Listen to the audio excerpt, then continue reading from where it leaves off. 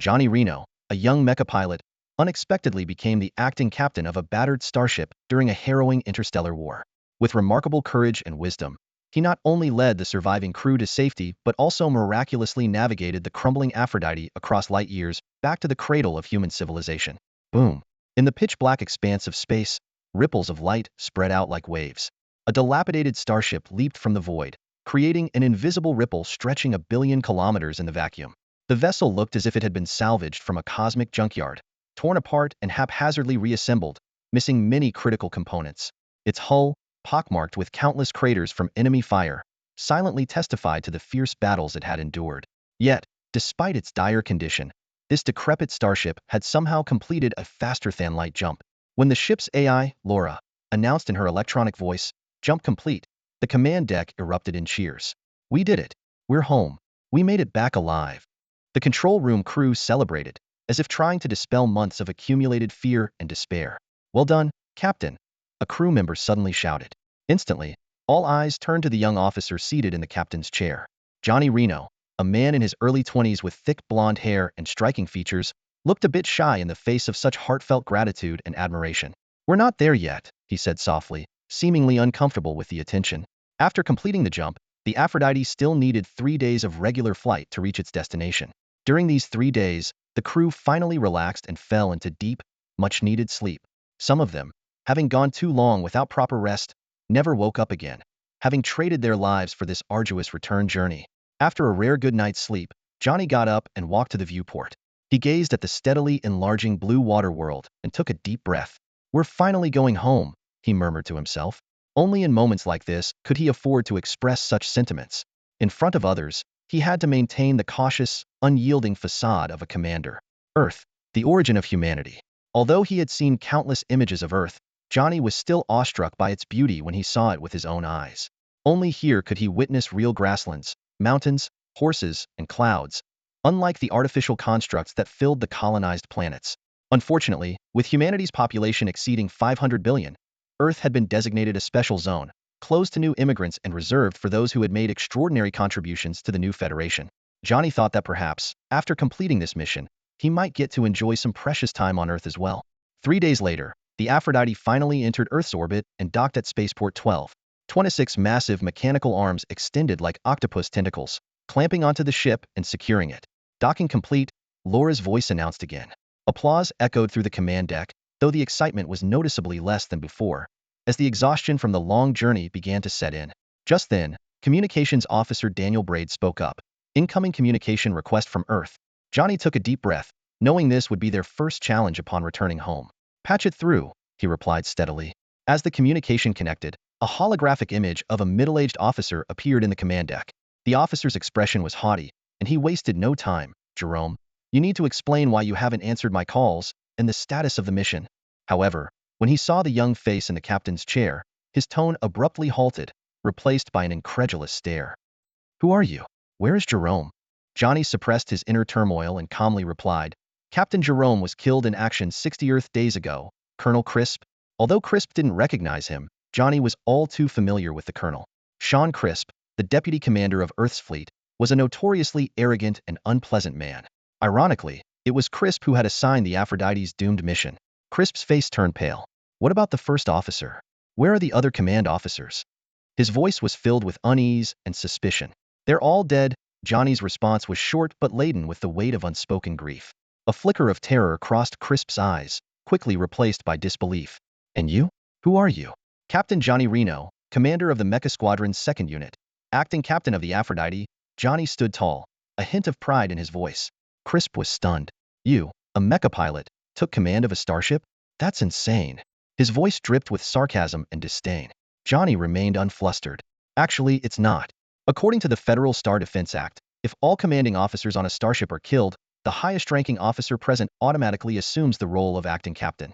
In the past 500 years, there have been 342 such instances, with nearly 40 of acting captains successfully completing their missions, but none of them returned piloting a ship as wrecked as this," Crisp shouted, glaring at the Aphrodite's battered hull.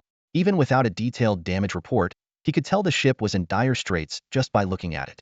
Johnny Reno shrugged, offering no further explanation. Indeed, those acting captains had never commanded a ship on the brink of collapse. The true extent of the Aphrodite's damage was far worse than it appeared. The ship had endured over 200 attacks, with 137 points of damage, including 16 critical areas. The energy shield was down to 3.4, practically useless. The propulsion system was heavily damaged. Out of 8 ion engines, 6 were completely destroyed, leaving only 2 barely operational. The life support system was severely compromised, forcing the crew to rely on the mecha suit's life support systems. The energy system was 82 damaged, severely limiting power supply. This was why Johnny hadn't responded to any communication requests. She had to conserve every bit of energy for maintaining flight. To the untrained eye, these statistics might seem like cold, impersonal data, but to seasoned warriors, they painted a vivid picture of the nightmarish battles fought in the vastness of space, the relentless barrage of enemy fire, and the desperate, anguished cries of soldiers. In such a desperate situation, even the most outstanding starship captain might not have been able to bring the ship back. But now, a mech pilot had done it. It was an incredible irony. Johnny Reno stood on the bridge, facing the skeptical gaze of Colonel Crisp. He didn't offer much explanation. He simply said calmly, "Colonel Crisp, I understand you're questioning my qualifications to command a starship, but I believe whether I have the ability to command a starship is no longer important. What matters is that there are 3,182 wounded on this ship." So many? Colonel Crisp widened his eyes, clearly shocked by the number. Reno briefly explained, including personnel from the Red Rain, Autumn, Taurus, and Magro. Colonel Crisp was silent for a moment, complicated emotions rising within him. He recalled the robot rebellion 3,000 years ago that led humanity to impose strict limitations on artificial intelligence. Despite this, starships remain the most technologically advanced. With the extensive use of intelligent machinery, a starship typically required only 800 to 1,000 crew members, 2/3 of whom were mech pilots. The colonel's gaze swept across the bridge, noting the admiration in the eyes of the other crew members as they looked at Reno. Clearly, Rena's success in this mission was no mere stroke of luck. Suppressing his surprise, Colonel Crisp turned to ask, "How did the mission go?" "The cargo has been brought back," Reno replied concisely. "Great. I'll send someone to retrieve it immediately," the colonel sighed in relief. Reno, however, firmly reminded him, "Colonel, I believe you should send the medical team first. As I mentioned, there are over 3,000 wounded on board, including more than 800 severely injured. Every second you delay could cost a life." Colonel Crisp narrowed his eyes, his gaze turning hostile. Reno stood his ground, quietly meeting his eyes. After a moment, the colonel finally turned and commanded loudly, "What are you all standing around for? Send the medical team and then bring the cargo back." The military's efficiency was impressive. Within 15 minutes, the medical team had arrived. The wounded on the ship were quickly transferred to specialized medical boats, ready to be sent to various hospitals for the best treatment. Watching this, Reno felt a heavy burden lift from his shoulders, but it was soon replaced by a sense of inexplicable loss. He waved his hand slightly, trying to dispel this feeling, and then began to patrol the bridge, overseeing the medical team's work. Every wounded soldier who passed by Reno would say, "Thank you, sir," and Reno would respond with the standard Alliance salute, 2 fingers pressed together at the temple, then gently waved out. He watched them leave, his eyes filled with reluctance, and silently thought, "Goodbye, comrades. After this, I will no longer be your commander." Reno knew that the federal government had strict requirements for starship commanders, and he was just a mech commander, unqualified to be a captain. Soon, he would have to leave this position. Although he loved piloting mechs in space battles, commanding a starship had also been his childhood dream. He had once almost grasped that dream, only to lose it due to an accident. As Reno was lost in thought, a burly soldier, as hefty as a bear, was carried past him. Despite having his arm wrapped in bandages, the soldier's voice was still thunderous. "Hey boss, don't send me to the hospital. I'm not that badly hurt." A tall, slender female officer with water blue eyes and short golden hair approached. Her voice was authoritative. "Shut up, Tychus. Your wound is already infected. If you don't get proper treatment, you'll need an amputation." This imposing and captivating female officer was Claire Jia, the chief medical officer of the Abrodi. She was a woman who fascinated everyone. It was because of her that many of the injured on the starship managed to hold on until now. To the crew of the Aphrodite, she was like an angel. As Claire came into view, Tychus immediately fell silent. Her beauty and gentleness seemed capable of melting the hardest hearts, standing in stark contrast to Tychus's rugged demeanor. Raynor flashed a relaxed smile and reassured, "Don't worry, buddy. Your injuries won't keep you in the hospital for long. The Aphrodite needs major repairs on Earth. While it's being fixed, we can take a well-deserved break on Earth. I'd say this leave will last at least 3 Earth months." "Wow." Tychus whistled in excitement. "I'm definitely going to find a few girls while we're on Earth." Raynor shook his head with a chuckle. Trust me, you can't afford it. Only the rich and powerful come here. Soldiers like us are a rare sight. Tychus shrugged it off, flexing his arm to show off his biceps. Maybe some princess will fall for my strong biceps. Before he could finish, the medics dragged him away. Raynor and Claire exchanged a smile. Just then, a commotion erupted from another part of the starship. The noise quickly spread to the deck, halting the transportation of the wounded. Raynor frowned and went to investigate. A soldier ran up to report, "Sir, we have a problem." Before he could explain further, a squad of military police dressed in black uniforms, wearing white gloves, and sporting purple thorn insignias on their armbands approached Raynor. The leading officer was tall and thin, with a hooked nose and a small mustache, exuding an intimidating presence. "Damn, it's Matthew," Claire gasped. Raynor shook his head helplessly. "Speak of the devil." As soon as Matthew saw Raynor, his face twisted with rage, and he charged forward, trying to grab Raynor's collar. Several soldiers on the ship quickly intercepted him, and the military police restrained his arms. Claire whispered in confusion, "It's really puzzling. It should be you teaching him a lesson. So why does he get so worked up when he sees you?" Raynor responded quietly, "Because he's afraid. Like a jackal seeing a hunter, he can only use growls to mask his fear."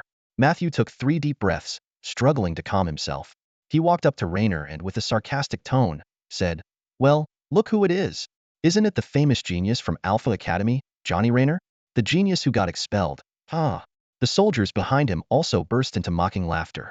Claire snapped, "Enough, Matthew. Don't go too far." Matthew spread his arms dramatically. "Oh, isn't this the famous Claire Jia, the flower of Alpha? Sorry, I didn't see you earlier. Are you and your sister still following this shameless guy, Raynor?" Claire coldly replied, "Since you remember my sister, you shouldn't forget her habits." Matthew's face suddenly changed. He stiffened and lowered his head, noticing a barely visible red dot aimed directly at his heart. "Nora." Matthew choked out the name, regret washing over his face. Nora Jia, Claire's twin sister, was a notorious assassin. Her marksmanship was so precise she could shoot a mosquito from 10 miles away, but even more terrifying was her fearless nature. In the memories of all cadets from the 856th class of Alpha Military Academy, it seemed there was nothing Nora wouldn't dare to do. She and her sister Claire were like fire and ice.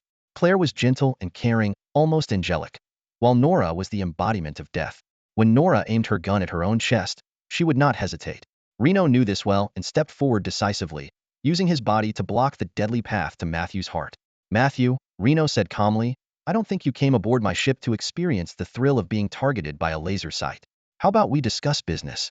Seeing the white dot disappear from his chest, Matthew breathed a sigh of relief. He removed his white gloves and took a paper bag from a soldier beside him. "From now on, the custody of Target Zero will be transferred to the Gendarmerie Department. Here are the related documents." After carefully reviewing the documents, Reno confirmed, "No problem. You can take Target Zero." A victorious smile reappeared on Matthew's face. "Then, please have your soldiers clear passage for. My people need to go through there." Reno finally understood the reason for the earlier dispute. Passage 4 is currently being used to transfer the wounded. It can't be cleared at the moment. "Please wait." "Why?" Matthew demanded. "The living quarters of the Aphrodite were heavily damaged, and we had to move everyone to the cargo hold. It's the only place with enough space to care for the injured," Reno explained. "The warship is severely damaged, and everyone is busy with repairs to prevent total destruction." Matthew shouted impatiently, "I have no interest in your incompetence and excuses. You are violating security protocols. I will report this to my superiors. Clear the passage immediately." Reno sighed helplessly and slightly stepped aside. The red dot from Nora's MX-748 laser sight reappeared on Matthew. His face turned ashen as he remembered Nora's presence. In Nora's eyes, challenging Reno was second only to harming her sister. "You can complain about me all you like," Reno said calmly. "But until my people are out, stand aside." "Any issues with that?" Matthew's face twisted with anger as he glared at Reno. "As you wish, I'll wait here. But mark my words, crossing the gendarmerie is not wise. I'll be watching your every move." On the contrary, Reno replied politely, "If possible, I wouldn't want to see you for even a second more." This remark infuriated Matthew. His eyes darted around, and he suddenly got an idea, revealing a sinister smile. "I don't know how you became a captain, Reno, but I bet they don't know that their captain is actually a rapist." The accusation spread across the bridge instantly, drawing everyone's attention to Reno. An hour later, the Aphrodite completed the personnel transfer. Matthew finally retrieved the item he was ordered to collect from the cargo hold Target Zero. It was a massive metal box, about 3 people tall, fully sealed. Despite this, it seemed like something inside was glowing. The box, made of Berk 97 alloy, emitted a faint red spectral response, suggesting that the interior might contain a powerful light source. Matthew had no interest in the cargo. He was more focused on Reno. He faced Reno with the arrogance of someone who had just taken away a cherished toy but saw only a cold, impassive face. Even when publicly accused of being a rapist, Reno maintained his calm demeanor, with a hint of sympathy in his eyes. No rage, no frantic denials, no angry retorts, and certainly no physical altercations. It was as if nothing concerned him. This left Matthew feeling like he had punched air. What disappointed him even more was the reaction of those around them. After a brief moment of surprise, most people quickly returned to their tasks. Life was precious, not to be wasted on gossip. Besides, everyone had the sense to see that a baseless accusation only exposed the accuser's malicious intent. Matthew left the Aphrodite feeling defeated. Before leaving, he glanced back and saw Reno organizing the follow-up work, never sparing him another look. Matthew felt a sense of being ignored, an anger that burned in his chest like fire. "This isn't over, Reno," he snarled through gritted teeth. Consumed by hatred, he left in a flying car. After Target Zero was removed, Reno knew his mission was over. From now on, he was no longer the captain, but returned to his role as the mech commander of the 2nd Battalion. With a hint of reluctance, he removed the eagle insignia symbolizing his captaincy, his fingers brushing over the meticulously polished control panel. After a final, deep gaze, Reno turned and left. Exiting the Aphrodite and entering the spaceport, Reno moved mechanically through the long flow of people, as if he were a walking corpse. His heart had already been left forever on that captain's chair. Everything before him seemed hazy, as if he had gone back 10 years, back to those vibrant days. Central Star, located in the Ulumber system of the Milky Way, is a planet with a diameter approximately 1.4 times that of Earth. It has a vast rocky outer layer and a molten lava core, orbiting the Ulumber star. Each orbit takes 428 rotations of Central Star, creating a year cycle of 428 days, with each day being 83 minutes longer than an Earth day. After discovering this planet, the new federal government spent over a century transforming it into a habitable place. In Earth year 5142, Central Star was designated as the capital of the new federation. Although the capital was moved to Sanctuary Star in 6457, Central Star remains the secondary capital, retaining its former splendor. In Phoenix City, Greenglen district of Central Star, stands the Alpha Military Academy. Johnny Reno gazed in awe and curiosity at the ancient buildings of the academy. Amidst the modern architecture, the academy stood like a stubborn elder, guarding its own territory. With over 800 years of history, Alpha Military Academy has trained more than 3 million outstanding cadets for the Federation. Among them, 40 became senior officers, including 20,000 generals, 600 marshals, 28 military chiefs, and 2 federal presidents. This illustrious history makes it the most prestigious military academy in the new Federation, attracting over 1 billion applicants each year, though only 12,000 are admitted. At 18, Reno, one of the lucky few, finally set foot in this dream academy. Smiling, he patted the B-35 autonomous robot beside him and walked toward the entrance, the robot following closely. A guard stopped him. "New students, please show your admission proof."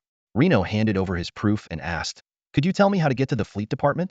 The guard directed him, "Go straight ahead, then take a left at the fork." Returning the proof, the guard added, "You can go in, but the robot can't." The academy rules state that students are not allowed to use any personal robots during their studies. You must solve problems on your own. Reluctantly, Reno retrieved his luggage from the robot and handed the B-35 to the guard. "This was a gift when I was 3. It's been with me for 15 years. Please take good care of it." The guard expertly dismantled the B-35's drive unit and tossed it behind him. Reno then noticed a pile of deactivated robots. Swallowing hard, he murmured, "Goodbye, my friend." With his bag on his back, Reno walked down the tree-lined path. The campus was unusually quiet, free from the noise of flying cars, with only cadets in uniform passing by. It felt like stepping into an ancient, secluded world, slowly revealing its mysteries to Reno. Following the directions, Reno arrived at the fleet department, checked in at the freshman office, and received his key. As he reached the training ground, he saw a large group of new students standing with their luggage. Opposite them was a group of cadets in academy uniforms, conversing beside the latest 11 model hovercraft single-person flying vehicles resembling airborne motorcycles, equipped with collision air cushions for low-altitude flight. A cadet with a hooked nose noticed Reno and shouted, "Another one! Hey, you! Bring him over!" A small freshman ran toward Reno and tried to pull him into the group. Reno stood his ground, unmoving. The small cadet tugged at Reynolds' sleeve again, lowering his voice, "Don't resist, or they'll make trouble for you." Reynolds looked around and noticed that those people were also wearing cadet uniforms. The small cadet explained. Second-year students. He pulled Reynold into the line. Reynold frowned and asked, are second-year students that impressive? The small cadet quickly explained while getting into formation. This is a military academy. Lower ranks obey higher ranks, and new recruits obey veterans. So, freshmen have to obey the upperclassmen. Everyone goes through this. Don't worry, it's just a little welcome party. Though the style might be a bit hard to accept. Reynolds scrutinized the small cadet beside him and said, you seem pretty familiar with this place. The small cadet's face lit up with pride. I grew up here. I know everything around this area. Oh, by the way, my name's Lucky Whitner, but everyone calls me Shorty. Johnny Reynolds, from Zilliad and Star. Reynolds introduced himself briefly. Shorty's eyes sparkled with excitement. Zilliad and Star from the Rainbow Star Ring? I've heard the night skies there are beautiful, with 3 moons that emit 3 different colors of light at night. They say the headquarters of the Star Pirates is there. That's exactly why I joined the military, Reynolds replied calmly. You don't like them? Shorty blurted out, then realized it was a stupid question. Reynolds' voice turned somber. They killed my parents. Oh, I'm sorry, Shorty said awkwardly. It's okay, Reynolds responded briefly. At that moment, a hook-nosed man at the front of the line shouted, quiet down, no talking. All the freshmen immediately fell silent. The hook-nosed man chuckled. All right, rookies, welcome to Alpha Military Academy, the best military academy in the Federation. As a welcome for the new recruits, we're throwing a grand welcome party. A timid voice from the crowd asked, can we not participate? The hook-nosed man's smile turned sinister. That's not an option. It's a tradition. Every freshman must participate. If you don't, it means you're isolating yourself from the group. Do you know what isolation means in the military? The freshman immediately fell silent. Good. No objections then, the hook-nosed man said with satisfaction. Now, we'll announce the rules for the welcome party. He clapped his hands, and several upperclassmen in the distance pulled open a large door. Spotlights suddenly turned on, illuminating rows of old hover bikes inside. They looked faded and outdated. Who knows how many years they had been there? Shorty whispered to Reynolds. Those are Acery's hover bikes from our company. Damn, these old things have been discontinued. Where did they get so many? They even have a nickname now, Old A, because they're ancient. The hook-nosed man began to loudly announce the rules. It's simple. Each person gets an Old A, and you ride from here to the top of that mountain. Anyone who makes it to the top will have a grand welcome party waiting for them. For safety, all the bikes have been programmed with a height limit. None of us can fly higher than 3 meters off the ground. That's it? Someone asked naively. The hook-nosed man grinned. Of course, but there's a small catch. That is, he suddenly mounted his own hover bike and pulled out an old-fashioned ballistic rifle. We'll be chasing you. All the freshmen turned pale. Reynolds examined the gun closely and suddenly asked, are those rubber bullets? The hook-nosed man paused, looked at Reynolds and shrugged. Finally, someone smart. He then turned the gun and fired a shot at Reynolds, hitting him with a rubber bullet that stung sharply. The hook-nosed man patted the gun. Even though they're rubber bullets, they still hurt. Run with all your might before we catch and take you down. Ha ha ha. He laughed maniacally. But that's not fair, a freshman protested. You have the latest hover bikes and guns, while we only have those old things. Shut up. The hook-nosed man barked. This is the Alpha Military Academy's fleet division. Everyone here is training to be a future captain. A captain can't fear challenges. Remember, a good captain never lets anyone take down their ship, whether it's a starship or a hover bike. Shorty whispered to Reynolds. I bet he didn't come up with that line. Reynolds nodded in agreement. The hook-nosed man continued. Of course, we will give you some chances. The man with the hooked nose continued. You can start 1 minute early. Little Dot grumbled. What's the use of 1 minute? It's not even enough time to get familiar with that old car's performance. These old cars have many functions different from modern ones. You definitely need to get the hang of it before the actual start, Reynolds reassured. Don't worry, the Old A is actually quite simple. The biggest difference between it and modern hover cars is that it doesn't have an automatic flight system.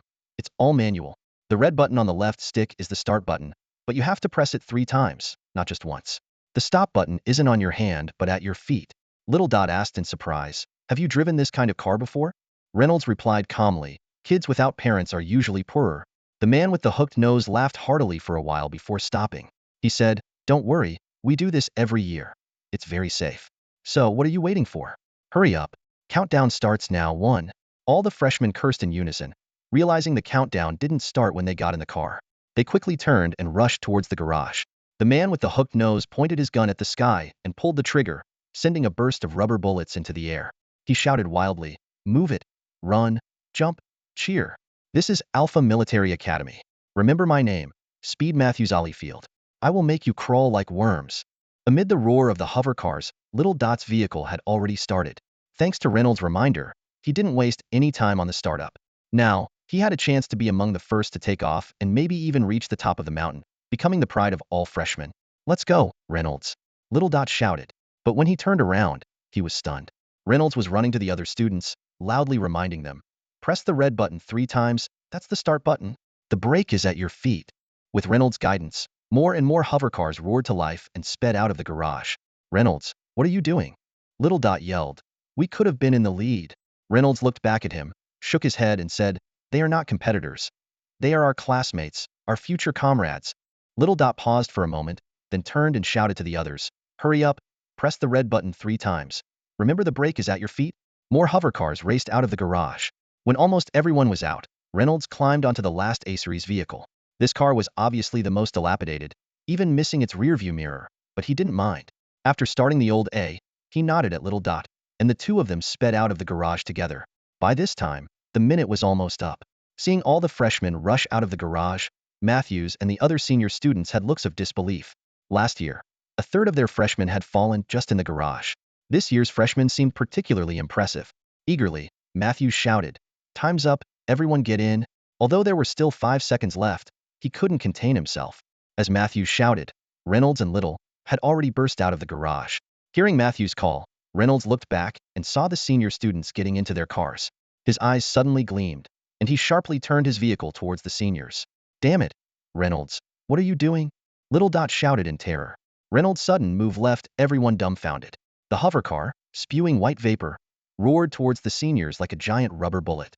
One after another, the hover cars were flipped into the air, along with the seniors sitting in them, causing a scene of chaos and confusion with flipping cars, flailing seniors, terrified screams, and angry curses. The old A drew a graceful arc in the air, hovering above the seniors' heads. Reynolds saluted and said loudly, "A good captain never lets anyone shoot down his ship and will launch a counterattack when necessary." With that, he stepped on the gas, and the old hover car roared away into the distance. "Well done, Reno," shouted Xiaobu Jiaolaki excitedly, as he sped off in his old A model, closely following Reno. "Damn it!" Matthew slammed his fist on the Wanderer's control panel, then turned and yelled at the other seniors, "What are you waiting for? Catch that bastard and take him down! Take him down!" The seniors roared in unison, quickly getting their Wanderers up and running. Engines roared as the Wanderers shot out like arrows, chasing after Reno's old A model. They weaved through the Academy's airspace, restricted to low-altitude flying between buildings due to height regulations. Pilots were fully focused, knowing that even with crash cushions, a fall from 3 meters could result in anything from painful bruises to serious fractures. But at that moment, no one cared about the risks. The cadets frantically piloted their Wanderers, one hand on the controls and the other firing rubber bullets at Reno. The bullets whizzed past Reno's ears, hitting the walls and the vehicle with crisp impacts. Reno ducked swiftly and maneuvered his craft into a sharp turn. Just as he was about to crash into a glass window, he executed an almost impossible 90-degree turn, narrowly avoiding collision. A cadet behind the window whistled in admiration of Reno's skill. He wasn't worried about the glass shattering. All windows and walls in the academy were specially reinforced to withstand such wild antics. The roaring fleet of boats created a massive torrent through the academy. Countless eyes were glued to the spectacle. This was a traditional event at the Naval Academy, used to predict the rising stars of the next class, and sometimes even sparking private bets on how many cadets would reach the summit. The distance from the academy to the mountaintop was substantial. At the Amidal's speed, shaking off the Wanderers was nearly impossible. The freshmen's only hope lay in leveraging the height restrictions and terrain. In the academy, they had buildings. On the mountain, dense forests. The boats had to navigate skillfully between structures and trees to reach the summit. It wasn't just a race of speed, but a technical obstacle course where driving skills could compensate for the vehicle's limitations. Even so, for most freshmen, the challenge was daunting. The second-year seniors, with a year of training and experience, were far superior in both driving skills and terrain familiarity.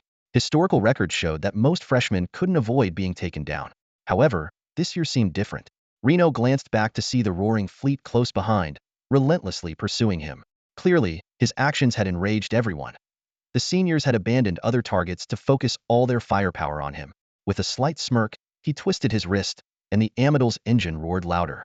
He made another sharp turn, diving into a nearby passage.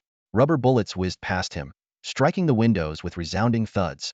A white trail curved in a massive shape through the air, stretching into the distance before vanishing into the dark forest. They had finally left the academy and entered the wooded area. So far, The seniors hadn't managed to take down any freshmen. Matthew, this isn't working, someone shouted at Matthew. We're going to let everyone escape if we keep chasing that slippery guy. He's like a fish. No way, I have to catch him. Matthew shouted back in anger. He humiliated me. If you don't stop, you'll humiliate all of us. We'll be the first class to let all the freshmen reach the summit. Matthew hesitated, then reluctantly called out, Fine, Bayer. You and I will chase him. Everyone else, find your own targets. Got it.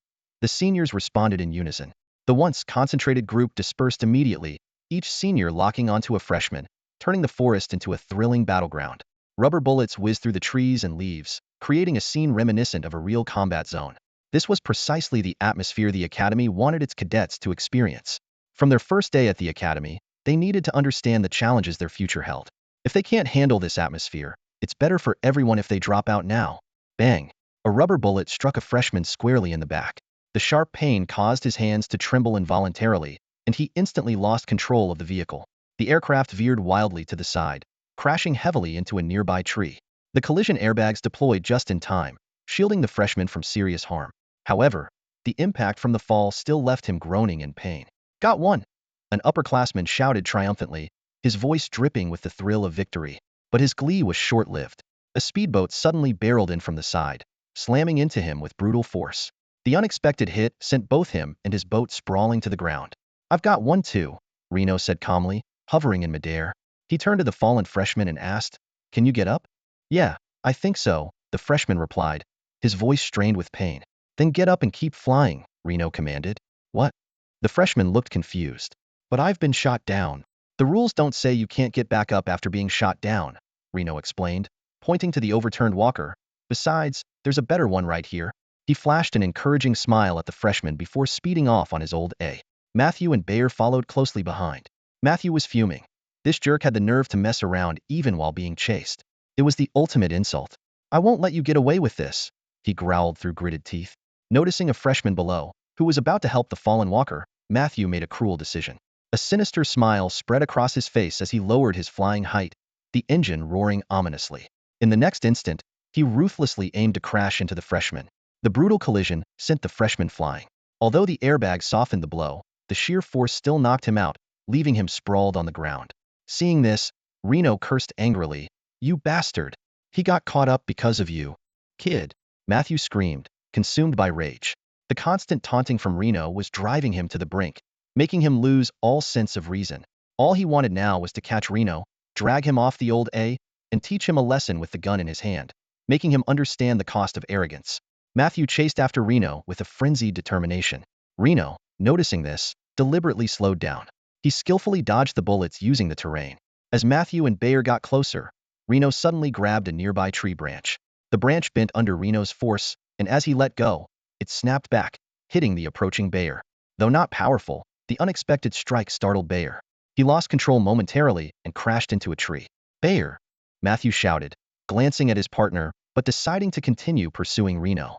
I'm gonna kill you, he screamed wildly. Matthew reloaded his gun and resumed shooting at Reno in a frenzy. The rubber bullets, fueled by his rage, pelted Reno's back.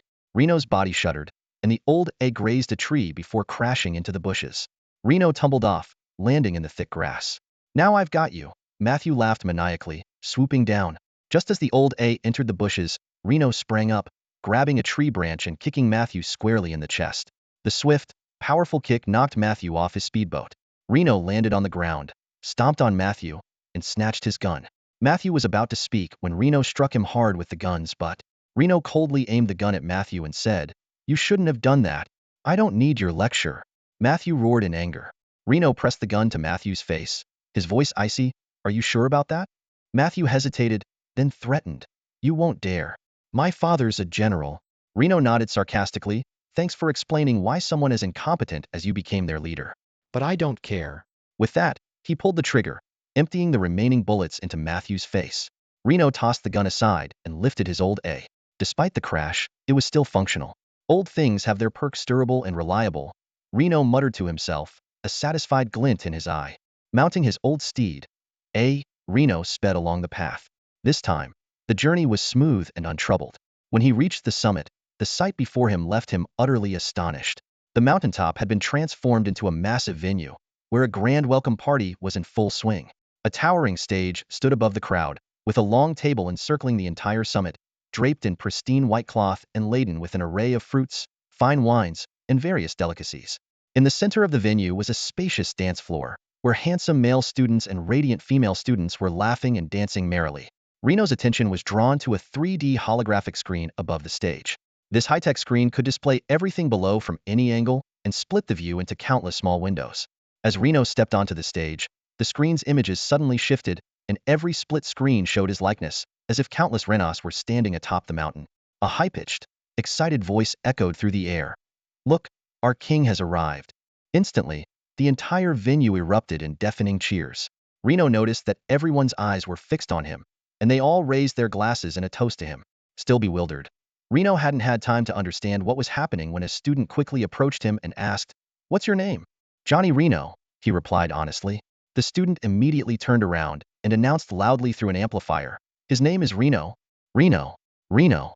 Reno." The crowd chanted in unison, their voices growing louder with each repetition. Spotting a familiar face in the crowd, Reno made his way over to Little and asked, "What's going on here?" Little Dot shrugged and nonchalantly explained, "It's no big deal. Every year, the Fleet Academy's welcome party selects the most outstanding new student of the evening to be the king. You stood out tonight and won 92 of the votes, making you the king of the ball by a landslide. As king, you have the right to choose a beautiful partner for the night, and she can't refuse."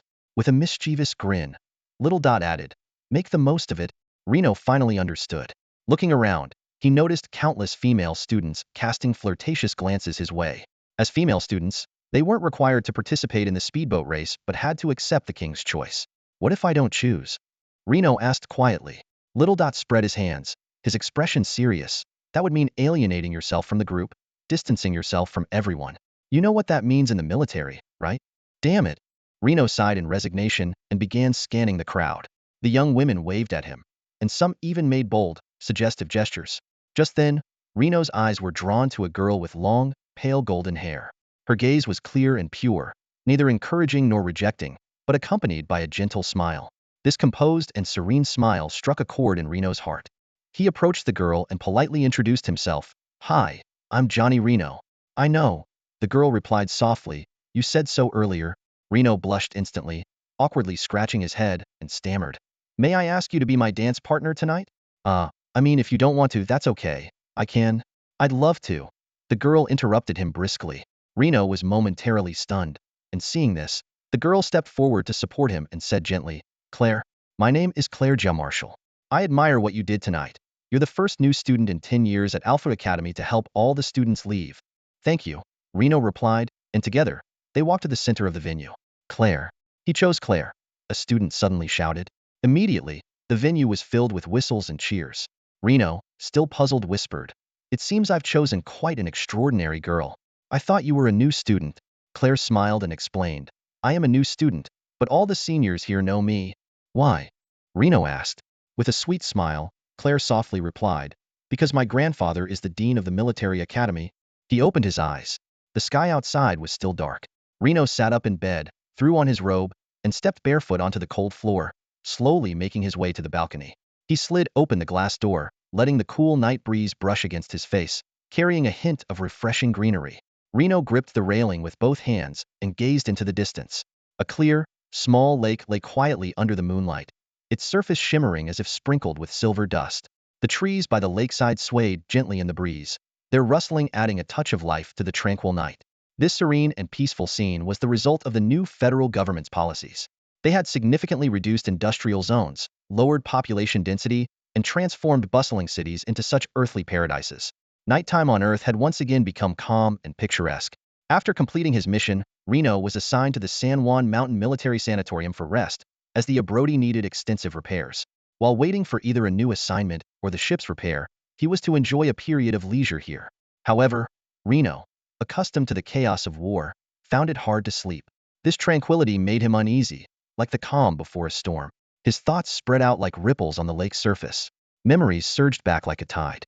The awkwardness of his early academy days, his first argument with Matthew, the afternoon he met Claire, the reckless days of youth replayed in his mind. Back then, Reno dreamed of commanding starships and exploring the galaxy, once coming so close to realizing that dream. But fate had other plans. He ultimately did not become a victor, but was instead eliminated from Alpha Academy. Whether by luck or accident, the outcome seemed predestined. Yet, fate gave him another chance. In this latest mission, Reno finally got to command a starship, fulfilling his long-held dream. The moment he piloted the starship back to Earth, the regrets in his heart were finally laid to rest. Reno softly said to himself, "From now on, just be a mecha pilot and enjoy the thrill of space battles." As he spoke, a small smile unconsciously appeared on his lips. He turned back into the room, poured himself a glass of liquor, and sat down again on the wicker chair on the balcony. Reno quietly gazed at the distant night sky, gently swirling the glass in his hand, the amber liquid reflecting the moonlight and creating tiny ripples. Unknowingly, the sky began to lighten. Reno realized he had been sitting there for most of the night. Despite this, he felt invigorated. Back on the ship, he could work for 36 hours straight without blinking. It was this newfound peaceful life that felt somewhat unsettling. Reno rose and walked into the bathroom, splashing cold water on his face and carefully shaving his stubble. He stared at his reflection, murmuring, "At least I fulfilled my dream once. A life with dreams is not wasted." Just then, the voice of the smart housekeeper interrupted. "You have a visitor." "Now?" Reno was surprised but replied, "Put it through." The image in the bathroom mirror switched, showing a man in a black suit and sunglasses standing at the door. The man pressed his wrist against the identity scanner at the entrance and said, "Federal Fleet Investigation Bureau, here to see Captain Reno." The identity scanner scanned the chip in the man's wrist, displaying the name, Russell Hill. "Federal agent?" Reno was puzzled. "What does an agent want with me?" Russell Hill explained, "You misunderstand, Captain Reno. The Federal Fleet Investigation Bureau is not the same as the Federal Investigation Bureau. Though the difference is just two words, the former represents the federal fleet, under the military, while the latter represents the federal government. Our main duty is to investigate military security issues within the fleet. We are usually referred to as starship investigators, not federal agents." Reno, drying his hands, asked casually, "I see. But isn't military internal affairs handled by the military police?" Russell Hill continued, "The military police handle disciplinary safety, ensuring all officers and troops are loyal to the government and the Constitution. The Federal Fleet Investigation Bureau investigates the conduct of captains during missions and raises questions. We are not just there to accuse. We can also commend, depending on the performance." Reno understood. "I see. Strange, why haven't I heard of this department before?" "That's because you weren't a captain before," Russell Hill replied. "You should know that there are 6 security departments within the fleet alone, not just the military police." "That's quite a lot," Reno remarked. "No wonder people say the bureaucratic departments are bloated." "Indeed." Russell Hill nodded in agreement. "The federal government has tried to streamline some agencies." Agent Hill's questioning left Reno in a brief silence. He stood up and walked towards the balcony, overlooking the city lights. "For security departments turned into 6, Reno finally spoke, a hint of resignation in his voice. Hill shrugged, seemingly unsatisfied with the answer. "Are you sure you want to keep talking to me like this?" Reno turned to face Hill, a slight smile on his lips. "Give me a moment," he said as he walked into the bathroom to freshen up. After a few minutes, he returned to the bedroom, adjusted his collar, and opened the door. "Can I come in now?" Agent Hill asked, standing outside. "Of course." Reno smiled and stepped aside. "I must apologize for my earlier behavior. My questions made it seem like I didn't trust you." Hill entered the bedroom, his expression calm. "I'm not upset. It's natural for people to be suspicious. A healthy dose of skepticism helps ensure safety. In fact, I'll be asking you some questions soon, and I hope you won't mind." "No problem." Reno walked over to the liquor cabinet. "Tennessee whiskey? Martini? Or truffle liqueur?"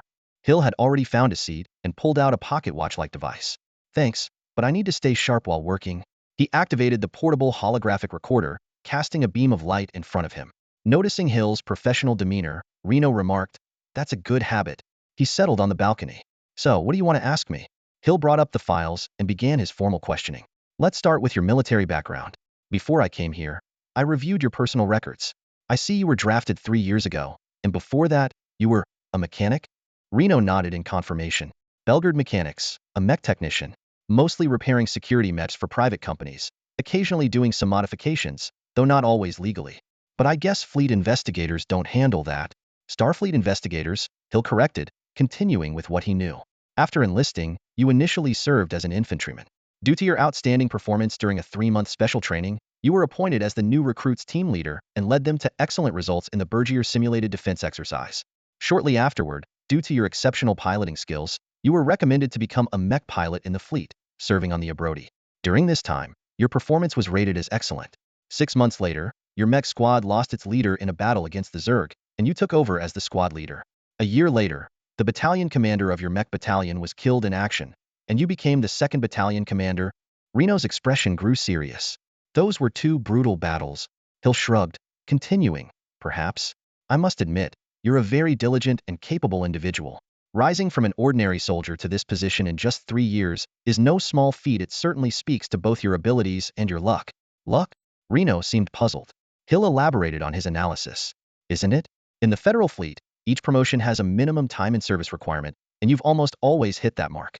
When you had served 6 months and were eligible to become a squad leader, your squad leader died. When you had served a year and a half and were eligible to become a battalion commander, your battalion commander died. When the Immortality lost its captain and initiated the chain of command protocol, all officers senior to you were dead. Meanwhile, you, the frontline mech commander, remained unscathed and took over as captain, miraculously bringing a battered starship back to Earth. Don't you think your luck is extraordinary? There was a subtle hint of suspicion in Hill's words, and Reno could feel the tension in the air. The atmosphere suddenly froze, and an eerie silence enveloped the room. Reno and Hill stared at each other quietly, as if engaging in a silent duel. Reno's gaze was steadfast and calm, while Hill wore a faint, almost imperceptible smile. After a long pause, Reno finally broke the silence. You know, Mr. Hill, what you're suggesting is tantamount to an accusation. From my perspective, I'm merely stating a fact. Hill leaned forward slightly, smiling faintly. Before I came here, I looked into the personnel of the Immortality. Captain Reno, there are 46 officers ranked above you on the ship. This includes 4 colonels, 12 lieutenant colonels, and 30 majors. They are assigned to various positions, carrying out their respective duties. Except for the commander of the mecha squadron, most work within the ship. Yet, they are all dead. Reno responded without a change in expression. As I mentioned in my report, everyone was attending an emergency meeting to discuss how to deal with the pursuit of the divine race. A divine race energy cannon hit the meeting room directly, killing everyone inside. I survived because I wasn't of high enough rank to attend the meeting. Hill squinted. Yes, I even visited the Immortality. The meeting room is indeed destroyed. From the time the Immortality arrived on Earth until now, it's been less than 24 hours, and you've already accomplished quite a bit. That's really efficient. Reno's lips curled up slightly. I'll take that as a compliment and request a promotion from my superiors, though they probably won't care. Unfazed, Hill continued to press. Let's get back to the main point. Although the meeting room is completely vaporized, I noticed that it wasn't located at the edge of the starship. It's situated in the belly of the ship, separated by at least 12 compartments. The starship's design considered the possibility of a direct hit during a meeting, so the meeting room is heavily protected. How, then, did the divine race manage to hit it with such precision? Reno calmly explained. I admire your thoroughness, but what you're citing are theoretical data. In reality, the Immortality has some design flaws. Hill, intrigued, gestured for him to continue. Reno elaborated. These flaws are mainly in the life support system, which is crucial for the survival of the ship's crew and must extend to every corner of the vessel. Although there are numerous compartments between the meeting room and the ship's hull, the life support system runs through all these barriers, creating a direct path. If the divine race's energy cannon hits this area and the energy shield's defense is inadequate, the overflow of energy would travel through the life support system straight into the meeting room, killing everyone there. Hill squinted even more. That means they had to be incredibly precise. Yes. Do you think the chances of such an occurrence are high? Reno shrugged after a moment's thought. About 1 in a billion. Hill suddenly laughed, his voice tinged with sarcasm. It seems their luck wasn't great, but yours certainly was. Reno's expression remained unchanged. Believe it or not, Investigator Hill, I never considered this luck. Captain Gerald was an excellent leader, and his loss grieves me deeply. Maybe so, who knows, Hill said slowly. Every villain looks like a good person until proven otherwise, don't you think? Reno didn't answer, simply staring at Hill calmly. For the next while, Hill continued to ask tricky and sharp questions, as if interrogating a criminal rather than a mecha commander and acting captain. Reno remained composed, answering each question appropriately. However, this didn't seem to satisfy Hill. He suddenly changed the subject. I noticed that in your file, there's no information about you before you became a mechanic. Can you tell me why that is? Reno shrugged. Maybe there's nothing worth recording, or maybe someone deleted it, right? Hill pressed on. I don't know why someone would erase your past records, but I believe that sometimes, recovering history isn't that hard. That's your business, Reno said, shrugging again, his expression still calm. Hill ended the conversation with a smile. All right then, we'll stop here for today. I hope I haven't disturbed you too much. Reynolds raised his glass, a questioning look in his eyes. Hill smiled and shook his head. I don't want to smell like alcohol when reporting to my superiors. It would undermine the credibility of my report. Reynolds nodded understandingly and gently placed his glass back on the table. Hill got up to leave, and Reynolds saw him to the door. Just as Hill was about to step out, he turned and asked, "By the way, Commander Reynolds, I don't think I've ever asked how did you learn to pilot a starship?" Reynolds thought for a moment before replying, "In a dream." "A dream?" Hill raised an eyebrow. "Yes, in a dream." Reynolds' gaze grew distant. "A beautiful dream, full of fantasy and hope." After bidding Hill farewell, Reynolds returned to his quarters and fell into a deep sleep. In his dream, he piloted a starship through the vast expanse of space, with a girl named Claire standing by his side. The next morning, Reynolds reported to the Starship Command Department as required. The Alpha Military Academy had 8 divisions: naval ships, mechs, communications, planetary geology, engineering, weapons, power, and energy. The Naval Ships Division, renowned for producing excellent captains, was the most sought after, and within it, the Starship Command Department was the most challenging. Each year, only 600 cadets were admitted, and in the end, just over 100 would earn their diplomas. Reynolds walked into the classroom and saw that a few cadets were already scattered around. Most of them waved at him in a friendly manner, clearly grateful for his help in the hovercar race the previous night. However, one hostile gaze was fixed on him. It belonged to a muscular, bald student who looked more suited for the Mech Academy. As Reynolds passed by, the student taunted, "You may have won yesterday, but I'll win next time. Remember my name, Palansfield, because I'll be your biggest rival." Reynolds didn't respond and quietly found a seat in the back. The freckled guy next to him extended his hand. "Hey, I'm Phil Ball from Arcturus. Thanks for yesterday." "No problem." Reynolds shook his hand. Soon, Reynolds got to know most of his classmates. There was Aiden, a math genius from Manita; Hanks, an expert in cosmic astronomy from Bourse; Li Zhonghan, a top intelligence analyst from Longhua; and Coughlin, a cyber infiltration specialist. Sfield hailed from the pirate-infested Devil's Triangle sector and excelled in combat, while Ball was adept at spectrum analysis. "And you? What are you good at?" someone asked Reynolds. Reynolds thought for a moment and honestly replied, "I got in through the entrance exam, so I haven't had any specialized training. If I had to say, driving vintage cars might be my only skill." The class erupted in laughter. Someone reminded him, "That won't do, Reynolds. As a future captain, you need some exceptional skills to command respect." "Is that so?" "I don't think that's entirely true." A gentle voice came from the doorway. An elderly man with white hair, dressed in a crisp military uniform, stood there with a kindly smile. "You are here to learn how to become captains, not to become experts in individual departments." The elderly man walked into the classroom slowly. A strong overall perspective, keen insight, excellent management skills, solid professional knowledge, and a bit of courage — these are the qualities that make an outstanding captain. The cadets were stunned into silence until someone finally spoke up. "Excuse me, but you are?" "I am Marshall, the head of Alpha Military Academy." The elderly man introduced himself with a smile. "I personally teach the courses in the Starship Command Department." The fact that the dean himself was giving the lecture immediately stirred excitement among the students. The classroom buzzed with chatter, and some even stood up. Suddenly, someone realized their lack of decorum and quickly returned to their seat. This action set off a chain reaction, and everyone else quickly followed suit. The old dean walked into the classroom slowly, his eyes sweeping over each young face. He wore a kind smile, but his gaze was serious. "Hello everyone," he began, his voice booming. "I am delighted to meet the most talented students of this year. To be honest, you all are the main reason this old man is still here." He paused briefly before continuing. "But before we start the official lesson, I want to ask a few questions, just to get us talking." As he spoke, the atmosphere in the classroom grew more solemn. "Can anyone tell me?" The dean's eyes sharpened. "Why are you here? Is it for the money?" Without waiting for an answer, he continued, "In the Federation, the annual salary of a starship captain is only 1.8 million star credits. It might seem decent to ordinary people, but compared to the income of a private transport ship owner, it's 10 times less. With your intelligence, you could lead a fleet anywhere. Is it for fame? To become a hero?" He shook his head. "I'm afraid that's an elusive dream. Even in small-scale wars, tens of thousands of soldiers die. In large-scale interstellar wars, the death toll can reach millions. Out of such a vast number, only a few become heroes.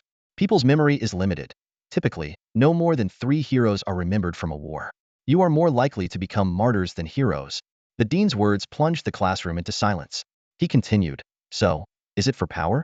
A starship captain does have authority, commanding thousands of mechs and tens of thousands of soldiers. On a starship, you are the supreme authority. But is that really the case?"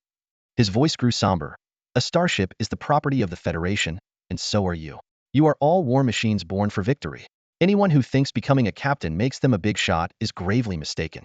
There are too many forces in this universe that can constrain us, constantly reminding us that this position is not as grand as it seems. The dean looked around. So, why are you really here? I hope you can first ask yourselves this question. Now, can anyone answer me? Marshall's question left the students looking at each other, hesitant to speak. Finally, one student raised a hand. I want to become a captain because I love exploring space, gazing at those enchanting stars, and freely flying through the cosmos. Marshall smiled. I didn't expect we had a romantic poet among us. But let me remind you, kid, a starship is born for war, and a captain is the elite among soldiers. Soldiers and war are the most brutal realities of this universe. They do not accept romance, only the bloody reality. Moreover, the starry sea is not always beautiful. Most of the time, the universe is dark and profound. Here, beauty often accompanies death. The sight of a star exploding is magnificent, and so is the blaze of a starship's explosion. The student fell silent. At this moment, a bald student named Sfield raised his hand. I love war, the thrill and the bloodshed. I was born in the Devil's Triangle star system, where conflicts are constant. Someone interjected, then you should become a mech pilot. The classroom erupted in laughter. Sfield shrugged. A starship kills more than a mech, and the Starship Command course also includes mech training. Surprisingly, Marshall nodded in approval. Interesting reason, I accept. Is there anyone else? General Marshall's gaze swept across the classroom, his voice steady and commanding. Reno took a deep breath and slowly raised his hand. His voice carried a hint of hesitation, but his eyes were resolute. The initial reason I wanted to become a captain was for revenge. The Starlight Pirates killed my parents, and I swore to hunt them down. He paused, then continued, but I know that answer won't earn your approval. General Marshall's interest was piqued. He nodded slightly, signaling Reno to go on. First, Reno began. I can't just use a starship for personal missions. Second, even if we were to hunt down those pirates one day, my personal vendetta would likely disqualify me from the mission to avoid any irrational decisions driven by emotion. General Marshall looked at Reno approvingly and spread his hands gently. You're absolutely right. That's exactly what I wanted to hear. Reno took another deep breath and continued. So, I found a new reason for myself. Let's hear it, General Marshall said with genuine curiosity. A spark lit up in Reno's eyes. Dreams. To soar through the stars, to conquer the universe, it's a dream humanity has had since we were confined to Earth. It doesn't need any justification. Every man should have such a dream and fight for it. The pursuit of a dream is meaningful in itself. A smile appeared on General Marshall's face. I like that answer. He turned to face all the cadets, his voice booming. I too have an answer for the glory of our nation, to protect our beliefs, and for the dignity and pride of humanity. It may sound lofty, but it has been my lifelong goal. General Marshall's eyes met each cadet's. I suggest you all find a truly fitting reason for yourselves, whatever it may be. The important thing is to understand what you are striving for. The path to becoming a captain is long and arduous. Without dreams and convictions, it's difficult to see it through. He paused, his voice turning more serious. Welcome to Alpha Military Academy's Starship Command program, where the dropout rate exceeds 70%. You will spend the most unforgettable 6 years of your life here. This will determine your future, whether you become one of humanity's elite or end up a failure. As General Marshall's words settled, a tense atmosphere enveloped the classroom. The cadets realized that their academic journey had officially begun. The Starship Command program's curriculum is extremely rigorous, comprising 36 courses, the highest number in any department. The content is vast, covering everything from ship structure to the function of its various parts. Apart from 3 courses on combat, the rest are all about foundational knowledge. This part of the curriculum is the most tedious and extensive. Just memorizing this information and mastering the relevant data and calculation procedures is enough to give everyone a headache. General Marshall often emphasized, wisdom, courage, and decisiveness all rest on a solid foundation of professional knowledge. Without sufficient expertise, courage is merely another word for foolishness. While soft skills like strategic vision, insight, and management abilities are hard to quantify, foundational knowledge can be precisely measured. Therefore, the Academy is relentless in this regard, inundating cadets with a vast amount of foundational knowledge. The Academy is not worried about producing bookworms. Alpha Military Academy not only teaches foundational knowledge, all cadets must undergo a series of rigorous practical training exercises to graduate. As a result, a third of the students fail the foundational knowledge assessments each year. These students were top performers in their previous schools, but here, they can't even pass the basic hurdles. This is why cadets in the Starship Command program are always the busiest in the Academy. Their minds are filled with various mathematical formulas, astronomical knowledge, starship structures and functions, ship classifications and differences, and various military regulations. The immense and complex academic workload is almost overwhelming. Alpha Military Academy is renowned for its high-intensity learning and training. Every cadet who makes it into the Starship Command program is a genius, but the Academy seeks the best of the best geniuses who can endure hardship. After the orientation, Reno became the most talked-about freshman in the Academy, attracting attention wherever he went. But he had no time to enjoy this glory. He was here not to accumulate credentials, but to chase his dream, to become a captain, to freely navigate the stars that was his dream. Driven by this dream, he studied diligently and fought hard. In that fervent and passionate period of youth, Reno embarked on his journey to pursue his dream. The scenery at St. Juan Mountain Sanatorium is beautiful and serene. In front of Reno's small courtyard lies a tranquil lake, surrounded by lush coniferous forests. He enjoys the peaceful atmosphere here. At this moment, Reno is sitting on the balcony, gently swirling a glass of amber-colored Tennessee whiskey in his hand. The sunset's glow casts a shimmering light on the lake's surface. In the distance, a few fish occasionally leap out of the water, creating silver splashes. Among the branches, lively squirrels hop back and forth, making soft rustling sounds. Suddenly, a red-brown fox silently emerges from the forest and approaches the lake. It cautiously surveys its surroundings before finally locking eyes with Reno on the balcony, curiosity gleaming in its gaze. Reno smiles and raises his glass in a toast to the fox, then takes a sip. It's called Jerry. A melodious female voice comes from beside him. Reno turns to see a young woman standing on the neighboring balcony. She has striking short blue hair and is wearing a black backless dress. Her expression is serene yet slightly lazy, as if she has just woken from a nap, with a lingering fondness for her soft bed in her eyes. She exudes an irresistible charm. Sorry, were you talking about the fox? Reno asks, glancing back at the fox in confusion. The woman shrugs, a playful smile tugging at her lips. Unless you're Jerry. Reno chuckles and introduces himself. I'm Johnny Reno, commander of the 2nd Mecha Battalion of the 7th Fleet's main battleship, Aphrodite, in the Redwood Star Sector, currently serving as the interim captain of the Aphrodite. Clarice Austin. The woman responds, environmental investigator from Hastings. Invited here for environmental analysis and testing? She pauses, her eyes suddenly lighting up with excitement. Wait, you said you're a mecha commander and also an interim captain? That's a first. What landed you in that position? Reno thinks for a moment and simply replies, fate. Clarice laughs. Considering you're still standing here, I guess you didn't sink the ship. Piloting a starship is actually quite simple, Reno explains, pointed in the right direction. Hit the accelerator, and the ship flies itself back. Interestingly, you just need to give orders. All actual actions are carried out by the officers under your command. In a way, a starship captain can be the only person on board who knows nothing about flying the ship, just like a president can run everything because he knows nothing. Clarice interjects. They share a laugh, both recognizing the line from a satirical song about the government. Clearly, Reno's joke didn't fool the clever Clarice. As Reno prepares to continue the conversation, Clarice suddenly exclaims, "Oh my gosh, time's running out." To his surprise, she lifts her skirt and starts climbing up the wall. Reno, astonished, asks, "Ms. Austin, what are you doing?" "Don't worry about me. It'll be fine." Clarice is already standing on a ledge, continuing her climb toward an upper terrace. Her movements are agile, but her attire makes her look somewhat comical, like a spider-woman who just attended a formal dinner.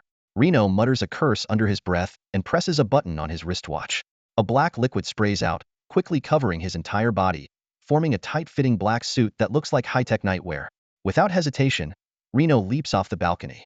During the fall, he presses his hands against the wall, using his special equipment to adhere securely and swiftly moves toward Clarice. Just then, a strong wind blows, causing Clarice's dress to flutter wildly. She loses her balance and is about to fall. Clarice screams in fear. In the nick of time, a strong hand presses against her lower back, pushing her securely back against the wall. Hold steady, Reno's voice comes from behind, his body like a solid wall, providing Clarice with a sense of immense security. Clarice exhales deeply. Okay, I admit, I was a bit reckless. But time is short, can you help me get there? Of course, Reno replies, with a hint of teasing in his tone. Hold on tight. Clarice deftly turned around, hooking her arms around Reno's neck and wrapping her legs around his waist. Face to face, their breaths mingled, and Reno could distinctly sense her alluring fragrance. With one hand bracing the wall and the other securely supporting Clarice, he began climbing towards the terrace. Gazing into Reno's eyes, Clarice's curiosity and amazement were evident. "What are you wearing? How can you climb walls like this?" she asked softly, her voice tinged with wonder. As he climbed, Reno explained, "This is the Recrasu 2 standard protective suit, designed specifically for starship personnel. It doesn't offer much in terms of combat, but it excels in climbing, insulation, and cushioning. He paused briefly before continuing. Starships are massive, and a roll during combat could be like falling from a 10-story building. Plus, the gravity system might fail, and this suit's suction capabilities ensure we can function normally in zero gravity. They continued their ascent, and Reno added, "It also protects us in extreme temperature conditions. And occasionally, it lets me play Spider-Man." Curious, Clarice asked, "Aren't you supposed to turn in this gear when you leave the ship?" Reno's lips curled into a slight smile. "Being a temporary captain has its perks." Clarice chuckled softly. "Your perk just saved my life." Before she finished speaking, Reno had already reached the terrace. He carefully set Clarice down, and she immediately lifted her dress and hurried to a telescope in the corner of the terrace. "Just in time," Clarice exclaimed, eagerly adjusting the telescope. Reno asked incredulously, "You risked your life to climb up here just to stargaze?"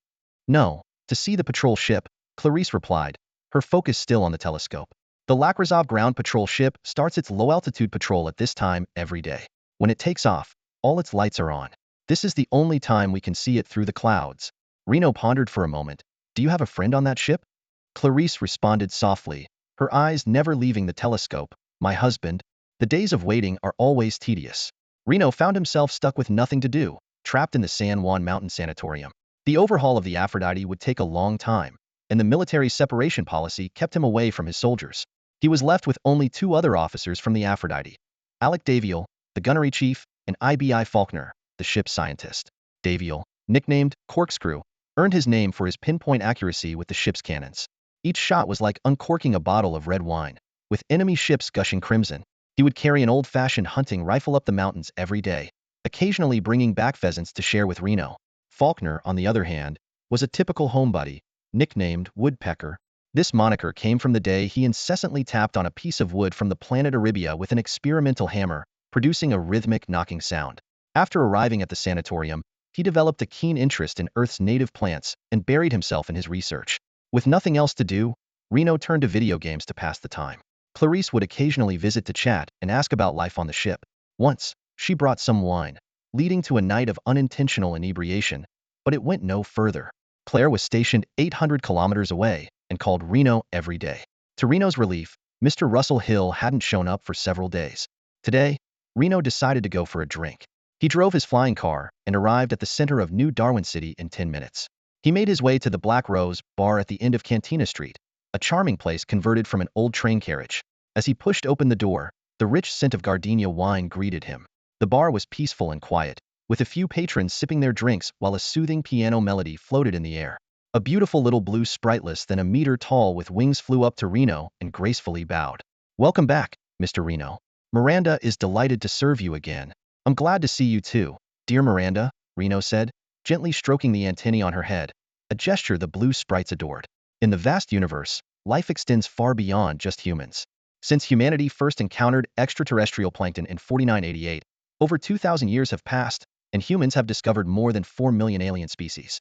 Among these, there are 300,000 complex life forms, over 3,000 advanced intelligent species, and more than 1,000 that have formed civilized societies.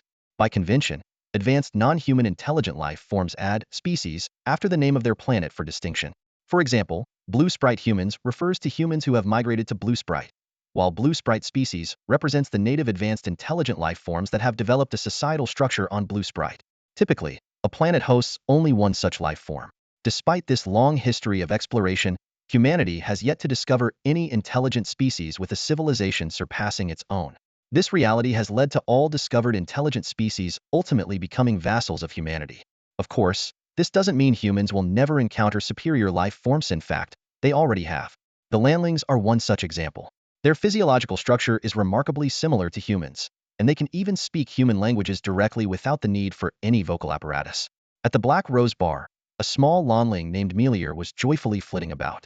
She had just received a compliment from Reno, and her excitement was palpable. Melior flew to the bar and, in a clear voice, called out, "One scarlet agate with an olive, Octavia." Seated at the bar was a young woman with brown hair and a tan complexion. She held a thick cigar in her left hand, while her right hand absent-mindedly tapped the bar counter. This was Octavia Bissell, the owner of the Black Rose Bar, a true thorny rose. The bar was named after her. Octavia lazily glanced at Reno, who had just walked in, and said to Melior with a hint of irritation, "Reno isn't a big client. You don't have to be so attentive, Milan. But he's my favorite customer, Melia retorted, hands on her hips, puffing with indignation. And my name is Melior, not Milan. Octavia burst into laughter. I like calling you Milan, so that's what I'll call you. Milan, Milan, Milan. She turned to the bartender. Balber, give him the drink. Balber was from the Cinctantavia race, known for their muscular build and simple minds. They were once the rulers of the Cinctantavia planet, but became subordinates after humans arrived. As a result, they harbored deep resentment towards humans, especially soldiers.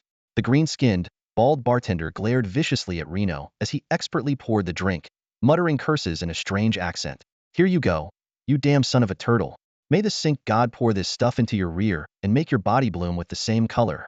Reno took the glass calmly and said, thanks for the warm wishes, Balber. By the way, you should take off your vocalizer before cursing. He pointed to the device on the bartender's neck. Balber looked down, realizing his mistake, and roared in frustration, damn it.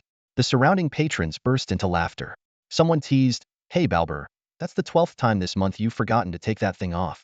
Don't you Cinctantavians have any brains? The funniest part, another voice chimed in, is that despite their stupidity, they're still classified as a highly intelligent species. Balber shook his head in annoyance, but did not argue.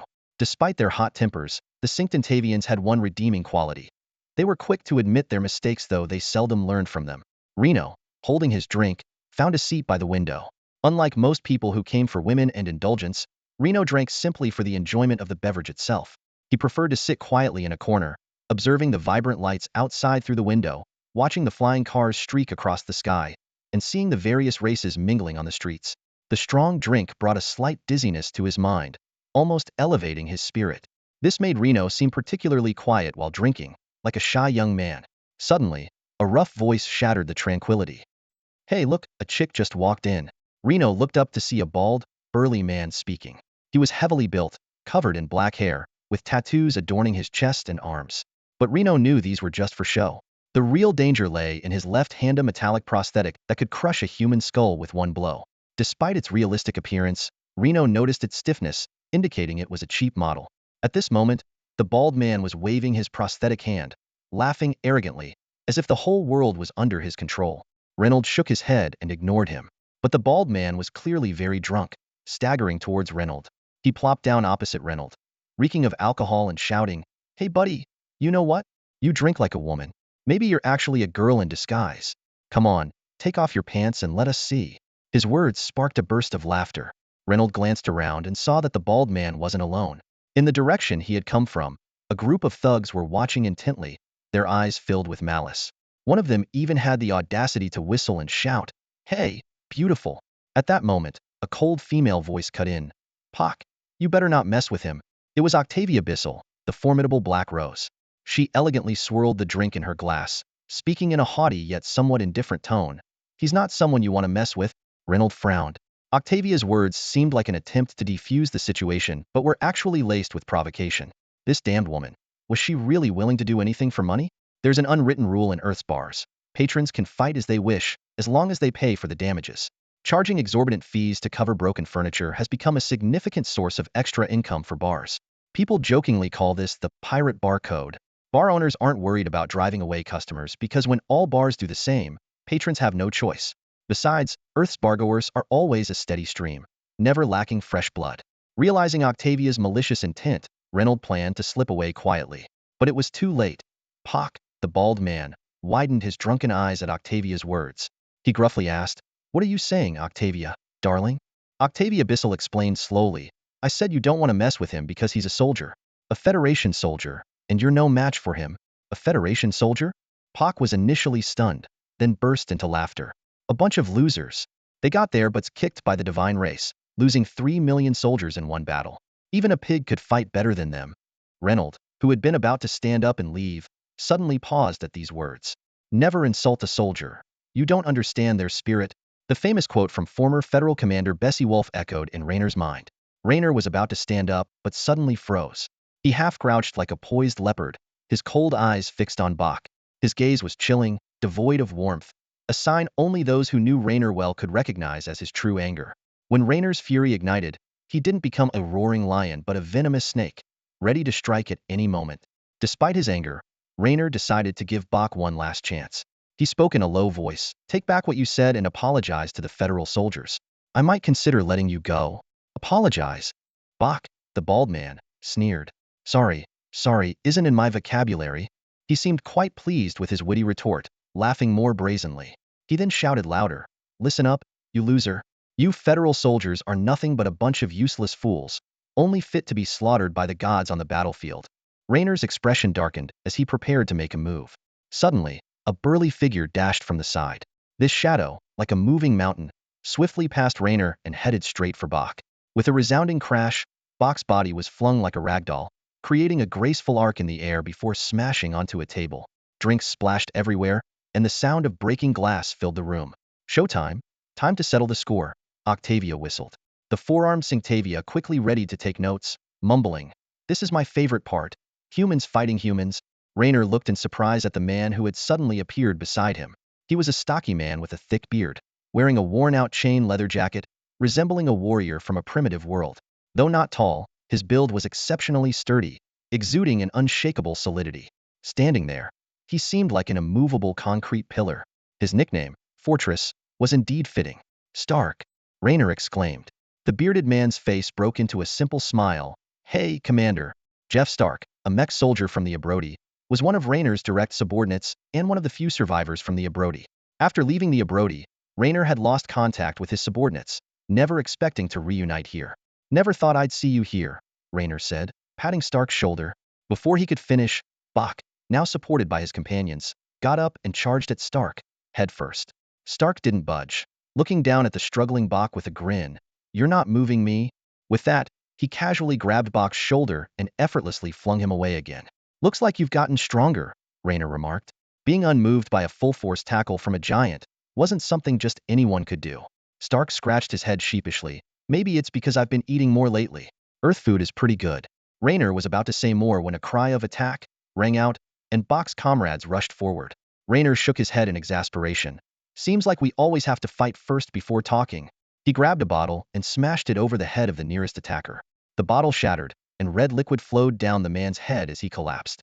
Your strength is impressive too, Commander, Stark chuckled. As you said, Earth food is excellent, Raynor replied, flexing his wrist. As the thugs charged, Raynor and Stark exchanged a glance and laughed heartily, stepping forward to meet them. One thug lunged at Raynor, who deftly sidestepped and landed a heavy punch to the man's stomach, doubling him over. Raynor then slid away from another attack, kicked the assailant back, and hurled another bottle. The bottle shattered over the man's head, and Reno sighed as he watched. Another bottle down. Damn you, Bixel, he cursed silently. A small blue spirit named Melior flew around Reno's head, excitedly shouting, Go, Reno, get lost. An angry thug yelled, throwing a bottle at Melior. The little spirit squealed and quickly dodged. In the next moment, Reno landed a punch that knocked the thug to the ground, pressing his face into the dirt. You shouldn't lay a hand on a lady, Reno said coldly. Using the combat techniques he learned at military school, Reno easily subdued his feeble opponents. In contrast, Stark fought like a bulldozer, taking hits hidden rather than dodging them. Bach's fist connected with Stark's face, barely making him flinch. Stark turned and gave Bach a chilling smile. Shortly after, Bach was sent flying for the third, fourth, and fifth time. By the sixth time he hit the floor, the black rose bar was filled with groaning thugs. Reno and Stark held back just enough to avoid causing permanent damage, but ensured their opponents felt every bit of pain. Nice work, Stark, Reno said, giving a thumbs up. Stark glanced around. Looks like we'll owe a lot for this, sir. Don't worry, the loser pays, Reno replied with a grin. He walked over to Octavia. 2 bottles of Amber Estate, put it on Bach's tab. The Black Rose bartender gave Reno a long look before slowly exhaling a puff of smoke. You seem to know the rules around here. I have some fond memories related to this place, Reno answered. Octavia handed over the drinks, and Stark grinned. I like this place. Reno scanned the room and said to Stark, it looks like this place isn't great for chatting anymore. Let's head outside. Yes, boss, Stark said, heading for the door. Just as Stark was about to step out, a staggering Bach stood up. He glared at Stark and rasped, I haven't lost yet. Humiliation turned into rage, clouding Bach's judgment. He suddenly raised his mechanical arm, revealing a gleaming blade. With all his strength, Bach lunged at Stark, the blade glinting menacingly in the light. Watch out, Stark, Reno shouted, charging toward Bach and throwing a punch. Stark realized the danger, but it was too late to dodge. Just as the blade was about to slash his throat, there was a loud impact. Bach's body was flung across the room with even more force than before, smashing into the wall and crumpling to the floor, unable to rise again. It all happened so fast that the onlookers barely registered what had occurred. They only saw Reno standing behind Stark, slowly lowering his fist. Nice work, everyone cheered for Reno. Stark rubbed the back of his head and laughed sheepishly. You saved me again, sir. Reno looked up. I didn't touch him. Every student at Alpha Academy has their own private dormitory, all of which are standalone villas with a small swimming pool in the backyard. In this era of advanced technology, such perks are no longer surprising. Reno's dormitory is located in Zone 1 of the student area. It is a spacious 3-story building with 8 rooms serving different functions. Besides the usual bedroom, bathroom, and kitchen, it also includes a physical training room, a light brain room, and 5 morphing rooms that can change functions as needed. The surroundings are beautiful, with neatly trimmed lawns and large sculpted fountains. A quiet grove is nearby, and from the second-floor window, you can often see pairs of mandarin ducks meeting in the woods. This prime location was Reno's reward for being the winner of the welcoming ceremony. Not only does it have the largest rooms and the most comprehensive facilities, but it's also in the best location, leading Reno to suspect that the senior who set these rules might have a voyeuristic streak. Uniquely, the dormitory also features a rooftop terrace, the only one in the entire dormitory area. Legend has it that a daring student secretly converted it under the academy's nose. It sounds unbelievable, but it's true. In the sweltering summer, enjoying iced beer and barbecues on the terrace has become the dream life of the students. This has quickly made Reno's dormitory the most popular spot for gatherings. Despite the heavy coursework, the students' youthful energy always allows them to seize every opportunity to relax. Afternoon tea, free reading periods, and even evening breaks have become perfect times for future captains to unwind. They play soccer, cards, and video games, and don't forget to impress the girls they fancy. After class today, just as Reno was heading back to his dorm, the short-statured Lockie ran up to him. Hey, Reno. Lockie gasped as he caught up. What's up? Reno asked without turning his head, though his expression showed he already knew the answer. I was wondering if your terrace is free today? Lockie asked expectantly. Reno teased him. It's been quite busy lately and told me it needs a break. Oh, come on, Reno, Lockie pleaded, his short legs moving frantically behind Reno. Help me out, Reno. I just promised Colia and her friends that we could have a party on your terrace. Colia? The red-haired one with the big? Reno raised an eyebrow. No, the blue-haired one with the big. I switched it up, Lockie explained. The last one was Philia, the brunette with the big, and before that was the redhead. They've all got big. You know, Reno sighed, amazed at Lockie's energy. I suppose you've already accepted that you won't graduate? Don't say that, Reno, Lockie shrugged it off. You know, even if you don't graduate from Alpha Military Academy, someone will still want you.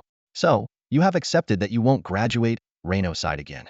With a 30 graduation rate, success is a pride, and failure isn't shameful. Lockie shrugged. Come on, just help me this once. All right, Reno finally relented. But you have to agree to 3 conditions. First, don't disturb my studies. You guys can have fun upstairs, and I'll study downstairs. No one bothers anyone. No problem. Lockie agreed immediately. Second, no sex on the terrace. Lockie hesitated. That's a bit tough.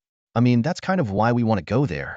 Seeing Reno's stern face, he quickly changed his tune. All right, I agree. Third, clean up before you leave. If I have to clean up after you, don't ever think about coming again. I swear on my... You know what, I'll do it. Lockie agreed excitedly, giving Reno a big hug before running off. After a moment, he turned back and shouted, as a thank you, I'll bring someone for you too. Reno angrily raised a finger. First condition, no disturbing my studies. But the little guy was already running away, laughing, without hearing a word. Reno knew that the kid would probably forget all 3 promises soon enough. As night fell, Lockie arrived as promised. He drove a blue convertible flying car made by Laxinski Corporation, with a blue-haired girl in the back seat, presumably Colia. She held snacks and wore a pair of 3D imaging glasses, giggling at the air. When Lacey parked the car in front of Reno's place, she took off her glasses, revealing thick eye makeup that made her look like she hadn't slept for 3 days. Reno walked up, frowning, and scrutinized the 2 people in the car. Just you 2? Where are the others you mentioned? Reno asked, his voice dripping with skepticism. Lacey turned to look at the blue-haired Colia beside her, a flicker of unease in her eyes. Colia, where are your friends? Aren't they here yet? Colia nonchalantly pulled out a small mirror and began touching up her makeup. Without looking up, she replied, how should I know? They said they'd come eventually. It's not like they don't know where King's apartment is. Hearing King's apartment, the nickname for his dorm, Reno's frown deepened. His sharp gaze shifted to Lacey. You don't know her friends? Lacey suddenly looked a bit flustered. Colia said she wanted to bring some friends over to hang out, so I just... Reno shot him a fierce glare, cursing himself for being too trusting. If he had known Lacey was bringing strangers, he would never have agreed. Realizing his mistake, Lacey stammered, Colia wouldn't bring unreliable people. Let's hope so, Reno said coldly. At that moment, a roaring sound came from the distant sky. A squad of Wanderer hovercrafts sped towards them, circling once before landing in front of Reno's place. The man in the lead, sporting a thin mustache and a sinister look, was unmistakably Matthew. Matthew? Reno stared in disbelief as the man stepped out of the vehicle. What are you doing here? Matthew's lips curled into a sly smile. I was invited, of course. Right, my dear Colia? He strode over to Colia and pulled her into an embrace. Seeing this, Lacey felt a chill run down his spine. He finally realized he'd been duped. Colia, you treacherous, he began. But Matthew waved a hand, and a burly student immediately stepped in front of Lacey. Seeing the towering figure, Lacey wisely shut his mouth.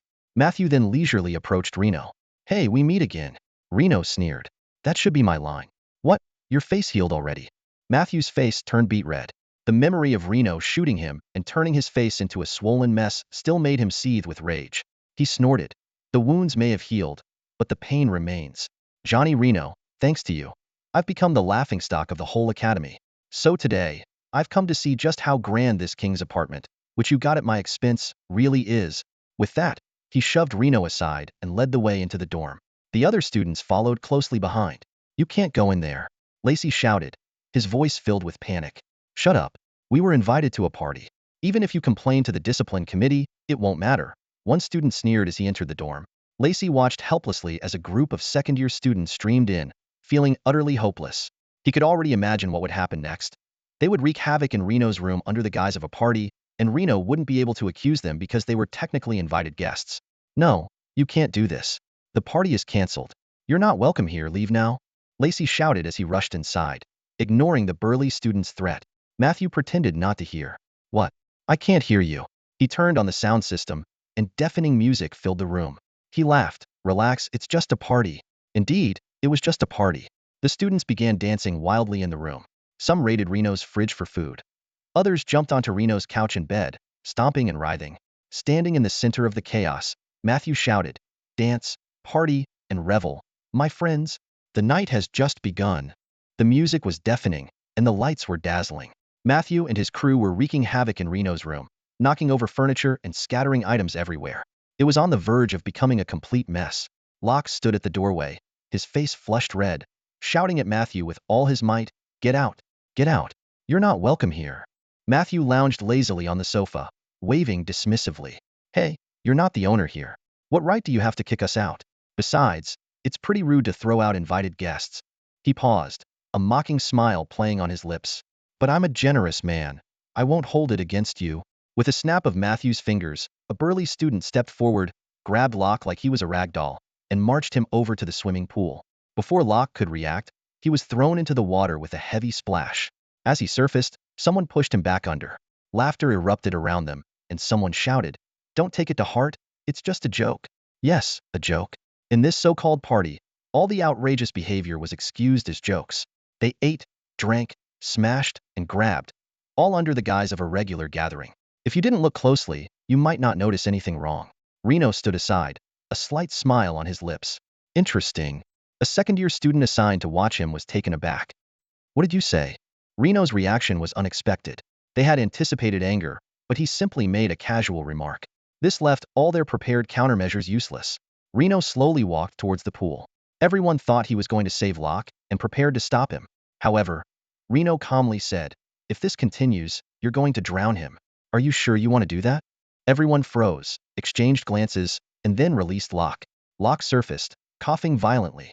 Reno, I'm sorry. Reno reached out and pulled him up. I know. That's why I didn't stop them. You've learned your lesson. Now get up. Locke, surprised, asked, You're not going to kick them out? Reno replied, You mean just the two of us against all of them? Locke, don't be naive. They came here with no intention of leaving. Don't try to do the impossible. Locke stood there, stunned, while the surrounding students burst into laughter. Someone patted Reno on the shoulder, feigning sincerity. You're a smart guy, Reno, but you did something stupid. You shouldn't have crossed Matthew. Although they had no personal grudge against Reno, following Matthew meant obeying his orders. This prevented them from deliberately making Reno's life difficult. Reno responded politely, "Thanks for the reminder. Since you're already here, why not enjoy yourselves?" "We definitely will," one student replied, nodding towards Matthew inside the house. "But I doubt you'll be happy. His happiness comes at your expense." With that, they all poured back into Reno's room. Although some kept an eye on Reno, most of them no longer paid him much attention. With their numbers, they knew Reno couldn't stop them from doing whatever they wanted in his home. Locke, regretful, said, "I'm sorry, Reno." Reno asked, "You've already apologized." I said, "When we make a mistake, what else can we do besides apologize?" Locke was at a loss for words, and seeing this, Reno said irritably, "Fix it." Locke suddenly realized, "But I've already tried, and I can't get rid of them." Reno suggested, "If you can't get rid of them, why not change your approach?" "Change my approach?" Locke was puzzled. Reno explained, "If you can't get rid of unwanted guests, invite some welcome ones. Locke, do me a favor and invite Paul, Sfield, Hanks, Aiden, Zonghan, Kaufman. All our friends." Locke was momentarily stunned. Then his eyes lit up. "You're right. Since they came under the guise of a party, let's throw a real one. I'll contact them right away." He immediately opened his communicator and started reaching out to their friends. Soon, one by one, their classmates from the Fleet Command Department began arriving at King's apartment. Paul Sfield was the first to arrive. He jumped off his hovercar with a swagger, walked up to Reno, and asked with a grin, "I heard there's free beer here? And cake and girls?" Reno pointed behind him. Through the nanoglass wall, a group of young men and women were partying hard, with singing, laughter, and the clinking of beer bottles filling the air. This party was clearly not Reno's idea. It was Matthew who insisted on having a blast in his room and even paid for the beer. As soon as Field saw the scene, a joyful smile spread across his face. He didn't care who Matthew was. He left Reno and walked straight into the room, obviously there for the free beer. The people inside stared in shock as this stranger boldly grabbed their drinks. "Hey, man, who are you?" someone asked. Field proudly looked around and replied, "Just like you, a guest of Renos." With that, he chugged his beer and grabbed another bottle. "Hey, don't push your luck," someone said, their tone laced with a threat. "What, you want to fight?" Sfield replied nonchalantly. Despite the crowd gathering around him, he seemed oblivious, his bald head showing veins popping. Coming from the Devil's Triangle Star region, fighting was the least of his concerns. Just as a few students were about to lose their temper, two more people walked in. The freckled Philip Ball and the tall, handsome Hanks. "Wow, so many pretty girls here," Philip Ball whistled. "Don't make such a fuss, Ball," Hanks said, making a theatrical hair flip that drew squeals from the girls. Matthew and his friends suddenly realized they might lose not just the beer, but also their dance partners. Next, the foodie Kaufman arrived. This chubby guy, who once won third place in a burger eating contest by devouring 26 giant burgers in half an hour, was immediately drawn to the food on the table. He dove in without hesitation, munching away while shouting, "Hey, Reno, thanks for the feast." Matthew was furious. But just as he was about to have his crew trash Renos' place, a few more students walked in, including some new female students. When Claire appeared, everyone's urge to fight vanished. Claire wore a water blue gown, her blonde hair elegantly tied up, and a jeweled necklace around her neck, exuding an air of grace and elegance. "Claire, what are you doing here?" Reno asked in surprise, as he hadn't invited her. "I heard there was a grand party here which didn't seem like your style, so I came to check it out," Claire replied. "So, what do you think my style should be? Burying my head in books and avoiding people?" Reno asked curiously. "That's not the point." Claire rolled her eyes at him and pointed inside. "The point is over there." She was pointing at Matthew. As the queen who danced with the king at the welcome party and voted for Reno, she certainly knew Matthew. Reno briefly explained how Lockheed had been tricked. "Since they insisted on using my floor, I don't mind inviting some friends to share their food." Claire smiled charmingly. "Good idea. Now they can't cause trouble. At least they can still stomp on the floor," Reno said, looking at a student jumping wildly on the sofa. "Want to get rid of them?" Claire suddenly asked. "You have a way?" Reno asked curiously. "Of course, start a fire and burn the house down," Claire said. Reno shook his head with a smile. "That's too extreme. I'm not turning my home into ruins just to get rid of intruders. If someone else pays for it, you would," Claire explained. "At the Earth Bar, there's a rule. Anyone can fight as long as they compensate for the damages. The key is, the bar owner sets the price, giving them a chance to profit. It's called the Pirate Bar Rule." Reno squinted, seemingly understanding something. Claire continued, "The dorms have automatic fire suppression systems. No one will die. Only some furniture and appliances might be lost. Damaging things at a party is understandable, but a fire is a group incident, requiring everyone to share the responsibility. Reno immediately grasped the cleverness of the plan. As the one setting the price, he could decide the compensation amount. As long as it wasn't too outrageous, Matthew and his friends couldn't complain.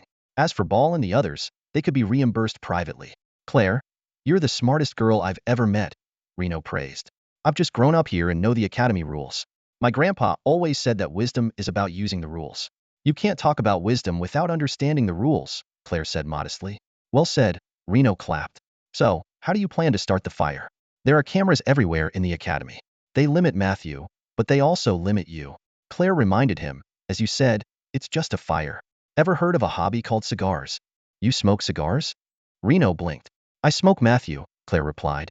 In a bustling bar at the street corner, Reno and Stark sat side by side, their drinks gently swaying with their conversation. Stark's imposing frame seemed to create an invisible barrier, keeping the other patrons at a respectful distance. Taking a sip of his drink, Reno asked curiously, you said the Terek barracks are terrible. What exactly is so bad about them? From what I know, the conditions and food there are quite decent. Stark's rough hand gripped his glass as if he might crush it. He downed half his strong drink in one go, showing no sign of inebriation. The conditions are fine, he growled, clearly dissatisfied. There's a grove of redwoods there, and when the wind blows, the leaves rustle like a red seat's beautiful. But the people, they're the problem. Reno nodded thoughtfully, quickly understanding Stark's discontent. As a soldier from the mech battalion, Stark had a deep-seated hunger for combat and challenge. But on Earth, such a combative nature was clearly out of place. Are you saying you can't find anyone at the barracks who can match you in a fight? Reno probed. Stark nodded heavily, his face filled with disappointment. On the Aberdite, besides you and Tychus, no one could beat me. But here, I can't find a single worthy opponent. It's like a tiger among sheep, utterly boring. Reno couldn't help but laugh. So you came to the bar looking for a fight? Stark shrugged. I heard bars on Earth are good places for brawls. Reno shook his head. Earth isn't a battlefield, Stark. You need to learn to relax, appreciate the scenery, and truly experience life. Stark's expression suddenly turned serious. We don't have that luxury, sir. He looked Reno straight in the eye. We're soldiers, always facing death. What keeps us going isn't loyalty or the desire to make it home, but the thrill and passion of the fight. Reno listened silently, feeling the weight of Stark's words. He realized it was this fierce spirit that enabled soldiers to fight selflessly on the battlefield, to forget fear and death. You're right, Reno said softly. That's the soldier's philosophy. Thank you, Stark. You've taught me something important. Stark grinned, revealing a set of white teeth. I actually envy you, sir. You can switch between calm and fury with ease. That's quite a skill. His smile gradually faded, and his eyes grew distant. You know, it's been 3 days since we left the starship, but when I close my eyes, I can still hear the cannon fire and see the explosions. Reno watched Stark quietly, understanding the warrior's inner conflict and struggle. On peaceful Earth, warriors like Stark seemed out of place, but their existence was crucial for humanity's survival in the stars. Reynolds frowned as he gazed at his comrade Stark, who was recounting his relentless battlefield nightmares. Under the dim bar lights, Reynolds' expression was a mix of concern and confusion. They didn't assign you a psychologist? Stark shook his head and took a sip of his drink. No psychologist, but some strange folks did show up. He paused. There was this guy named Russell Hill, who seemed particularly interested in how you became a captain. Reynolds' hand hovered in midair, his glass slightly tilted. After a moment of silence, he asked, what did you tell him? Stark grinned sheepishly. I told him a single energy cannon hit the starship. The energy coursed through the life support system into the conference room, killing everyone. Did I get it right, sir? Good enough, Reynolds nodded, though a vague sense of unease stirred within him. He chose not to elaborate and pushed the feeling aside. Stark continued. There were also some people checking on my physical health. No psychologists, but plenty of physicians. They kept asking if I've noticed any changes in my body. It's annoying, Reynolds responded absent-mindedly, recalling the thorough examinations he had undergone just days before.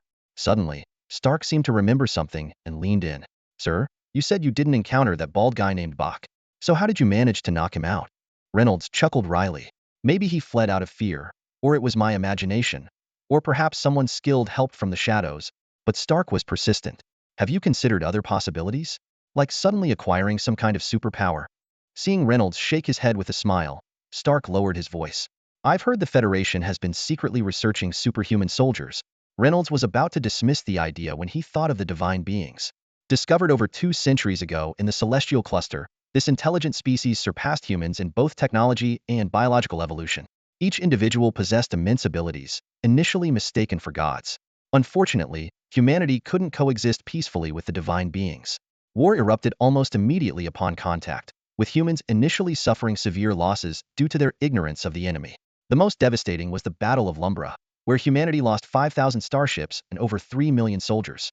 As the war dragged on, humans discovered a crucial weakness of the divine beings: they were powerful but few in number. This realization brought a glimmer of hope to humanity and led Reynolds into deep contemplation. When humanity's massive war machine roared to life, the sheer numbers of human soldiers unleashed an incredible force, countering the terrifying powers of the deities. Amidst the chaos and smoke of battle, the war between humans and gods rages on to this day, with neither side able to claim a decisive victory. In this world, supernatural abilities come as naturally to the deities as breathing. It is the very existence of these gods that has led humans to realize that such powers are not mere fiction but a tangible reality. A leader of the deities once astutely remarked that while humans have made great strides in aerospace technology, their progress in psychic technology has been almost non-existent. Humans are humans, and deities are deities. They are fundamentally different, Reno said calmly, tapping his fingers on the table. Stark, however, was not convinced. His eyes sparkled with excitement. But that doesn't mean they can't learn from each other. I've heard that the human government has long been researching ways to grant humans supernatural abilities. That's just a myth. Reno shook his head, a hint of disdain in his voice. Not necessarily, Stark responded earnestly, leaning forward slightly. In Trek, a soldier told me that there is indeed such a plan. It's called the Dawn Project, and it's been ongoing for centuries with some results. Suddenly, Stark seemed to have an idea and excitedly slapped the table. Maybe you already have some sort of supernatural ability. Why not give it a try? Release your hand and try to move the wine glass with your mind. Reno couldn't help but laugh. It's clear you've been very bored lately. But Stark was relentless, continuing to persuade Reno to try. Finally, Reno gave in, nodding reluctantly. Okay, I'll try once. But if it doesn't work, you have to stop pushing me. You have to give it your all. Stark said seriously, his eyes gleaming with anticipation. Of course, Reno agreed. Stark quickly placed his wine glass in front of Reno. Reno took a deep breath, his eyes fixed intently on the glass, brow furrowed as if concentrating all his energy. However, the glass didn't budge. After a while, Reno finally gave up and rubbed his tired eyes. Satisfied now, Stark? My eyes are getting sore. Stark, still unwilling to give up, said, You need to use your mind to control it, make it move. He spoke as if he were an expert on the subject. Reno spread his hands helplessly. It's clear I can't do it. Seeing Reno's expression, Stark realized his idea had failed and reluctantly accepted defeat. Despite this, the two continued chatting for a while before settling the bill and leaving. As they reached the door, Stark couldn't resist one last look at the wine glass. How about trying one more time? Reno laughed and shook his head. Don't be silly. There's no way I can move that glass without touching it. With that, he gave the glass one last glance and walked out of the bar. Just as Reno left, the wine glass on the table suddenly moved slightly. It slowly slid toward the edge of the table and, with a clear, crisp sound, fell to the floor and shattered into pieces. Early in the morning, Rayner was jolted awake by the urgent sound of the doorbell. He rubbed his sleepy eyes and tapped the wall beside him. Instantly, the stern face of Russell Hill appeared on the opposite wall. Seeing it was him, Rayner's heart sank, sensing that today might not be a peaceful day. Despite this, Rayner mustered his energy and maintained his composure, saying, It's only 7:30 in the morning, investigator. What urgent matter brings you here so early?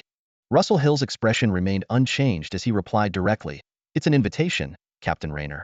I have some questions about the Aphrodite that need clarification. Perhaps you could help me. So I'd like to invite you to the Federal Fleet Investigation Bureau for an early tea. Rayner was stunned. Being invited for tea by a security agency was never a good sign. It often meant interrogation and serious discussions. Although he wasn't familiar with the specific practices of the Federal Fleet Investigation Bureau, as a military man, he knew that various security agencies operated in much the same way. There had to be something hidden behind this invitation. Rayner looked deeply at Russell Hill and cautiously asked, Can't we discuss it here? Hill, expressionless, explained, The conversation involves some classified information, and we might need to make some records. You know how tricky lawyers can be these days. We have to be cautious. Rayner's frown deepened as he asked directly, Should I understand this as you having serious doubts about what happened on the Aphrodite, even considering bringing formal charges against me? No. Russell Hill quickly waved his hand. Please don't misunderstand, Mr. Rayner. This is just a routine conversation. Of course, I can't rule out the possibility that your statements might become evidence. What I mean is, whether charges will be brought depends on your performance. Rayner coldly replied, I thought it should depend on the facts. Hill gave a knowing smile. I believe it depends on the truth. An hour later, Rayner found himself in the reception room of the Federal Fleet Investigation Bureau. The room was unsettlingly empty, with only a table and 2 chairs.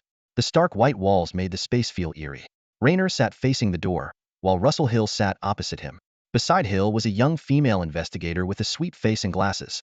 However, her gaze towards Rayner was filled with hostility, as if she were looking at a notorious criminal. This look made Rayner's heart sink further. Before we begin, would you like something to drink, Captain Rayner? Russell Hill asked with a seemingly friendly smile. Rayner thought for a moment and replied, coffee, please. And don't call me Captain. I'm no longer a captain. All right, then I'll call you Commander Rayner. After all, you're still the mecha commander of the squadron, right? Russell Hill snapped his fingers, and a guard immediately entered the room. 1 coffee, please, Hill instructed. Then, he turned on the Hola recorder and said to Rayner, let's get started. Commander Rayner, on February 12, 7455, Earth time. The Aphrodite and 4 other starships received orders from the Earth fleet to proceed to the Eridanus sector for a secret mission. If I understand correctly, the mission was to retrieve a special item, correct? Yes, Rayner confirmed briefly. Russell Hill continued, on June 28, Earth time. The Aphrodite and its escort ships completed the mission, but were ambushed by the divine race and a small group of arc insects on the way back. According to your previous statement, during the battle, Captain Jerem and all officers of captain rank and above were killed by a divine race energy cannon while in a meeting room. Is that correct? Rayner remained silent. Well, I have a question. Hill's tone became aggressive. Commander Rayner, why was Captain Jerem in a meeting room during a battle? It seems rather leisurely for someone being pursued by the divine race, doesn't it? The meeting was scheduled before the divine race attacked. Rayner explained. Captain Jerem was in the meeting at the time. Russell Hill immediately pressed. So, he was killed at the very start of the battle? Rayner hesitated, then nodded. More or less. I don't want more or less, Hill snapped. I'm asking you, yes or no? Rayner took a deep breath and firmly answered, yes. Rayner quietly watched Russell Hill, who wore a smug smile on his face. Hill's gaze was as piercing as that of a seasoned detective scrutinizing the most cunning criminal, and he stared deeply at Rayner. In a voice tinged with a hint of sympathy, he said, in the past few days, I've been investigating the records of the Aphrodite. Unfortunately, almost all the records on the ship have been destroyed, and I couldn't find any useful information. Hill's tone was dripping with sarcasm. The Divine's artillery was remarkably precise, hitting almost every part of the ship that housed storage devices. Rayner remained silent, his eyes fixed on Hill. Hill continued, but I believe some records can't be erased. For instance, the Aphrodite had a large number of soldiers. While most of them claimed the battle was chaotic and they didn't know much, a few stuck to the same story. However, there are always some who reveal extra details. Hill's smile grew more triumphant, especially since I noticed that besides the ship's own soldiers, the Aphrodite also had wounded from 4 other starships, including the Red Rain and the Autumn. I made it a point to visit them. Rayner still didn't move. Hill went on. Although most of them couldn't provide substantial information about the Aphrodite, valuable information often comes from small details. During my visits to the wounded, I discovered something interesting. The vast majority of the injured from the 4 starships spoke highly of you. They said you saved them, that you personally led the mech squadron in fierce combat, repelled the Divine's attack, and rescued them from the damaged starships. Hill's tone turned serious. I must admit, that's a very brave and remarkable feat, but according to your earlier admission, Captain Jerem was killed at the start of the battle, and you were responsible for commanding the starship's combat and retreat. So how did you manage to fight on the front lines and rescue people under those circumstances? Rayner calmly replied, the mech control station can be integrated with the starship's command center. Even on the battlefield, I could remotely command the entire operation. Of course, this makes it more susceptible to interference, but I had brave comrades protecting me at the time. Hill's expression showed that he had been expecting this answer. He activated a holocomputer and played a recording. A gruff male voice said, there were flashes and explosions everywhere. I was terrified. An arc bug was flying towards me, claws outstretched. Just as it was about to tear me apart, a space mech came charging in and blasted the bug to bits. Then the pilot said to me, hey, don't worry, buddy. Captain Jerem sent us to save you. Hill paused the recording, cutting off the voice abruptly. His eyes turned cold. How do you explain this, Commander Rayner? Rayner thought for a moment before answering. After Captain Jerem was killed, all officers qualified to command the starship were unavailable. According to Federation law, I automatically became the acting captain of the Aphrodite. Given the ongoing divine attack, to maintain morale and prevent the warriors from fighting in despair, I didn't announce Jerem's death. Instead, I continued to issue orders under his name until the battle ended, only then revealing his death. This led some to mistakenly believe Captain Jerem was still alive. After the battle, the starship was severely damaged, and we had to quickly enter warp and focus on repairs, leaving no time to explain things to the crew. He gave a thumbs up, his tone dripping with irony. I must admit, you're very clever. To concoct such a plausible lie that fits the situation so well in such a short time is not easy. But as you said, the biggest problem was that your situation was too urgent. After escaping the relentless pursuit of the Celestials, you find yourselves aboard a severely damaged starship. Russell Hill's lips curled into a knowing smile as he slowly voiced his speculation. The consequence of your frantic escape is that you had little time to get your story straight or handle the mess. You were in too much of a hurry, leaving too many clues behind. As he spoke, Russell Hill pulled a small object from his pocket and placed it on the table. It was a tiny black chip, no bigger than a fingernail, its surface charred and blackened. Reno's gaze fell upon the chip, his pupils contracting sharply, and his face turning pale. I believe you recognize this, Russell Hill said leisurely. This is an identification chip that every citizen of the Federation receives at birth. It records everything about a person from birth to death: name, blood type, place and date of birth, medical history, and all other physiological traits. Additionally, it serves as the new Federation's means of tracking each citizen. He tapped the table lightly with his fingers and continued. Through this chip, the new Federation can monitor the whereabouts and most of the information about each citizen. Later, it was embedded with work history, political inclinations, and a series of social behavior data, becoming a complete record of a person's life. Reno's eyes never left the charred chip. After a long silence, he finally lifted his head, his voice hoarse. This can't be Captain Jerem's chip. He was hit by a celestial energy cannon, disintegrated into atoms. Russell Hill chuckled softly, shaking his head. I never said this was Captain Jerem's chip. The owner of this chip is Alec Colquitt, the executive officer of the Aphrodite, rank Major. He paused, a sharp glint in his eyes. As we know, all officers of major rank and above were killed in the conference room by the energy cannon. If Captain Jerem's body could be atomized, the same should apply to the others. Yet, I found this chip. Russell Hill's fingers rhythmically tapped the chip as he turned to look at the bespectacled female investigator beside him. Her face bore a proud expression, clearly indicating that this was her achievement. Although the chip was damaged, we managed to recover some information from it. Russell Hill leaned closer to Reno, his smile chilling. Guess what we found? He stared intently at Reno, enunciating each word: his death record. The final entry in the chip indicates the cause of death was not energy annihilation but a penetrating head injury, with a fractured skull and severe damage to the brain and brainstem. Russell Hill's voice was cold and piercing, each word cutting into Reno like a blade. In simple terms, he was shot in the head. The coffee arrived. Reno took a delicate sip, savoring the blend of bitterness and sweetness. His gaze was intense, as if he could see through the cup into the essence of life. His long fingers traced the rim of the cup lightly, his eyes deep and confident. Suddenly, he smirked and said, "You've been staring at my legs." The comment caught Russell Hill off guard. Reno explained unhurriedly, from a psychological perspective, frequent changes in posture often reveal the interviewee's inner tension and anxiety. Agents are trained to pick up on these subtle body language cues. Those without professional training are often unaware that their bodies betray their lies. Reno looked directly into Russell Hill's eyes and continued. For instance, someone lying might unconsciously cross and uncross their legs or cover parts of their face with their hand. These subconscious actions betray their unease. He gave a knowing smile. So, observe my every move carefully and listen to every word I say. Analyze if there are any lies. By the way, he abruptly changed the subject. You might as well bring out the lie detector you've hidden under the table. Russell Hill exchanged a surprised glance with the female investigator and then retrieved a small box from under the table. The lie detector, despite its improved accuracy, it still fell short of being foolproof due to human complexity and self-control. Thus, it could only serve as a reference tool, not as definitive evidence. Reno placed his hands flat on the table, his expression suddenly stern. Alec Colquitt was an excellent officer. I knew him, admired him, and respected him. I would never murder him. Regarding your inquiry, I can only tell you the truth. At the time of the incident, Captain Jerome had called a meeting for all officers of rank, and I was not present. I learned all the details afterward. Once a battle erupts, the situation becomes chaotic, and everyone is focused on survival, leaving little room to note details. He paused briefly, then continued. As for why Colquitt's chip wasn't vaporized by the energy cannon, I can't answer that because I wasn't there. I was at my post in the mech unit. When the Celestials attacked, I led the entire mech squadron to engage the enemy.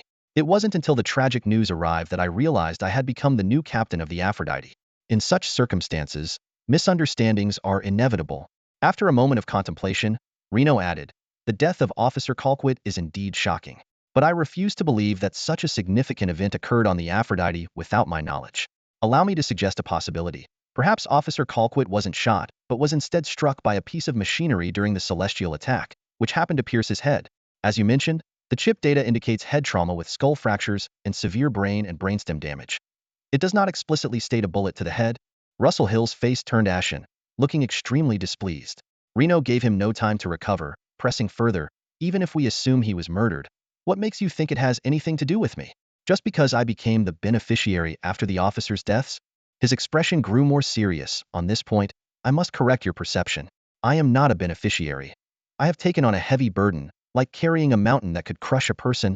Reno's tone became increasingly grave. Federal agent, or rather, Starship investigator, perhaps in your eyes, the world is filled with conspiracies and murders, but in a soldier's world, things can be terrifyingly simple. It's about life and death decisions.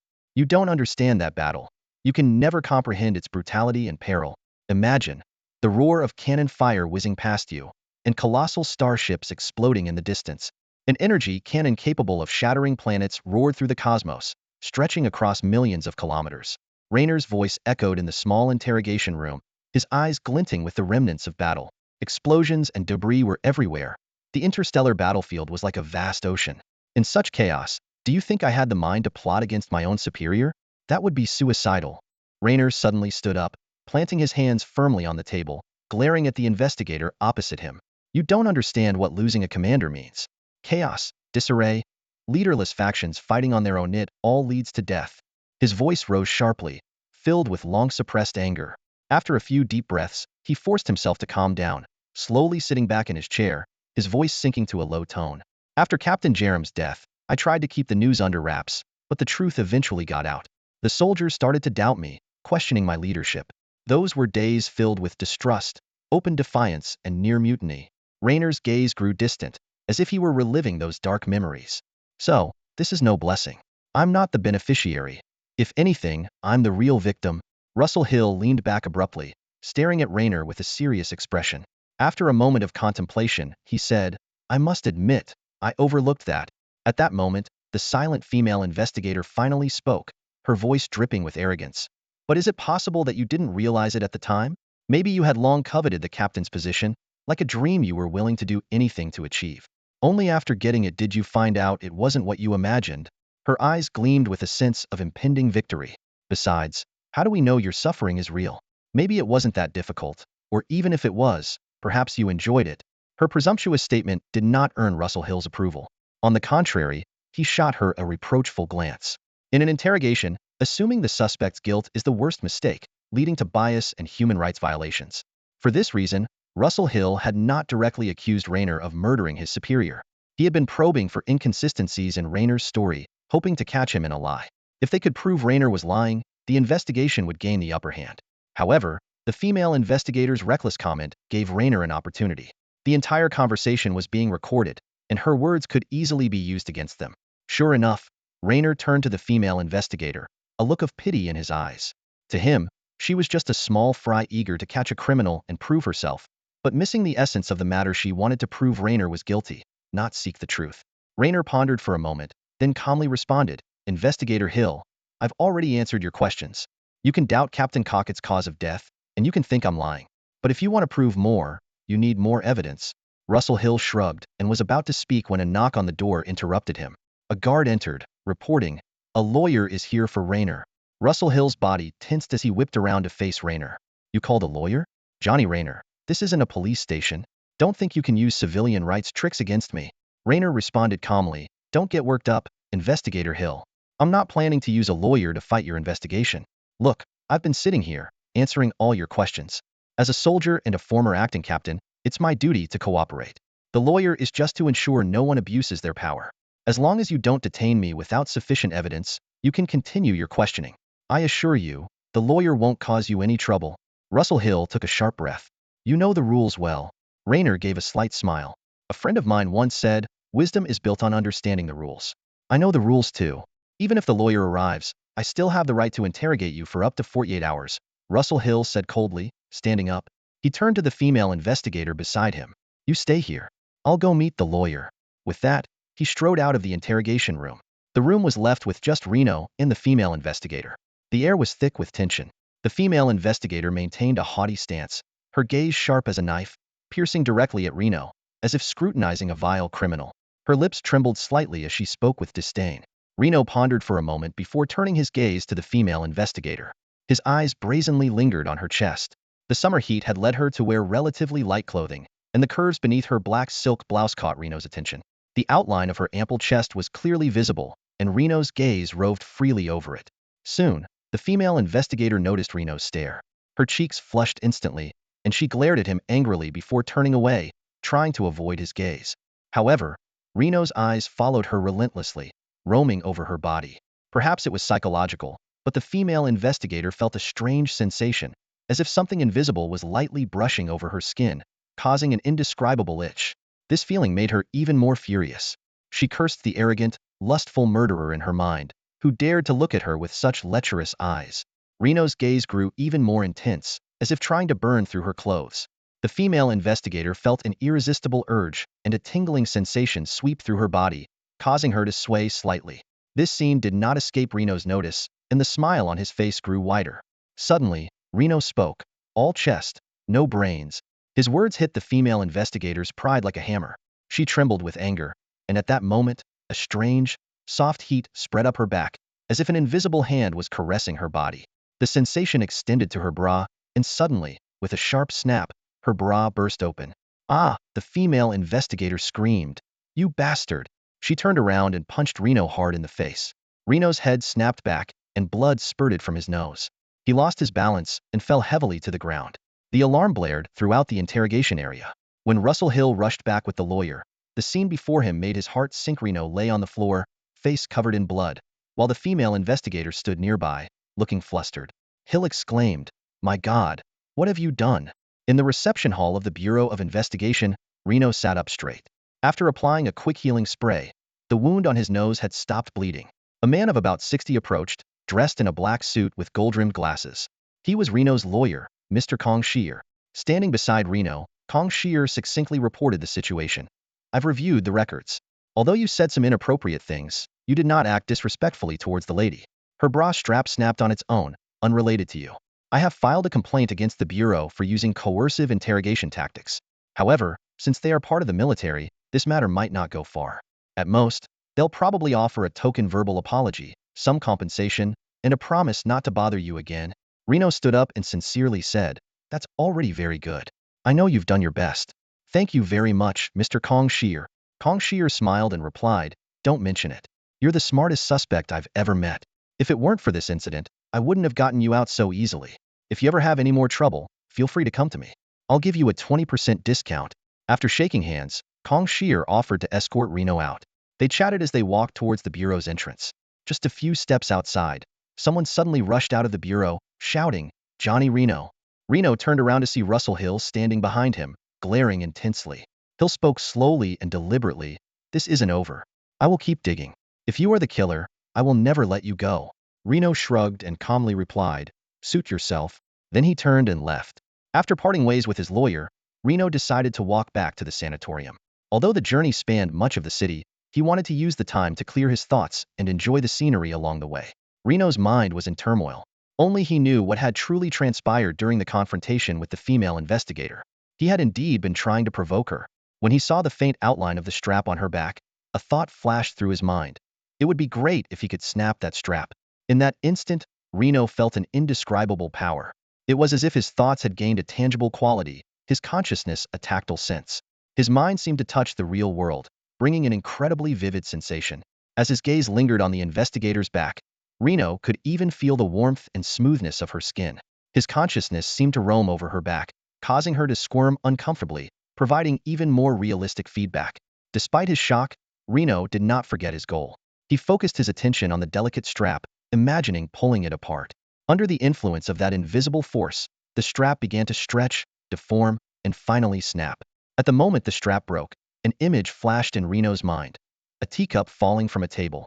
Reno walked along Central Avenue in New Darwin City. Overhead, flying cars whizzed by. On the ground, there were few pedestrians, and the shops were nearly deserted. The city's development trajectory was clear, from the ground to the sky, from low to high. The business model had long since shifted away from ground-level shops, moving towards a three-dimensional, free, and fully privatized direction. The sky was filled with floating buildings, each representing a private enterprise or shop. They either operated from fixed locations or offered door-to-door services, capable of both mass production and custom-tailored orders. These airborne shops sparkled with beautiful neon lights, creating a stunning landscape and offering every imaginable service. In stark contrast, the once bustling ground had become desolate, cold, and dark. The ground had become a symbol of the slums, where residents lived at society's lowest rung. Reno walked along the muddy streets, his nose wrinkling at the stench of polluted air and rotting garbage. He looked up at the magnificent skyscrapers in the sky, forming a stark contrast with the slum beneath his feet. Reno wondered silently why such slums still existed on most planets under the welfare system of the new federal government. In theory, even the poorest should have access to housing, but reality always seemed to have exceptions. His gaze swept across the street and landed on an elderly man in tattered clothes, rummaging through a pile of trash with an equally worn-out robotic dog. The old man found a piece of cake in a crushed, elegant gift box and greedily stuffed it into his mouth, watching Reno warily as if fearing he might steal his food. Reno pretended not to notice and continued walking. His thoughts lingered on what had just happened. Did he really possess some kind of mind control ability, like the Celestials? Where did this power come from? When did he acquire it? Was what had just happened a coincidence, an illusion, or reality? Scraps of paper floated everywhere on the street. Despite the quantumization of information, paper as a medium had not disappeared. Its use had actually increased. Reno's eyes fell on a pile of paper scraps not far away, particularly noticing a blue piece of waste paper. He tried to use his mind to make the paper float, but no matter how hard he tried, the blue paper didn't budge. His eyes started to ache, and Reno rubbed them. Suddenly, he recalled the feeling he had when he saw the female investigator earlier, especially the fleeting thought that crossed his mind when he noticed her ample chest. This is the power of the mind, Reno muttered to himself. He looked at the piece of paper again, this time trying to feel it with his mind rather than staring hard. Suddenly, everything around him seemed to change. An invisible force emanated from within him, reaching out like tendrils. Through this force, Reno could even feel the presence of the air, as if touching the softest silk. This force continued to extend, reaching the piece of paper. It gently stirred, and to Reno's amazement, the paper slowly rose into the air. A gust of wind blew, lifting a flurry of paper scraps, but the blue piece of paper followed Reno's will, moving freely in the air. It swayed left and right, spun upward, and spiraled down, dancing like a fairy among the flying paper scraps. The wind died down, and the paper scraps fell to the ground. The blue piece of paper, however, glided like a tiny plane, flying low before landing at Reno's feet. He bent down, picked up the paper, and folded it into a paper airplane, throwing it into the air. The airplane spiraled continuously until Reno withdrew his mental power, causing it to plummet. Watching this scene, Reno took a deep breath. He had really done it. Controlled matter with his mind. This was unbelievable. What was this ability? How powerful could it be? How long would he have it? Would there be a price for using it? Where did it come from? Was it a genetic mutation or something else? Could all this just be a dream? Despite the myriad questions in his mind, this sudden ability thrilled Reno. He began testing his power along the way. As he walked, strange things started happening in the alley. Trash cans toppled over, old signs fell from walls, a crashed flyer emitted the sound of heavy objects falling, and a lone sapling bent its trunk, as if bowing to a king. Reno experimented with interest but soon felt a deep fatigue. This exhaustion came from a mental level, making him drowsy, his vision blurry, and the sky seemingly darker. Damn, I knew it couldn't be that good, Reno muttered. He stopped, leaning against a wall and shaking his head to clear his mind. Just then, a person in a black trench coat and a vintage bowler hat approached from the opposite direction. Seeing Reno's state, he walked closer and asked, "Hey, are you okay?" "Oh, I'm fine," Reno replied. "I think I'm just a bit dizzy temporarily, but I'll be fine soon, I guess," he mumbled, not really sure if this mental fatigue was temporary or permanent. "Maybe you need my help." The man in black stepped closer, extending a hand to support Reno. "No, no need," Reno waved him off.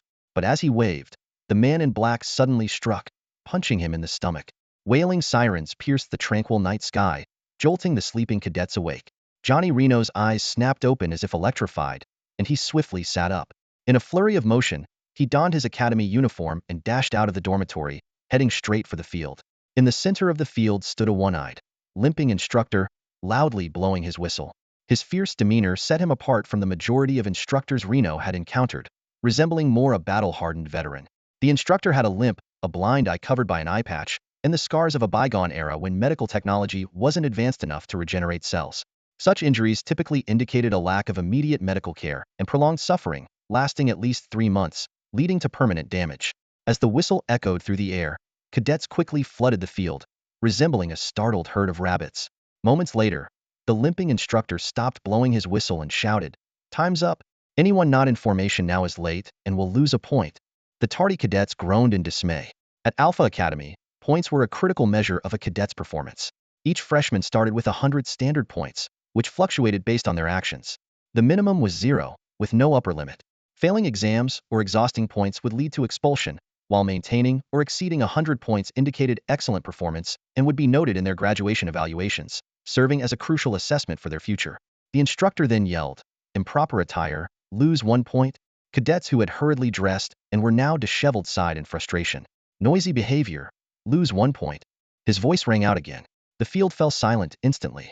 Scanning the crowd with a stern gaze, the instructor continued, "The first to arrive will receive 3 bonus points, the second 2 points, and the third 1 point. Now, I announce the first place, Johnny Reno." Envious and jealous glances were cast toward Reno, but he remained unmoved. Second place, Parlon Sferald. The bald Parlon Sferald puffed out his chest with pride, glaring at Reno with a mix of challenge and resentment. He had been just 2 seconds slower than Reno, which irked him greatly. Third place, Claire Jia. At that moment, numerous admiring eyes turned to the angelic young woman. Reno and Claire exchanged glances and smiled warmly at each other. Since the party incident, thanks to Claire's idea, Reno had successfully driven away the uninvited guests and made them pay a hefty compensation. This incident had infuriated Matthew, but he was helpless. As a result, Reno and Claire had become good friends. Today was physical training class, and the instructor's name was Dandybag. This was their first physical training session, and many had forgotten the notice given out yesterday. In fact, all today's arrangements were detailed in the notice, but some had ignored it or not read it at all. For those who missed the session due to not reading the notice, Dandybag mercilessly declared, "You will be marked as absent, and 10 points will be deducted." According to him, on the battlefield, situations change rapidly, and intelligence won't automatically highlight what is important. Everything must be discovered independently. Cadets who don't pay attention to notices delivered to them would miss more crucial information on the battlefield. "Welcome to my physical training class," Dandybag said in a cold tone. "Today, I will teach you combat. Hand-to-hand combat." Hearing it was hand-to-hand combat, everyone displayed a dismissive look. Observing their expressions, the instructor said, "I know some of you are unimpressed. After all, for future starship captains like you, hand-to-hand combat might seem irrelevant." The instructor's roar echoed across Alpha 3's training ground, his raspy voice grating on every cadet's eardrums. He glared at the group of future starship commanders before him, a mocking smile playing at the corners of his mouth. "Do you think you're something special? High and mighty commanders, lounging in a cozy starship bridge, sipping coffee while casually issuing orders that send foot soldiers to their deaths." His voice dripped with sarcasm. "Wake up, that's just your daydream." His gaze swept across the face of each cadet as he continued to bellow. "A strong body is the foundation for survival in space. A single loose screw can disable a starship's gravity system. One small mistake can disrupt the entire life support system. You need more than just a sharp mind. You need a strong physique to handle any emergency." He paused, letting his words sink in. Then, shifting his tone slightly, he began to explain the importance of individual combat skills. "I hope you never have to use these skills," he said, his voice softening a bit. "But even in this high-tech interstellar age, boarding actions and mech combat are unavoidable. As commanders, you must be able to quickly assess the enemy's strength. This is not just about your survival. It's about the outcome of the entire battle." His words struck the cadets like heavy hammers, gradually making them understand the importance of their training, dispelling their initial resistance. However, there were always a few unruly ones. Just as the instructor finished his speech, a disdainful laugh broke the silence. Who laughed? The instructor's face darkened instantly, his gaze cutting through the crowd like a knife. A freckled boy swaggered forward, meeting the instructor's eyes without a hint of fear. "Combat skills might be useful for mechs, but for us future captains, they seem pretty pointless." The instructor didn't explode in anger. Instead, he gave a knowing smile. Limping slightly, he approached the boy and suddenly pulled a gun from his waist, shoving it into the boy's hand. "Hold it," he commanded. The boy hesitated but instinctively took the gun. In that instant, the instructor moved with lightning speed. He grabbed the boy's wrist, diverting the gun away from himself, and with a deft twist, disarmed him. Next, the instructor pulled the boy into his grasp, driving his knee into the boy's abdomen, forcing him to double over. Finally, he leapt and smashed his elbow into the boy's back. The entire sequence was fluid, showing no sign of the instructor's injury. When he finally stopped, the boy lay on the ground, his spine shattered. The instructor looked down coldly at the boy writhing in pain, his voice devoid of any pity. What I just demonstrated are the basic hand-to-hand combat moves you'll be learning next. This example clearly shows that in certain situations, facing armed threats, combat skills can save your life. He scanned the room, his gaze a warning to all. A big thank you to this cadet for his demonstration. The freckled boy was taken away. In the 75th century, medical technology is so advanced that as long as a person is still breathing, their life can usually be saved. However, this scene revealed the instructor's brutal side to all the trainees and made them deeply aware of the severe consequences of provoking him. The lesson was like a heavy hammer, instantly waking up these rebellious young people. The once unruly troublemakers became well-behaved overnight, and no one dared to challenge Dandybag's authority. Every command from the instructor was executed without question, and the trainees didn't dare slack off in the slightest. When Dandybag ordered them to run 10 laps around the kilometer-long track, no one dared to object. Under the scorching sun, a group of trainees ran with all their might, their clothes soaked with sweat. Despite their legs feeling as heavy as lead and their throats parched as if on fire, not a single person dared to slow down. Reno felt his strength rapidly draining, and every step became increasingly difficult. Yet, driven by the instinct to survive, he mechanically moved forward, his consciousness beginning to blur. When the whistle finally blew, he didn't immediately register it. The trainees collapsed to the ground, groaning in pain. However, their suffering was far from over. Dandybag, dragging his lame leg, came over and furiously ordered everyone to stand up. Some were already exhausted, unable to comply. The small-statured Lachi lay on the ground, gasping. "I really can't get up, even if you kill me." The instructor sneered, pulled out an old-fashioned pistol, and aimed it at Lachi's head, pulling the trigger. The bullet whistled past Lachi's ear, the hot air making him break out in a cold sweat instantly. "What a pity! I missed," Dandybag said, feigning regret, and aimed the gun at Lachi again. Terrified, Lachi immediately jumped up. The instructor was relentless, giving Lachi 10 seconds to run. At Reno's shout, Lachi snapped out of his daze and turned to flee. Dandybag coldly counted down, while raising his gun to aim at the escaping Lachi. Just as he was about to pull the trigger, Reno rushed forward, grabbing the instructor's arm and lifting it. The gun went off with a bang, and the bullet still hit Lachi in the distance, nearly blowing his arm apart. Blood instantly soaked Lachi's sleeve, and everyone watched in horror, unable to believe what had just happened. He screamed as he fell, emitting loud wails. The medical team was already prepared, and the ambulance swiftly arrived. They carefully placed Lachi into the rescue pod. The sudden turn of events left all the trainees in shock, standing frozen in place, their eyes wide with disbelief. Reno was equally stunned, his gaze shifting between Lachi and Dandybag. "You actually fired the gun," he said incredulously. Dandybag responded with disdain. "Oh, I thought you all would have realized this before that scarred face." With that, he kicked Reno in the chest, sending him flying. "But seriously, you had the guts to try and stop me. Impressive." He aimed his gun at Reno once more. Reno's eyes widened as he stared at Dandybag. The air seemed to thicken, and everyone's hearts were in their throats. The limping instructor chuckled. "Oh, scared now? If you are, you can beg me for mercy." Reno remained silent, glaring fiercely at the limping instructor, his eyes filled with anger and defiance. Seeing this, Dandybag sneered. "What? Think staying silent will help you? Fine, since you're so brave, I'll give you a chance. If you can pass my test, I'll let you live." "Pass the test?" The other trainees exchanged puzzled looks, not understanding what this sudden test entailed. Dandybag didn't elaborate, merely glaring at Reno with a threatening smirk. The murderous intent on his face left no doubt that if Reno's response displeased him, he wouldn't hesitate to pull the trigger. Reno stared at Bager's menacing grin, contemplating his next move. Suddenly, he acted decisively, grabbing Bager's arm, twisting it, pulling back, and then kneeing forward. It was the same sequence of moves Bager had used earlier to incapacitate the freckled student.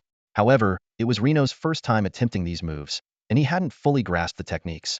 He grabbed the wrong spot, failed to twist Bager's arm effectively, and his pull didn't bring Bager close enough, causing the knee strike to miss. The limping instructor didn't bend over or expose his back, making the final elbow strike impossible. Crucially, the gun remained in Bager's hand. With a simple flick of his wrist, Dandybag broke free from Reno's grip, and his right hand aimed the gun at Reno's head once more. Reno's movements came to an abrupt halt, as if someone had hit the pause button. Everyone was stunned, watching the scene unfold in disbelief. Only Dandybag kept his gaze on Reno, a strange light gleaming in his single eye. His shoulders began to shake, and suddenly, he burst into laughter, doubling over with mirth. Then he raised his gun and fired. Bang, bang, bang, bang. The rapid gunshots made every trainee's heart race. Some even closed their eyes in fear. When the gunshots ceased, they opened their eyes to see Reno standing unharmed. It turned out that Dondi Bager had fired into the air. Dondi Bager slowly lowered his arm and said, "Correct answer. Correct answer?" As soon as instructor Crippled Bagger's words fell, the training ground plunged into silence. The cadets exchanged puzzled glances, and for a moment, no one responded. Suddenly, a gleam appeared in Parlongsfield's eyes. He muttered to himself, "So that's the issue? I see. The instructor had taught us how to deal with armed opponents earlier, and Reno actually applied it." He turned to Reno, admiration in his voice. "Amazing, Reno. Did you remember it after just one lesson?" Crippled Bagger's voice boomed across the training ground like summer thunder. "Remembering isn't important. What's important is being able to use it. A few combat moves aren't hard to memorize, but the challenge is applying them in practice." He looked around, his gaze sharp, in the eyes of others, in the eyes of the headmaster, and in your own eyes. You're students of the Naval Academy, future captains. But in my eyes, you only have one identity: soldiers. Bagger's voice grew more resolute. As a soldier, courage is more important than knowledge. Action is more important than words. Willpower is more important than steel. And what you can do is always more important than what you can remember. He paused and continued. "I know many of you might disagree with me, thinking my views are outdated, relics of an ancient era. But unfortunately for you, since I was invited to be your instructor, I will stick to my principles. I don't care what skills or specialties you have. Here, you follow my rules." Turning to Reno, a hint of approval in his eyes, he said, "You've done well. Though your moves were off and full of mistakes, at least you had the courage to confront me. Take this." He tossed the now empty gun to Reno. Reno caught it, bewildered. "This is..." Bagger chuckled. "A little gift for you. You can practice your shooting skills when you have free time. Even though captains don't necessarily need to be sharpshooters, I prefer captains with real combat abilities. If you don't want it, you can throw it away." With that, Crippled Bagger commanded loudly, "Form up." The cadets quickly assembled. Bagger scanned the lineup coldly. A bunch of useless trash, cowardly and incompetent. With such little courage, you dare dream of commanding starships across the galaxy. The Academy can teach you knowledge, but it won't teach you bravery. That's my job, to show you how to become real men, real captains. His tone softened slightly. "Consider yourselves lucky. There's at least one or two of you who are decent. In honor of Reno, you get a 5-minute break." With that, Crippled Bagger turned and left. The cadets exchanged relieved looks, only relaxing once Bagger's figure disappeared from view. Exhausted, most of them collapsed to the ground. Even Reno felt a wave of dizziness and almost lost his balance. "Hey, Reno, good job." One cadet gave him a thumbs up. "Way to go, Reno." Another cheered.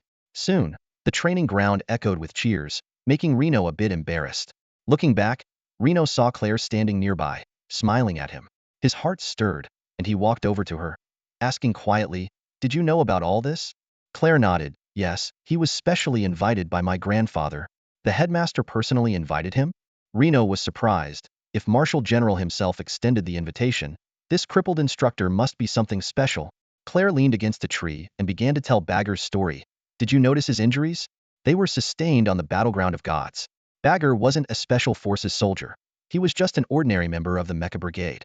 During a ground mission, they encountered the God Clan and a fierce battle ensued.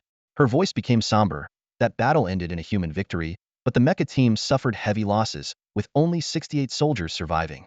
Bagger was one of them, seriously injured. He lost his eyes and leg during that fight. With all medics killed, his injuries received only the most basic treatment and couldn't be fully healed. Claire continued. "The worst part was, even though the God Clan was defeated, they then encountered the Ark Swarm.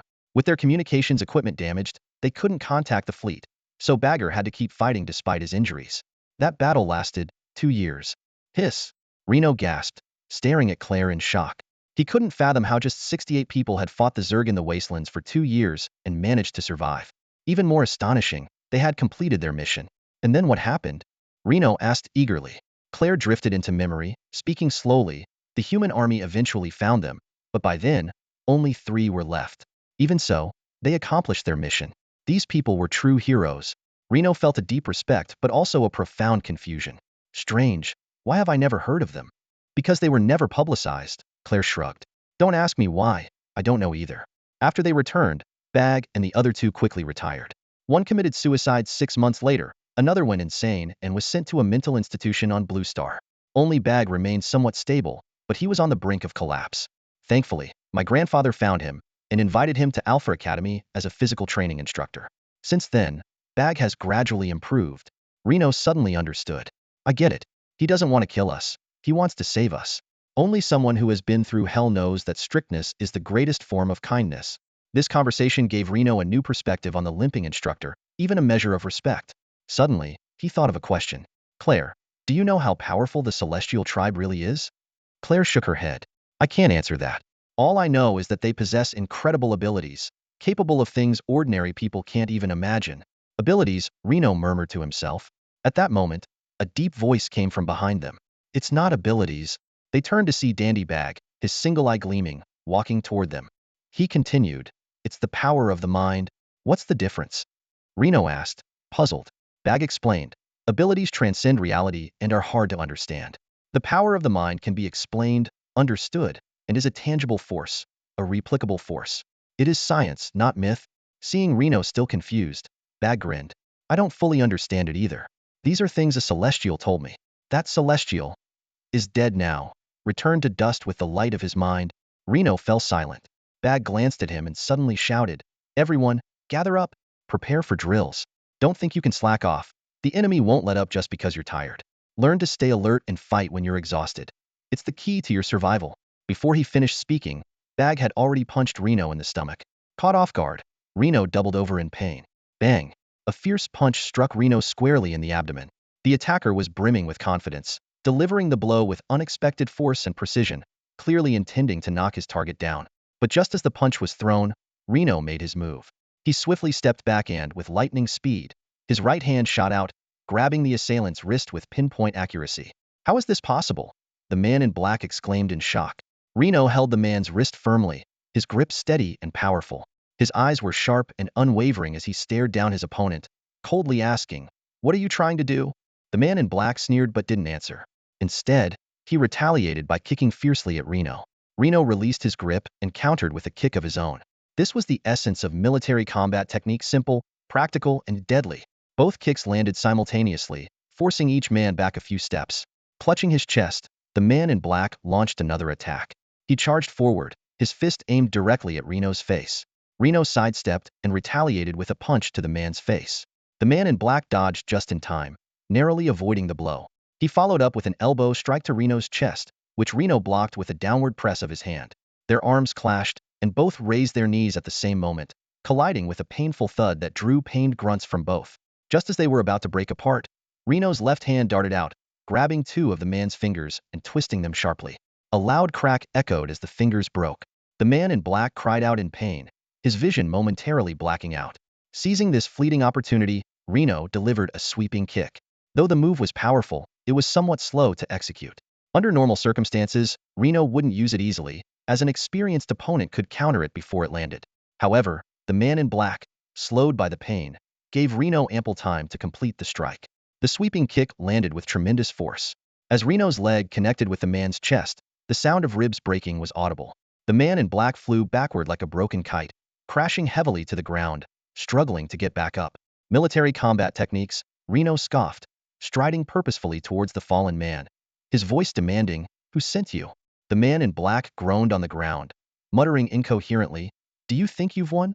Reno paused, puzzled. Suddenly, he felt a tight grip from behind. Another man in black had emerged from the shadows and grabbed him from behind. At the same time, two more figures appeared at the mouth of the alley, sprinting towards Reno. Seeing the two men closing in, Reno made a quick decision. He threw his head back sharply, smashing it into his attacker's face. Blood spurted from the man's nose, and he instinctively let go. Reno seized the moment, using his arms to throw the man into one of the oncoming assailants. The two collided and tumbled to the ground. Without hesitation, Reno charged at the remaining man. His right fist shot out like lightning, the knuckle slightly protruding. The punch landed squarely on the man's brow, knocking him to the ground. However, the first man Reno had knocked down was already back on his feet, delivering a powerful punch to Reno's ribs. Though the blow was strong, Reno only winced slightly. He quickly countered, lifting his elbow and slamming it into the man's head. The precise hit caused the man to roll his eyes back and collapse, unconscious. The fight wasn't over yet. The two men who had been knocked down were back on their feet. One of them lunged at Reno, grabbing his arm tightly and shouting, "I've got him!" This time, he kept his distance, learning from his earlier mistake. The other man, the one whose nose Reno had broken, charged forward with a roar. "You're going to pay for this." He aimed a vicious punch at Reno's abdomen. The punch left Reno dazed, the pain nearly causing him to black out. The man in black wasn't satisfied, pulling out a long, retractable baton and striking Reno's head. He didn't activate the electric current, mindful of his companion still holding Reno. The blow split Reno's scalp, blood streaming down his face.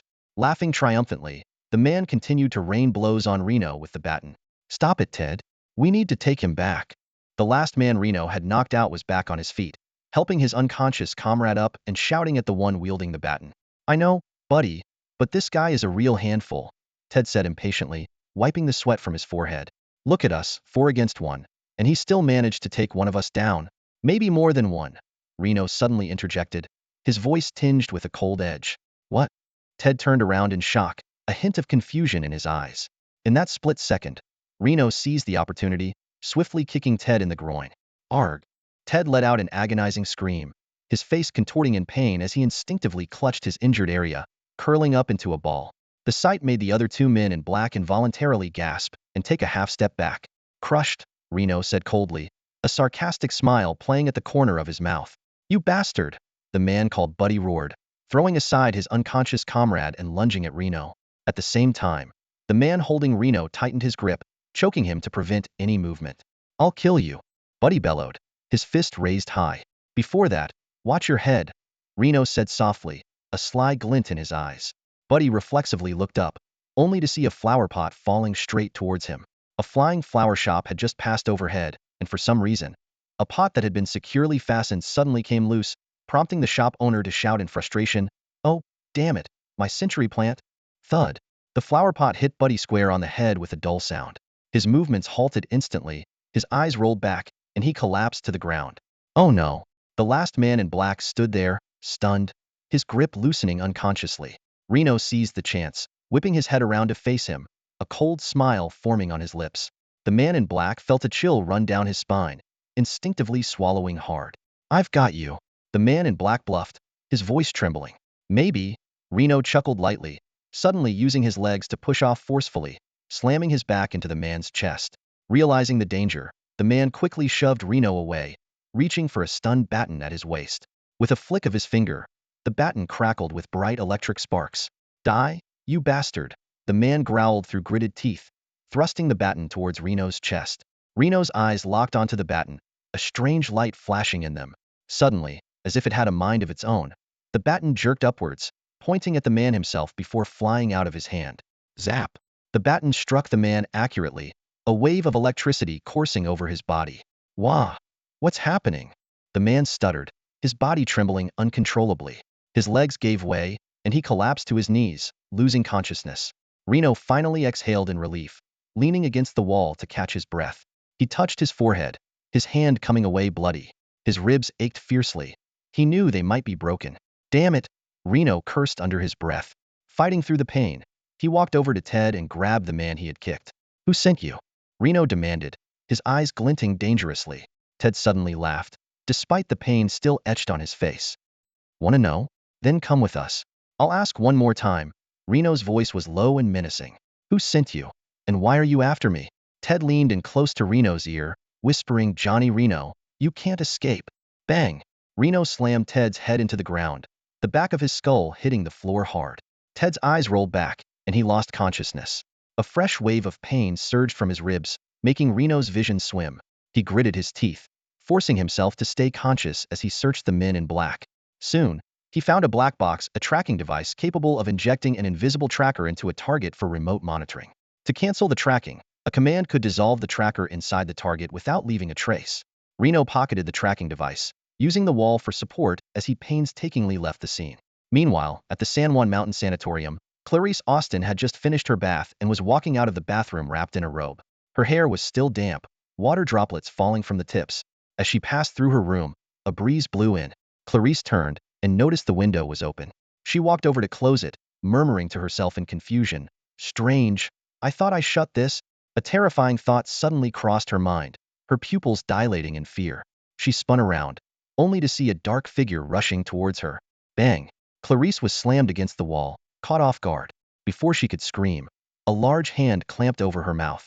Driven by instinct, she delivered a fierce knee strike to the attacker's abdomen. However, the person only grunted and held her firmly in place. "It's me," a familiar voice whispered. Clarice squinted and saw that it was Renaud.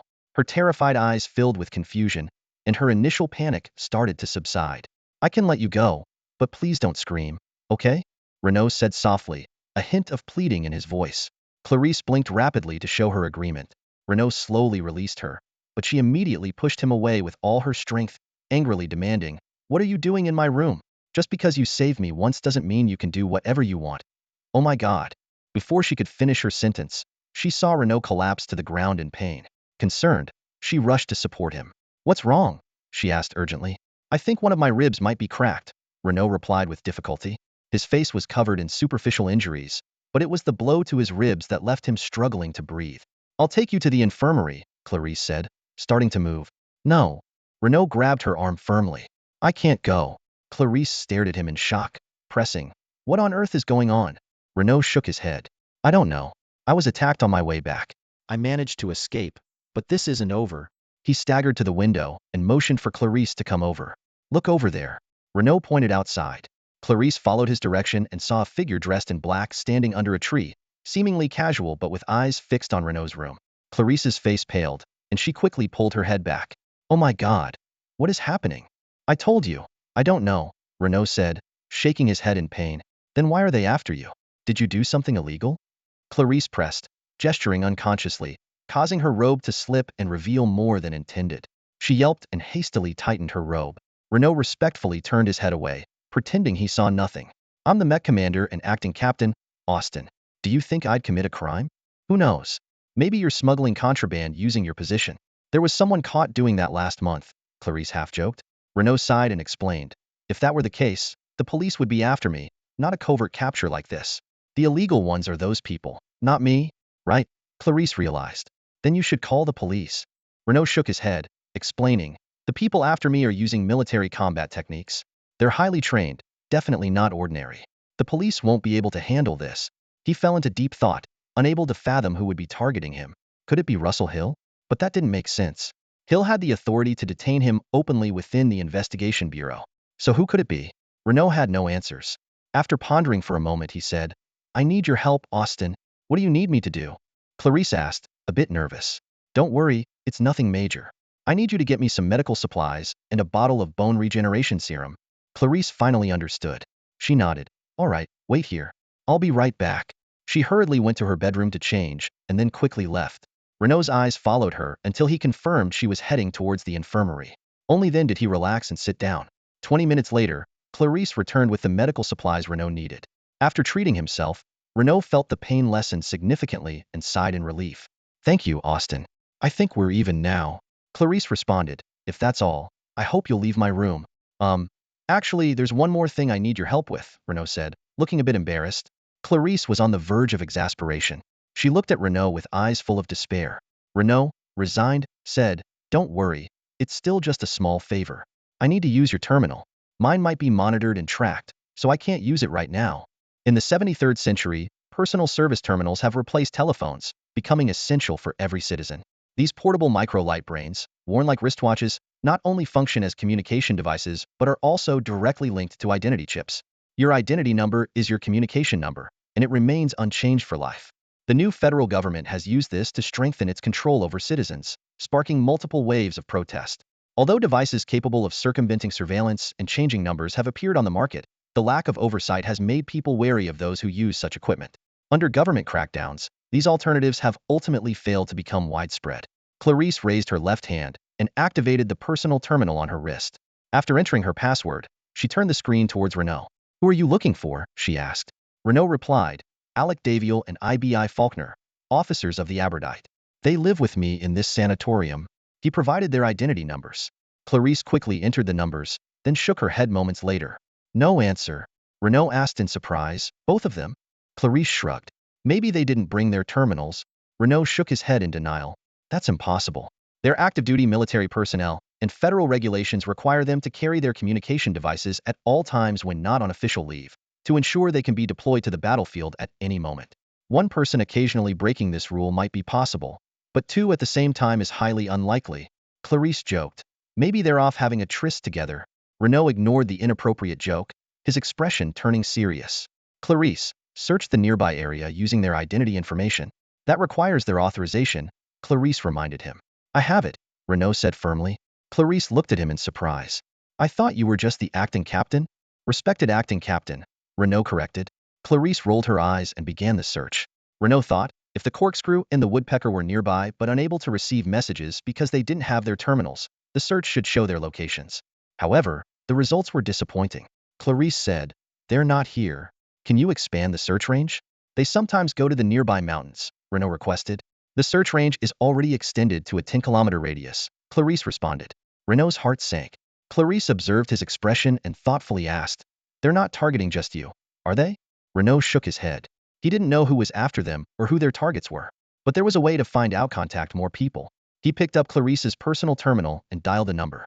This time, someone answered. Who's this? A sweet voice came through. Claire, are you all right? Renaud asked in a low voice. I'm fine. What's going on?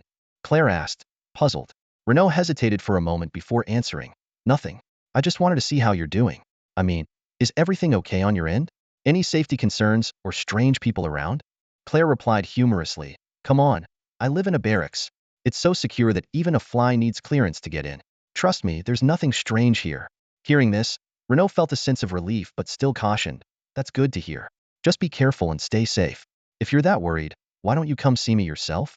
Claire suggested. Renaud was taken aback. Claire continued, Renaud, I miss you. Renaud froze. From the other end, Claire's voice still came through. Renaud, are you there? Taking a deep breath, Renaud answered, yes, I'm here. Claire, you're right. Why don't we meet up? But I can't leave right now. I need you to come to New Darwin. All right. Tell me where you are, and I'll come find you, Claire responded decisively. Click. The call ended. Clarice looked at Renaud in shock.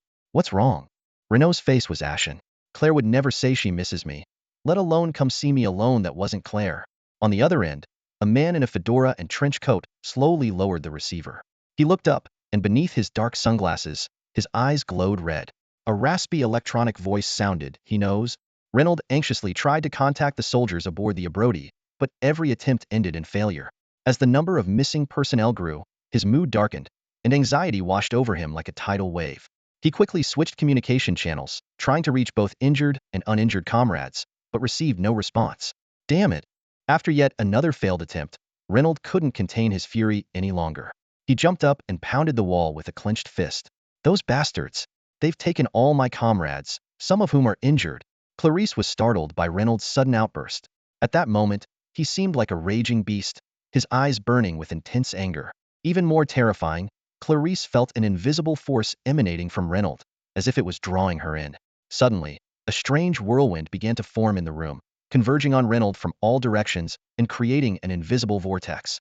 Clarice felt her body being pulled uncontrollably and screamed in terror. Renaud. Her scream was like a thunderclap, jolting Renaud out of his rage. The force that had been gathering around him suddenly exploded outward, releasing a powerful shockwave from his body. Clarice screamed as she was thrown against the wall. Clarice. Renaud rushed over to help her up. Clarice, still shaken, looked at Renaud and asked in a trembling voice, what just happened? Renaud glanced down at himself, shaking his head in confusion. I don't know. They exchanged bewildered looks, both feeling an overwhelming sense of disbelief. At that moment, a strong sense of unease surged through Renaud. He stood up abruptly and glanced out the window. The black-clad men who had been waiting idly suddenly seemed to receive some sort of command. They activated their terminals and began speaking in hushed tones, occasionally glancing in Renaud's direction. Renaud quickly pulled back and grabbed Clarice's hand. What are you doing? Clarice exclaimed. They intercepted Claire's terminal and tracked me down, Renaud explained as they hurriedly moved. We need to get out of here before they arrive. But what does this have to do with me? Clarice asked sharply. They're after you, not me. Because I used your terminal, Renaud replied swiftly. They probably think you're involved with me. Clarice's face turned pale. What does that mean? Renaud shook his head. I don't know. I'm not sure who they are or why they're doing this. But I'm certain they don't have good intentions, and we can't afford to trust their sense of morality. Maybe we can explain? Clarice suggested hesitantly. I have nothing to do with this. Renaud stopped and looked back at her. The moment you lent me your terminal, you got involved. Oh no. Clarice moaned in despair.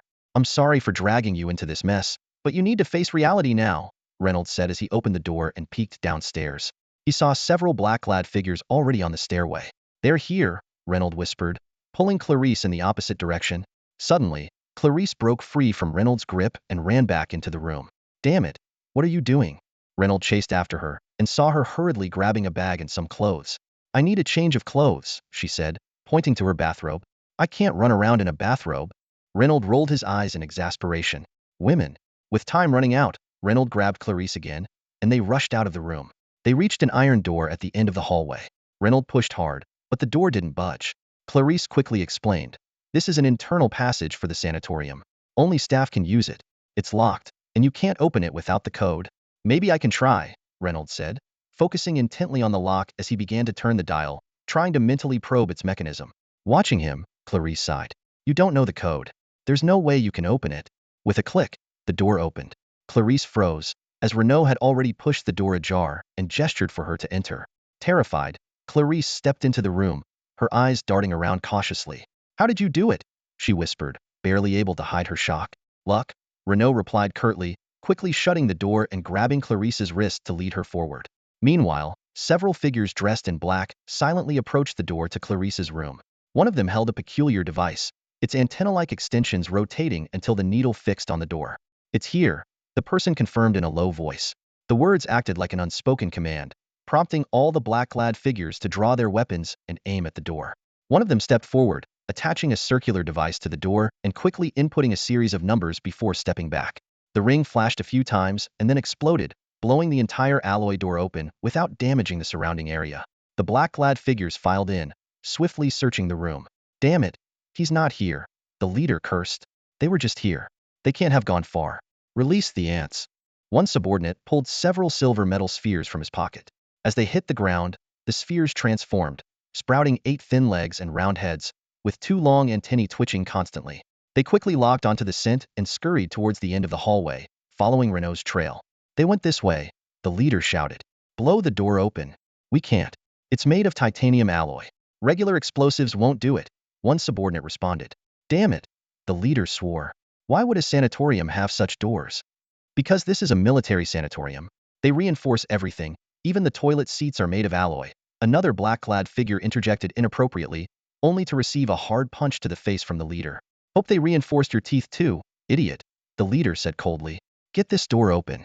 A technician stepped forward, placing a mercury ant on the lock. The silver liquid seeped into the lock mechanism as the operator activated the decoding device. It's a multi-layered lock. It'll take at least 35 seconds to crack, the operator reported. The leader's face darkened, his eyes flicking between the stairs and the lock. He didn't have the ants, and he couldn't have known the password. How did he open it? I don't know. It seems our target is more troublesome than we thought. The leader pondered briefly. Where does this door lead? Downloaded the sanatorium layout. This door leads to the parking lot.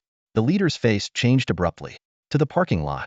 They rushed to the stairwell, only to see a flying car taking off outside the window, leaving a trail of white smoke. Damn it, the leader roared. Clarice finally relaxed, seeing that the black-clad figures hadn't caught up. Suddenly, she lashed out at Renaud. It's all your fault. You brought this trouble. Renaud silently took the blows, focusing on piloting the flying car. Clarice, exhausted from hitting him, collapsed beside him, covering her face in despair. After a long silence, she spoke. They're not gangsters, are they? Renaud nodded. Then who are they? Renaud pondered for a moment. Can't tell for sure, but they're well-trained and highly organized. They must belong to some secret agency. So, they could be agents or something? Yes. Oh, God. Clarice groaned, smacking her forehead. Seeing her reaction, Renaud sighed. Don't worry, I'll get you to the city. Once we're there, find the nearest police station, explain what happened, and apply for judicial protection. You'll be safe soon. But didn't you say it's hard to explain? I only meant those black-clad figures can't be trusted. I didn't want you to take unnecessary risks. But with the police, you still have a chance to clear things up. Hearing that there was still a chance for her to escape, Clarice's tone noticeably lightened. She turned to Rainer and asked, Aren't you going to seek help from the police? Rainer shook his head. They can't solve your problem. So, what are you planning to do next? Clarice pressed. Rainer just smiled without answering. Clarice quickly realized that if the police got involved, they would definitely question her. At this moment, pretending to know nothing might be the wisest choice. So, Clarice said no more, quietly leaning back in her seat as Raynor drove the hovercar forward. She rested her head on her hand, gazing out the window. Raynor remained silent, focused on driving. The car fell into a rare moment of tranquility. After a long silence, Clarice broke it. Earlier, in my room, do you know what really happened? She was referring to the mysterious force that had thrown her against the wall. Raynor replied, you know, captains usually have some pretty good equipment, but sometimes these gadgets can malfunction, causing some minor accidents. Nice lie, Clarice said, still looking out the window, not turning her head. If you'd thought of that sooner, you might have fooled me. Raynor chuckled.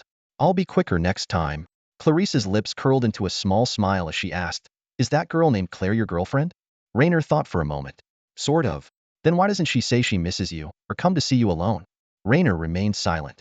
Clarice understood and waved her hand dismissively. If you're weaving a lie, you don't need to answer. I'm very sorry, Raynor said apologetically. You've apologized enough for one day, Clarice retorted, clearly annoyed. Raynor could only offer a wry smile. Suddenly, Clarice remembered something and quickly moved toward the back of the car. What are you doing? Raynor asked. I need to change clothes. Clarice pointed to the bathrobe she was wearing. From Raynor's angle, he could catch a glimpse of what was beneath the bathrobe. His heartbeat quickened, and he silently activated the window tinting feature, making it impossible for outsiders to see inside the car. I promise I won't look back, Raynor said, even though there was no partition in the hovercar. Clarice flipped up the rearview mirror. You didn't promise that. Raynor burst into laughter. Clarice moved to the back seat and began changing. Although Raynor only had to turn his head to see her naked body, for some reason, Clarice chose to trust his promise. The rustling sound of clothing reached Raynor's ears, stirring his imagination. His heart raced, and his thoughts wandered. Momentarily distracted, he almost collided with a nearby vehicle, managing to brake just in time. But the inertia caused the car to lurch forward. Clarice let out a startled cry, tumbling forward, her bare chest momentarily flashing before Raynor's eyes. He was momentarily stunned, and Clarice let out another cry, quickly retreating. Men always find ways, don't they? Clarice glared at him fiercely. Damn it, I swear it wasn't intentional, Raynor defended himself. Don't expect me to believe you again. Clarice snapped, angrily putting on her clothes. Raynor could only sigh, his mind replaying that brief, vivid scene. The hovercar continued its journey in silence. Finally, they arrived above the new Darwin City police station. Raynor found a parking spot and descended. Clarice stepped out of the hovercar. So, goodbye, Clarice said to Raynor. I'm really sorry for dragging you into this mess. Raynor apologized once more, sincerely. It's all right. Life's gotta have some excitement, Clarice shrugged, pretending not to care. She waved goodbye to Raynor and turned towards the police station. Austin, Raynor suddenly called out. What? Clarice turned back. If something bad happens, if someone forces you to reveal my whereabouts and you have no other choice, you can give them an address. Voyager Hotel. Voyager Hotel? Clarice looked at Raynor in confusion. Is that a fake address? It's a place that will keep you safe. Just make sure you have a good excuse and don't give it up easily. Got it. Clarice nodded and walked away. Watching her leave, Raynor remained silent, opening a small black box by his side. A red light on the box flickered gently. Clarice took a deep breath, finally recounting the entire story to the female officer at the new Darwin Police Department. She felt a wave of relief, but the skeptical look on the officer's face made her heart tighten. If I heard you correctly, the officer said slowly, her eyes scrutinizing, you're saying a starship captain was being chased, ran into your room for help, and you had just finished showering at the time? Clarice hurried to clarify, yes, but that's not the point. I'm not reporting sexual harassment. Her voice was somewhat rushed, fearing a misunderstanding. The officer remained unmoved and continued. Then you saw a man in black downstairs, and you believe he was following the captain? It's not what I believe, Clarice corrected. They caught up later. To be precise, a few more men in black showed up, and we ran before they could reach us. The officer squinted, a hint of sarcasm in her tone. So, from start to finish, those people never actually made contact with you, correct? Clarice opened her mouth but was momentarily speechless. She took a deep breath and finally answered, yes. Then she raised her voice, urgently defending herself. But they were definitely after us. My friend was injured at the time, and he couldn't reach anyone. They were hunting him. For God's sake, it's all true. The officer shrugged, her expression still indifferent. I'm not saying you're lying, but clearly, even if everything you said is true, there's no evidence proving those people were attacking you. Maybe it was all just your imagination? Clarice felt a surge of anger and couldn't help but raise her voice. You can't just dismiss everything I've been through as imagination. Or do you need to see my body lying on the street to finally say, oh my God, she was telling the truth yesterday? The officer replied nonchalantly, If that were to happen, your body would be secretly disposed of, not lying on the street. Clarice's face turned pale instantly. Seeing this, the officer chuckled and tried to reassure her. Don't worry, I was just saying. How about this? I'll contact the San Juan Mountain Asylum and check on their situation. She picked up the phone on the desk and dialed. Clarice visibly relaxed a bit. She recalled the sound of the door being blown open during their escape, thinking that the officer's call would quickly uncover the truth. She leaned back in her chair, lost in thought. Perhaps she was reminiscing about her amusing times with Reno, savoring the thrill of the chase, or imagining recounting this adventure years later. A subtle smile appeared on her face. She didn't notice the officer, who was on the phone, casting a curious glance at her. A moment later, the officer put down the phone and asked, "Your name is Clarice Austin?" "Yes." Clarice nodded in confirmation. The officer shook her head, her tone flat. "The San Juan Mountain Asylum told me they have no record of a Clarice Austin." Clarice stood up abruptly, shouting in disbelief, "That's impossible. They're lying. I was there just an hour ago." The response came from the asylum's director. The officer replied calmly. Clarice felt a chill run through her. "No, no. This can't be." She instinctively grabbed the officer's hand, pleading, "I was really there." Hey, don't worry." The officer gently pulled her hand back, her tone softening. "Maybe there's been a mistake. Let's take a moment to calm down with a cup of coffee, and then we can go over everything slowly." She stood up and walked over to the coffee machine, pouring a cup of coffee. She then took a paper bag from nearby, tore it open, and poured some white powder into the cup. She brought the cup back and placed it in front of Clarice. "Drink up." Clarice took the coffee but didn't drink it immediately, looking at the officer with suspicion. The officer smiled and explained, "I added some sedative.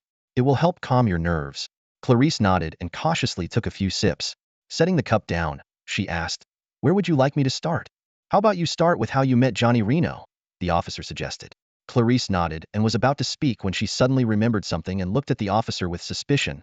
"I mentioned Reno, but I never said his name was Johnny Reno." The officer continued to smile at her. Clarice felt a cold chill spread through her entire body. She wanted to get up and run, but found herself completely powerless, her vision darkening and blurring. The female officer's face appeared to grow and shrink in her sight, and her voice became distant and indistinct. Clarice tried to reach out for something, but ultimately collapsed to the ground. When she woke up again, Clarice found herself in a pitch-black space. She screamed in terror, "Hello? Is anyone there? Help me," but was met only with empty echoes. Overcome by fear, she burst into tears, her sobs echoing all around her. Suddenly, a loud noise shattered the silence. A blinding light appeared before Clarice, and she squinted for a while to adjust. When she opened her eyes, she saw she was in a vast, empty room. Light emanated from the walls, and apart from her, the room was completely empty, with no visible doors, as if she were sealed inside a giant eggshell. A stern voice filled the room. "Your name?" "What?" Clarice asked, startled. "State your name," the voice commanded. "Clarice Austin," she replied, trembling. "Your relationship with Reno?" "I have no relationship with him," Clarice shouted. "Please, let me go." "Where did he go?" "I don't know." Clarice began to cry again. "I've already told the police everything I know. Why don't you believe me?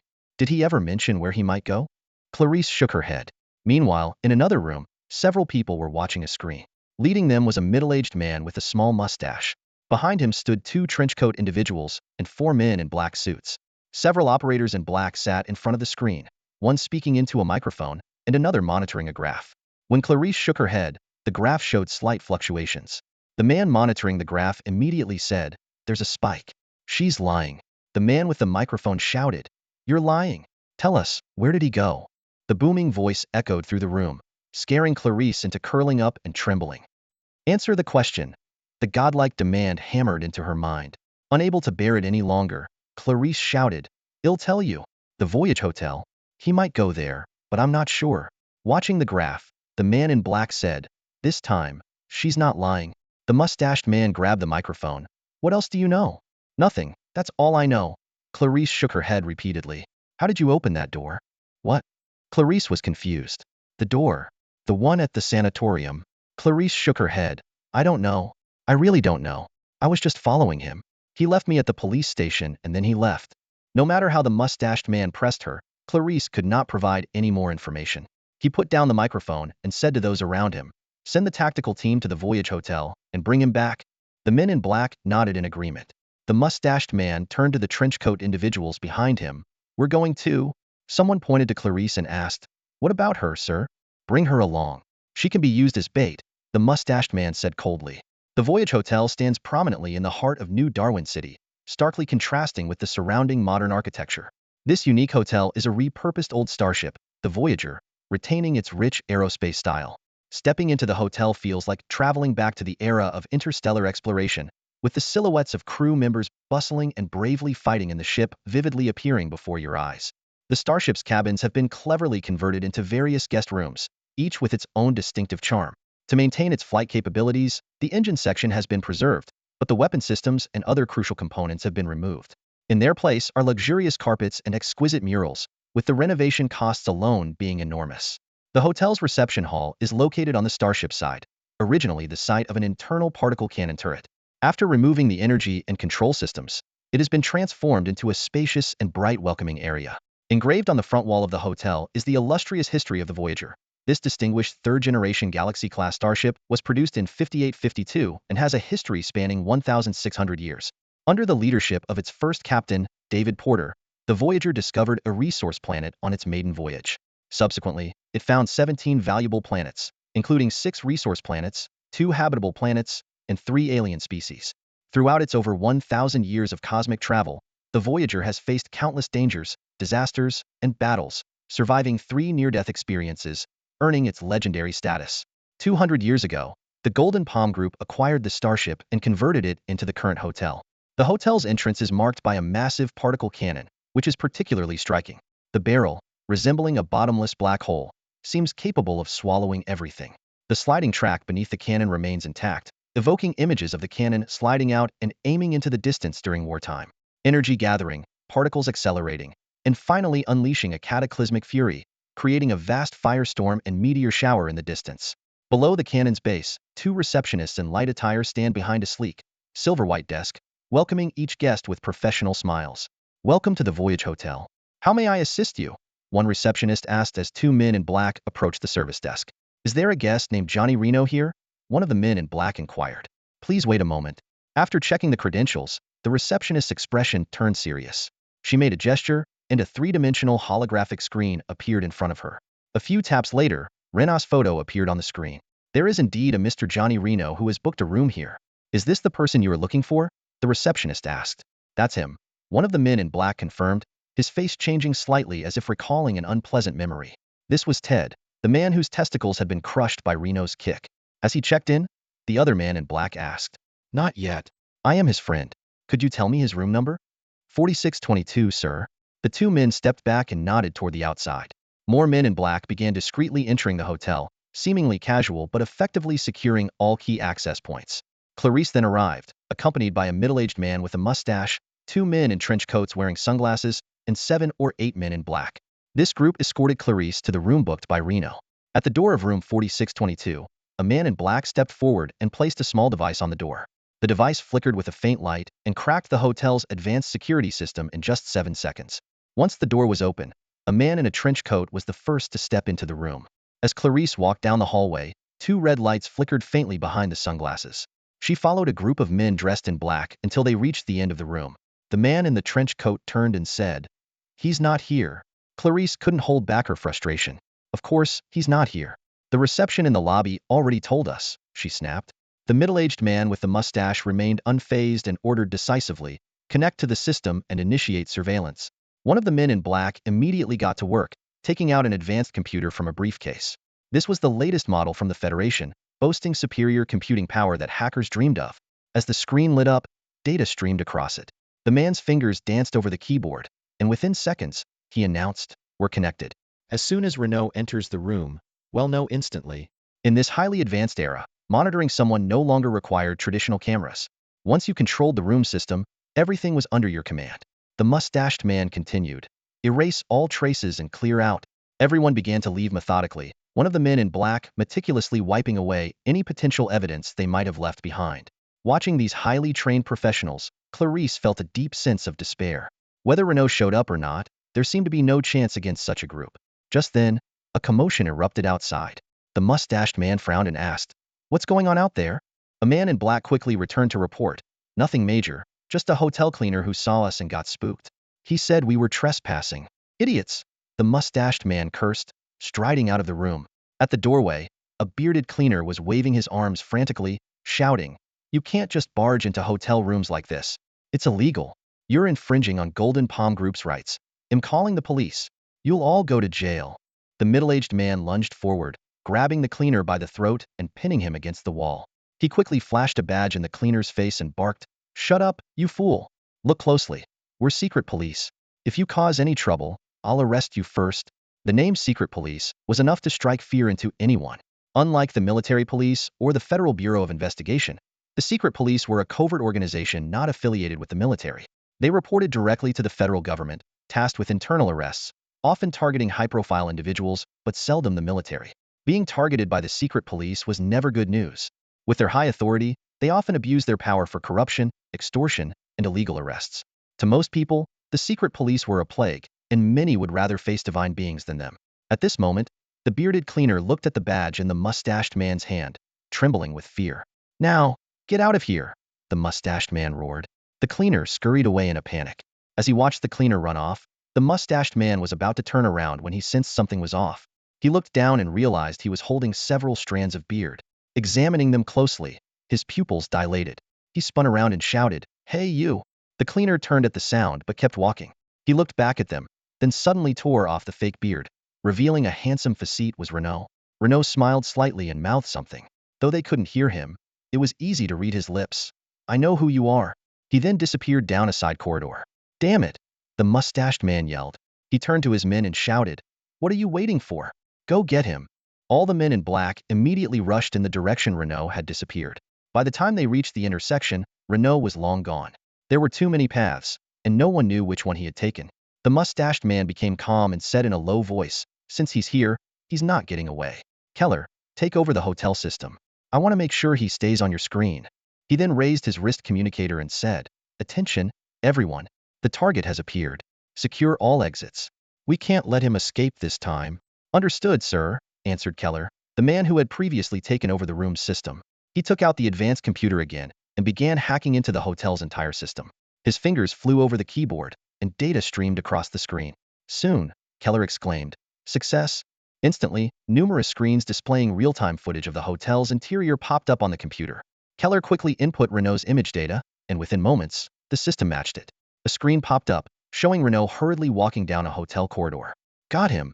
Keller shouted excitedly. "Send his location and path to everyone," the mustached man ordered. "Already doing it," Keller responded swiftly. All the men in black checked their devices, which now displayed a map of the hotel, along with Renault's real-time location and movement path. "Nice job, man." One of the men in black patted Keller on the shoulder. "Of course, I'm a professional," Keller replied smugly. "Let's go catch this guy," the mustached man commanded, and everyone immediately headed towards Renault's last known location. "Sir, what about this woman?" one of the men in black asked, pointing to Clarice. The mustached man didn't even turn his head. "Let her go. She's useless now." Except for Keller, who stayed to operate the computer, the others all pursued Renault. Clarice was left standing there, feeling completely ignored and at a loss. On the screen, Renault seemed to realize he was being tracked. He looked around and suddenly started running. "He's fleeing, moving from corridor 4 to corridor 5. Path updates are being transmitted in real time," Keller reported calmly. Watching Renault's frantic escape on the screen, Keller smiled confidently. "You have nowhere to run, little mouse." On the hotel surveillance screen, a thrilling chase was unfolding. A swarm of men in black surged toward Les Nuits from all directions, while Les Nuits kept changing his route, trying to evade capture. However, no matter how he dodged, the distance between him and the men in black continued to shrink. Keller sat leisurely in a corner of the hotel, his eyes fixed on the screen as the target's position kept changing. His fingers moved nimbly across the terminal, transmitting the latest intel to his teammates in real time. He hummed a cheerful tune, as if enjoying a spectacular show. Suddenly, Keller felt a gaze on him. He looked up to find Clarice still standing there, quietly watching him. "Why are you still here?" Keller asked, somewhat surprised. Clarice crossed her arms and replied coldly, "I'm free now, aren't I? What I do is none of your business." Keller shook his head, a hint of disdain in his voice. "Foolish woman, don't think I don't know what you're worried about. But it's useless. He'll be caught soon. Or maybe you'll let him slip away again," Clarice retorted bluntly. "Want to see us fail? You'll be disappointed." "We're professionals," Keller sneered. "Professionals at hunting your own people?" Clarice pressed on. "What did he do to make you go to such lengths?" "That's none of your concern, woman," Keller replied coldly. At that moment, The surveillance footage showed a man in black reaching the corridor where Lei Nua was, ready to intercept him from the front. Keller's face lit up with a smug smile, as if he could already see Lei Nua trapped and desperate. However, the next scene left Keller stunned. Lei Nua continued running forward, and the man in black acted as if he didn't see him, letting him pass by while staring confusedly at his own terminal. "Hey, what are you doing?" Keller couldn't help but shout. The man in black on the screen immediately responded, "Damn it, Keller. Your intel shows the target is in this corridor, but I see nothing." "Are you joking? He just ran past you." Keller yelled in frustration. "I didn't see anything," the man in black insisted. Keller was about to say more when two more men in black reached Lei Nua's location, only to react the same way, completely ignoring Lei Nua. One even stood directly in Lei Nua's path, yet Lei Nua passed through without any hindrance. He went right through. Keller's heart pounded as he grabbed his hair, shouting in disbelief, "Oh my God!" In the footage, Lei Nua kept running, weaving through a growing crowd, but he moved like a ghost, passing through them effortlessly as he sped down the hotel corridor. "What the hell is going on?" A man with a mustache demanded angrily, staring at the terminal as Lei Nua's marker brushed past them. Keller, trembling, replied, "It's a decoy. He recorded his escape route in advance. We've been fooled." "But that means he had to upload the recorded footage to your terminal first to sync with our live feed. How did he do that?" "Damn it, he's a mech commander, not a hacker." The mustached man cursed furiously. Keller frantically fiddled with his terminal, shaking his head. "I don't know. I'm checking, but I can't find any signs of intrusion." "Professional, huh?" Clarice muttered, unsurprised by the situation. After all, Lei Nua had personally told them the hotel's name. Suddenly, the mustached man had a revelation. "Maybe he didn't hack your terminal at all?" "Keller, think from another angle. Maybe he hacked something else." Keller froze, finally realizing.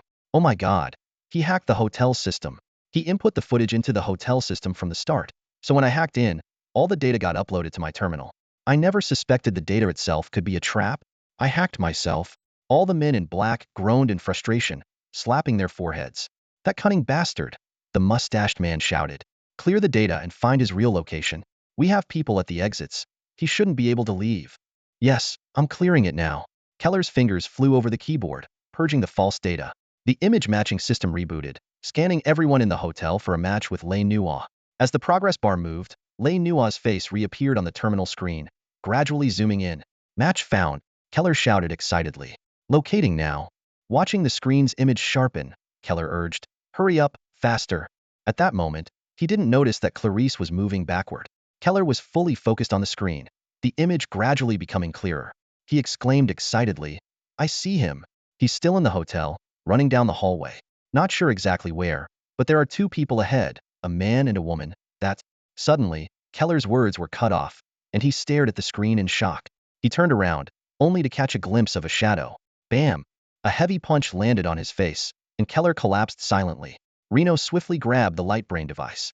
The next moment, his face appeared on everyone's terminal, and his voice rang out clearly, "Welcome aboard the Voyager." The mustached man groaned in despair. "Oh no!" The communication was cut off, and the screen went black. He roared in anger. "Bastard! He tricked us!" Turning to the others, he shouted, "What are you waiting for? Go catch him, all of you." The men in black sprang into action, rushing towards Reno's location. Reno put away the invader light brain and turned to Clarice, saying casually, "Hey."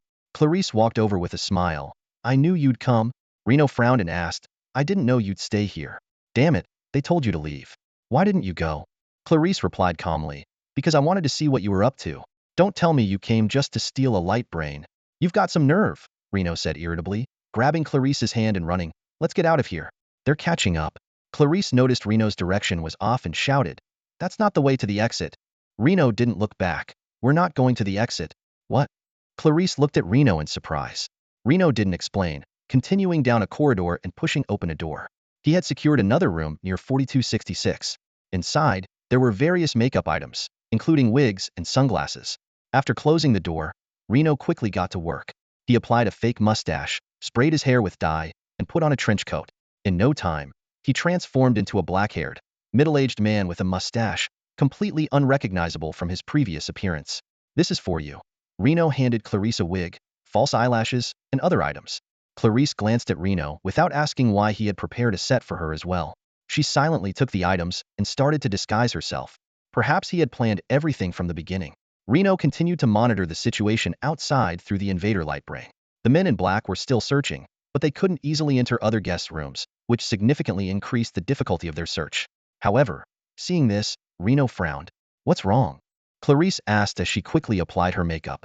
Reno pointed at the screen. The search is very orderly. They hardly disturb anyone. Isn't that a good thing? Clarice was puzzled. Reno shook his head. It means their actions are authorized, so they have to follow the rules to avoid any unnecessary trouble. You mean, they're officially authorized to arrest everyone on the Abrodi? Not just abusing their power privately? But why? That's exactly what I want to find out. Reno's face darkened with a fierce determination. Soldiers who risked their lives for the country should not return only to be hunted by secret police. He couldn't accept this outcome and would get to the bottom of it, but definitely not in a secret police interrogation room. Clarice had finished changing. Her once neat short hair was now a loose long wig, and her face was pale, making her look like a heavily pregnant woman. Reno had stuffed a pillow under her clothes. Once they were ready, Reno supported Clarice as they left the room, looking like an ordinary couple. They walked slowly down the corridor, with the men in black still searching for Reno. At the distant end of the hallway, a man in black appeared, scrutinizing the couple suspiciously. Reno kept his head down, pretending to be concerned for his wife, and whispered, "Walk slowly, don't be afraid." Clarice leaned on Reno's shoulder, perfectly playing the role of a pregnant woman relying on her husband. They walked past the men in black and continued forward. Reno could feel their scorching gaze burning into his back like a brand, but his steps remained steady, and his heartbeat stayed calm. As a soldier who had faced battlefields and brutal slaughter, such a scene was not enough to make his blood boil. Surprisingly, Clarice also remained exceptionally composed, her heartbeat only slightly quickening. Her resilience was beyond expectation. Suddenly, the sound of a gun being cocked echoed from behind. Reno didn't turn around. He just glanced over his shoulder as if startled. The reaction was perfect, not indifferent, yet not overly tense. Seeing this, the man in black holstered his gun. Satisfied that there was no immediate danger, Reno turned back and guided Clarice onward. They moved through the corridor, and Reno quickened his pace. Clarice followed closely, whispering, "Where are you going now? We've already tricked them." "I'm not planning to just leave," Reno replied as he walked. "I need to know why they're doing this." "But didn't you already capture one of them?" Clarice asked. "Capturing the captain and the entire crew of a starship is no small feat. The underlings won't know much. It has to be the boss," Reno explained. Taking down the small fry was just for this. He raised the datapad in his hand, confirming Clarice's earlier suspicion. "What do you need it for?" Clarice asked, puzzled. Reno smiled. "Control systems. I'm not a hacker. Getting the surveillance footage into the hotel was the best I could do, so I need his help." Clarice, astonished, pressed on. "But even if you control a hotel system, what good will it do? Are you planning to defeat the secret police with it?" Reno's face suddenly lit up with a mysterious smile. "Hotel system? No, it's the starship system." As he spoke, they arrived at a large door. Reno pushed it open with both hands, and it swung wide. Before them was a vast hall filled with an array of instruments. Reno strode in, standing in the center of the hall, and announced loudly, "Welcome aboard the Voyager." Clarice walked into the command center, her curiosity piqued. The sight before her was breathtaking. This was the very heart of the Star Voyager, with complex equipment adorned with multicolored indicator lights surrounding her. At the center, a massive viewport revealed a bustling metropolis outside, with countless flying cars weaving between skyscrapers. "Oh my God!" Clarice exclaimed. "I thought everything here had been dismantled." Reno explained as they walked. "A lot of it was. But Golden Palm Group originally wanted a starship capable of interstellar travel, so they kept the core functions intact. The life support, gravity, and energy systems are all interconnected. Tampering with one affects them all. Most of the equipment couldn't be moved." As he spoke, he connected the invader's brain to a piece of equipment. Instantly, the entire command hall roared to life. Every light came on, and the systems began humming. The whole starship vibrated slightly, and the engine's rumble became audible. "Are you saying they didn't modify the starship?" Clarice asked in disbelief. "How is that possible? The federal government wouldn't allow an unmodified starship to be used commercially. Bribing officials can accomplish a lot," Reno replied calmly. "Of course, it's not entirely unmodified. The weapon systems were completely removed, and what's left is just for show. Other aspects were tweaked, but nothing major." Clarice approached the equipment console, seeing the command center of the starship for the first time. Standing there, she felt as if the starship was heading into the vast cosmos. However, reality quickly pulled her back. "But without weapon systems, how do you deal with them?" she asked, turning to Reno. Before Reno could answer, the door burst open. Two hotel security guards charged in, pausing momentarily upon seeing Reno and Clarice before shouting, "Hey, you two! Don't move!" One of the guards reached for his stun gun. In that instant, Reno's finger flicked. A spark of electricity shot from the ceiling, striking the guard reaching for his gun. He collapsed instantly, eyes rolling back. The other guard barely had time to react before Reno's fist connected with his face, knocking him out cold. Retracting his fist, Reno smiled slightly. Dealing with them doesn't require weapons. Meanwhile, a man with a mustache was storming down the hotel corridor, fuming as reports from his subordinates came in. "Not here. Nothing on this side. No sign of them here either. Damn it. It's like he vanished. And his girlfriend's missing too." Each update was more frustrating. Unable to accept the situation, the man with the mustache roared, "He can't have just sprouted wings and flown away. We must have missed something. He took Keller's brain, boss. We can't monitor everything. Even if there's a slip-up, we wouldn't notice," a secret police officer responded. "Then go to the hotel security center. They should still have surveillance footage. Did you forget we hacked their system? Their footage is all fake. Those idiots are lucky if they even notice something's wrong. Then hack back in. Take Keller there and regain control." The man with the mustache was nearly hysterical. "And inform the hotel staff that we're taking over. That would mean revealing our identity. Then reveal it. Do you think we can keep this under wraps any longer?" he shouted. "I don't care about the consequences. Just find them." Hanging up the communicator, he turned to the man in the trench coat beside him and muttered, "I've had it with these idiots." Two men in trench coats stood silently to one side, saying nothing. Following the orders of the man with the mustache, the men in black abandoned their low-key, secretive search tactics and began a high-profile, aggressive hunt. They kicked open hotel room doors, searching each room and herding terrified guests out for inspection. In this sudden raid, not everyone was cooperative. A half-naked, overweight man sitting on a bed roared in anger, "I am the executive director of the LAR Group. You can't treat me like this. I'll sue you." A man in black sneered as he pulled back the blanket, revealing a young woman curled up underneath. Raising an eyebrow, he remarked, "Interesting. This girl who looks no older than 16 surely isn't your wife. Are you sure you want to report me?" The fat man's face turned ashen, and he shakily pulled a stack of federal bills from under his pillow, pleading, "Please, don't say anything." The man in black pocketed the money with a grin. "I love this job." He then walked out of the room, continuing his search. Similar scenes played out throughout the hotel. The secret police ransacked every corner without restraint, seizing any opportunity to line their own pockets. However, their greed and brutality made them oblivious to the looming danger. One man in black entered a room filled with iron cages, housing various animals awaiting slaughter. He walked past the cages, covering his nose and complaining, "This place stinks." Suddenly, a dark shape slammed against a cage, growling lowly and startling the man. He squinted and saw it was a wolf. Sneering, he pulled out an electric baton. "You think you're tough?" He jabbed the baton through the bars, sending the wolf into convulsions with a painful yelp. The man in black smirked, retracting the baton and continuing forward. He had only taken a few steps when he heard a click behind him. Spinning around, he saw the wolf's cage door had somehow opened. The wolf stood up, eyes blazing with vengeance. "Damn it!" the man cursed. Before he could react, the wolf lunged at his throat like an arrow. In a split second, he raised the baton again, pressing it hard against the wolf. The air filled with the sizzle of electricity and the smell of burning fur as the wolf finally collapsed. Breathing a sigh of relief, the man muttered, "Stay down, will you? Damn it, I'm going to complain to this hotel. How could they let a wolf loose?" No sooner had the words left his mouth than a series of unlocking sounds echoed through the room. His face turned pale as he watched the iron cage doors swing open, releasing various wild beasts that now stared at him hungrily. "Oh, crap!" he groaned in despair. Meanwhile, in another part of the hotel, a short and stout man in black was patrolling the entertainment hall, his gaze sweeping over the guests. Suddenly, an angry curse shattered the calm. "Damn it!"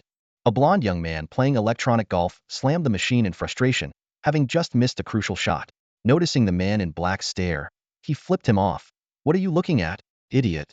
The stout man in black clenched his jaw, veins bulging on his forehead, but turned away to leave.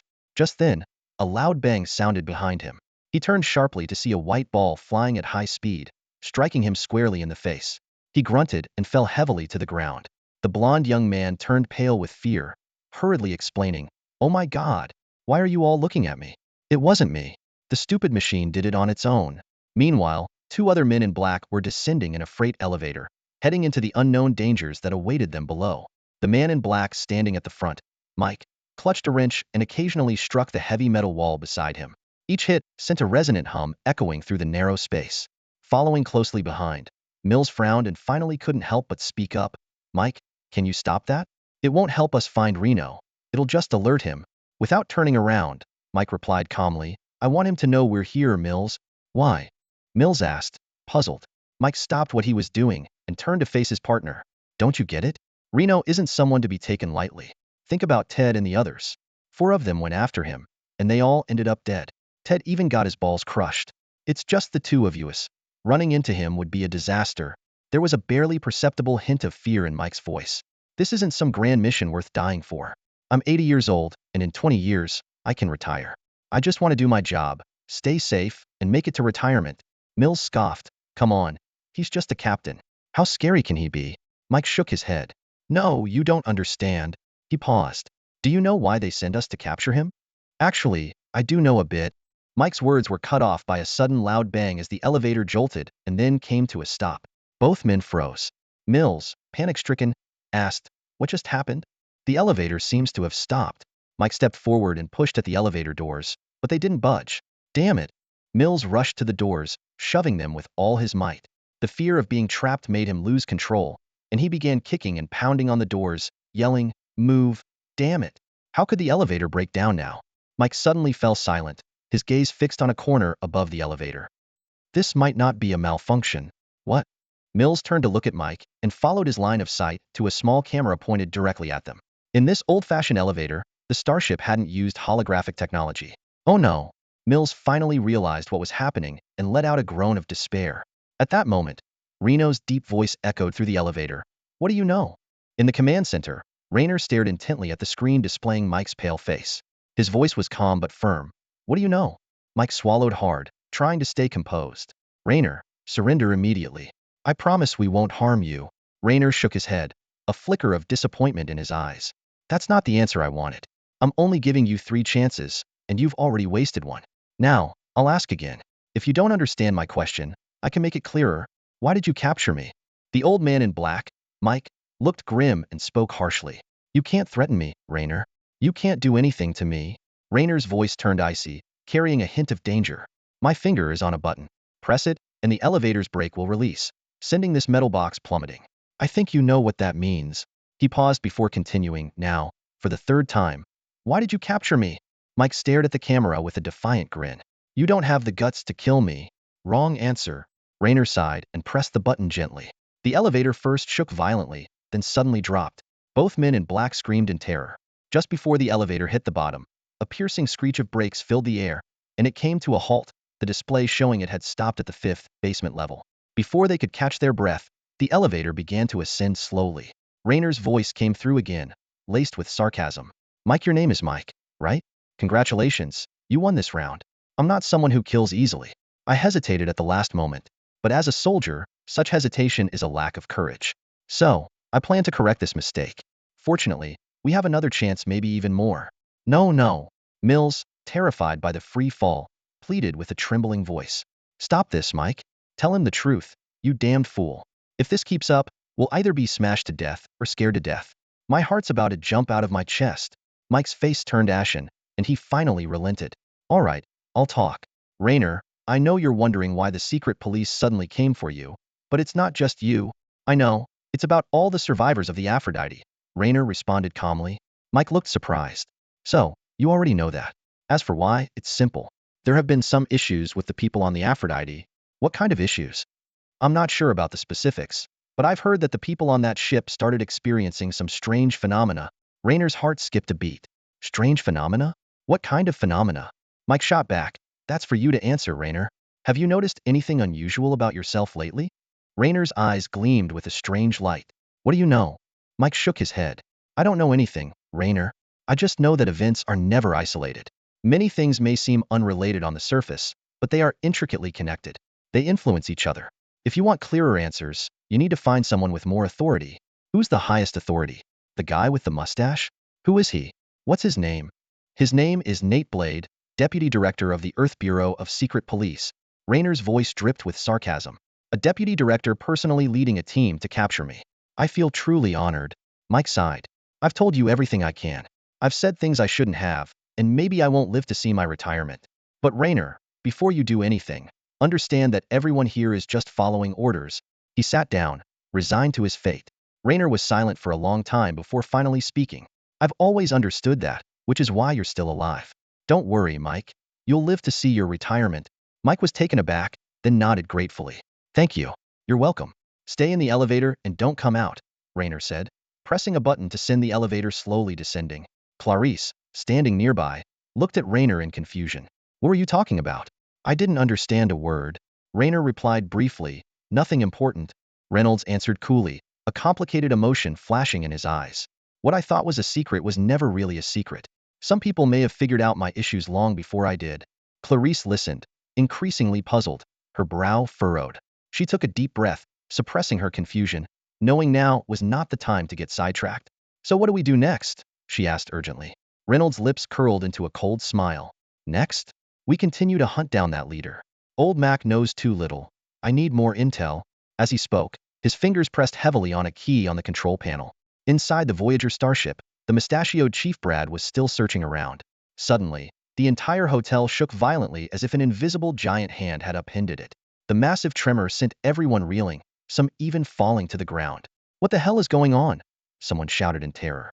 No one had an answer, but everyone felt the ground beneath them start to tilt. A man in black standing at the hotel's edge looked out the window, seeing the scenery outside leveling with him. His terrified voice echoed through the terminal to everyone. Oh my God, it's capsizing. Brad's realization hit him hard, and he roared, Reynolds. It's Johnny Reynolds. He's taken control of this damned starship. He's at the command tower. Wasn't this place already modified? Why is the command tower still operational?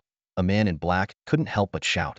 Another man in black replied with a sneer. I heard that the damned merchants bribed the inspectors to keep as much of the starship's original state and functionality as possible. Looks like it's true. With enough money, many obstacles can be bypassed. Damn those corrupt officials. All the secret police cursed in unison. Never before had they felt such hatred for corruption. Chief Brad barked, enough talk, everyone to the command tower now. Understood. The secret police responded and started rushing towards the command tower. But after only a few steps, a cold female voice suddenly echoed throughout the starship. Warning, warning, the starship's self-destruct sequence has been activated. The vessel will self-destruct in 10 minutes. All personnel, please proceed to the escape pods immediately. This sudden warning was like a bomb, instantly plunging the entire Voyager hotel into chaos.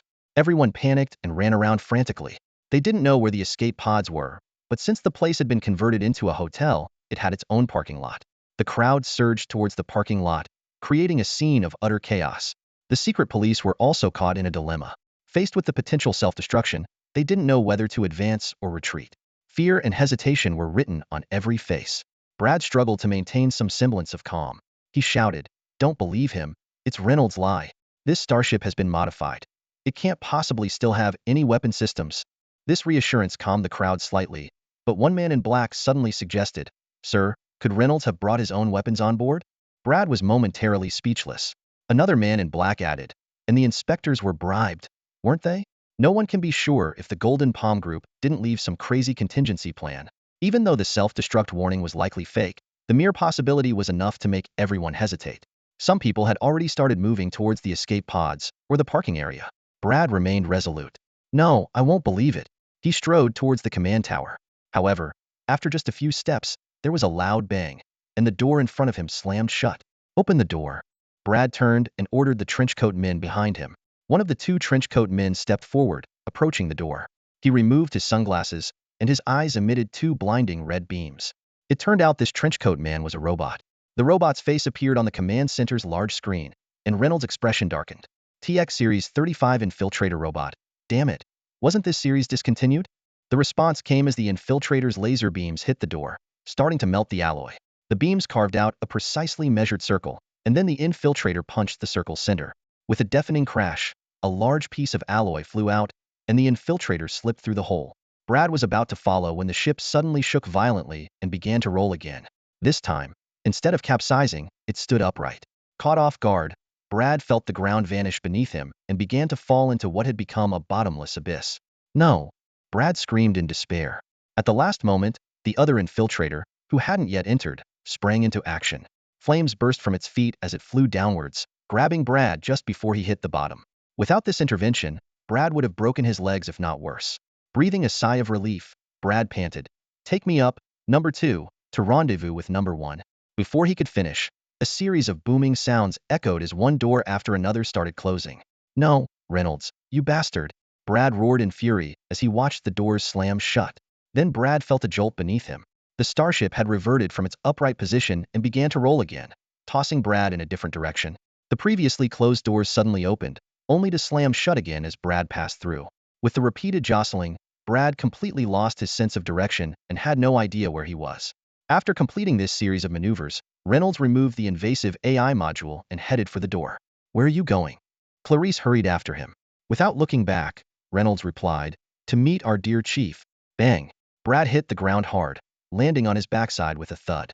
Even with the protection of the infiltrator, the continuous jolts left him dizzy and disoriented. He blinked rapidly, trying to clear the haze from his vision, and slowly regained his bearings. Looking around, Brad found himself in a massive chamber. Pipes crisscrossed like the veins of a giant dragon, intertwined with various wires, and stretched into the unseen depths. The occasional rumbling from the pipes indicated that the machinery was operational. Although unsure of his exact location, Brad guessed he was in some sort of energy or power room. His mind raced. If those jolts were intentional by Rayner, then ending up here must also be part of his plan. But why? The answer hit him almost immediately. Not far away, a large pipe had the infiltrator robot firmly attached to it, immobilized. Strong magnetic field, Brad muttered, realization dawning. Rayner had led him here to neutralize the infiltrator.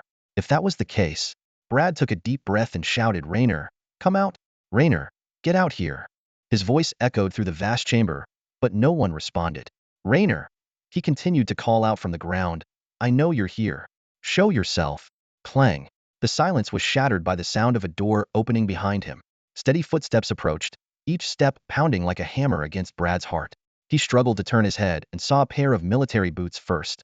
As he looked up, a familiar yet unfamiliar young face came into view. Rayner. Behind him stood Clarice, quietly observing. "Nate, Brad?" Rayner's voice was cold as he spoke the name. Brad chuckled. "Looks like I'm not your first captive, but you'll be the last," Rayner replied, crouching down to Brad's level. "I think you know what I want to ask, don't you?" "Of course," Brad sneered. "Want to know why I captured you?" "Just come with me." Rayner shook his head. "You know that's not what I want to hear." "But that's all you're getting," Brad laughed again. "What are you going to do? Beat me up? Kill me?" Rayner looked at him with pity. "I'm not going to kill you, Brad. But it's not because I'm afraid. When I'm being secretly hunted without committing any crime, there's nothing left for me to fear. The reason I won't kill you is simply because I don't want to become a heartless murderer. It has nothing to do with courage, only conscience." He stood up, slowly pulling out an old-fashioned flintlock pistol. "So, if there's something that requires courage but doesn't test my moral limits, I'm willing to do it." Bang! The gun fired, hitting Brad's thigh with pinpoint accuracy. "Ah!" Brad screamed in agony as blood gushed from the wound, staining his pants red. The excruciating pain caused his body to convulse. "You bastard!" he yelled hysterically. The gruesome scene was too much for Clarice, who covered her face. Rayner crouched again, unhesitatingly plunging his fingers into the bullet hole in Brad's leg, twisting them. The pain intensified, and Brad nearly passed out, screaming, "No, no! If you want the pain to stop, you shouldn't say no. You should say yes," Rayner said calmly. Brad shook with pain but remained defiant. He forced a smile and said, "What are you going to do to stop my pain? Suck my dick?" Rayner's response was swift. He pulled out the gun again and fired another shot, this time directly into Brad's groin.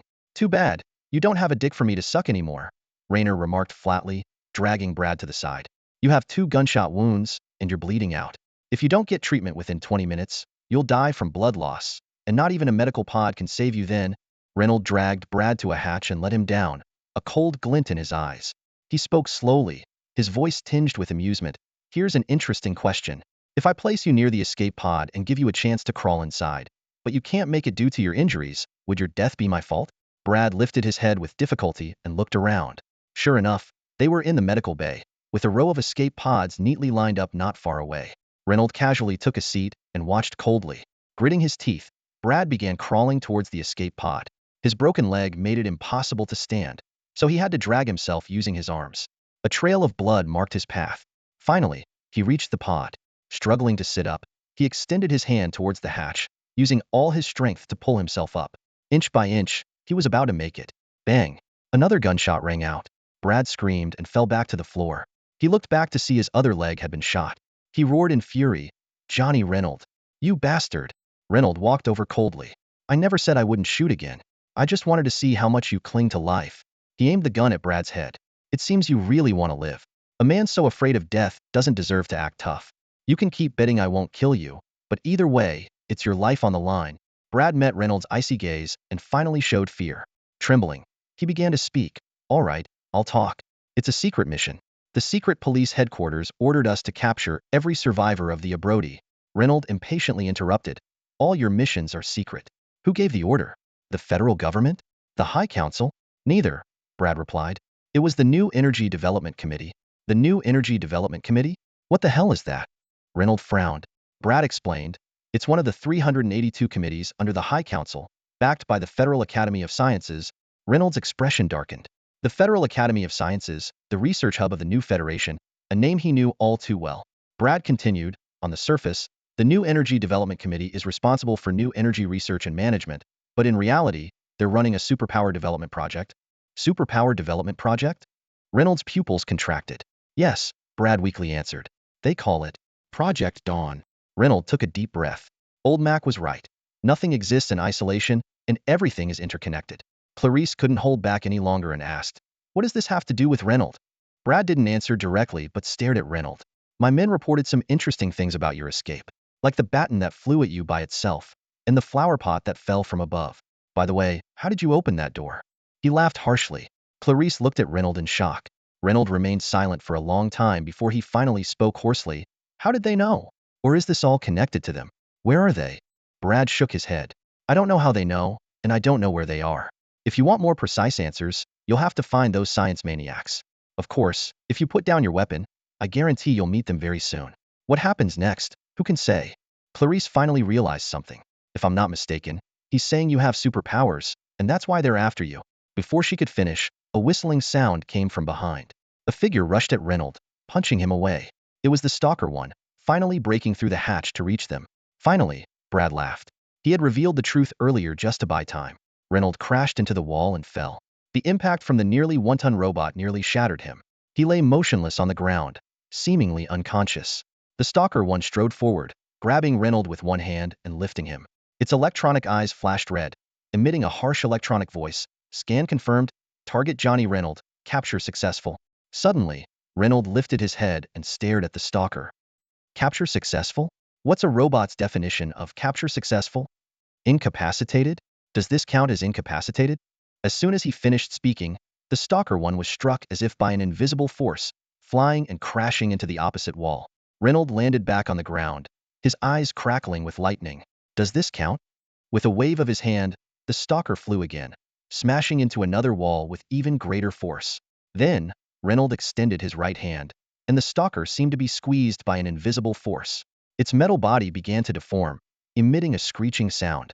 The electronic eyes exploded under the pressure. Circuits broke, and sparks flew. "Oh my God!" Clarice gasped, covering her mouth. Even Brad was stunned. He knew Reynolds might have some special abilities, but never imagined this extent. The stalker continued to be crushed, gradually forming into a metal ball. Reynolds finally let go, all his strength seemingly spent. He collapsed to the ground. He turned to Clarice and said slowly, "Now you know the answer?"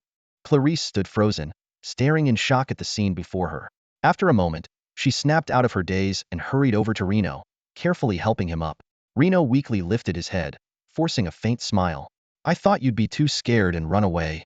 Clarice took a deep breath, trying to steady her racing heart. "I was scared, but seeing you collapsed on the ground gave me some courage. Looks like your powers aren't limitless after all." Reno nodded with difficulty. "I'm still figuring it out." "So, you just discovered you had this power?" Clarice asked. "Yes," Reno replied. "It happened yesterday, and then they came." Clarice frowned in thought. "So, they knew about it before you did?" "Exactly," Reno said quietly. "I think the problem lies with others." At that moment, Reno suddenly remembered Stark's incredible strength, making him immovable even when a strong man pushed with all his might. A terrifying thought crossed his mind. Clarice seemed to realize something too and exclaimed, "Oh my God, you don't think everyone on the Aphrodite is?" Reno gestured with his chin towards Blade. "You'll have to ask him." Blade shrugged, speaking calmly.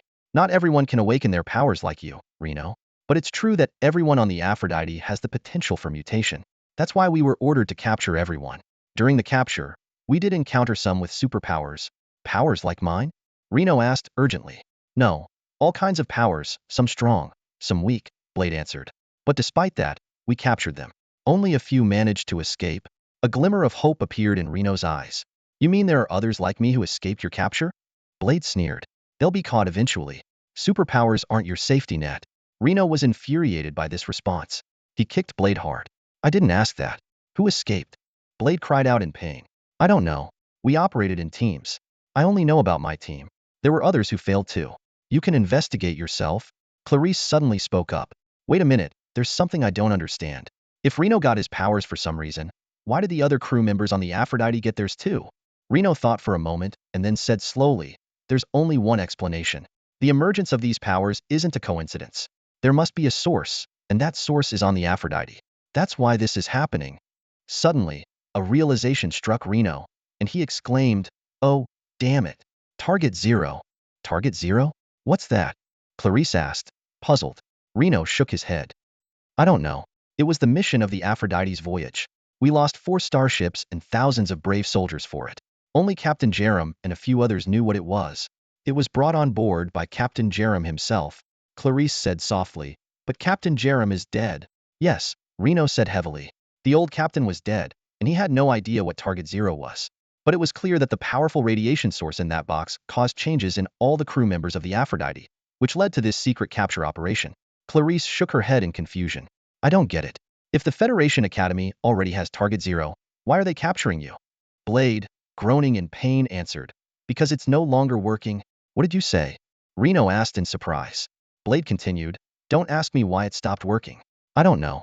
I shouldn't even know this. A friend on the committee told me secretly.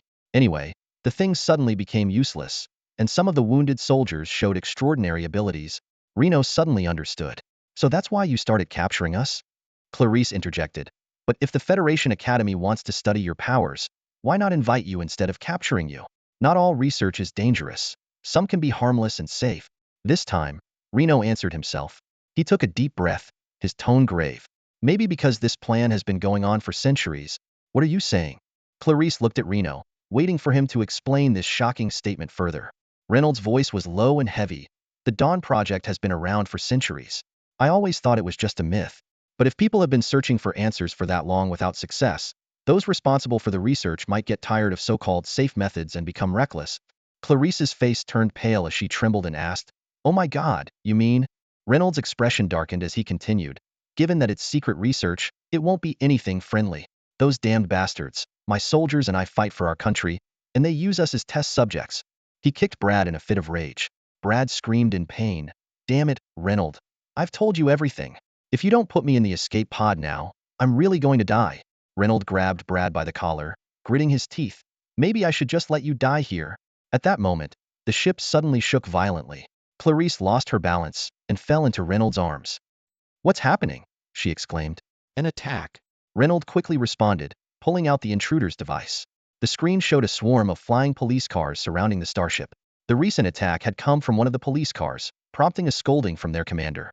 It's the police, Reynolds said, putting down the device. With all that's happened, it's no surprise they're here. Clarice asked anxiously, What do we do now? Reynolds thought for a moment, his eyes falling on Brad. You're lucky, he said, shoving Brad into the escape pod. Then he grabbed Clarice's hand. Follow me. Outside, hundreds of flying police cars had surrounded the Voyager Hotel. Dan Haas, the police chief of New Darwin City, held a megaphone and shouted, Listen up inside. You're surrounded. Drop your weapons and surrender immediately. Receiving no response, Haas put down the megaphone and yelled to the young officer beside him, Get the SWAT team ready. We're going in. The officer, Rawl, hesitated. Shouldn't we wait, sir? We can't be sure the hotel is safe yet. Haas replied impatiently, If you wait for confirmation for everything, you'll never catch any criminals. Following Haas's orders, dozens of fully armed SWAT members emerged from the police cars, hovering in the air with jetpacks. The SWAT leader signaled for the teams to approach from different directions. Don't worry, boss. One of the team members joked. I'll turn whoever's inside into a wimp. The group laughed. Just then, the surrounded starship trembled. Massive flames shot out from its rear, rocketing it skyward. All the police officers and SWAT members stood in stunned silence, watching as the Voyager slowly ascended, climbing higher and higher. Damn it! They all cursed in unison. A SWAT member dumbfoundedly asked, "Do we still go in?" He was met with a fierce glare from his commander. In the command hall, Clarice shouted excitedly, "Oh my God! You really got it moving!" Reynold, seated in the captain's chair, responded confidently, "Of course. Don't forget what I do." "Mech Commander?" Clarice guessed. "No," Reynold corrected with a smile. "Starship Captain." He pressed the acceleration button, and the Voyager roared, breaking through the clouds and disappearing into the sky. The Voyager began its descent after reaching the snowy peaks. This vast mountain range, once known as the Alps, is now part of Earth's fourth natural scenic preservation zone. The spaceship hovered 2 kilometers above the ground, and a flying car slid out from its belly, drawing an elegant arc in the air as it headed towards the distant city. Clarice sat inside the car, her eyes fixed on the focus driver, Reno. She couldn't help but speak up. "I find it strange." "What?" Reno asked, his eyes still on the road ahead. "How did you know I was there?" Clarice frowned. "You couldn't have been waiting at the hotel all the time. But when the secret police came, you were already there and perfectly prepared. You seemed to know their every move." Reno was silent for a moment before he slowly replied, "I implanted a tracker in you, allowing me to monitor your location in real time. I didn't know their movements. I was tracking yours." Clarice's face turned pale instantly. "You tracked me?" she screamed. "Are you saying you anticipated all of this from the start and used me as bait? You jerk." She swung her fists at Reno. Hey, I'm driving. Stop it." Reno dodged frantically, causing the flying car to swerve dangerously and nearly collide with another vehicle, eliciting angry shouts from its driver. Reno struggled to steady the car and shouted, "Clarice, it's not what you think." He grabbed her arm. "I did suspect the secret police might come for you, but it was just a possibility. I'm not one of them. I don't know their operation patterns. I gave you the tracker because I was worried about your safety, just in case. I swear, I never intended to use you." Clarice ceased her attack and stared at Reno suspiciously. "Is that the truth?" "Absolutely," Reno responded sincerely. "You know I couldn't have predicted everything that happened. It's impossible to foresee such events." By this time, the flying car had entered the city, blending into the dense traffic. Reno drove aimlessly, continuing his explanation, "I did consider whether to take you to the police station, but I knew if I took you with me on the run, I wouldn't be able to protect you, and you'd hate me for dragging you into this. I couldn't let an innocent girl suffer unjustly. I had a responsibility to clear your name, so I decided to let you go to the police." He turned to look at Clarice, his eyes earnest. "I wanted those things to never happen more than you did. I know you suffered in there, but that was never my intention. When I found out you were in their hands, I was waiting for you to mention the hotel's name." Clarice murmured softly, "I thought I was a strong and brave woman, but reality proved I was so weak and helpless." "Don't say that, Clarice," Reno comforted her. "You're a good person. Blood and death should never have touched you." "And now?" Clarice asked. "Will they still come after me?" Reno flashed a cold smile. "Don't worry. I promise they won't bother you again." "Why?" Clarice asked, puzzled. Reno's face darkened. "Because they'll have their own problems to deal with first." Seeing the murderous look on Reno's face, Clarice suddenly realized something. She exclaimed, "You're going after them?" "No, Reno, you can't do that. You're alone, and even with superpowers, you can't take them on." Reno shook his head. "No, Clarice, I have to." "Why?" "Because my comrades are still in their hands," Reno replied firmly. "I have to rescue them, but that would be too dangerous for you." Clarice blurted out. Before she could finish, she met Reno's gaze. His eyes were powerful, resolute, as if they could pierce through any obstacle. In that instant, Clarice understood that nothing she said could change Reno's mind. A true captain would never abandon his crew to save himself. The flying car circled in the air before finally landing on the rooftop of a shopping mall. Reno opened the door for Clarice, his voice low. "I'll drop you off here." Clarice stepped out, turning back to look at Reno. Their eyes met, a flood of unspoken words hanging in the air. Clarice shook her head helplessly, taking a few steps back, ready to leave. Just then, Clarice's personal terminal lit up, displaying an unfamiliar number. She answered, puzzled, and a deep male voice came through. "Boss, is that you?" Reno's body tensed, and he almost instinctively shouted, "Stark." Despite the distance, Stark heard him on the other end. He let out a hearty laugh. "It's good to hear your voice again." Reno quickly jumped out of the car, moving to Clarice's side and taking the terminal. "Stark, are you all right?" "Yes, I'm fine, boss," Stark replied. "Damn, I tried contacting you yesterday but couldn't reach you.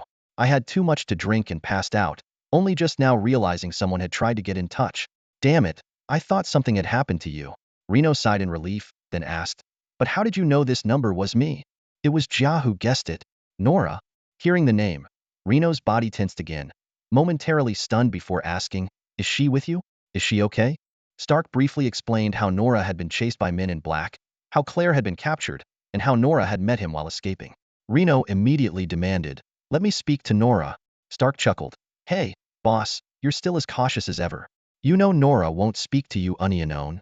Reno exhaled deeply, and from his expression, Clarice could tell the contact was genuine.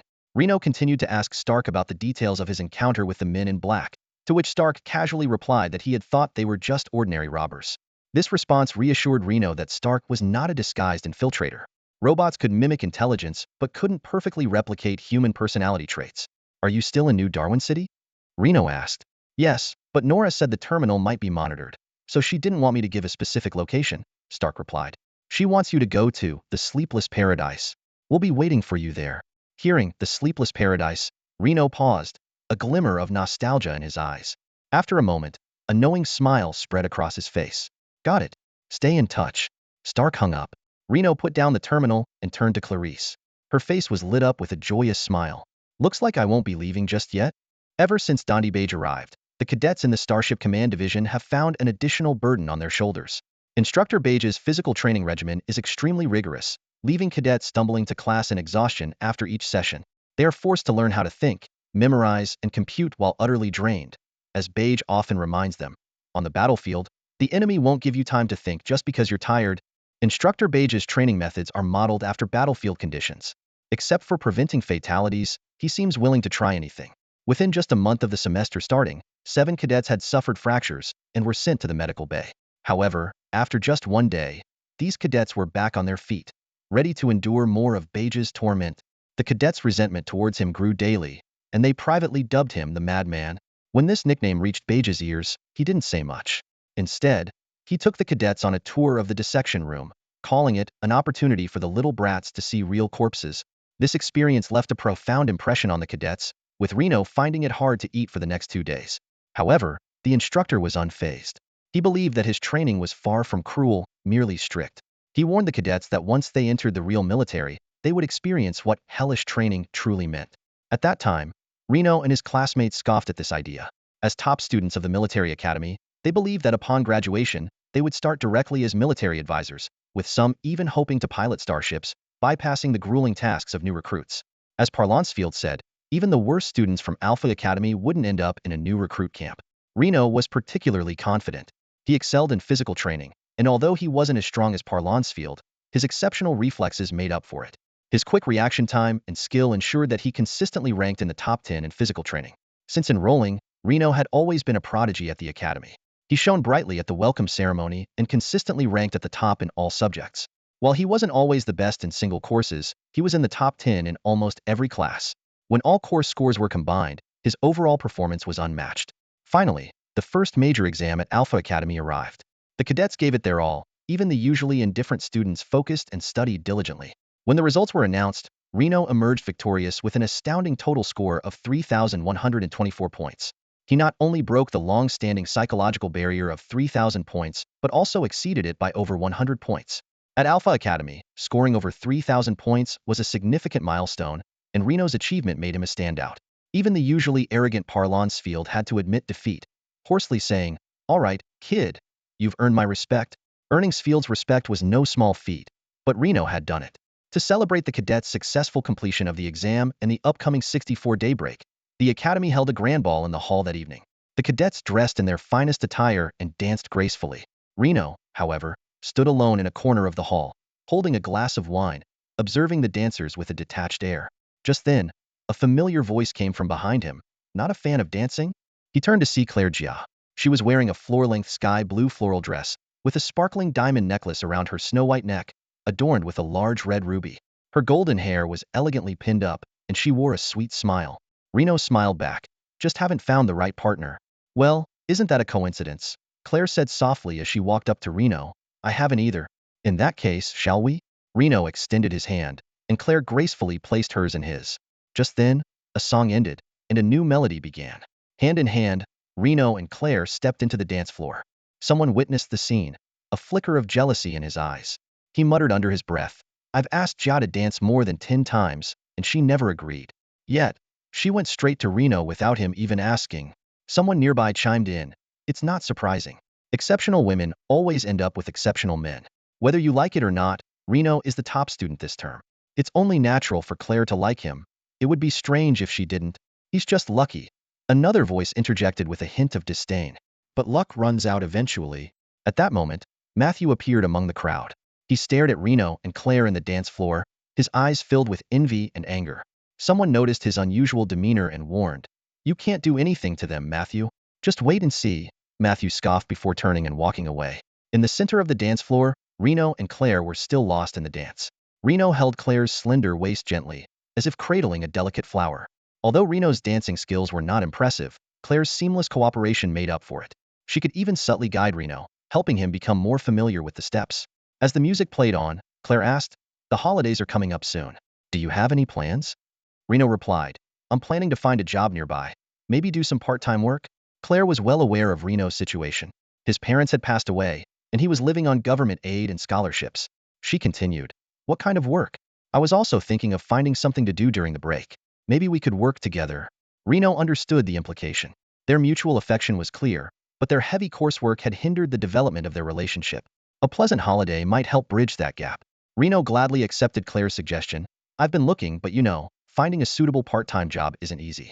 I want something that will help my future, not just waiting tables for some hard-earned cash." "That's not easy to find," Claire agreed. Reno said with some frustration, "I'm planning to apply as a mecha apprentice. The pay isn't great, but the hours are flexible, and it would give me hands-on experience. Unfortunately, the mecha course for my spacecraft major doesn't start until next year. Without practical experience, the mecha repair shops probably won't take me." Claire's eyes lit up. "That's a good choice. I know some repair shops that work on small spacecraft as well as mechas. If you can get in there, it could be very beneficial for you." Reno sighed. "The problem is that most repair shops require a basic skills test, and if you don't pass, they won't hire you. I haven't even touched a mecha yet." Claire tilted her head slightly, a mischievous glint in her eye. "Want to get your hands on a mecha? Maybe I can help with that." The central star has two satellites, Belen 1 and Belen 2. These moons orbit the central star in unique paths, their gravitational interactions forming a complex three-body system. From the central star, one can sometimes see both moons side by side, but more often, only one moon is visible. Occasionally, there are nights without any moon. Tonight is one of those pitch-black nights. Belen 1 is hidden in the deep darkness, while the more bashful Belen 2 is tucked behind the first moon. The sparse starlight casts a mottled glow in the dense blackness. In this dark night, two figures are moving stealthily within Alpha Academy. Leading the way is Claire, followed closely by Reno. Both are wearing night vision goggles, allowing them to move effortlessly through the darkness. Their target is the mech department of Alpha Academy. As they reach an open plaza, Claire suddenly stops and whispers, "Shoo, wait a moment. There's a patrol drone ahead. We need to wait for it to pass before we move. Remember, we have 10 seconds to cross the plaza and reach the corner." Reno mutters under his breath. "Feels like we're breaking out of prison." He glances around nervously and asks, "Are you sure we should be doing this, Ja? If we get caught by the Academy, we're in big trouble." Claire responds dismissively, "Don't tell me you're the type to chicken out. That would make me lose respect for you." Reno sighs, "I just never imagined that the serene, quiet girl I admired also had such a wild side. Sneaking out at midnight to steal a mech, it's pretty crazy. Are you saying I'm wrong?" Claire's eyes widen. "No, that's not what I mean," Reno quickly clarifies. Claire doesn't continue the topic. She suddenly pushes Reno down, and they quickly hide in the nearby bushes.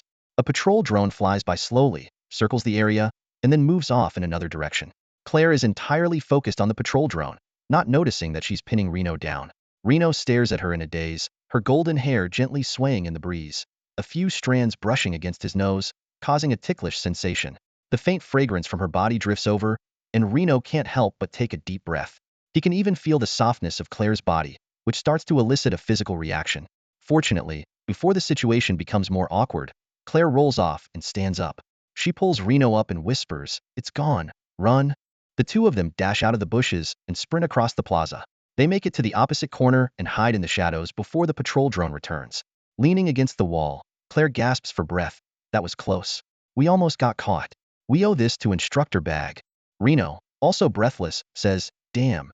You didn't tell me the plaza was this big. If it weren't for Dandy Bag's intense training sessions recently, I wouldn't have made it." Claire grins mischievously. A good soldier uses their own eyes to observe, not just rely on others' instructions. Reno rolls his eyes. You sure picked up on instructor Bag's teachings quickly. This doesn't seem like the Claire Jiao Marshall I know. Is this the real you? Claire's smile brightens. You should feel lucky. Not everyone gets to see the wild side hidden behind someone's facade. Catching his breath, Reno moves closer to Claire, takes off his goggles, and looks directly at her. So, what else is behind that facade? Like this. Claire doesn't answer but steps back to a large door. She pulls a thin wire from her pocket, inserts it into the lock, and listens intently. Oh, for crying out loud, Reno exclaims. Claire gestures for him to be quiet and continues to fiddle with the lock. A moment later, there's a faint click, and the lock opens. Claire gives Reno a triumphant smile and pushes the door open. Reno shakes his head and follows her inside, resigned. Behind the door was an even larger space, filled with various war vehicles, simulation pods, and heavy weaponry. Raynor stopped in his tracks, looking around in amazement. Is this an armory? Claire, however, continued walking forward. As she walked, she explained, Alpha is a military academy. Having its own armory isn't surprising, but all the weapons here are digital. No live ammunition, no real lethality. Raynor caught up with her, muttering, still impressive. Even without live rounds, those big machines could crush someone just by rolling over them. But they're not our target, Claire said, arriving at an elevator. The elevator door had an electronic lock, appearing more complex than the mechanical ones they had encountered earlier. Raynor crossed his arms and raised an eyebrow. So, how do you plan to unlock this one? Claire flipped her wrist, revealing a small black box. Raynor groaned at the sight of the device. A password cracker. You really came prepared. Claire didn't respond. She simply placed the black box against the door. The colorful lights on the box lit up and began to spin. Numbers flashed rapidly on the screen, as if engaged in a silent contest. Soon, the 256-bit password was fully cracked, and the elevator door opened with a thud. As they entered the elevator, Claire finally explained, Alpha Academy's mechs are stored on the 12th underground level. It's a vast space, doubling as both a storage area and a training ground for cadets. Trust me, no matter how much noise you make down there, it won't reach the surface. Raynor looked at her thoughtfully and sighed. Seems like you're a regular here. Claire flashed a mischievous smile. Quite the opposite, actually. I've only been here twice. Then how do you know it so well? Raynor asked in surprise, but Claire just smiled mysteriously and didn't answer. The elevator quickly reached the 12th underground level. As the doors opened, Raynor was stunned by the sight before him. A massive space, reminiscent of a valley, stretched out before them, with rows of mechs neatly lined up on either side. It was Raynor's first time seeing real mechs in person, and they were far more imposing than any image he'd seen on the news. Each mech stood 6 meters tall, entirely fired, like towering sculptures lining the valley. Raynor couldn't help but gasp, deeply impressed by the sight. Claire began to detail the mechs. These are Blaze 2 large ground assault mechs, equipped with a 98 caliber flame cannon, a level 3 laser cannon, a level 2 energy generator, 4 missile launchers, a 4.5 mm 12-barrel machine gun, and a laser sword. The armor is made of ultramanganese alloy, with the thickest part being 12.6 centimeters and the thinnest 3.8 centimeters. They have 2 mini-nuclear power engines, a quantum communicator. The brain is from Johnson's Mammoth series, running on the Doyle system, with an AI value of 46. Wow, Raynor genuinely admired, whistling softly. They're huge. Claire shook her head. Not really. These are just ground mechs. Real space mechs are much larger. In space, without gravity and air resistance, space mechs are often designed to be massive, sometimes reaching over 100 meters in height. This has significantly changed the nature of space warfare. She continued, first, there's the enhancement of defensive capabilities. Due to the size of space mechs, their armor made from various superalloys can be several meters thick. Coupled with ion shields and defensive magnetic fields, defense has taken on a more active role in space battles. In the past, human technology favored offense over defense, making evasion the only strategy. But now, with advancements in material technology, scientists have gone to extreme lengths to layer defense, making tanking a viable tactic. Mechs with heavy armor have become a reality. The characteristics of space allow mechs to gain strong defenses without losing flexibility. In fact, their maneuverability has increased, improving soldier survival rates. Secondly, there's the diversity of tactics. In the past, weaponry and equipment adhered to the principles of speed, quality, and economy. Wheeled mobility, multi-turret firepower, thick armor, and low manufacturing costs were the military's pursuits. However, in the vast expanse of space, these principles have been completely overturned. In space, wheeled mobility loses its meaning. The vastness demands higher precision in attacks, replacing the concept of multi-turret firepower. With the continuous development of planetary resources, low manufacturing costs are no longer the primary concern. New demands have emerged. How to maximize the combat effectiveness of each soldier. Against this backdrop, humanoid mechs have become the protagonists of interstellar warfare. These mechs act as extensions of the soldiers' bodies, perfectly aligning with human behavior. They allow soldiers to exert their combat power in the most unrestricted manner, giving rise to countless novel tactics and mech types. The development of mechs is trending towards customization. In theory, each soldier could have a mech best suited to them, fostering unique combat styles. However, this trend has sparked controversy among the military hierarchy. Opponents argue that soldiers should maintain uniformity, and customization undermines the essence of the military. They worry that maximizing individual strength does not equate to overall strength and could lead to winning battles but losing the war. Supporters counter that mechs inherently represent individual strength, and that individual and overall strength are not mutually exclusive. The key lies in coordination. They accuse the opposition of being too conservative, unwilling to embrace change. This debate remains unresolved, but the existence of space mechs has undoubtedly revolutionized combat, turning once unimaginable concepts into reality. In contrast, ground mechs are much smaller in scale. According to classification standards, those over 6 meters are considered large mechs, around 4 meters as medium, and around 2 meters as small. The Inferno 2 is a 6-meter large mech that, while not comparable to space mechs, is impressive enough to leave Raynor in awe. As Raynor was lost in his admiration for mechs, a massive shadow suddenly burst out from the distant valley. It was a jet-black mech, charging through the valley at an astonishing speed, resembling a storm cloud carrying lightning. This was the Hunter Eye Shadow mech, a long-range attack mech. Standing at 6.47 meters tall, with a main armor thickness of 28 millimeters, its right arm was equipped with a Super Gauss rifle, known for its speed and range but relatively weak defense. Before Raynor could react, the mech had already closed in. The Dark Assassin now loomed like a moving mountain, completely obscuring Raynor's view.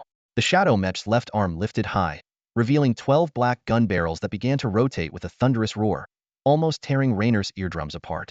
Raynor was completely stunned by the sudden turn of events.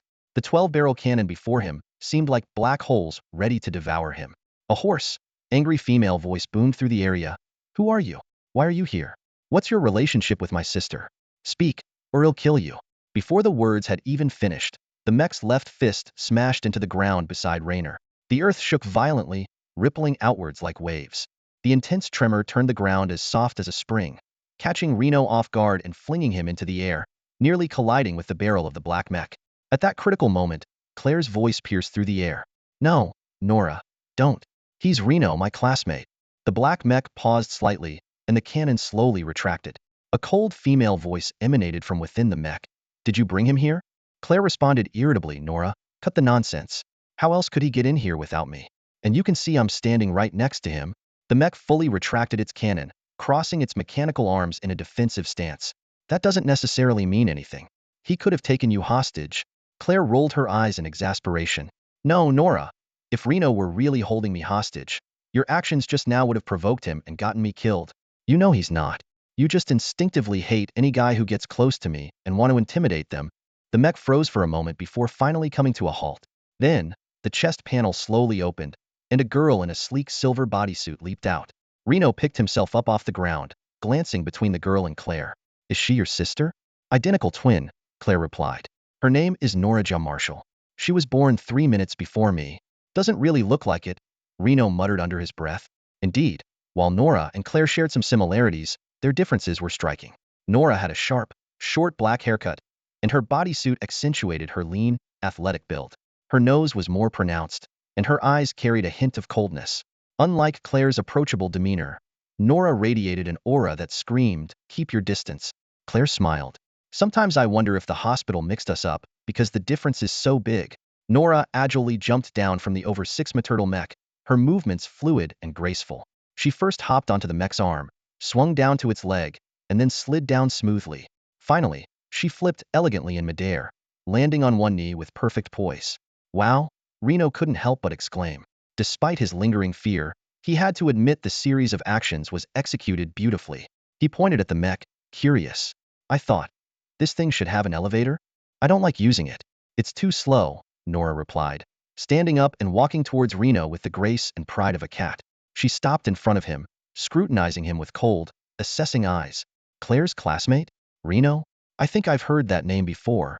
She tilted her head in thought before suddenly realizing. "The one from the welcome dance? You danced with Claire?" Her voice pitch rose sharply, and Reno could feel the sudden burst of hostility emanating from her. It was just a dance, Claire quickly explained. Nora's gaze flicked between Claire and Reno, and she let out a cold snort. Doesn't seem like just anymore. She turned to her mech and commanded Tyler, go back to your position. Tyler understands, the mech responded, turning and walking away. Claire took the opportunity to explain to Reno, don't mind her. She's always like this. Overprotective sister? Reno smiled, indicating he wasn't offended, then asked, is she in the mech division? Claire nodded in confirmation. Two sisters, one in mechs, one in starships. Interesting, Reno mused aloud. Claire explained, she thinks it's the only way we won't be separated. A starship can't have two captains. Reno was at a loss for words. He hadn't expected Nora to care so deeply about her sister that she'd choose the mech division just to stay close to Claire. Nora turned around and said, I just wanted to protect you. But it seems, Claire, you've found yourself a new guardian. There was a subtle hint of disappointment in her voice. Claire smiled in response, don't be like that, Nora. You know I can't stay under your protection forever. Reno is exceptional. He wants to become a mecha mechanic during the holidays. I brought him here to get some hands-on experience with mechas. If you could teach him, he'd improve rapidly. Nora's gaze fell on Reno, sharp as a blade, as if scrutinizing a suspect. Feeling the pressure, Reno had to explain, I just want to graduate. At the top of my class. Unless someone knocks me off that spot, I won't give up. Nora instantly grasped the underlying message. Firstly, Reno was a top student in the Fleet Academy. Secondly, the best way to keep him away from Claire was to maintain his top position, filling his time with pressure so he wouldn't be distracted by other things. Though it sounded a bit far-fetched, it was somewhat convincing. Nora's expression softened slightly. She asked, have you studied the theoretical courses on mecha control? I've read the basic manual, Reno answered honestly. That's far from enough. Nora raised her wrist and activated her personal terminal. Phoenix, deploy Thunder 9 and bring over an introductory course on mechas and mecha composition. Understood. Phoenix here. A neutral voice responded from the terminal. Claire leaned closer to Reno and whispered, Phoenix is the central AI here, controlling everything. It recognizes us, so it won't attack. Otherwise, we wouldn't have made it here on our own. Reno sighed. I thought I got in here because I ran fast. Turns out it was because of my connections. Claire chuckled but quickly stopped when Nora shot her a stern look. You don't need to explain everything in such detail, Nora said sternly. In the distance, a small blue mecha swiftly approached and landed beside the three of them. Only then did Reno notice that this mecha was about 2.25 meters tall, classified as a small mecha. It held two tiny chips in its hand. Nora took the chips, and Reno immediately stepped back, wary. No, I don't use memory chips. The Academy rules state that all subjects must be learned through personal study, not memory chips. Reno quickly explained the pros and cons of memory input. While this technology allows for rapid knowledge acquisition, it lacks the necessary understanding and digestion process, leading to inflexible knowledge application and rigid thinking patterns. Because of this, most military academies prohibit memory implants to avoid producing a bunch of book-smart, but practically inept students. Nora impatiently glared at him. This isn't memory implantation. It's speed reading. If you were just reading, you wouldn't need to be here. You're here to use the mecha. I don't have time to wait for you to finish reading before you operate. By then, it would be morning. These chips help you read quickly and temporarily retain the information. Once the chips are removed, you'll forget the specific content, but you'll remember the experience of operating the mecha. This will remind you and help you truly understand it. So, when you go back to read, you'll have a deeper comprehension. Anyway, just do it and stop talking. With that, Nora had already taken out a headband and placed it on Reno's head, inserting the chip. Instantly, Reno felt a storm of information flash before his eyes, as if he was being swept into a whirlwind of data. Forced speed reading left Reno's brain overwhelmed, with beads of sweat forming on his forehead. The external memory device served as a lifeline, temporarily helping him retain the information. His eyes were bloodshot, and his breathing was rapid. Finally, after what felt like an eternity, he completed the mental marathon. Nora impatiently gave Reno a shove. Get in there. You should know how to use it by now. Reno asked, bewildered, wearing a headband and staring at the miniature mech that was barely bigger than himself. Yes, Nora clarified. The Thunderbolt series police mech. It's small but fully functional, perfect for beginners. She paused, then tossed him a silver suit identical to the one she was wearing. Now take off your clothes and put this on. Reno took the suit, puzzled. What's this? This wasn't in the manual. Claire immediately explained. It's a special ultrafiber suit for the mech. You need to wear it to control the mech. Nora added with a hint of teasing, of course, you don't have to wear it. Reno awkwardly took the suit, hesitating as he looked at Nora. Do I have to take everything off? Everything. Nora replied firmly. The mech connects to your neural system, so there can't be anything in the way. This ultrafiber suit is the only thing you can wear that won't interfere with the neural link. Claire interjected seriously. It costs 480,000. The astronomical figure made Reno gasp. Without another word, he took the suit and walked silently behind the mech. As the sound of clothes rustling came from behind the mech, the sisters fell into silence. Nora's gaze kept drifting to Claire's face, causing the latter to blush. Suddenly, Nora broke the silence with a teasing tone. I wonder if he's well endowed. Claire was shocked. What are you saying, Nora? How can you think about such things? Nora nonchalantly replied, I'm not thinking about it. I'm saying it for you. This left Claire speechless with frustration. Moments later, Reno emerged wearing the silver ultrafiber suit. Nora's eyes lit up, and she let out a whistle like a rogue. Claire, you've got good taste. He's quite the looker. Then, without warning, she kicked Reno in the rear. Now get in there. Caught off guard, Reno stumbled into the mech. With a series of mechanical sounds, the Thunderbolt series police mech enveloped him completely. And so, Reno's first intimate encounter with the mech concluded in a whirlwind of chaos. As soon as he entered the mech, Raynor was enveloped in darkness. Suddenly, a cool sensation spread throughout his body, from his forehead, temples, and chin, down to his neck, arms, thighs, calves, and finally, the soles of his feet. When the last bit of coolness touched his feet, his brain jolted as if something had instantly fused with his body. In the blink of an eye, his vision cleared. Raynor was astonished to find himself seemingly standing on solid ground, with Claire and Nora right in front of him. He was baffled. He had just entered the mech, so how could he be outside again? As his confusion grew, a detail caught his attention. Claire and Nora looked much shorter. No, to be precise, he had grown taller. Looking down, Raynor struggled to turn his neck as if it were a rusty gear. What met his gaze was a steel-like shell. As understanding dawned on him, the knowledge he had quickly absorbed about the mech rushed to his mind. He realized that the mech's neuron system had connected with him, making it feel as if his entire being had merged with this steel body. This extraordinary sensation made Raynor cry out in excitement. In his excitement, Raynor took his first step. However, he immediately realized he couldn't fully control this new body. His legs felt as heavy as lead, making each lift incredibly laborious. His balance was unstable, hard to maintain. As soon as he took that step, he lost his balance and crashed to the ground. With a thunderous crash, dust flew everywhere. The Thunderbolt police mech lay awkwardly on the ground like a clumsy giant dog. Claire and Nora couldn't help but laugh, their laughter echoing in the open space. Cursing under his breath, Raynor struggled to get up. However, the weight of this steel body was beyond imagination. Like a 500-pound obese person, just sitting up left him gasping for breath. With great effort, he managed to prop himself up with his arms, but found it difficult to stand. Nora approached, looking up at Raynor. Heavy, isn't it? That's normal. Mech pilots connect with the mech through the neuron system. It's like the mech becomes an extension of their nerves, controlling this massive external shell. But no matter what, suddenly controlling a body weighing several tons is exhausting. The books mentioned it, remember? I remember. I just didn't expect it to be this tiring, Raynor replied, panting heavily. As time passed, he felt increasingly weighed down, the steel shell pressing on him like a mountain, almost crushing him. Even just sitting became a burden. Claire encouraged him. Don't give up, Raynor. Try adjusting your breathing and focus. Remember what the book said? Controlling a mech requires not just physical strength but also immense mental power. It can help you bear the burden. Follow my rhythm. Inhale, exhale, eyes forward. Inhale, exhale. Focus on the areas where you feel the fatigue. Inhale, exhale. Hang in there, Raynor. Piloting a mech first requires stamina and mental strength, then comes technique. Inhale, exhale. You must push your limits each time to improve. Raynor's lungs heaved like bellows as he tried to concentrate and breathe rhythmically as Claire instructed. It indeed worked. The mech's weight seemed to lessen slightly. However, his thoughts began to blur. Claire's voice seemed to come from a distance, growing fainter and fainter until he could no longer hear it at all.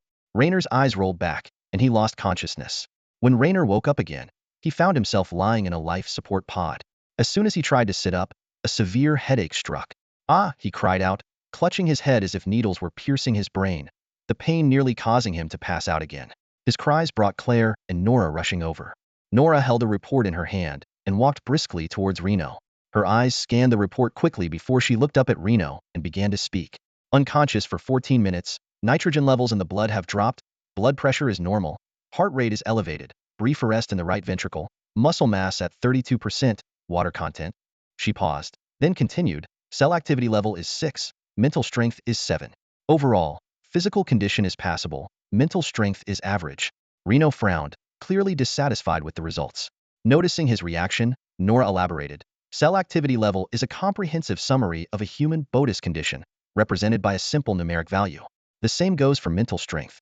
Both are crucial for controlling the mech, and neither can be lacking. The standard is 5. Hearing this, Reno relaxed slightly but still questioned, if it's acceptable, why can I only control it for such a short time? Nora scoffed, a hint of disdain in her voice. I never said it was acceptable. Above passable is average, above average is okay, above okay is good, above good is decent, above decent is excellent, and above excellent is genius. Beyond genius is super genius. Reno was momentarily speechless and turned to Nora, asking, what about you? Claire, standing nearby, murmured, my sister is a super genius. Her mental strength was 15 from the start. Reno felt a wave of dizziness upon hearing this. He turned to look at Claire, who shyly added, I'm a bit behind my sister. My initial strength was 14. Taking a deep breath, Reno nodded in understanding. The presence of two super geniuses made him feel a bit defeated, but he quickly consoled himself. At least he wasn't deemed worthless. Be grateful. Sensing Reno's emotions, Claire gently reassured him. Actually, this isn't the key point. Mental strength can improve with training, and it's not the only metric. With enough practice, the same mental strength can significantly extend control time. She placed a comforting hand on Reno's shoulder and continued, you haven't fully adapted to the neuron system yet. It takes time, so don't rush, Reno. Claire's words opened up a new topic, and she began to explain the history of mech control. Controlling a mech isn't complicated. After thousands of years of development, mech control has evolved from the primitive control array system to the neuron system. She described the 3 stages of mech control technology. The initial control array system, which used 3-dimensional holographic screens and numerous keyboard operations to control the mech. This method was so complex that early mechs could only be piloted by a select few elite individuals. Next came the advent of the simulation system. Claire explained, the simulation system is like a miniature version of the mech, connected by countless wires. The pilot controls the mech through this simulation system. This was the first revolution in human mech history, making mechs accessible to the general public and gradually becoming mainstream in warfare. However, the simulation system had its limitations. Claire continued, although the simulation system made mech control easier, it also created an invisible barrier between the pilot and the mech, causing slight delays in response. This prevented pilots from achieving a seamless connection with their mechs. Finally, Claire introduced the current neuron system. The neuron system represents the second revolution in mech control. It eliminates the primitive complex control systems and the delayed response of the simulation system. By connecting the pilot to the mech through neuron links, it allows for intuitive and seamless control. She pointed to the patches on Reno's body, explaining, those patches that give you a cool sensation are neuron patches. They connect the pilot to the mech, making them truly one. Claire concluded, if control arrays made mechs usable and simulation systems made them widespread, then the neuron system established them as the kings of heavy warfare. However, her tone suddenly became serious. But this also brings new challenges. The neural control system places an immense mental strain on the pilot. During the initial testing phase, the mortality rate among pilots was alarmingly high, exceeding 99. Scientists racked their brains for solutions, even attempting to have 2 pilots operate the mecha simultaneously, recruiting twin brothers on a large scale to achieve higher synchronization.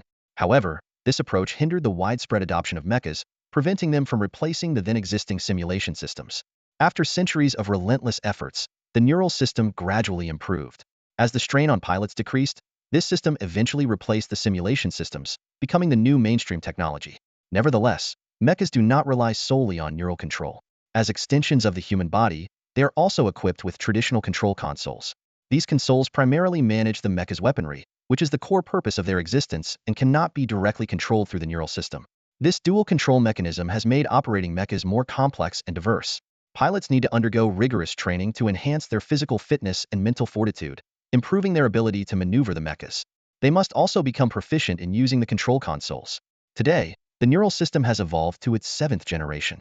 The continuous control time for pilots has significantly increased from a few minutes to 1 to 4 hours. The exact duration depends on various factors, including the pilot's physical condition, mental strength, the size of the mecha, and the intensity of combat. Even so, first-time mecha pilots still face numerous adjustment issues. It was not unusual for Lei Nua to fall into a coma after his initial attempt. With persistent training and gradual adaptation, he would naturally be able to significantly extend his control time. Only then could he begin comprehensive mecha operation training. At this moment, A gentle expression appeared on Claire's face, causing ripples in Lei Nua's heart. However, this tender scene was quickly interrupted by Nora's abrupt interference. She shoved Claire's hand aside, grabbed Lei Nua, and snapped, "Get up and keep practicing.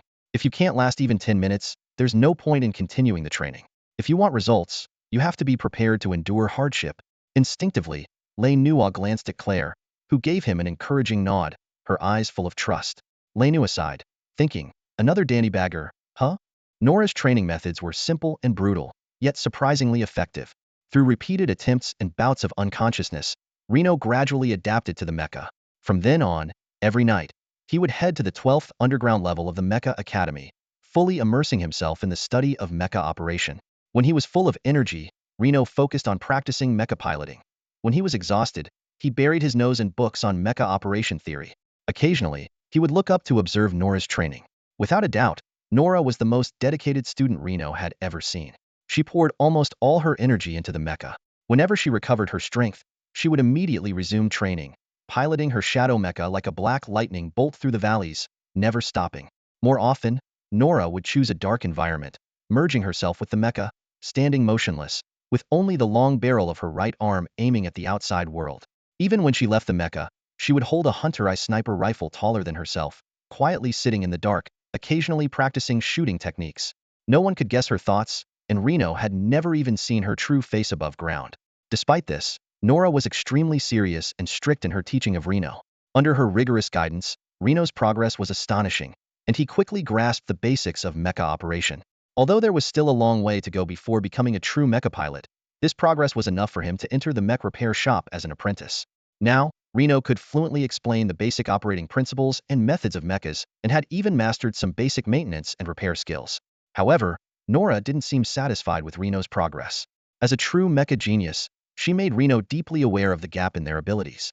When Reno watched Norris Blaze 2 model running, climbing, and maneuvering agilely through the valley like a monkey, and then compared it to his own mini Thunder Police mecha that moved like a snail, he could only sigh deeply and silently encourage himself. "Keep striving, young man." At this moment, in the valley on the 12th underground level, a mecha was running swiftly on the flat ground. It moved like an agile monkey, sometimes charging forward like a rocket, sometimes leaping high and flipping in the air, sometimes rapidly changing direction, instantly switching from a forward charge to a backward slide, while raising its weapon to perform a sweeping action. "Whoa, this is amazing!" Reno shouted excitedly from within the mecha. Encased in the small mecha over 2 meters tall, with 142 neuron patches attached to his body, Reno felt a strange connection with the machine. The mecha seemed like an extension of his body, and he felt the exhilarating speed, as if everything was under his control. However, just then, a wave of dizziness struck. It felt like needles were piercing his brain, a sign that his mental strength was insufficient to sustain the mecha's operation. He had to relax his control, and without his mental support, the mecha immediately lost stability. The previously lightning-fast mecha slowed down instantly and began to wobble. "No, no, don't do this, move," Reno shouted, desperately trying to regain control, but no matter how he moved his limbs, the mecha wouldn't respond. It swayed left and right, like a drunk bear, and finally toppled to the ground. "Damn it," Reno cursed angrily, using all his strength to push himself up, but he was too exhausted to move. At that moment, a black figure flashed in the distance of the valley. It was Nora's mecha, its massive steel frame moving as lightly as clothing under her control. With a few leaps, she landed beside Reno in an instant. The towering 10-meter mecha landed with a thud, less than 2 meters from Reno. Reno felt a surge of anger. Isn't she afraid of making a mistake? If she jumped a little too far forward, wouldn't she crush me into pulp? However, Nora seemed completely confident in her control, showing no such concerns. She crouched down, the massive black mech's head looming close to Rainer, and a sharp laugh echoed from within. Nora's voice was filled with mockery. "Wow, what happened? Weren't you all cheerful just a moment ago? Why are you so deflated now? A real man needs to last longer, you know?" Rainer let out a disgruntled huff, fighting his exhaustion as he retorted, "You're only 19, Nora. No need to talk like an old crone. Those vulgar comments don't make you any more refined or mature. Besides, I haven't done anything to you. Why the schadenfreude?" "Because I feel like it," Nora snarled, the mech's optical sensors flickering dangerously. "I despise anyone who gets too close to Claire." "I knew it," Rainer muttered, his arms trembling as he struggled to push himself up. Nora's mech extended a finger, gently pressing down on Rainer's back. The Thunderstrike police mech felt like it had collided with an invisible mountain, unable to move an inch further. Damn it, Nora. You're blocking me, Raynor shouted, frustration evident in his voice. I know, Nora replied coldly, but what does it matter? You can't get up anyway. Your mental strength is too low. You'll never be a top pilot, no matter how much you train. Fury ignited within Raynor as he snapped back. Mental strength only determines how long you can control the mech, not your piloting skills, idiot. Nora's mech finger tapped the back of Raynor's head with just enough force to cause discomfort without injury. Do you know what control time means? It means training time, she sneered. The longer you can control the mech, the longer you can train. What results can you expect from someone who gets out of breath after a few minutes of training? Nora continued, her voice tinged with pride. Just like the saying, a good marksman is made with bullets. The amount of time you can control the mech directly affects how long you can practice. And more practice means better adaptation. She elaborated, for example, my mental strength is naturally higher than yours. Because of my extensive training, my adaptability is also much better. While your current mental strength might only let you control the mech for a minute, my same level of mental strength allows me to control it for 20 minutes. Coupled with my already higher mental strength, my continuous operation time is dozens of times longer than yours, and my recovery speed is much faster. I can train so intensely because my strong mental strength supports me. Raynor asked reluctantly, but I can still improve, right? Nora's mech finger tapped rhythmically on Raynor's back. Long-term training can indeed increase it, but do you know how hard it is to improve mental strength? My current mental strength is 18. After 3 years of training, with at least 6 hours of actual training every day, I've only increased it by 3 points. Damn, Raynor muttered, covering his face as a wave of frustration washed over him.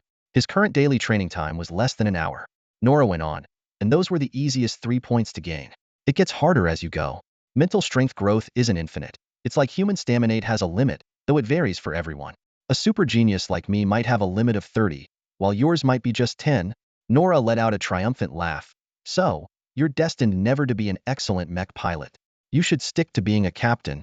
You're such a demoralizing devil, Raynor gritted his teeth. But I have a stubborn streak.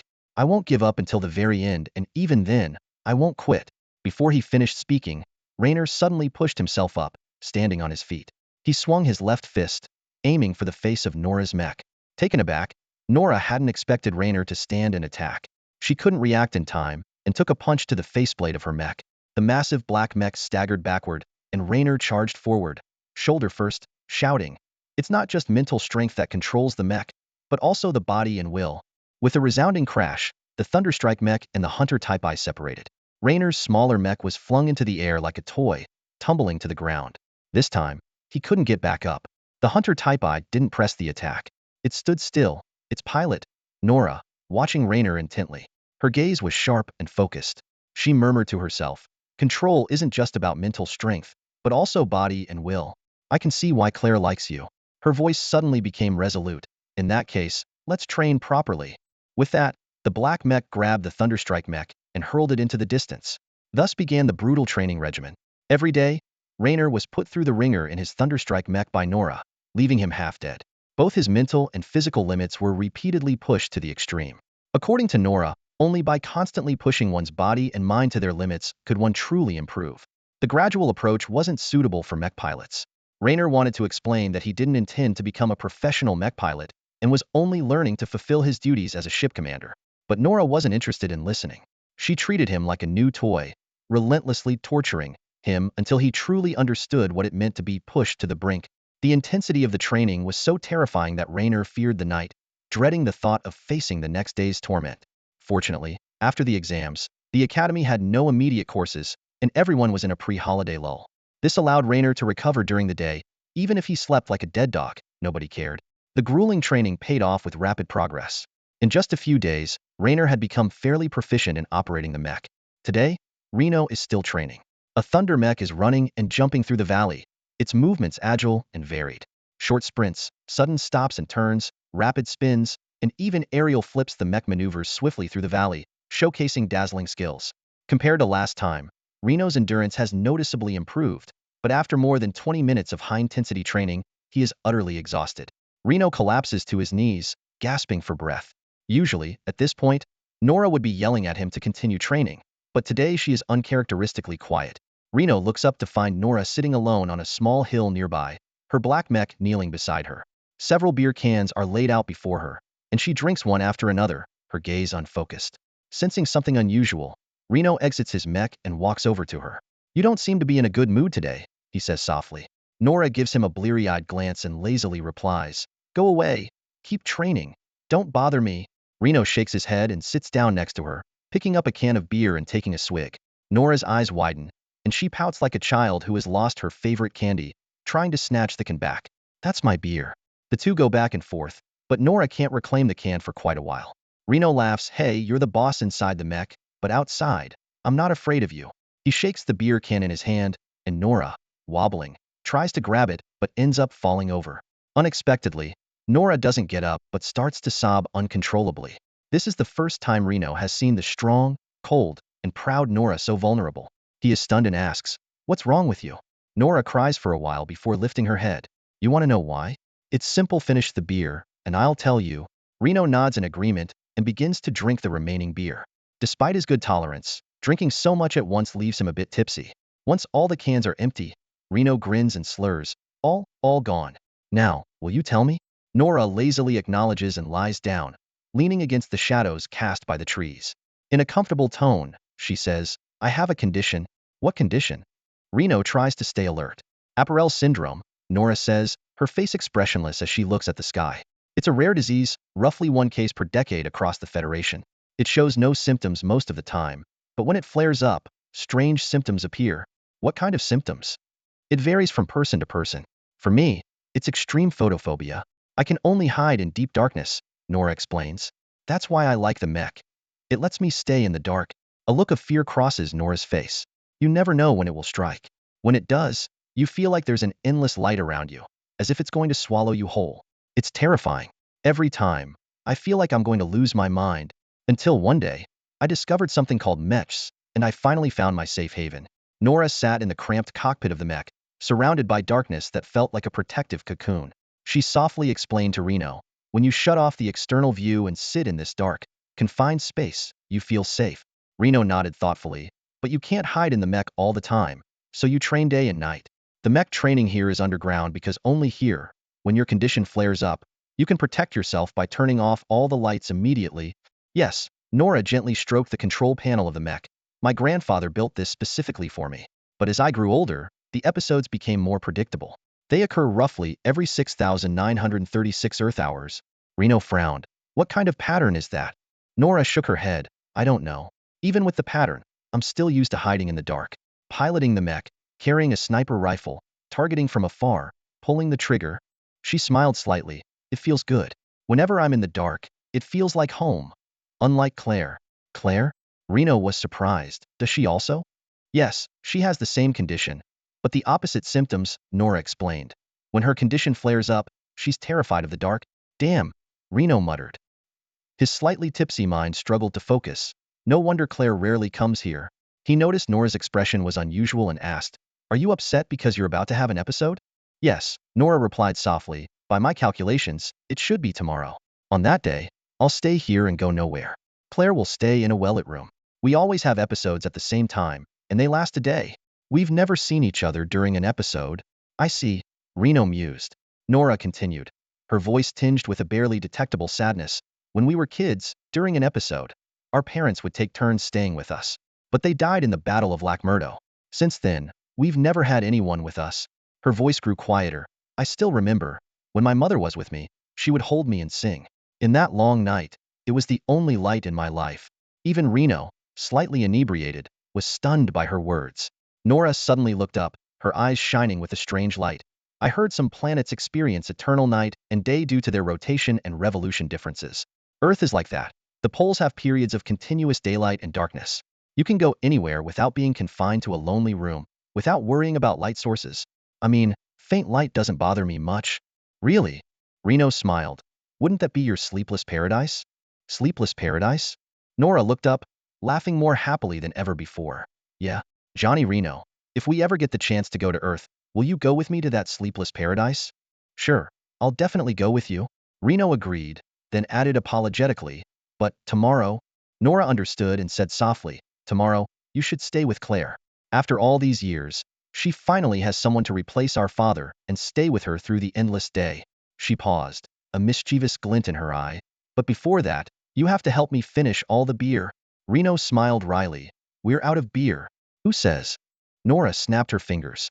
The nearby Hunter One opened its ammo compartment, revealing a pile of beer. Oh my God.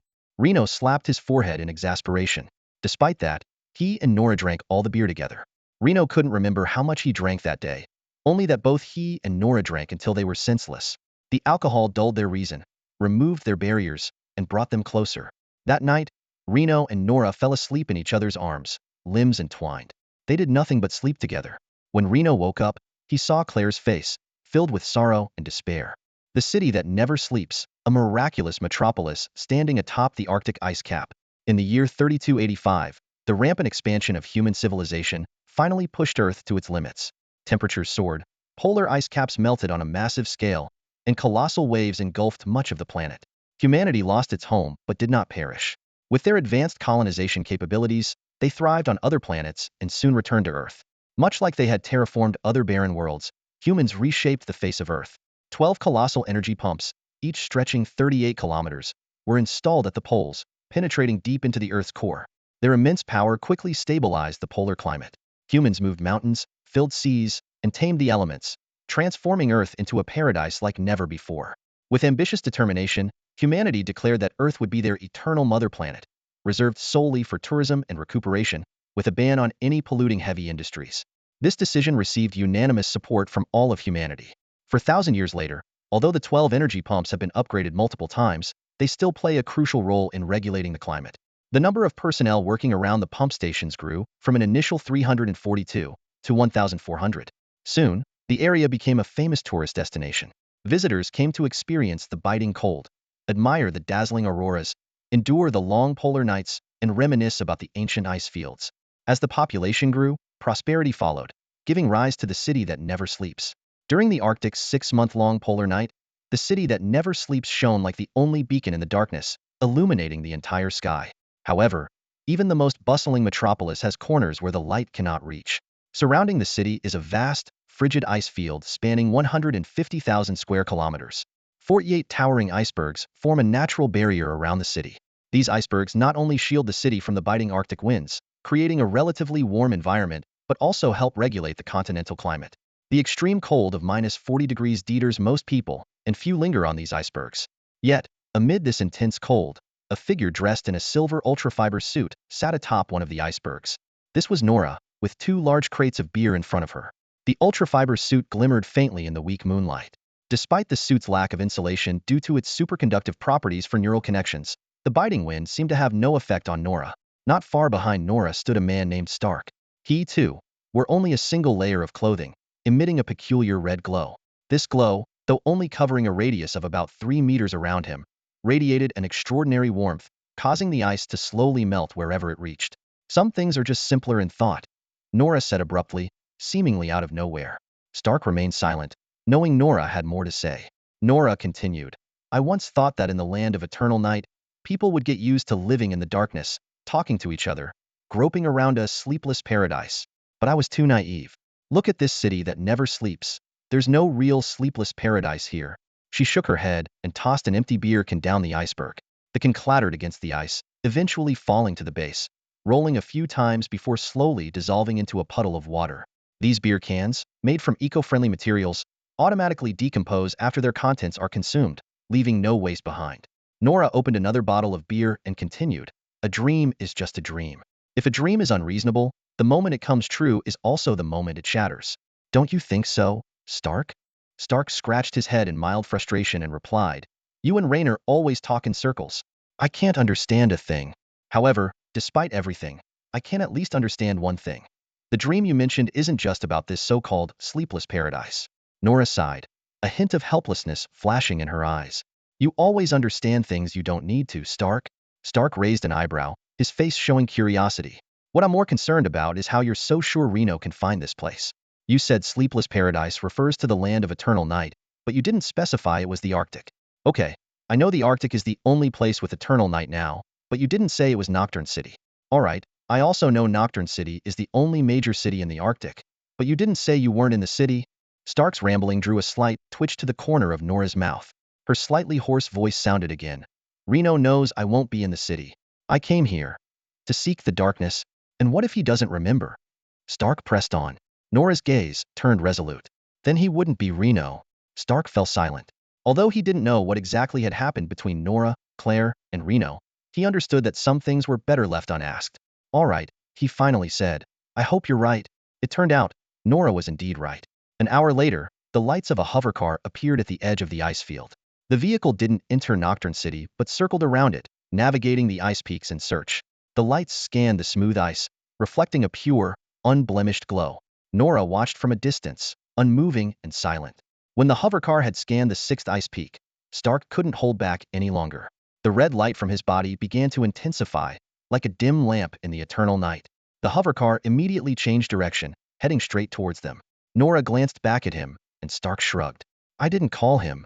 Nora turned back, saying nothing. The hovercar's lights hit Nora, flickered, and then went out. The vehicle hovered before landing on the ice peak. Reno emerged from the car, followed by Clarice. Nora's eyes narrowed sharply at the sight of the woman. Noticing the change in Nora's expression, Reno quickly realized something was wrong. He shouted no, and stepped forward, pulling Clarice behind him. To his surprise, Nora didn't charge at them but instead took a few steps before disappearing into the darkness. Reno stood there, stunned, his mouth agape. Stark also sensed something was off and shouted, Nora, don't. Acting on instinct, Reno dove, pulling Clarice down onto the cold ice. Swish. A sharp blade pierced the darkness, stabbing into Reno's shoulder. Blood immediately gushed out. Reno, you damn bastard. How dare you betray Claire?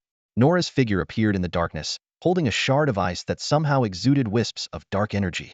Her eyes were filled with fierce killing intent as she swung the ice shard down again. No. Stark rushed over, tackling Nora to the ground. Nora struggled fiercely, but couldn't break free from Stark's immense strength. She twisted her wrist, driving the ice shard into Stark's thigh. Ow! Stark cried out in pain, rolling his eyes. But in the next moment, a flame erupted from his thigh wound, instantly melting the ice shard. Nora took advantage of the moment to break free from Stark. With a swift motion, a new ice shard formed in her hand, which she then aimed at Reno. Enough! Reno shouted, waving his hand. Nora's charging form was halted, unable to advance further. She bared her teeth and vanished again. Sensing danger, Reno pushed forward, causing a loud crash on the ice and the sound of something sliding across it. In the distance, Nora's figure reappeared, having been thrown more than 10 meters away. She prepared to charge again, but Reno rushed over, shouting, All right, Nora, I haven't done anything to betray Claire. Clarice is my neighbor from the sanatorium. Thanks to her, I escaped. We are innocent, just like you and me. At his last words, Nora froze. She stood there for a moment before finally dropping the ice shard. Glancing at Clarice, she coldly said, If you have anything going on with him, I'll kill you. Clarice retorted, You've already tried once. Stark grumbled.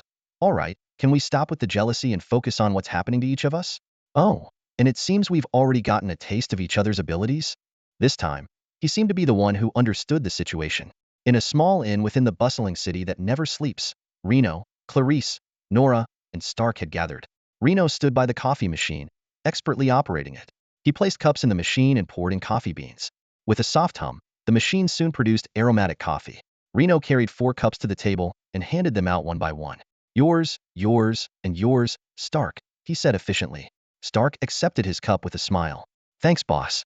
You know, you could have had the robot do this. Ever since they had been on the run, he had stopped calling Reno sir, as if their relationship had shifted from superior subordinate to comrades. Reno shrugged. Old habits die hard. Our instructor always said, if you can do it yourself, don't rely on robots. It just makes you weaker. He took a sip of his coffee. Even though we can live up to 200 years now, our strength is diminishing. You're quite the model student, Stark grinned. Nora interjected coolly. Dandy Bag is formidable. You don't understand him. He could kill you in 10 seconds. Stark raised an eyebrow, knowing that Nora rarely praised anyone, and took her words seriously. Me as I am now? Reno set his cup down thoughtfully. It depends on how strong you are. At first, I thought you just had increased strength, but it seems you have other abilities. Stark, with a smug gesture, raised a flame in his palm. I like this feeling. How big can it get? Reno asked. Before he finished speaking, the flames suddenly surged, enveloping Stark's entire body. Strangely, the fire did not damage his clothes. Amazing, Clarice exclaimed. Nora analyzed calmly. The downside is its limited range.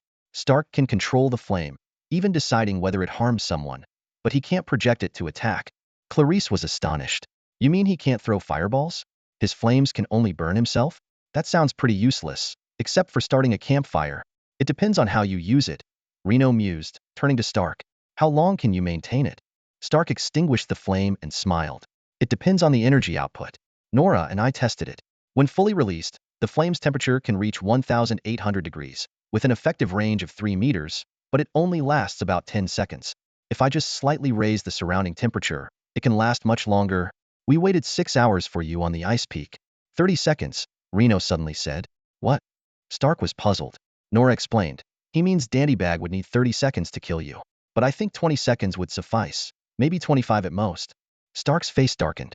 Reno shifted the focus away from the instructor's topic and turned to Nora. What about you? Nora hesitated for a moment before reluctantly saying, energy manipulation. Energy manipulation? Reno was surprised.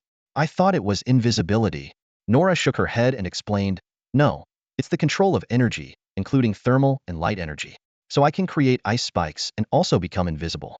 Blocking light is just a form of energy manipulation. However, it consumes a lot of energy, and the stronger the light, the more energy it requires. Clarice mocked. So you can only be invisible in the dark? That sounds even more useless than Stark. Nora sneered. I don't need to be invisible to kill you. But you haven't succeeded, Clarice retorted immediately. Enough. Reno intervened just in time, looking exasperatedly at the two women who were ready to clash. Stark shook his head, sighing, good thing Claire isn't here, or it would be even more chaotic. Once they settled down, Reno continued, no wonder you're not afraid of the cold. From a physics standpoint, hot and cold aren't truly opposites. They're both determined by thermal energy. Nora just needs to control her body temperature from high to low, and she wouldn't feel cold even without clothes. However, she can't survive in a sea of fire because the thermal energy there is too high for her to control, or she could only sustain it for a very short time. In that sense, she indeed isn't on par with Stark. But Nora can manipulate various types of energy, including light, thermal, and electrical energy, as long as it's not too strong. Energy is a form of power, Nora thought. Her gaze fell upon the small knife in her hand, as she imagined what it would be like to control a bullet with her ability. Even with her control, a bullet that could shatter her head into pieces might only break into 3 or 4 fragments under her influence. The thought made her shiver. Reynolds' eyes darted between Stark and Nora, and he suddenly gave a knowing smile. You two will make great partners, he said, a hint of approval in his tone. Stark chuckled slyly, a glint of mischief in his eyes. You noticed that too? He extended his hand, and a flame ignited in his palm, the orangered glow standing out in the dim room. Nora glanced at the flame and waved her hand gently. The flame suddenly surged, rocketing like a missile toward Clarice, who screamed and instinctively shut her eyes. Just as the flame was about to hit Clarice, Reynolds extended his hand. The flame seemed to be controlled by an invisible force, splitting into 2 streams that passed by Clarice's cheeks, leaving trails of heat. Reynolds withdrew his hand, a faint smile on his face. As you can see, I can control some things too, he said calmly, as if it were the most ordinary thing in the world. A look of envy flashed in Stark's eyes. It looks more impressive than ours, he remarked, but it has to be on a macro level, and the larger the mass, the greater the consumption. The room fell into a brief silence. Suddenly, Nora spoke in a low voice. It seems everyone on the Aphrodite has gained superpowers. We've become monsters. Her voice was filled with unease and fear. Despite having superhuman abilities, she felt no pride, only deep worry. She knew too well the price of being different. While it might seem enviable on the surface, in reality, it could lead to fear and being seen as a monster. She didn't want that, but it was too late to turn back. Noticing Nora's emotional shift, Reynolds spoke firmly. I don't care what our people have become. I know they are warriors and don't deserve such treatment. Nora. Stark, we have to get them out. Stark frowned and asked, you mean going against the government? The people on the Aphrodite were captured by the federal government. Rescuing them means fighting the government. Reynolds looked Stark straight in the eye and replied, I don't know about fighting the government. All I know is my soldiers are being treated unjustly, and I need to get them out. Stark, Nora, what do you say? Stark didn't hesitate for a second, his voice raspy but resolute. I'm with you, boss. You saved my life, so I'll follow your lead. Nora's response was brief but powerful. Claire was taken by them. That said it all. Reynolds nodded, his gaze sweeping between them. So, we're all in agreement? The three exchanged looks and suddenly burst into laughter, filled with mutual understanding and determination. Clarice suddenly cried out, come on, you're dreaming. You're challenging the entire Federation, which is impossible. Her voice was filled with disbelief and a touch of fear. Reynolds turned to face Clarice, his eyes serious and his expression earnest. He spoke each word clearly. We are soldiers. To a soldier, there's no such thing as an impossible mission, only how to accomplish it. No matter how strong or weak the enemy, we have no reason to retreat. Clarice was stunned by Reynolds' words, unable to speak for a moment. After a while, she barely managed to ask, "Okay, but how do you plan to do that? Maybe we should turn to the media. If we get the word out, the federal government will be pressured to release them." Reynolds shook his head, resolute. "That's not possible. First, this is a covert operation. We have no evidence, and the media won't believe us. Second, this is a significant matter. They wouldn't dare publish it. Don't think the media is righteous just because they report on dark secrets. They know the boundaries better than anyone. They only criticize individuals or institutions, never organizations." Stark asked, somewhat troubled. "Then how do we rescue them?" Reynolds replied, "First, we need to know where they are. Without knowing the whereabouts of the people from the Aphrodite, any action would be futile." Stark suggested, "Find a secret police officer, interrogate them. Maybe we can get the information." Reynolds shook his head again. "Even Nate Blade, the deputy director of the secret police Earth Bureau, doesn't know where the people from the Aphrodite are. How could a regular secret police officer know?" Nora tentatively said, "Then we should go to the secret police headquarters. Maybe we can find information about the Aphrodite there." Reynolds dismissed this idea as well. Clearly, it wasn't a good plan. The three of them couldn't possibly break into the secret police headquarters, even with superpowers. And even if they managed to get in, they wouldn't know where to find the specific information. After all the suggestions were rejected, the room fell into silence. Reynolds sat there, deep in thought, his brows furrowed. Stark, Nora, and Clarice all held their breath, waiting for his decision. Suddenly, Reynolds looked up, a glint of light in his eyes. "Maybe there's someone who can help us find where they are." "Who?" the three asked in unison, their voices filled with anticipation. Reynolds took a deep breath and slowly said a name: Russell Hill. In the office of the Federal Fleet Investigative Bureau, Russell Hill paced back and forth like a caged animal in the cramped space, clutching his terminal tightly. His voice was filled with disbelief. "How is this possible? Why would everyone disappear? I just investigated them not long ago. They had no reason to vanish without a trace." The response from the other end of the terminal made Hill stop abruptly. "What did you say?" "Send me the files to review." His voice quivered slightly. In an instant, a light screen projected from Hill's terminal. His eyes scanned the document rapidly. The injured soldiers from the Abrodi were the first to disappear. They had been dispersed to 14 different hospitals and received transfer orders 3 days later, after which they vanished. Soon after, the uninjured soldiers also began to disappear, most of them leaving after receiving transfer orders, never to return. More disturbingly, hospitals, sanatoriums, and military camps were ordered to keep this matter confidential. Hill's frown deepened. The document also mentioned that some personnel were forcibly detained due to their unknown whereabouts. 14 eyewitnesses confirmed that at least 6 of these detentions were carried out by unidentified men in black. "Damn it!" Hill shouted in anger. "It must be Reno. But how did he do it?" Just then, an investigator burst into the room. "Boss, we just found out that Johnny Reno's files were ordered to be destroyed by the 7th Fleet Command." "The 7th Fleet Command?" Hill's voice was filled with surprise. "Who gave the order?" "General Hannibal." The answer stunned Hill. "You're telling me Admiral Hannibal, the commander of the 7th Fleet, personally ordered Reno's records to be destroyed? What's their relationship? Why would he do that?" "No idea, but I found this." The investigator handed over a photo. The photo showed a young, handsome soldier, Johnny Reno. Unlike his now somewhat weathered appearance, the Reno in the photo looked vibrant, with raised eyebrows and an undeniable smile. He was holding a certificate. Hill clicked on the photo, and the image enlarged. He read aloud, "First place certificate for the 846th Fleet Command Simulation Competition, issued by the Alpha Military Academy, Fleet Command Department. Issuer, Hamilton Marshall." "My God, he was a top student at Alpha Military Academy?" Hill exclaimed. The investigator added in a peculiar tone, "That explains how he managed to pilot that starship back. He wasn't just a student at Alpha Academy. He was the best." "Well done," Hill praised. "How did you manage that?" The investigator chuckled and explained that he had met a stunning woman online. After finding out he was a starship investigator, she shared the photo, saying that the boy would one day become a starship officer. "Well, you got lucky." Hill patted his shoulder encouragingly. Hill resumed pacing, muttering to himself, "Soldiers disappearing, men in black, General Hannibal. Damn, what is going on here?" He turned to the investigator. "Hank, the 7th Fleet is stationed in the Central Star region. Contact the Central Star Investigative Bureau and get their help to dig into Reno's background." "No need. My lady friend can handle it. She's right there in the Central Star," Hank replied with a grin. Watching his subordinate leave, Hill looked again at the photo in his hand. Reno's smile was radiant and full of confidence. "Who exactly are you?" Hill murmured. Every person he had interviewed described Reno as a kind, intelligent, and passionate young man. But the Reno he saw now was weathered, desolate, and shrouded in mystery. And the evidence pointed to Reno as a cold-blooded killer with sinister motives. All of this left Hill feeling bewildered. Never before had he encountered such a perplexing case. At a moment of hesitation, the door to the investigation room was suddenly flung open. The female investigator who had once struck Reno stumbled in, clearly flustered. Her unsteady steps caused her to accidentally kick over a trash can robot by the door. The poor little robot spun around on the floor for a moment before regaining its balance and resuming its cleaning duties. Russell Hill frowned at the female investigator, his tone displeased. You need to learn how to control your emotions.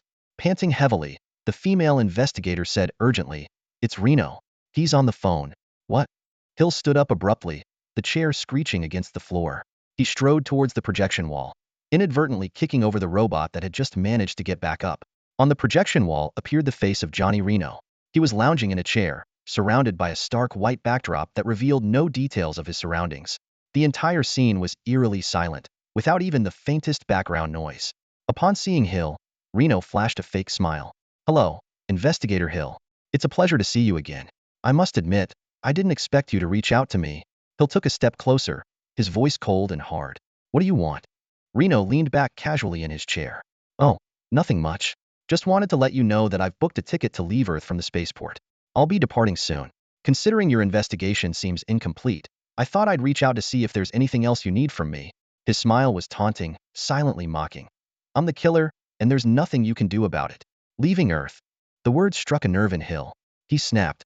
"The Aphrodite hasn't been repaired yet. You can't leave." Reno replied with a calm arrogance. "The fleet has already appointed a new commander for the ship, and I've been reassigned. So yes, I can leave. Check if you don't believe me." Hill turned around, and an investigator immediately began to search for the information. Moments later, the investigator reported, "The assignment records require level 7 clearance. We only have level 4. We'll need to contact the director." However, the spaceport has confirmed that Johnny Reno has indeed booked a ticket, set to depart in 3 days. 3 days. Hill felt a wave of dizziness as his heart sank. Unable to contain his anger any longer, he shouted at the screen, "Reno, you murderer! I won't let you escape." Reno's grin widened with satisfaction. "Oh, really? And how do you plan to prove I killed Captain Jerem? With the scant evidence you have?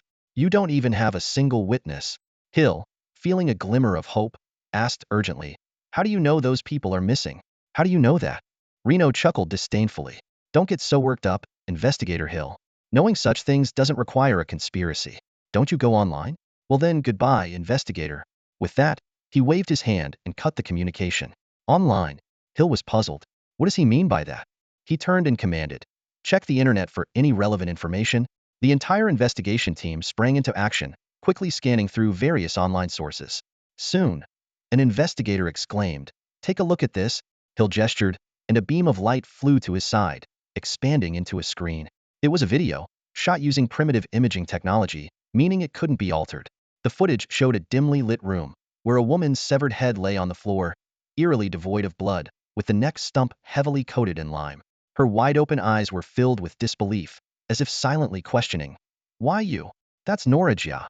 An investigator cried out in horror. My God. She was one of Reno's subordinates. And this one? Another video was brought up. This time, the scene was among a cluster of buildings, where a person engulfed in flames staggered about. Desperately trying to extinguish the fire, he ultimately collapsed, his legs still twitching, clearly not yet dead. His face was turned towards the camera, unmistakable in its clarity. Stark. Someone identified the unfortunate soul. The video abruptly ended. Hill felt another wave of dizziness, muttering to himself, "My God, he's killing them. That bastard is covering his tracks." At that moment, an investigator named Hank suddenly shouted, "Boss, I found something." Hill turned sharply, his voice rising with tension. "What?" Hank, the investigator, rushed in, waving a stack of documents. "I found out why Reno's past records were erased." "Look at this," he exclaimed, panting. Then, another holographic screen appeared before everyone, displaying several yellowed newspapers. The first newspaper had a chilling image on the front page. The naked body of a woman lying in the woods, her face frozen in extreme terror. The bold headline read, "Alpha Academy star student accused of rape and murder." The second newspaper featured a court ruling. Earth year 7250, Phoenix City Supreme Court verdict. Defendant Johnny Reno found not guilty of rape and first-degree murder. guilty of robbery, sentenced to 3 months. The third was a notice from Alpha Military Academy. Cadet Johnny Reno, ID 6548880, expelled due to robbery conviction. The final newspaper grabbed everyone's attention with its headline. Rape and murder suspect acquitted, girlfriend is general's granddaughter. Russell Hill stared at the newspapers, his mind racing. Oh my God! He groaned in agony. That bastard is a psychopath in disguise, a butcher, a deranged killer. Suddenly, a horrifying realization struck him. I know why Hannibal erased those records. He wants to protect Johnny Reno. If the military saw this, it would ruin Reno's career. Hill clenched his fists, determination blazing in his eyes. Damn it, we have to find those missing soldiers. They're in grave danger. I don't care how powerful his backers are. We need to get those people out. The entire Fleet Investigation Bureau erupted into action. Despite being just a team leader, Russell Hill's authority in the Bureau made everyone willing to follow his lead, especially in a case involving the lives of thousands of soldiers. When an organization goes into full throttle, its power is astounding. Soon, intelligence from all directions flooded toward Russell Hill. 5 days ago, 4 men in black were seen escorting a soldier, believed to be one of the missing Abrodi soldiers, northwest from Mingchak. 3 days ago, men in black were spotted in Burmese City, leading a suspected missing soldier out of the northern gate. 4 days ago, men in black boarded a train to Hamilton with a suspected missing soldier. 2 days ago, a suspected missing soldier was seen in Birmingham district, then disappeared. Information poured in like snowflakes, and the holographic map behind Russell Hill quickly became a web of red and blue lines, forming a vast and complex pattern. He widened his eyes, straining to find useful clues until nightfall. However, just 400 meters away in another building, someone was watching him through a tiny spy camera. Reno observed the situation closely, with Stark standing behind him. Nora and Clarice were not present. How's it going? Stark asked. He's close, Reno replied, the reflection of Russell Hill's busy figure visible in his glasses. Just then, Reno saw a fleet of flying cars approaching at high speed. The uniform design and distinct markings made his face pale. He put down the binoculars and shouted, "We need to get out of here!" The convoy roared toward the Fleet Investigation Bureau building, splitting off like a well-choreographed dance as they approached. 4 vehicles headed straight for the main building while the rest dispersed to the surrounding structures like scattering birds. From the cars that stormed the building, 18 men in black suits and 2 in trench coats emerged, led by a mustachioed man named Blade. With a flick of his wrist, Blade sent a disc flying, which quickly expanded into a floating platform at his feet. He stepped onto it effortlessly, gliding through the building's halls, followed by his men who mirrored his actions, moving like phantoms. These hover discs were common in large buildings and starships for their time-saving convenience. Several investigators rushed forward, shouting, "This is the Fleet Investigation Bureau. Unauthorized entry is prohibited." The men in black didn't slow down, flashing their badges with a sneer. "Secret police, we specialize in unauthorized entry. Step aside, buddy, you don't want to mess with us." They pushed through without hesitation. Blade, like an unstoppable bowling ball, barreled through every obstacle, heading straight for the hall where Russell Hill was located. As he burst in, everyone looked up in shock at the unexpected intruder. "Who are you?" Russell Hill demanded. "Someone you shouldn't know," Blade replied, leaping off his hover disc and advancing on Hill. "Everyone stop what you're doing immediately. This ends now. You have no authority to order us around," Russell Hill shouted. Before he could finish, one of the trenchcoat men darted forward like lightning, grabbing Hill by the throat and slamming him against the wall. Blade sauntered over with a cold smile. "Unfortunately, I do have that authority, you fool. You almost exposed our location to Johnny Reno." He shoved his badge in Hill's face. "Johnny Reno? Secret police?" Hill looked at Blade and his men in black, finally realizing the truth. He groaned in agony. "God. It was you who took those people? You're not Renault's men. Damn it, that bastard tricked me. A fake tip and you fell for it." Blade roared at Hill. "If my people hadn't sensed something was off, we'd be compromised because of you." Hill's eyes widened in realization. "Renault is looking for you? You captured his men, and he provoked me into thinking it was him, using me to locate you? He's nearby," he shouted urgently. Blade sneered, a fierce glint in his eyes as he muttered, "Daring to track us, huh, Renault? A bold move, but I like it because it means you won't run away." He turned to look out the window, teeth clenched. "This time, I will catch you." Meanwhile, Stark and Renault were sprinting out of the building. They had barely made it outside when they saw 2 hover cars speeding toward them. "Get down!" Renault shouted. Both men dove to the ground as a blinding beam of light passed just above their heads. As soon as it passed, Renault scrambled up and dashed into another room, with Stark following clumsily like a lumbering bear, barely making it inside before the second beam swept through. Renault yelled into his communicator, "Nora, To avoid being tracked, they weren't using personal terminals. Nora here, came the cold response from the other end. The secret police are here, and they're surrounding the area. Find us a way out. Understood. Several kilometers away in a small house, Nora was intently operating a holographic computer. I'm downloading the area's topography. It might take 3 to 5 minutes. 3 to 5 minutes? That's too slow. Renault cautiously peeked out the window. He could see that the secret police had nearly every building within a kilometer radius of the investigation bureau under control. Teams of secret police were conducting a thorough search, house by house. It's the best I can do. I'm downloading from the public network, and it's slow, Nora explained helplessly. Clarice suddenly interjected. Why don't you try downloading directly from the internal network? It would be much faster. Nora glanced back at Clarice with a hint of helplessness in her voice. That would require hacking into their system. I'm not a hacker. It's not my forte. Clarice smiled confidently and motioned for Nora to step aside. Leave it to me. She quickly took a seat in front of the computer, donned her sensory gloves, and her slender fingers danced across the virtual keyboard. As she worked, she explained, it doesn't actually require very advanced techniques. All public networks have a common command system. We just need to access this system, initiate the command, and start a temporary search to obtain a temporary key. With that, you can briefly open its back door. Her fingers tapped a few more keys on the screen. See, just like that, we're in. Now you have temporary access and can download all level 3 and below data, including maps.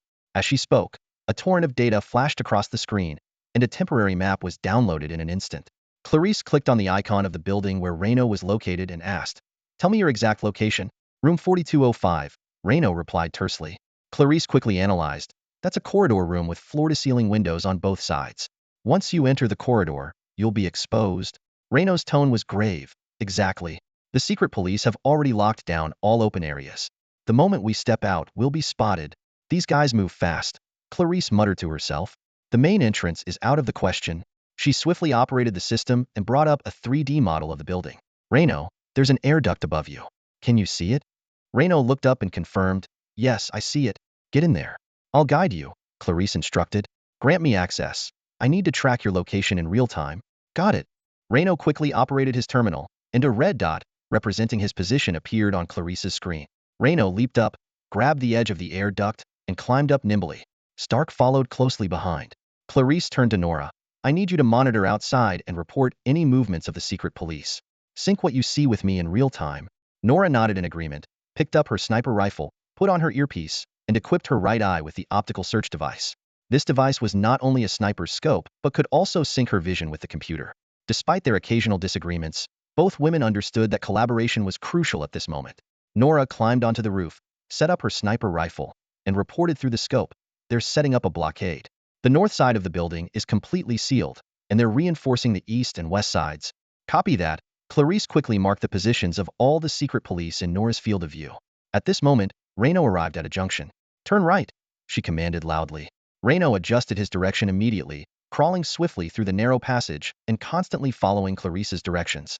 Meanwhile, more and more secret police swarmed the area, their dark figures blotting out the sky.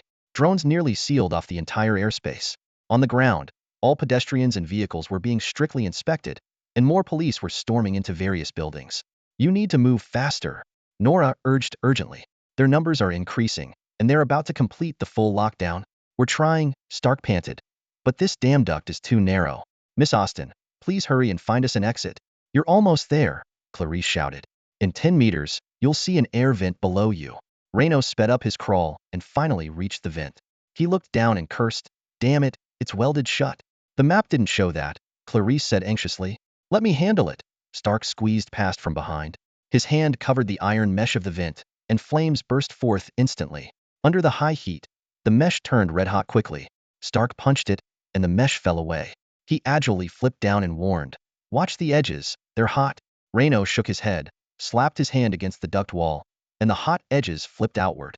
He slid through the vent and landed steadily. Where to now? Renault asked. Out the door, straight ahead, Clarice instructed decisively. Got it.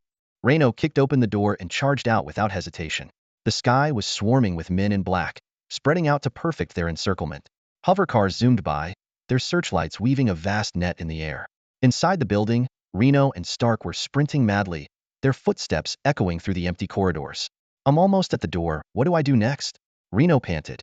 Clarice responded quickly. There's a terrace outside with a skiff. You need to hurry. The secret police are heading your way. Got it. Reno picked up the pace, the door now in sight. With a swift motion, he flung it open and dashed outside. Just as Clarice had said, there was a terrace with a skiff waiting. However, as he reached the skiff, Reno's anger flared. He kicked the skiff hard. Damn it. It's a singles eater. What? Clarice was taken aback. She had only received vague information and hadn't expected the terrace to have a singles eater skiff. Reno, they're coming. Nora's anxious shout echoed in his ear. Reno looked around frantically before making a snap decision. He shoved Stark towards the skiff. You take it and go. No way, boss. I'm not leaving you behind, Stark refused firmly. Shut up, that's an order. Reno had already pushed Stark into the skiff, using telekinesis to restrain him and quickly starting the engine. The skiff shot off into the air. Don't come back, he shouted after Stark. Meanwhile, figures in black were emerging in the distance. Get back inside. Clarice screamed. Reno turned and ran. The distant figures seemed to spot him. He's here. A sharp cry pierced the night. Multiple searchlights converged on Reno, illuminating him completely. Alarms blared, and on Clarice's screen, countless red dots representing the men in black swarmed closer. Oh my God, they found him, Clarice gasped. They're closing in. Reno, you have to get out of that building now, or you'll be trapped. I know, but where do I go? Reno asked as he ran. I don't know, they're everywhere. There's no gap left. Clarice's voice was filled with despair. Just then, Nora spoke up. If there's no gap, make one. Keep moving forward, Reno. Reno hesitated for a moment, then nodded. He changed direction, heading straight for the outer edge of the encirclement. At the end of the corridor, through a glass window, several men in black stood ready. Reno sprinted down the corridor, quickly drawing the attention of the men in black. They shouted in unison, "He's coming our way. Prepare the capture net." They raised their guns, aiming at Reno. At the same time, Nora's voice came softly, "Target locked. Don't kill anyone, Nora." Reno yelled, "They're just following orders." Nora hesitated briefly before responding, switching magazines, ceasing laser fire, deploying shock rounds. The voice-activated magazine began to switch automatically. With a loud bang, a shock round was fired, hitting the ground in front of the men in black. Smoke billowed, and the shockwaves sent everyone flying. The force continued, slamming into the glass with a groaning sound of strain. Simultaneously, Reno pressed a button on his watch. The Reclasu 2 standard protective membrane sprayed out, covering his body. Cloaked in the protective membrane, Reno crashed through the window. The glass shattered, and Reno leaped out of the building. One of the men in black staggered to his feet, aiming his gun at Reno. Reno darted forward, kicking the gun away, and then turned to the wall, climbing swiftly with both hands and feet. Seeing this, the men in black gave chase immediately. As Reno climbed higher, one of them pulled out a gun and fired, releasing a large net aimed at Reno. Just as the net was about to ensnare him, Reno let go and leaped towards another terrace. He narrowly escaped the net, but the sharp hooks on its edge tore through the protective membrane, drawing a bit of blood from his shoulder. Reno grunted in pain but landed on the terrace and kept running without looking back. Watching Reno disappear onto the high terrace, the men in black halted.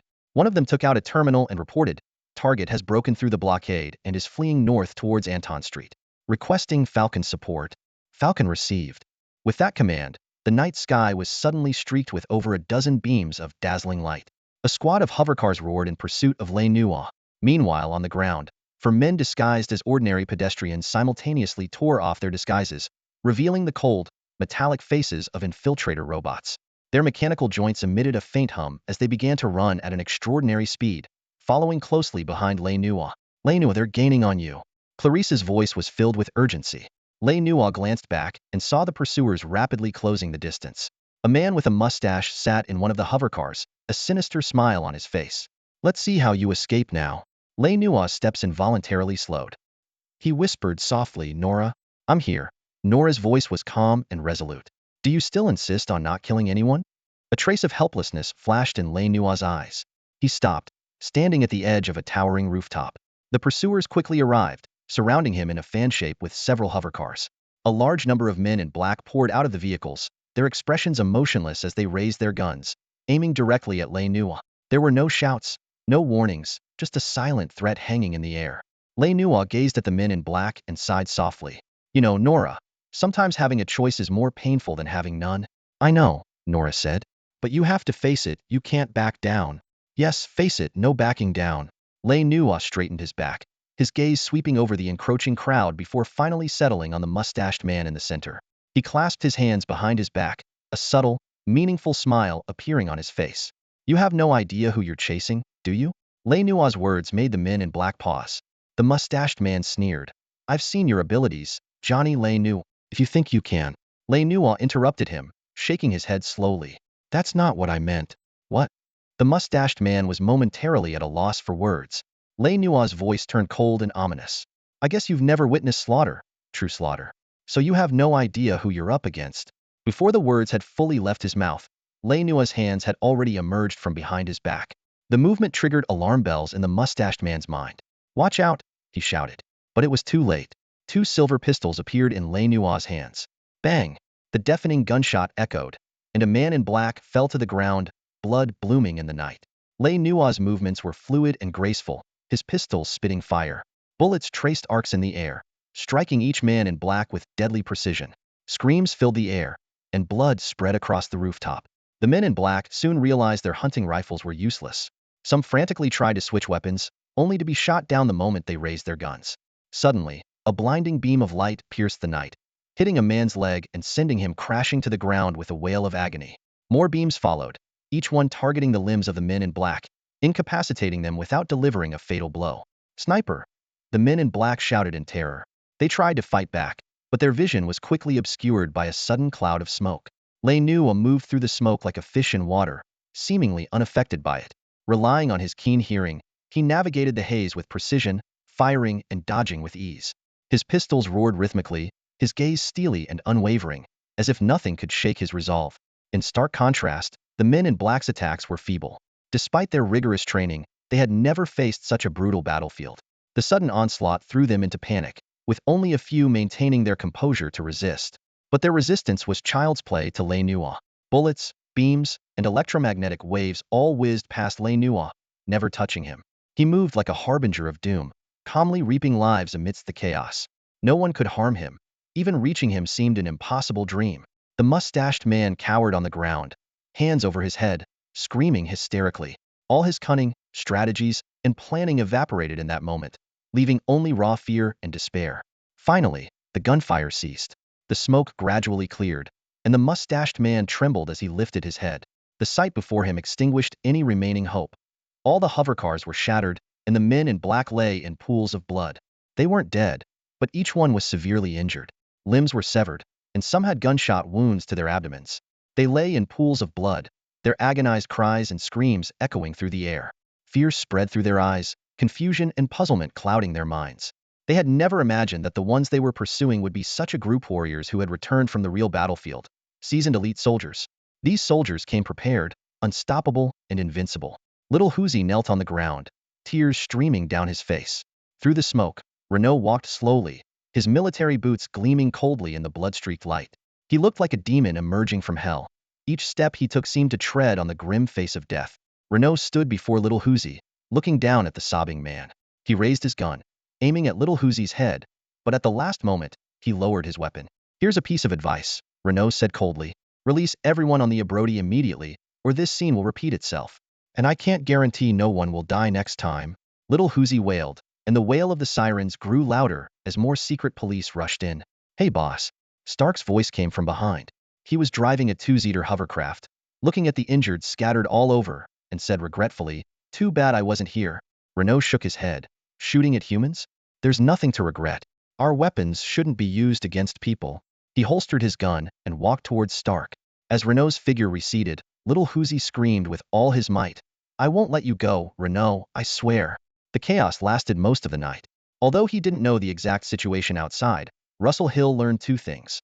Renault had escaped, and many were severely injured, some perhaps beyond the help of medical pods. What a terrible night, Russell Hill thought. He glanced at the time. It was already early morning. In the empty hall, he sighed, picked up his hat and coat, and walked out of the building. After tonight's events, his dismissal notice would likely come soon. But Russell Hill didn't mind. He was just doing his duty, what needed to be done. Whatever the future held, he could face it with a clear conscience. Stepping out of the building, Russell Hill hailed a taxi. Once inside, he unfolded a newspaper and casually said to the driver, 355, Roland Avenue? Yes, sir, the driver replied. As he read the newspaper, Russell Hill said, have we met before? Your voice sounds familiar. Indeed, sir, the driver answered. Russell Hill's hand froze. He slowly looked up to see Renault's familiar face. In a small cabin on the outskirts of New Darwin, Renault, Nora, Stark, and Clarice sat together with grave expressions. Not far away, Russell Hill sat alone, with a glass of champagne poured by Renault himself in front of him. The atmosphere in the room was tense, as if it could erupt at any moment. Renault looked Hill straight in the eyes and got straight to the point. "Mr. Hill, I think you already know why I'm here." Hill shrugged, his tone calm. "You're here to find the soldiers from the Abrodi that were taken by the secret police, aren't you?" Renault nodded in confirmation, and Hill immediately asked, "Why come to me?" "Because only you have both the reason and the ability to help me find them," Renault replied candidly. "They took my people, and I need to get them back." Hill narrowed his eyes. "Then you need to tell me why they did it first." Renault gestured to Clarice, who then detailed the entire situation to Hill. When he heard about the superpowers and the Dawn plan, Hill's expression shifted from skepticism to shock. "This is unbelievable. It can't be true." Renault said nothing more, simply waving his hand. Hill watched in astonishment as the wine glass in his hand slowly rose into the air. He couldn't help but exclaim, "Oh my God!" After repeated verifications, Hill finally accepted the incredible reality. He looked at Renault suspiciously. "So you're doing all this just to save your comrades?" Renault answered sincerely, "I know it's hard for you to believe because, in your eyes, I'm someone who would kill my superior for a promotion. But Mr. Hill, I'm not asking you to believe my words, just my actions. Give me a chance to rescue my brothers, and I'll show you the kind of person I really am." Hill was silent for a long time before he finally spoke.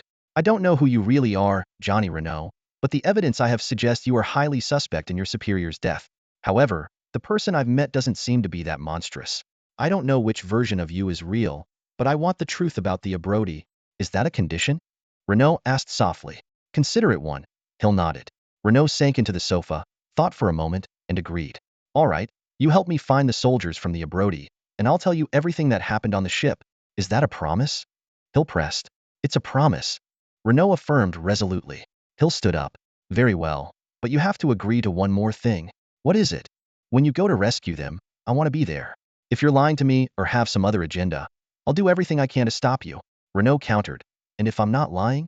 Hill didn't hesitate. "I'll help you." Renault nodded with a smile. "All right, it's a deal." Hill then took out a map. "Nate Blade acted too quickly and stopped me before I could find their exact location.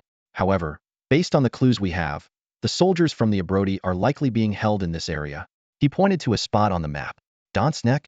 Renault and Nora said in unison. Hill explained, "Donsnek is a region in the northern hemisphere, covering an area of about 30,000 square kilometers. Even if we know the soldiers are in Donsnek, it's still a vast area to search. Fortunately, I have a way to narrow it down."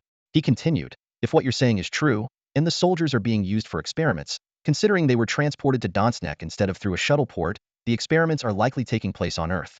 My contacts in Donsnek have gathered some information. Initially, these pieces seemed unrelated, but now they might be connected."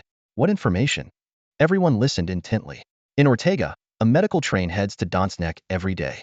Meanwhile, in Lavrange, pharmaceutical transactions have recently surged." Russell Hill responded with pride. "Additionally, in Chakakan, someone ordered a batch of magnetic radiators."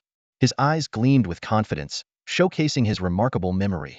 Even seemingly irrelevant information, once glanced at by him, could be retained and utilized at critical moments. Nora and Reno exchanged a meaningful glance.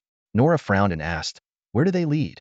Russell Hill's finger tapped a specific spot on the map. "Here."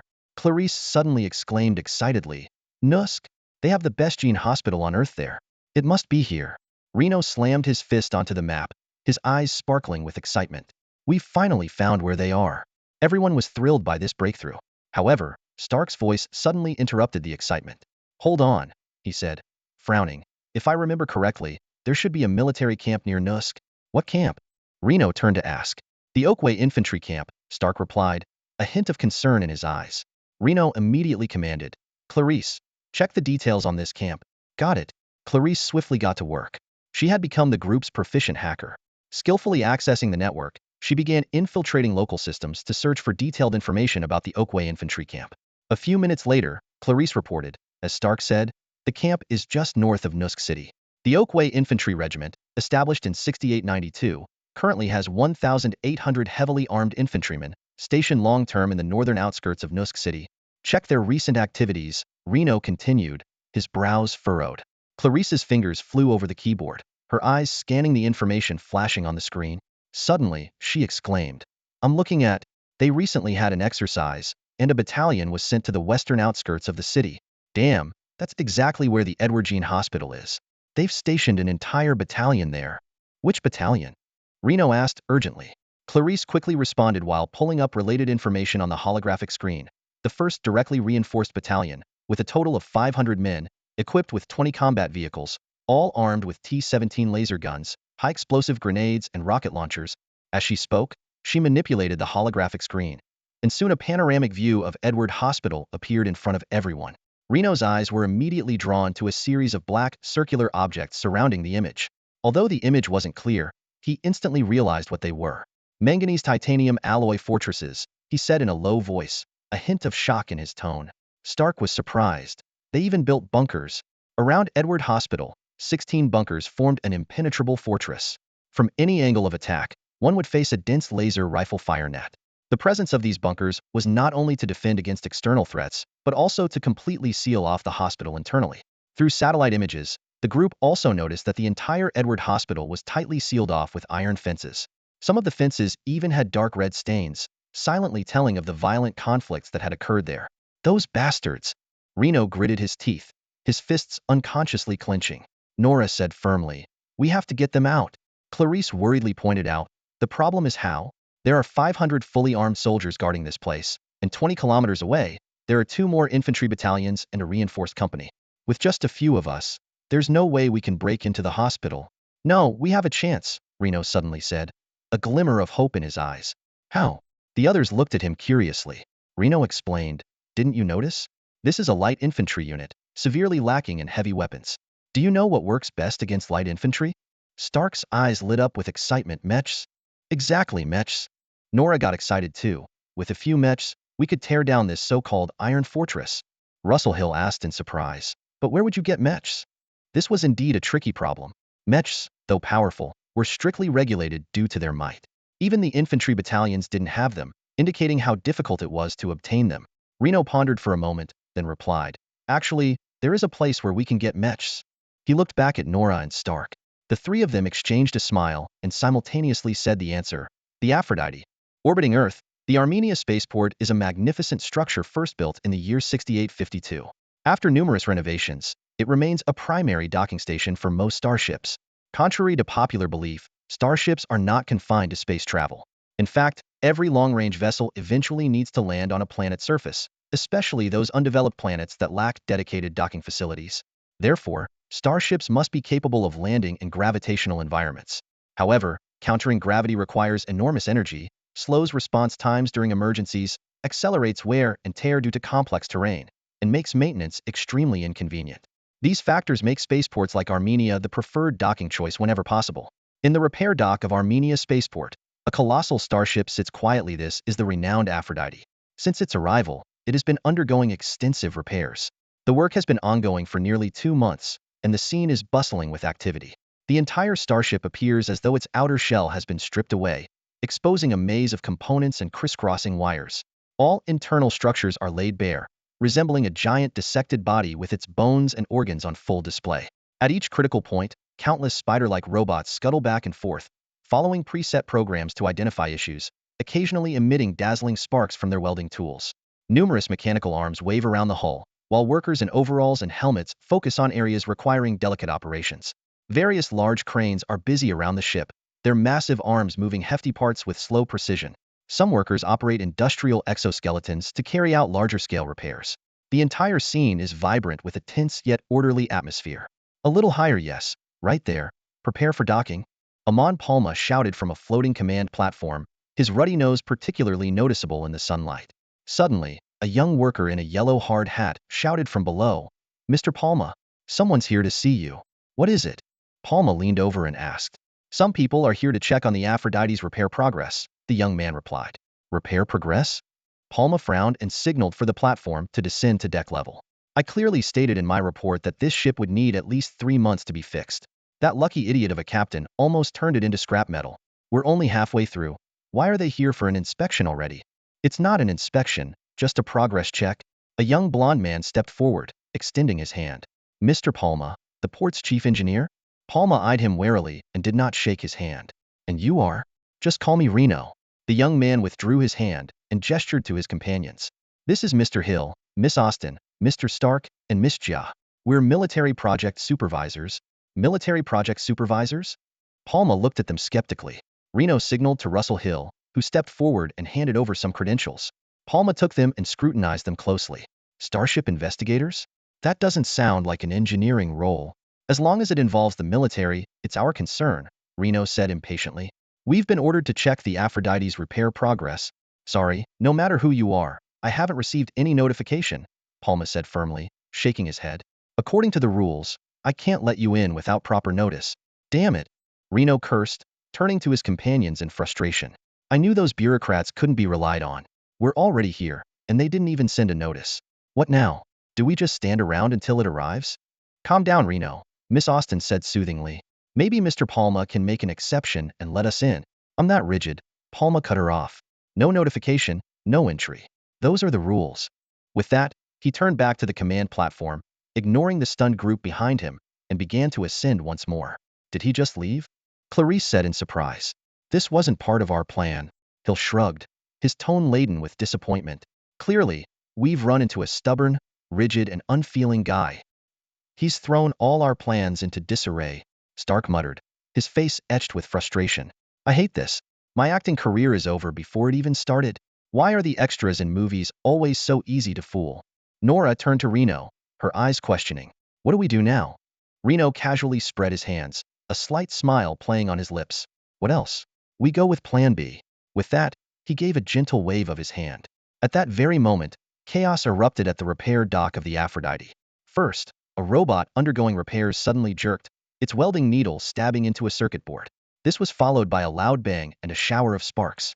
Then, a wrench inexplicably slipped from its place, falling into the gears below that were in a test run, producing a grating crunch. Things went from bad to worse when Amon Palmer, who was overseeing the docking of two massive instruments, suddenly lost control. Not only did they misalign, but they also decelerated erratically, crashing heavily into each other. The collision resulted in a thunderous noise and a cascade of sparks. The entire repair dock was instantly filled with sharp, bizarre screeches and a spectacle of sparks flying everywhere. Amon Palmer, standing on the control platform, shouted at the top of his lungs, "What's happening?"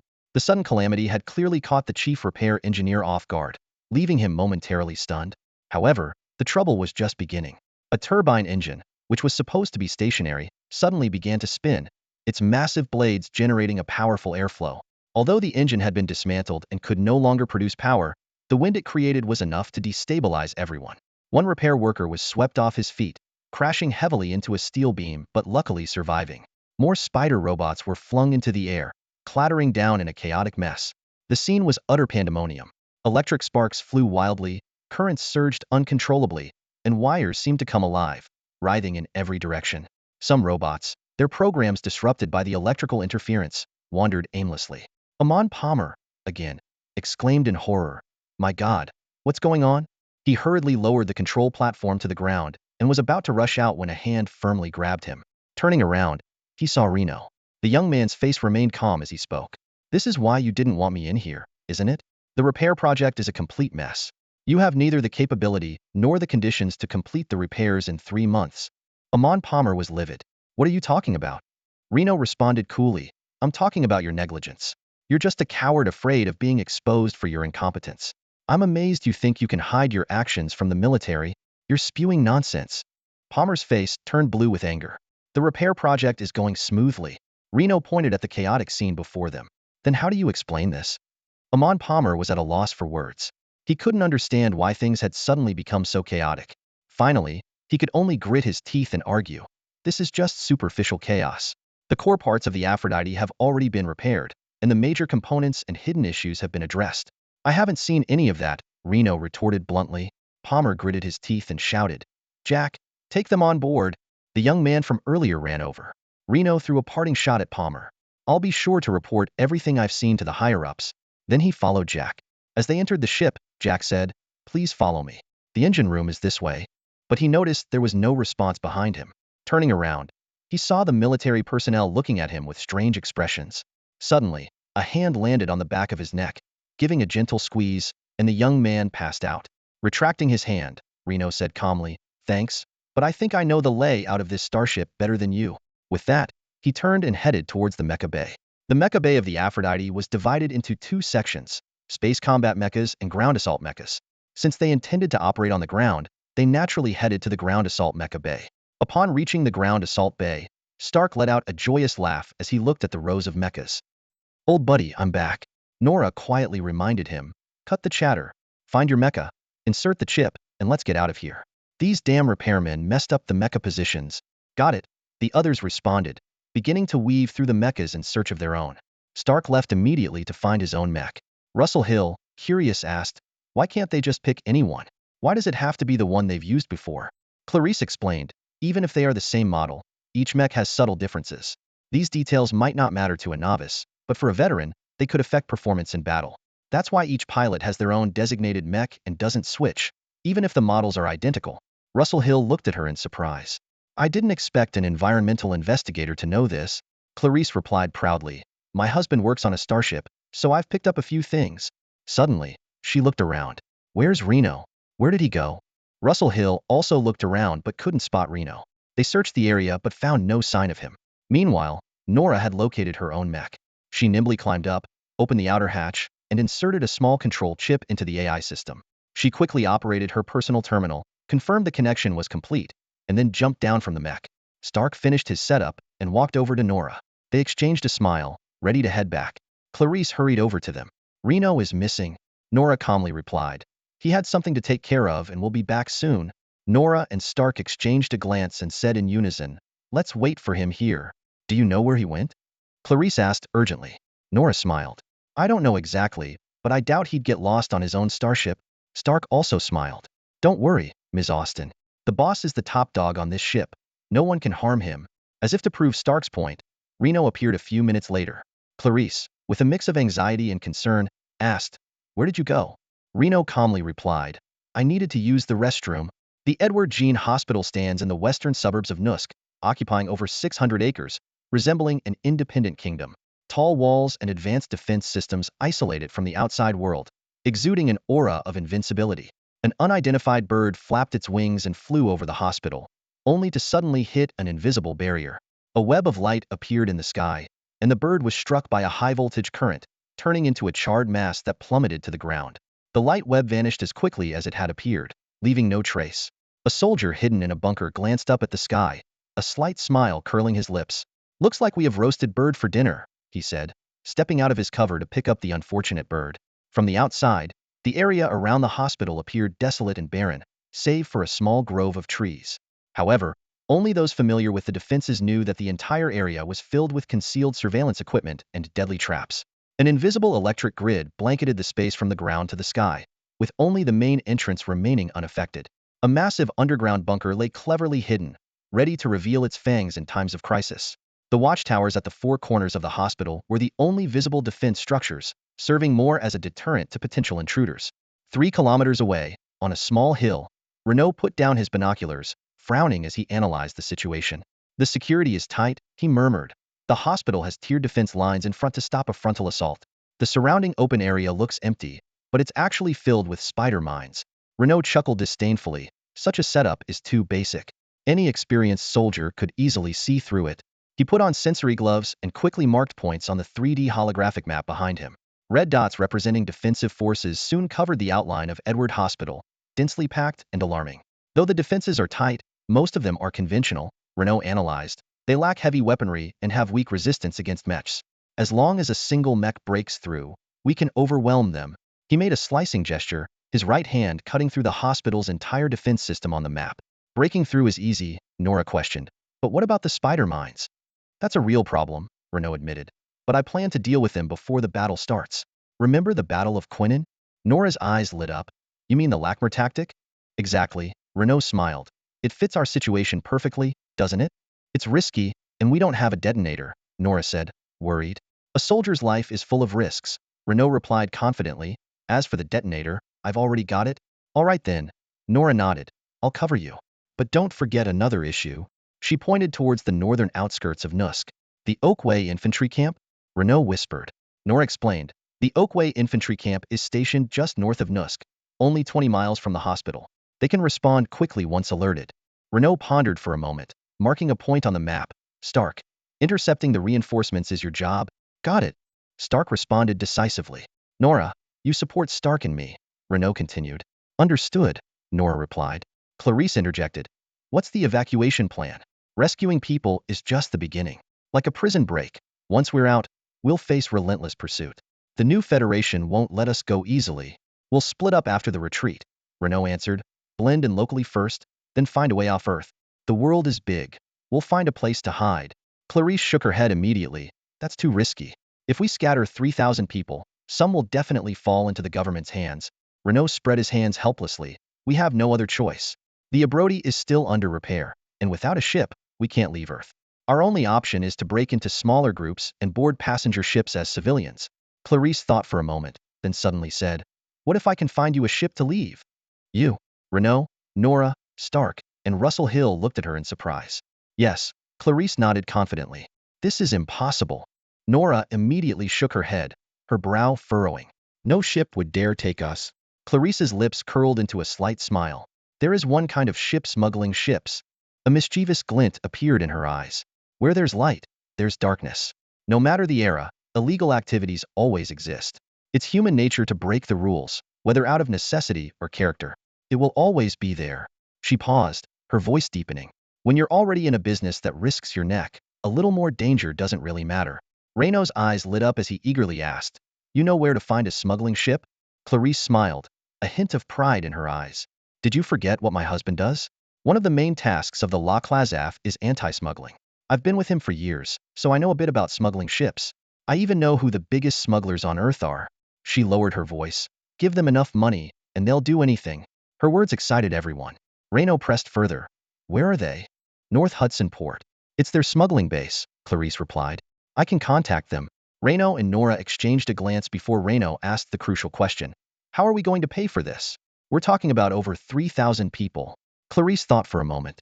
I'll figure something out. My husband has a high enough rank on the ship. Maybe I can use his influence instead of money. Renault was deeply moved by her determination. Clarice, you don't have to do this. Clarice smiled, a glint of resolve in her eyes. It's nothing. I'm just doing what I should. To be honest, I've been fed up with this corrupt government for a long time. If I could, I'd overthrow them. Stark interjected. Hey, watch what you say. There's a government official right here. Everyone's eyes turned to Russell Hill. Hill sighed helplessly. Even though I'm a public official, I still have a conscience. I'll pretend I didn't hear that. Hearing this, everyone burst into laughter, and the atmosphere lightened considerably. Russell Hill then turned serious, looking at Renault. I've done everything I promised. When will you fulfill your end of the bargain? Renault's expression became cautious. I'll tell you everything once I've rescued them. No way, Hill refused flatly. By then, you'll be gone and I can't wait that long. Renault shook his head firmly. You'll have to wait. There are things I can't say right now.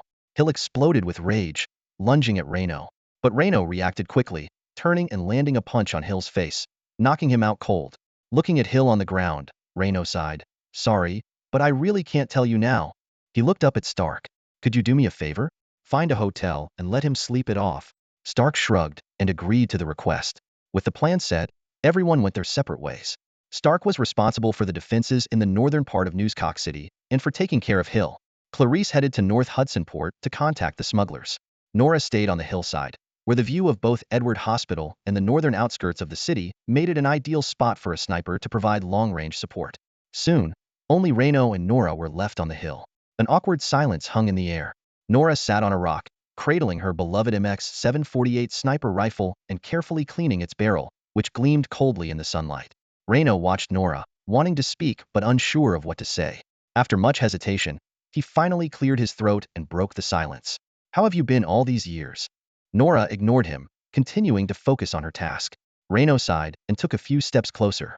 I know you haven't wanted to talk to me privately since that incident, but Nora, it's been years.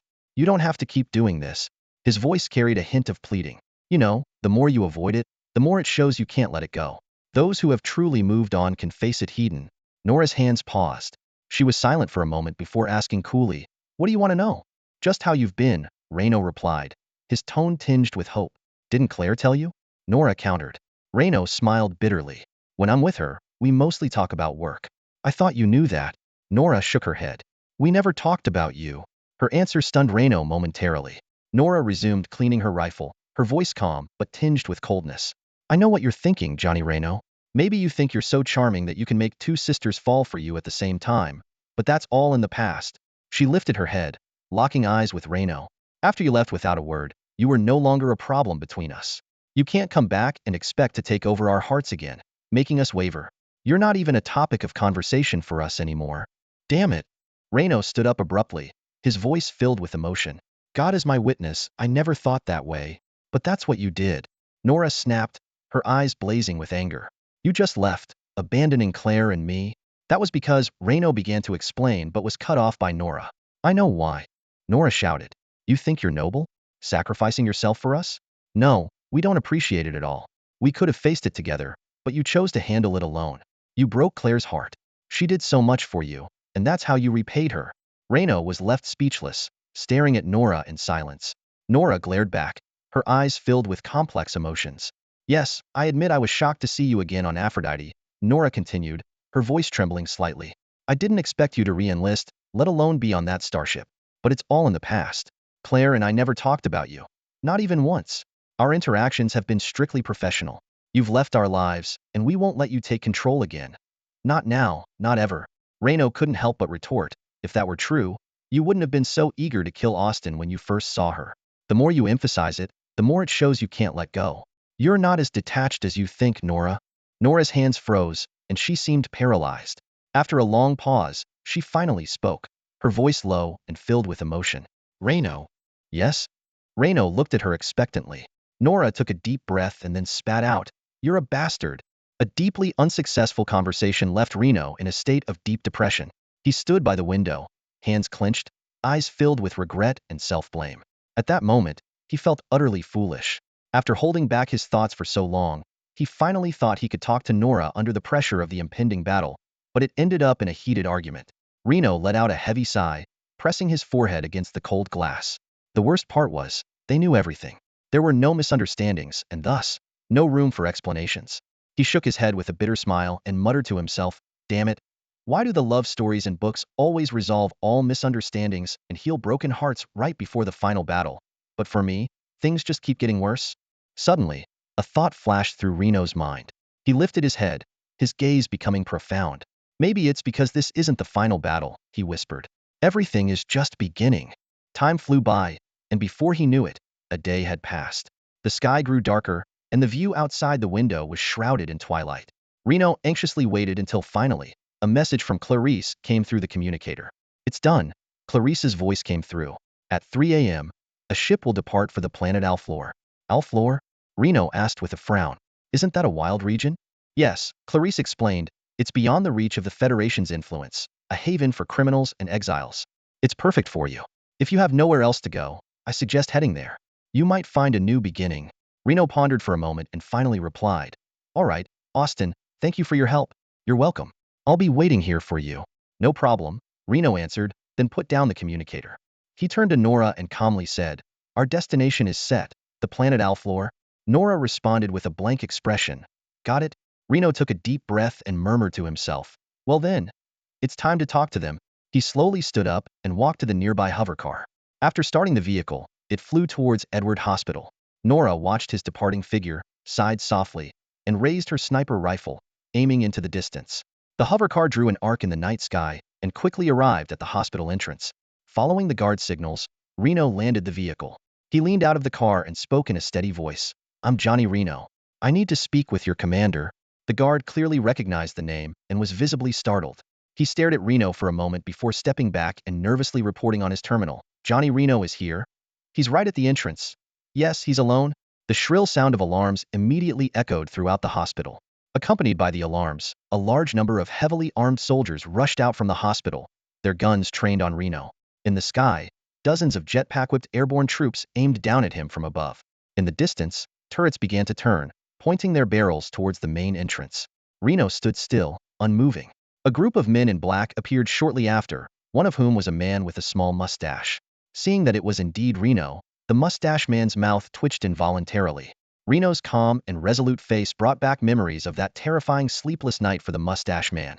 He couldn't forget the scene of Reno fighting like a god of death, leaving him crying in despair. Every night since then, he had been haunted by that hellish slaughter. Reno had become an inescapable nightmare for him. And now, this nightmare stood before him once again, leaving the mustache man momentarily at a loss. Regaining his composure, he pointed at Reno and shouted, "Arrest him!" Several soldiers immediately rushed forward, pinning Reno down and starting to search him. Seeing Reno subdued, the mustache man's fear eased slightly. He knew that night had left a deep scar on his heart, like a mountain pressing down on him. But precisely because of that, he was determined to crush this mountain. The mustache man stepped forward and threw a punch at Reno, roaring, "You bastard! You could have left. Why did you come back? Are you provoking me? Do you think you can escape again this time?" At that moment, a voice came from behind. "You'd better stop, Mr. Blade. Attacking someone who surrendered voluntarily doesn't show your courage. It only exposes your cowardice." As he looked back, the crowd parted like a wave, and an officer strode forward with his head held high. He wore a meticulously kept blue army uniform, his gleaming boots clicking crisply on the ground, and white gloves that accentuated his upright posture. The officer approached Reno, a smile forming on his face. "Captain Johnny Reno? I've heard a lot about you. I'm Major Eden McLaren, commanding officer of the 1st Battalion, Oakview Infantry Regiment. It's a pleasure to meet you." His voice carried genuine respect. "You are a true warrior." He extended his right hand towards Reno. Reno's gaze lingered momentarily on the arm holding his shoulder. McLaren quickly understood. Gesturing with a wave of his hand, "Release him." The soldiers, like well-trained machines, promptly let go and stepped aside. Reno finally extended his right hand and shook McLaren's firmly. At that moment, a voice filled with urgency broke the brief silence. "McLaren, you shouldn't do this. He's dangerous." The major turned, his sharp eyes locking onto the man with the mustache, his voice carrying undeniable authority. "Mr. Blad, I think you're mistaken. This is my sector, and I am in charge of all matters here. Your job is to bring people in, and my job is to ensure no one gets out. So in this place, I make the decisions. I don't need you to tell me what to do." His words hit like a hammer, causing Blad's face to flush with anger. Ignoring him, McLaren turned back to Reno. "I deeply admire your bravery, Captain Reno. Whether it's commanding a starship to complete missions or venturing alone into danger, it shows you're a true man, a genuine soldier. That's far more respectable than some who only know how to weep." As he finished speaking, 2 soldiers stepped forward and restrained Reno again. McLaren's tone held a hint of regret. "Unfortunately, despite your voluntary surrender, I can't offer you any special treatment." He paused, a glint of curiosity in his eyes. "Though I am curious, why did you decide to surrender all of a sudden?" Reno's voice was resolute. "You're mistaken, Major McLaren. I'm not here to surrender. A true soldier never surrenders. He fights to the death." "Then why are you here?" "To see my comrades," Reno answered firmly. "Wow," the major whistled. "That's some strong camaraderie. But if that were the case, you shouldn't have fled in the first place." "I needed answers," Reno said calmly. "Do you have them now?" McLaren asked nonchalantly, accepting items confiscated by a soldier. "A gun, a terminal, a tracker from secret police, and some miscellaneous items." "Yes, I want to know how they are now," Reno replied. "Of course, you'll see your friends," McLaren said. "But before that, can you tell me where your other 2 comrades are?" "You can find them yourself," Reno answered curtly. McLaren didn't press further, instead ordering, "You, take 20 men and search the surroundings." He then directed the remaining soldiers to escort Reno into the hospital. Blad, still recovering from his shock, muttered, "I don't understand why he surrendered. Something's off here." "McLaren, be careful. This guy is not simple." Major McLaren sighed impatiently. "Blad, Blad, Blad? I'm not a fool. I know Reno's surrender is suspicious. But do you suggest we say, 'Oh, you're here under odd circumstances, so please leave and hide until we find you'? If you don't, then we have no choice but to accept him. Whatever Reno has planned, he's here now, and we have to deal with it. Our only option is to keep a close watch on him and not give him any chance to cause trouble." Blad followed behind Reno, walking down the long, tree-lined path of the hospital, worriedly saying, "The problem is, I'm afraid you can't keep an eye on him." McLaren, fiddling with the small items in his hand, confidently replied, "On that point, you should trust me more. As a professional soldier, I believe I can keep him under control. Regardless of what tricks Johnny Reno has, as long as he's a normal person, he won't escape my grasp." He picked up a small black object from the pile, muttering to himself, "What is this?" However, instead of easing Blad's concerns, these words only deepened his worry. "The problem is, Reno is not an ordinary person." "What?"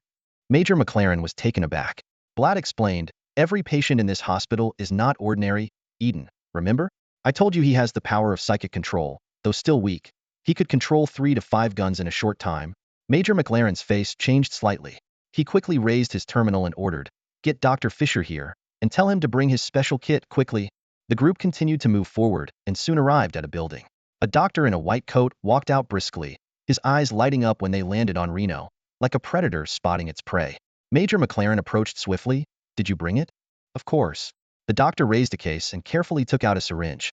"Don't worry, whatever his abilities, this shot will make him compliant." He then walked towards Reno. Just as the doctor was about to touch Reno, Reno suddenly spoke, his voice deep and powerful. "Have you ever regretted your actions?" The doctor paused, his eyes locking on Reno. Reno continued, each word striking the doctor's conscience like a hammer. "Have you ever wept for those you've harmed? Have you ever questioned your conscience when no one was around? Do you believe there is a pair of eyes watching you?" "What are you talking about?" The doctor growled impatiently, reaching for Reno's arm. Reno remained motionless, his voice resonating like a judgment. "I said there truly are eyes watching you." Bang! As the words fell, the doctor's head exploded like a ripe watermelon, blood and brain matter splattering everywhere, leaving everyone stunned by the sudden turn of events. Blood and brain matter exploded, splattering hot red and white everywhere. The gunshot had barely faded when a concussion grenade whistled in, striking the ground and kicking up a thick cloud of dust, instantly obscuring everyone's vision. "Sniper!" A shrill scream pierced the air. Chaos erupted among the soldiers. The seasoned veterans quickly sought cover, while the rookies fired aimlessly in all directions. Those in black uniforms hit the ground in fear. In the midst of the confusion, Lei Nua darted towards Major McLaren like an arrow. Leaning forward, he slid across the ground. A laser beam grazed his cheek, fired by a quick-reacting soldier. But before the soldier could take another shot, an anti-armor alloy bullet tore him apart, sending a bloody shower into the air. Lei Nua's slide hit Major McLaren precisely, knocking him down. Before the Major could get up, Lei Nua was upon him, wrapping him in a tight hold as they rolled into a nearby building. The Major reacted swiftly, driving his knee into Lei Nua's stomach. Lei Nua winced in pain, his body momentarily stiffening. The Major seized the opportunity, flipping his wrist to reveal a titanium dagger, which he thrust at Lei Nua with deadly intent. "I've been through wars. This is nothing," the Major snarled. Lei Nua narrowly avoided a fatal wound, the dagger grazing his neck. The Major swung again, but Lei Nua jerked his head back, smashing his forehead into the Major's nose. The Major cried out in pain, but Lei Nua rammed him into the wall, holding him by the waist. "You think I'm here to scare you?" Lei Nua said coldly. The Major elbowed Lei Nua's shoulder, forcing him to crouch. "Then what are you here for?" Lei Nua didn't answer. He glanced at a small black sphere on the ground nearby, the object the Major hadn't understood earlier. Following Lei Nua's gaze, the Major suddenly realized something. He kicked Lei Nua away and lunged for the black sphere. He didn't know what it was, but if Lei Nua wanted it so badly, he couldn't let him have it. The Major grabbed the black sphere and dashed out of the building, shouting to the approaching soldiers, "He's inside! Capture him!" Meanwhile, the infantry battalion had roughly pinpointed the sniper, Nora's, location. A barrage of ferocious artillery fire rained down, forcing even Nora to retreat temporarily. The Major exhaled in relief, looking down at the black sphere in his hand. He noticed something flashing on it like a timer. A wave of cold dread washed over him. The Major suddenly realized, if Lei Nua can control objects with his mind, why didn't he use his ability to retrieve this? Danger magnified in an instant. The Major shouted, "Everybody down!" and hurled the black sphere away. It arced through the air and hit the ground. 1 second, 2 seconds, nothing happened. Just as the Major was about to relax, he heard a strange humming, like bees whispering in his ear. His face turned pale as he screamed, "Take cover!" Before the words were fully out, countless black, disc-shaped objects shot up from the ground around the hospital. Spider mines. The Major recognized the new intelligent landmines, designed to identify and track targets based on sound and heat signatures. These were the terrifying weapons developed by the new Federation to combat the Divine Clan and the Arc Insect tribe. At that moment, the sound coming from the small black sphere was unmistakably that of the Yake insect race. It was like placing a piece of meat right at the wolf's mouth. The spider mines, ravenous and lured by the sound, whizzed towards the black sphere. This exposed the greatest flaw of the spider mines. Their recognition system was still primitive. Buried underground, they couldn't scan or observe, making them susceptible to being misled by false information. The only response from the new federal government was to shorten the reaction distance, rendering long-distance lures ineffective. This was why Reno took the risk of sending the small black sphere, only at close range could the bait be effective. This tactic was borrowed from the Lakma race's strategy against humans during the Battle of Kabert. Reno had adapted it for his own use. Dangerous as it was, it proved to be quite effective. Hundreds of spider mines swarmed in like fearless warriors colliding with each other. The explosion was deafening, shaking even the alloy steel-structured buildings. The surging shockwaves swept out like a tidal wave, killing soldiers instantly without a chance to scream. But this was just the beginning. The explosions of the spider mines continued one after another, with the shockwaves stacking and amplifying their power. Trees toppled, vegetation was uprooted, and everything was leveled. A sturdy building had a corner blown off, and only its special structure prevented it from collapsing entirely, leaving it slightly tilted. 3 surrounding bunkers were overturned, one of which took a direct hit, with flames pouring in and roasting the soldiers inside. Even the lowest-grade spider mines were powerful enough to threaten mechs. After the explosions, a massive crater appeared on the ground, a horrifying sight. Major McLaren was lucky to survive. The explosion occurred in the air, and the shockwaves from the spider mines were stable, giving ground personnel a sliver of a chance. The Major had timely dropped to the ground, avoiding a fatal blow, though his back bore terrible scars, a small price compared to losing his life. As the smoke cleared, Major McLaren struggled to lift his head and look around. The scene was a wasteland, with no one left standing. The survivors trembled, shocked by the devastation before them. The dead had forever lost the ability to fear. Reno, Major McLaren, kneeling on the ground, roared hysterically. Reno appeared near the building, still wearing that terminal on his hand. He looked at Major McLaren with a mix of sympathy and resignation, shaking his head slightly. "I told you, I'm not here to surrender. You haven't won yet, Reno." Major McLaren gritted his teeth and stood up. As he did, more surviving soldiers began to gather from all directions. Despite the ferocity of the spider mine's attack, its limited range meant only a few dozen soldiers had died. The 1st Direct Battalion still had hundreds of soldiers, all now mobilized. Reno shook his head again. "It's already over." He pointed to the sky. Looking up, 2 balls of fire suddenly appeared on the horizon, plummeting like meteors with an overwhelming momentum. "Oh my God!" Major McLaren exclaimed. "It's mechs. They're deploying mechs." The 2 massive fireballs hurtled towards the ground, sending soldiers into a panic, scattering in all directions. Only Reno remained calm, standing his ground. One fireball hit the lawn near the hospital, igniting a towering inferno. Soon, a colossal figure, 6 meters tall, emerged from the crater, quickly extinguishing the flames on its body. It strode out of the pit, knelt before the building, and spoke with a thunderous voice. "Boulder 1 reporting for duty, Commander." The Hellfire Mark III ground assault mech stood tall on the battlefield, its imposing 6.42-meter frame inducing unparalleled awe and dread. This steel giant was armed with a fearsome array of weaponry: a 108 caliber heavy cannon, a level 4 laser cannon, 4 missile launchers, a level 3 energy shield generator, an Elliott 9mm multi-barrel machine gun that fired caseless rounds, and a front-end laser blade. Its armor, made of manganese titanium alloy, measured 14.5 centimeters at its thickest and 7.6 centimeters at its thinnest, complemented by the advanced AI-72 system, making it one of the most formidable mechs aboard any main battleship. When this weapon of mass destruction descended onto the battlefield, Major McLaren screamed in terror, "Don't let him get into the mech." Immediately, everyone opened fire on Reno. However, Boulder 1 merely swayed slightly as it used its massive body to shield Reno from all incoming attacks. The cockpit on the mech's chest popped open, and a gigantic right hand was already on the ground. Reno quickly stepped onto the hand, which lifted him to the chest area, allowing him to easily enter the cockpit. He removed his outerwear, revealing a high-tech fiber suit underneath, as neuron wires snaked around, connecting to his body. "Take over the system," Reno commanded. System takeover initiated. Boulder 1 entering auxiliary mode. The AI responded. In the next moment, Reno's vision expanded dramatically, capturing the entire battlefield. Gunfire erupted behind him, with lasers striking the Hellfire mech but failing to penetrate its indestructible armor. These laser weapons, despite their speed and precision, lacked the power to deal with heavy mechs, as feudal as tribal warriors of the 19th century using spears and javelins against tanks. Under continuous assault, Boulder 1 activated its energy shield. A green glow enveloped the entire mech, instantly nullifying all laser attacks. The mech turned slowly as Reno's voice boomed through the loudspeaker. "Major McLaren, order your men to lay down their weapons immediately, or I will retaliate. There's been enough killing. I don't want to take more lives. You'll never scare me off." Major McLaren retorted fiercely, then shouted, "Use high-explosive grenades." The soldiers rushed forward, hurling high-explosive grenades at the mech. The explosions caused the energy shield to waver, and Reno felt a momentary dizziness as the mech's data briefly scrambled. The system issued a warning: under low-intensity, high-frequency continuous attack. Initiate tactical evasion immediately. Shield strength decreased by 1%. Major McLaren, don't push me. You have no chance of winning this battle. Surrender now? Reno urgently called out.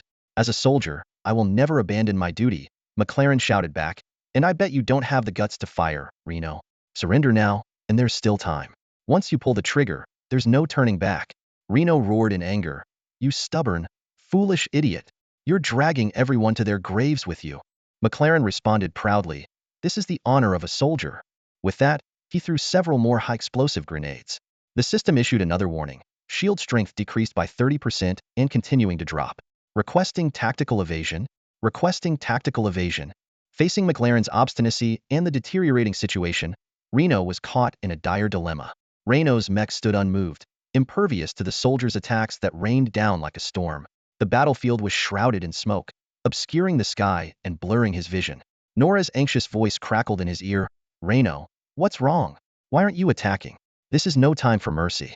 Are you going to wait until your energy is depleted to strike? Reno was silent for a moment before finally speaking. No, I won't. He closed his eyes and sighed deeply. System takeover. Activate automated defenses. With that, he released the control stick. The energy shield of the mech continued to weaken, and the system's cold voice announced, current shield strength at 64%. System takeover. Automated defense system activated. Preparing to counterattack. The massive mech finally moved. It slowly raised its left arm, revealing a 9mm multi-barrel Gatling gun composed of 16 barrels. The system's voice echoed again. Fire. With a thunderous roar, the Gatling gun began to spin at high speed, unleashing 48,000 rounds per minute like a torrential downpour. The stream of bullets formed a relentless barrage, splitting into countless streams that sprayed in all directions. The dense bullet path surpassed the fury of a storm, seeming to compress the entire world. Bullets struck foliage, rocks, and soil, slicing, shattering, and obliterating everything in their path. It was a true iron tempest. The soldiers were horrified to discover their cover was as fragile as paper against this terrifying firepower, and their bulletproof armor was utterly useless. Nothing could withstand this insane barrage, and life became incredibly fragile in that moment. In just 3 seconds, the battlefield was utterly annihilated. Reno stared at the carnage, deeply shocked. Despite all the battles he'd fought, they had always been against aliens or monsters. But today, the targets of this slaughter were humans, his own kind. Unable to bear it any longer, he screamed, Stop! Stop it! Make it stop! At his command, the Gatling gun finally ceased its rotation, and the mech's internal production line began to replenish the spent ammunition. The battlefield fell into a deathly silence. Hundreds of bodies lay scattered, barely a single one intact. The ferocious bullets had torn them to shreds, with blood, organs, and brains mixed among the debris. The few remaining heads bore expressions of despair from their final moments. Major McLaren was not spared either. His body was torn into 4 large pieces and 38 smaller ones. But he died satisfied, having achieved his goal. The bunker, with its formidable defenses, still stood. But the soldiers inside were not so lucky. Bullets had penetrated through the firing slits, causing significant casualties. Reno looked helplessly at the horrific scene before him, covering his face with his hands. The mech mirrored his actions, kneeling and emitting a sorrowful wail. Oh God, what have I done? He muttered. From the distance, Nora's voice called out, Reno, stay calm. We didn't want this either. That bastard forced our hand. Reno shook his head. Only losers blame others for everything. Nora, don't try to console me. This is my sin. I killed them. Hundreds of lives, gone by my hand. Nora's voice softened unusually. That's because there are still more lives waiting for you to save. They are right behind you. Reno, jolted, turned to look at the building. Nora continued, Get up, Reno. Find your strength. No matter what we've done, even if we all end up in hell, remember you have Aphrodite. Everyone on this ship is willing to stand by you. Reno's eyes regained their spark. You're right, Nora. No matter what suffering lies ahead, I, Johnny Reno, will face it without regret. Wherever, whenever, I am with you all. Aphrodite stands with you. Stark's voice, though gruff, was powerful, bolstering Reno's resolve. Reno stood up and turned towards the building, striding forward. His powerful mechanical arm effortlessly tore away the alloy door blocking the passage. Guys, I'm coming, he shouted, stepping confidently into the building. After breaking through the door, Raynor faced a dilemma. His mech was too large to enter the building. Without hesitation, he jumped out of the mech and grabbed a laser gun from the body of a fallen soldier. Armed, Raynor cautiously stepped inside. Suddenly, a holographic receptionist appeared before him, seemingly oblivious to the outside battle.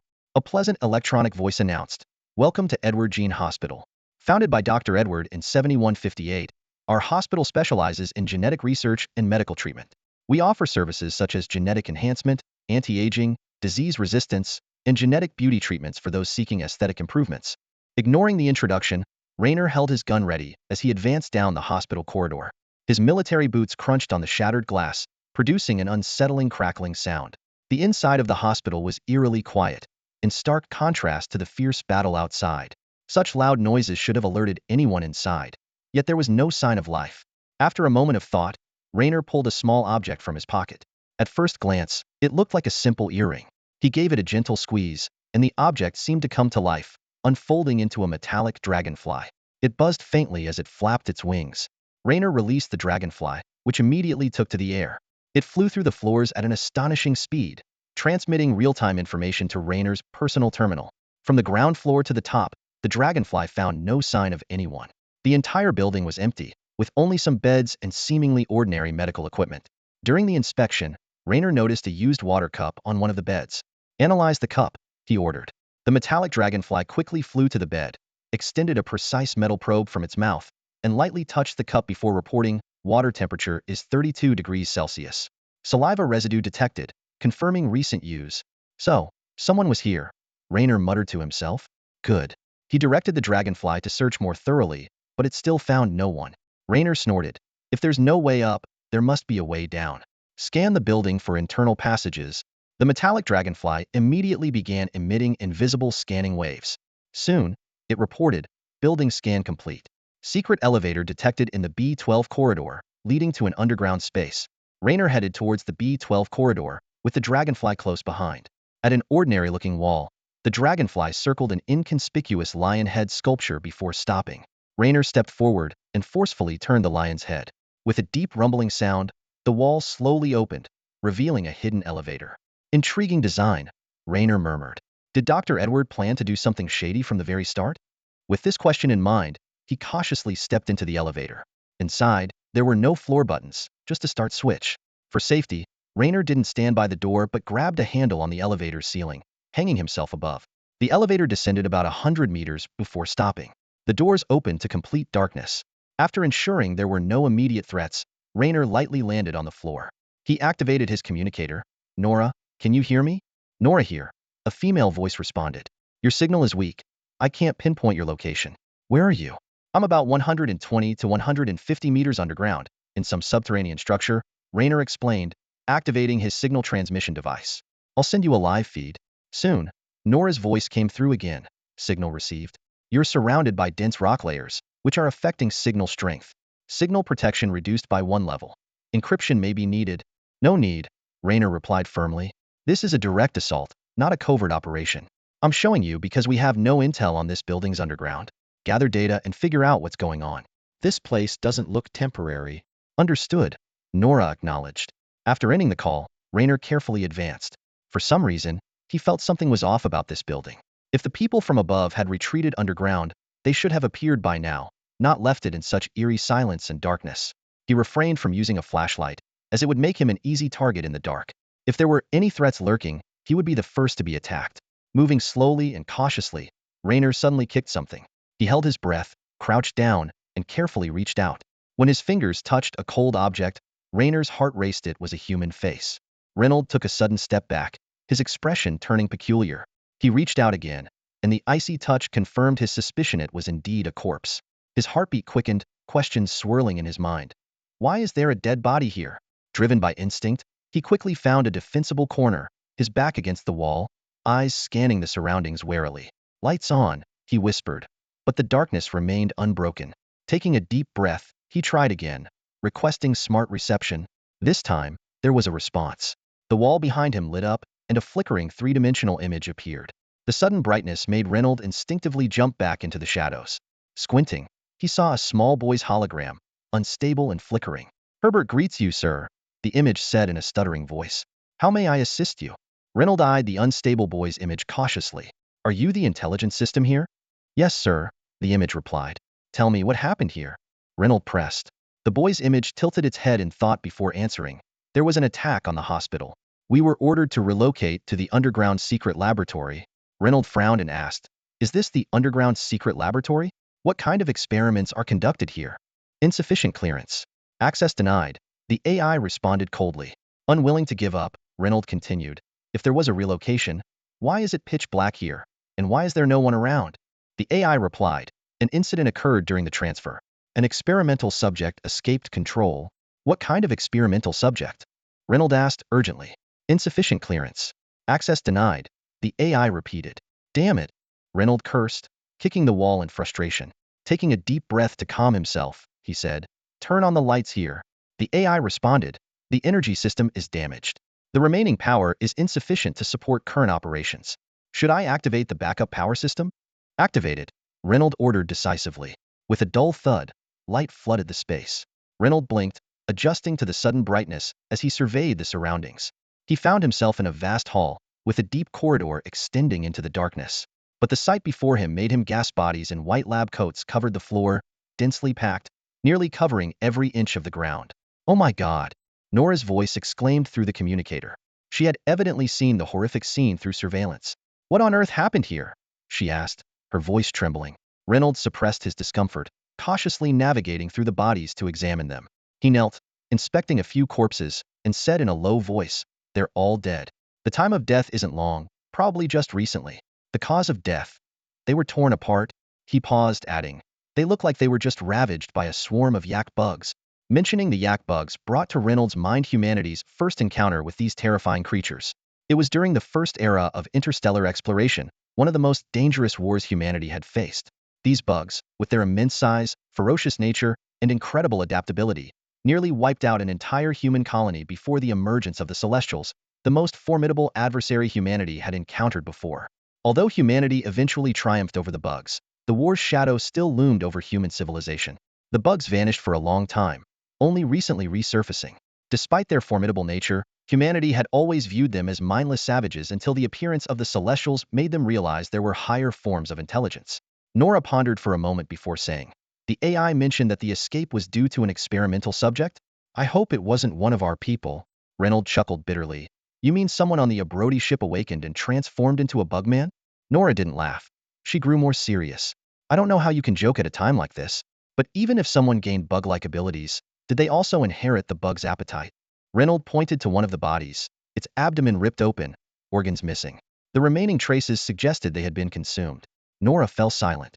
After a while, Nora spoke softly. I hope Claire is okay. She paused before adding, no matter the cause, the situation here is dire. Just then, a distant roar shattered the silence. Reinforcements from the Oakway infantry camp had arrived. Stark had already suited up and went to meet them, while Nora prepared to assist. She had to monitor Stark's situation while helping Reynolds gather information. Standing in the vast hall, Reynolds looked around before deciding to explore the corridor leading into the unknown. Stepping from the light back into the darkness, his eyes struggled to adjust. He stopped, rubbing his eyes. In that split second, a shadow suddenly lunged from the darkness, heading straight for the unsuspecting Reynolds.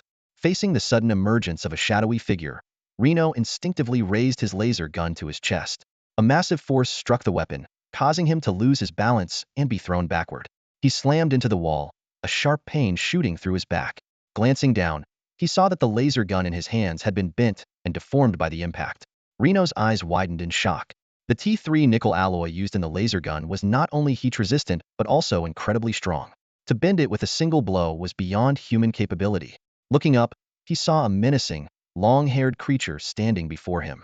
Its face was covered in thick fur, and its eerie green eyes glowed with a ghostly light. Its arms were unusually long, almost reaching its knees when hanging down. The creature's ugliness was indescribable. The long-haired creature seemed aware of its terrifying appearance and made a motion to cover its face, as if unwilling to be seen by Reno. Then it lowered its hands and let out a piercing howl, launching itself at Reno with a powerful leap. Reno reacted quickly, rolling to avoid the creature's claw swipe. The claws grazed his back, leaving 5 deep gouges in the wall. Reno immediately understood how the doctors had met their end. Damn it! He cursed under his breath, hurling the now useless laser gun at the creature. It effortlessly swatted the gun away, sending parts flying. In the next moment, Reno had 2 silver pistols in his hands. Goodbye, buddy, he said coldly, squeezing the triggers. Fiery tongues of flame erupted from the barrels. Lying on the ground, Reno fired continuously, the bullets exploding into blood sprays on the creature's body. The long-haired creature screeched in agony, wildly flailing its claws as it tried to advance. but the powerful impact of the bullets forced it to stagger back. Despite this, it did not fall. Instead, it let out a furious roar, leaping to dodge the incoming bullets and aiming its right hand straight at Reno's chest. Shit. Reno hadn't expected to face a monster even bullets couldn't kill. He rolled again to evade, the creature's claws narrowly missing him and embedding deeply into the floor. As the creature tried to pull its claws free, Reno swiftly turned and fired a silver bullet from his left pistol. The bullet spun through the air with a sharp whistle, piercing the creature's left temple with precision. With a loud bang, the creature's head exploded. Its body wavered for a moment before collapsing to the ground. My God, what was that? Nora exclaimed in shock once more.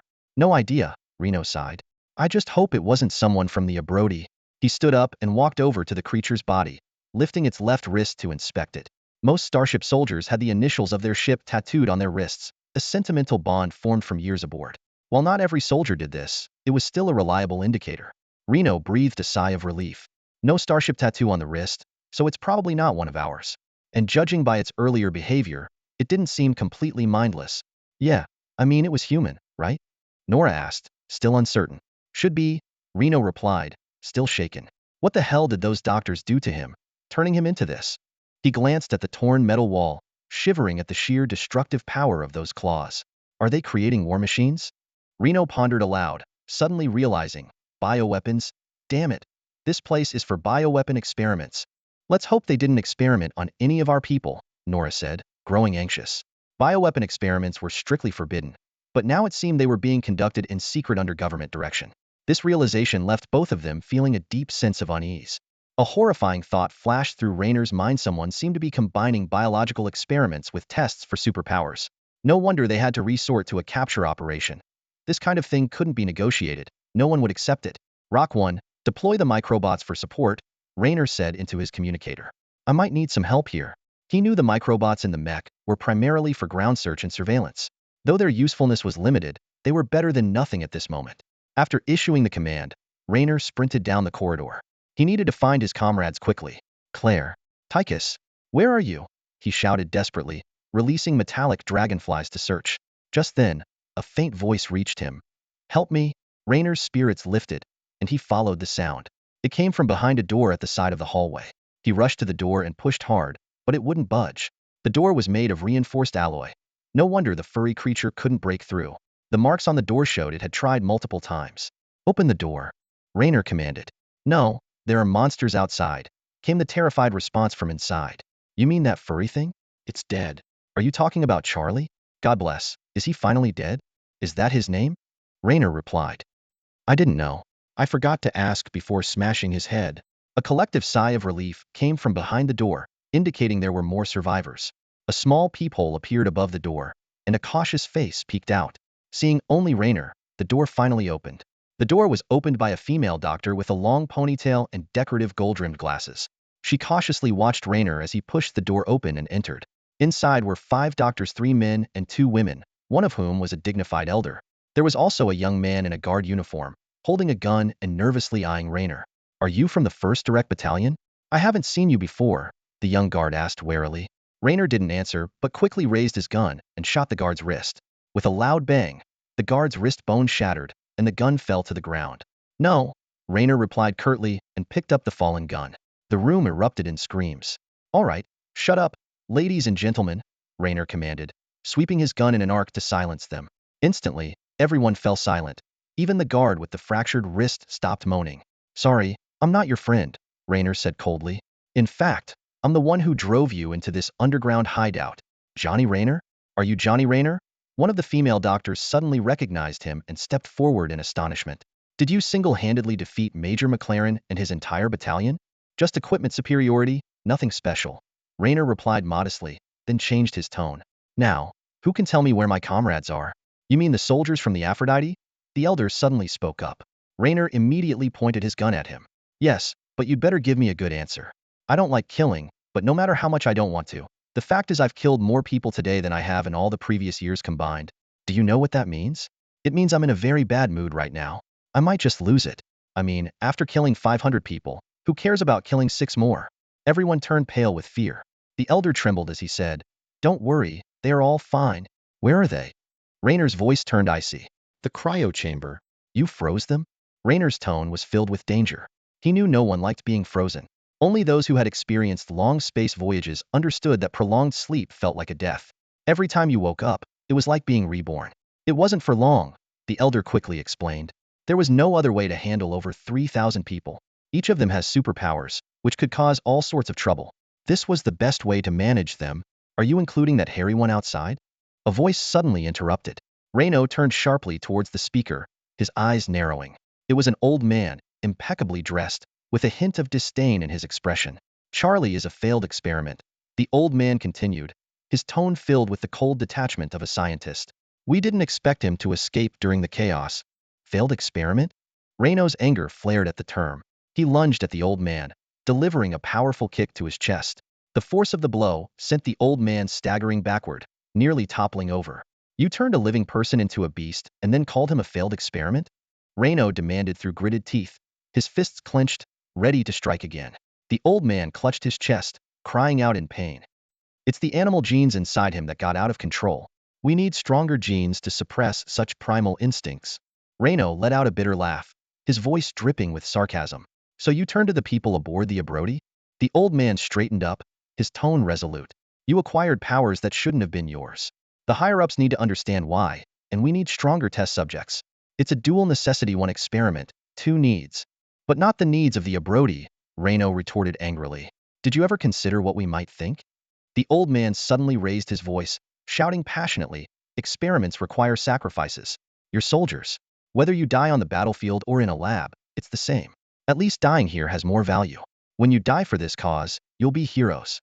Your families will be cared for, and your contributions will help the Federation achieve greater technological advancements. Reno stared in disbelief. God, that's your justification? I thought you'd have a more legitimate excuse, like humanity being on the brink of extinction and unable to fight the divine race. At least that would sound more noble, something I could somewhat understand. The old man cut him off, his voice filled with fervor. We can fight the divine race, but we aim to become gods ourselves. Johnny Reno, you're too young to understand the value of science. The divine race has opened a window for us. Through studying them, we've made significant discoveries. One day, we will possess limitless power, the power of gods. To achieve that, sacrifices are necessary. As soldiers, you dedicate and sacrifice for your country. Experimentation is another form of dedication. Compared to war, it's more selfless, more noble.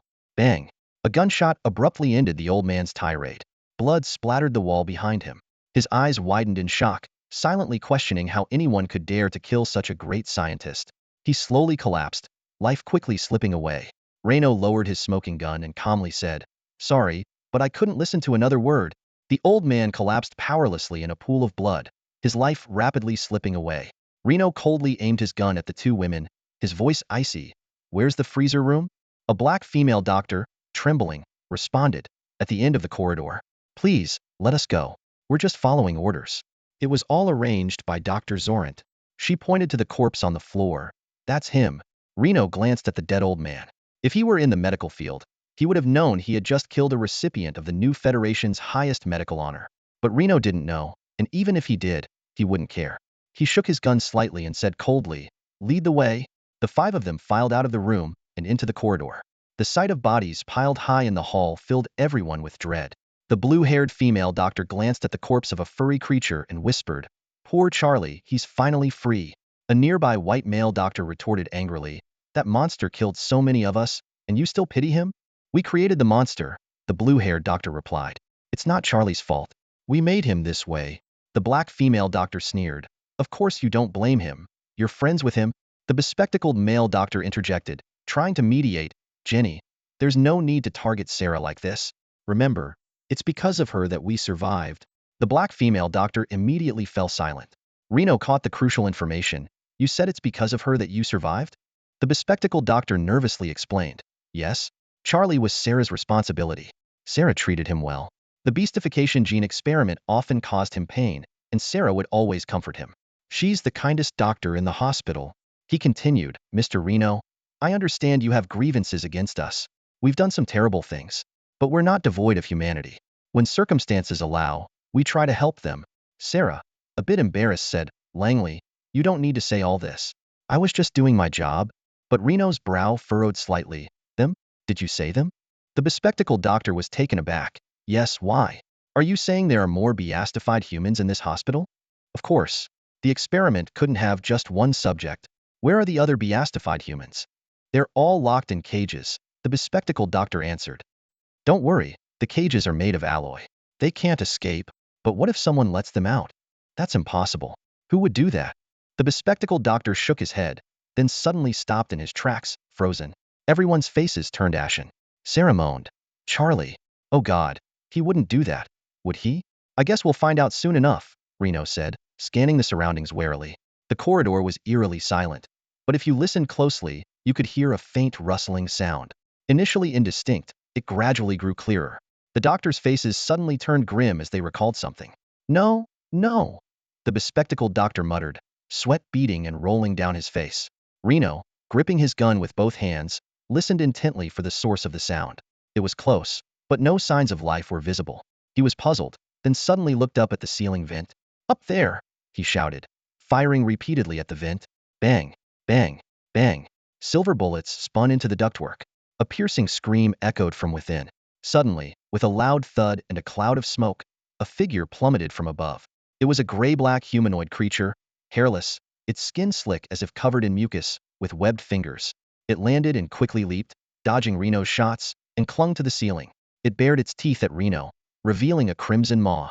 Reno fired again. The bullets hit the beastified human, causing blood to splatter.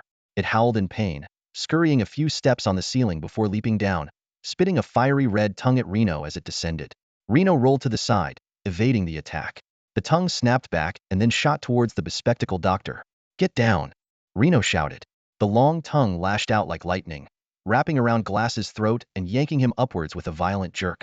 The lizard man quickly retreated back into the tunnel, dragging Glass's body along, his desperate screams fading into the distance. The group stood frozen in shock, unable to utter a word. Reno swiftly holstered his gun and shouted, Quick, to the freezer room! He led the charge down the corridor, with the others following close behind, their footsteps echoing in the empty hallway. Suddenly, a deafening explosion shattered the silence. The nearby wall blew apart, sending debris flying. Instinctively, Reno dove to the ground as a massive hand swiped over his head, crushing the skull of the injured guard behind him with a sickening crunch. Blood and brain matter splattered everywhere. Oh my God! 3 surviving doctors screamed in terror. Emerging from the hole in the wall was a colossal figure, resembling a standing grizzly bear. It's Borka.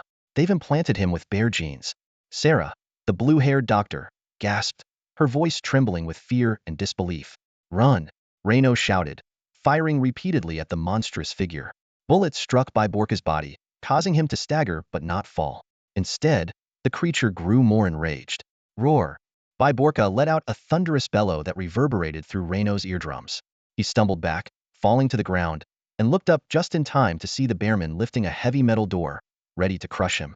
At the last second, the door halted in midair, as if held by an invisible force. Borka stared in confusion. In the next moment, the door flew back, slamming into Borka and sending him crashing away. Reno scrambled to his feet and dashed after the 3 doctors. The end of the corridor was in sight, the door to the freezer room just ahead. The doctors ran desperately, their breaths labored. Suddenly, a shadow darted out from a side passage, grabbing the black female doctor in an instant.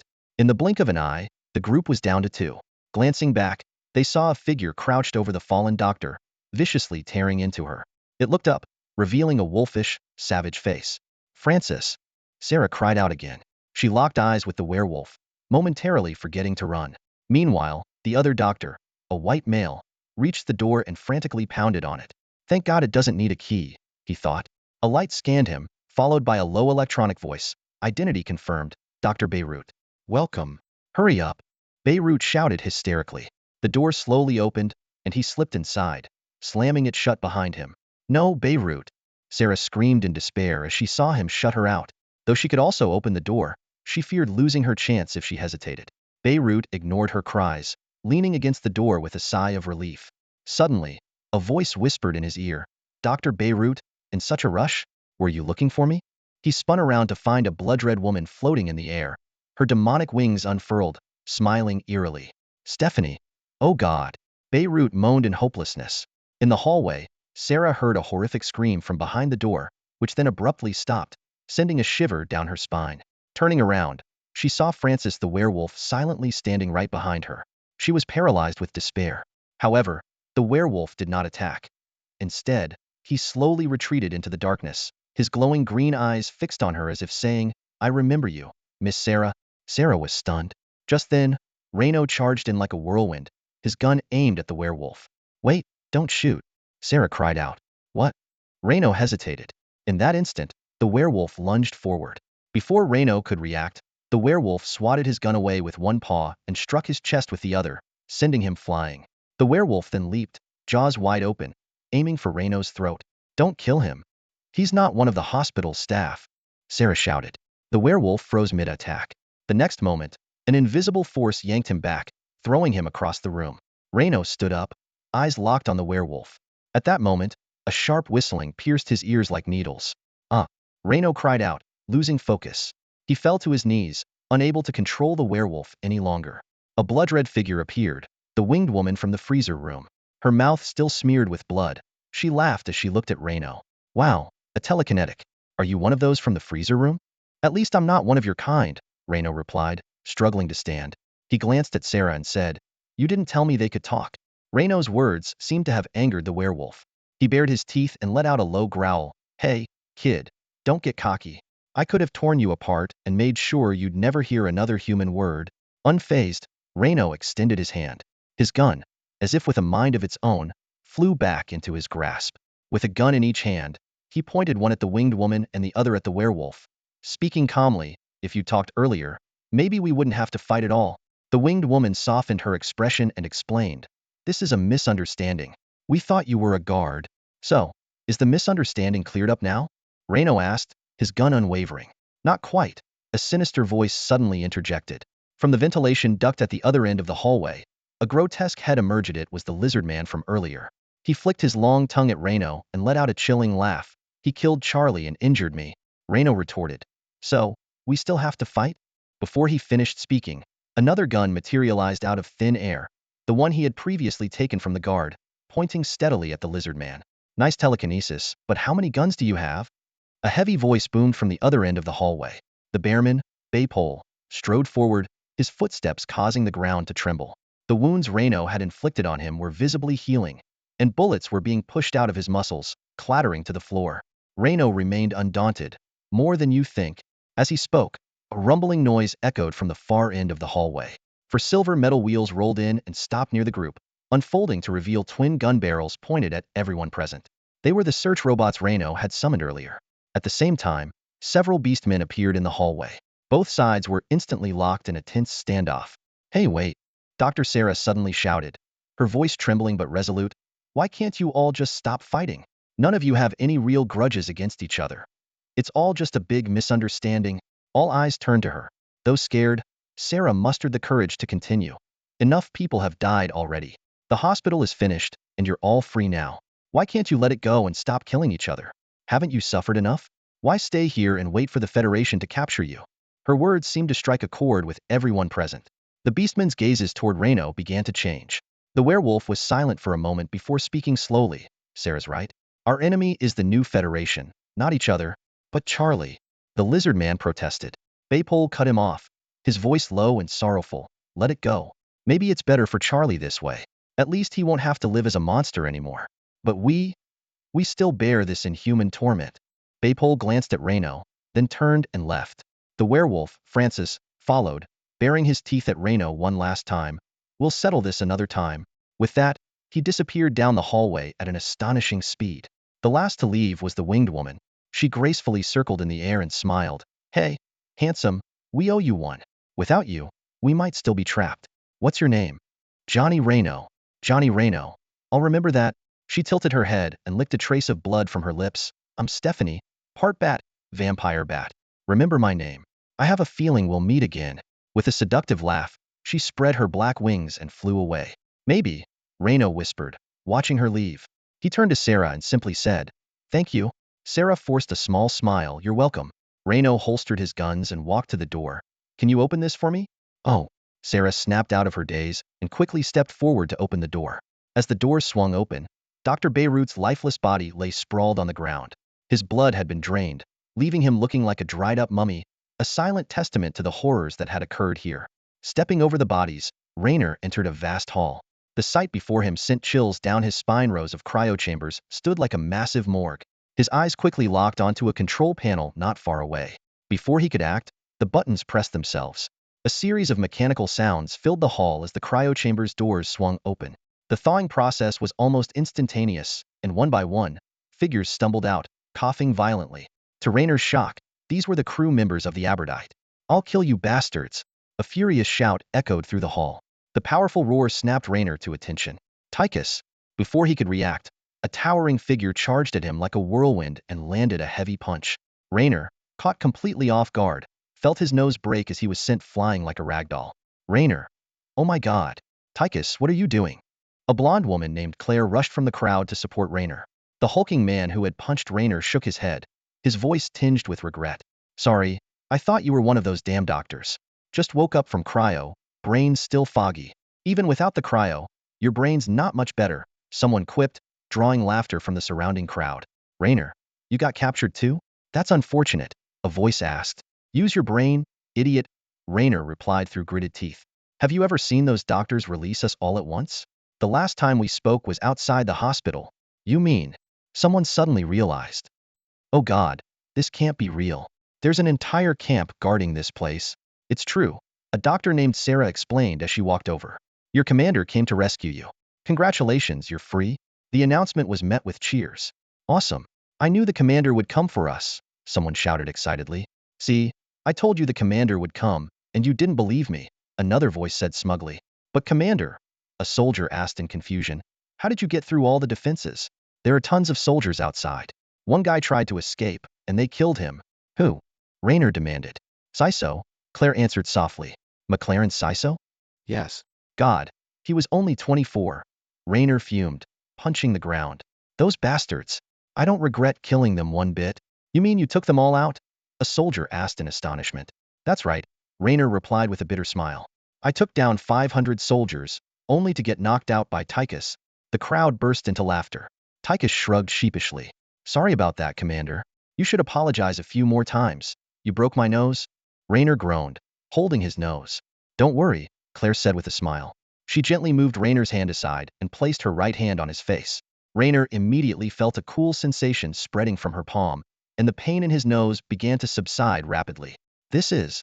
He looked at Claire in surprise. Claire continued to smile as she explained, "It's my ability. Don't be too surprised. Everyone here has undergone some incredible changes, including you." Under the influence of the cool sensation, Raynor felt the pain in his nose quickly diminish, and the broken bone began to heal. Soon, the pain was completely gone. Claire withdrew her hand, and Raynor sat up, touching his nose in disbelief. "It's really healed? This is better than a med bay." "Hey, Commander, want to see what I can do?" A soldier stepped forward, twisted his head a full 360 degrees, and then winked at Raynor, startling him. "And me, Commander." Another soldier stepped up, blinked at Raynor, and instantly shrank to the size of a baby. "Watch this," a third soldier said, dropping to all fours and transforming into a large black dog. More and more soldiers gathered around, each showcasing their unique abilities, leaving Raynor utterly astonished.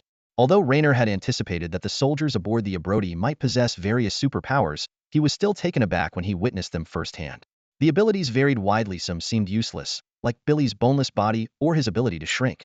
Others were highly practical, like Claire's healing powers. Surprisingly, the soldiers didn't seem to care about the strength of their abilities. Instead, they laughed and joked around, enjoying each other's company. Raynor realized that for these battle-hardened soldiers, camaraderie was the most precious thing. In this new world where superpowers had suddenly emerged, novelty and curiosity took precedence, and people hadn't started comparing the potency of their abilities yet.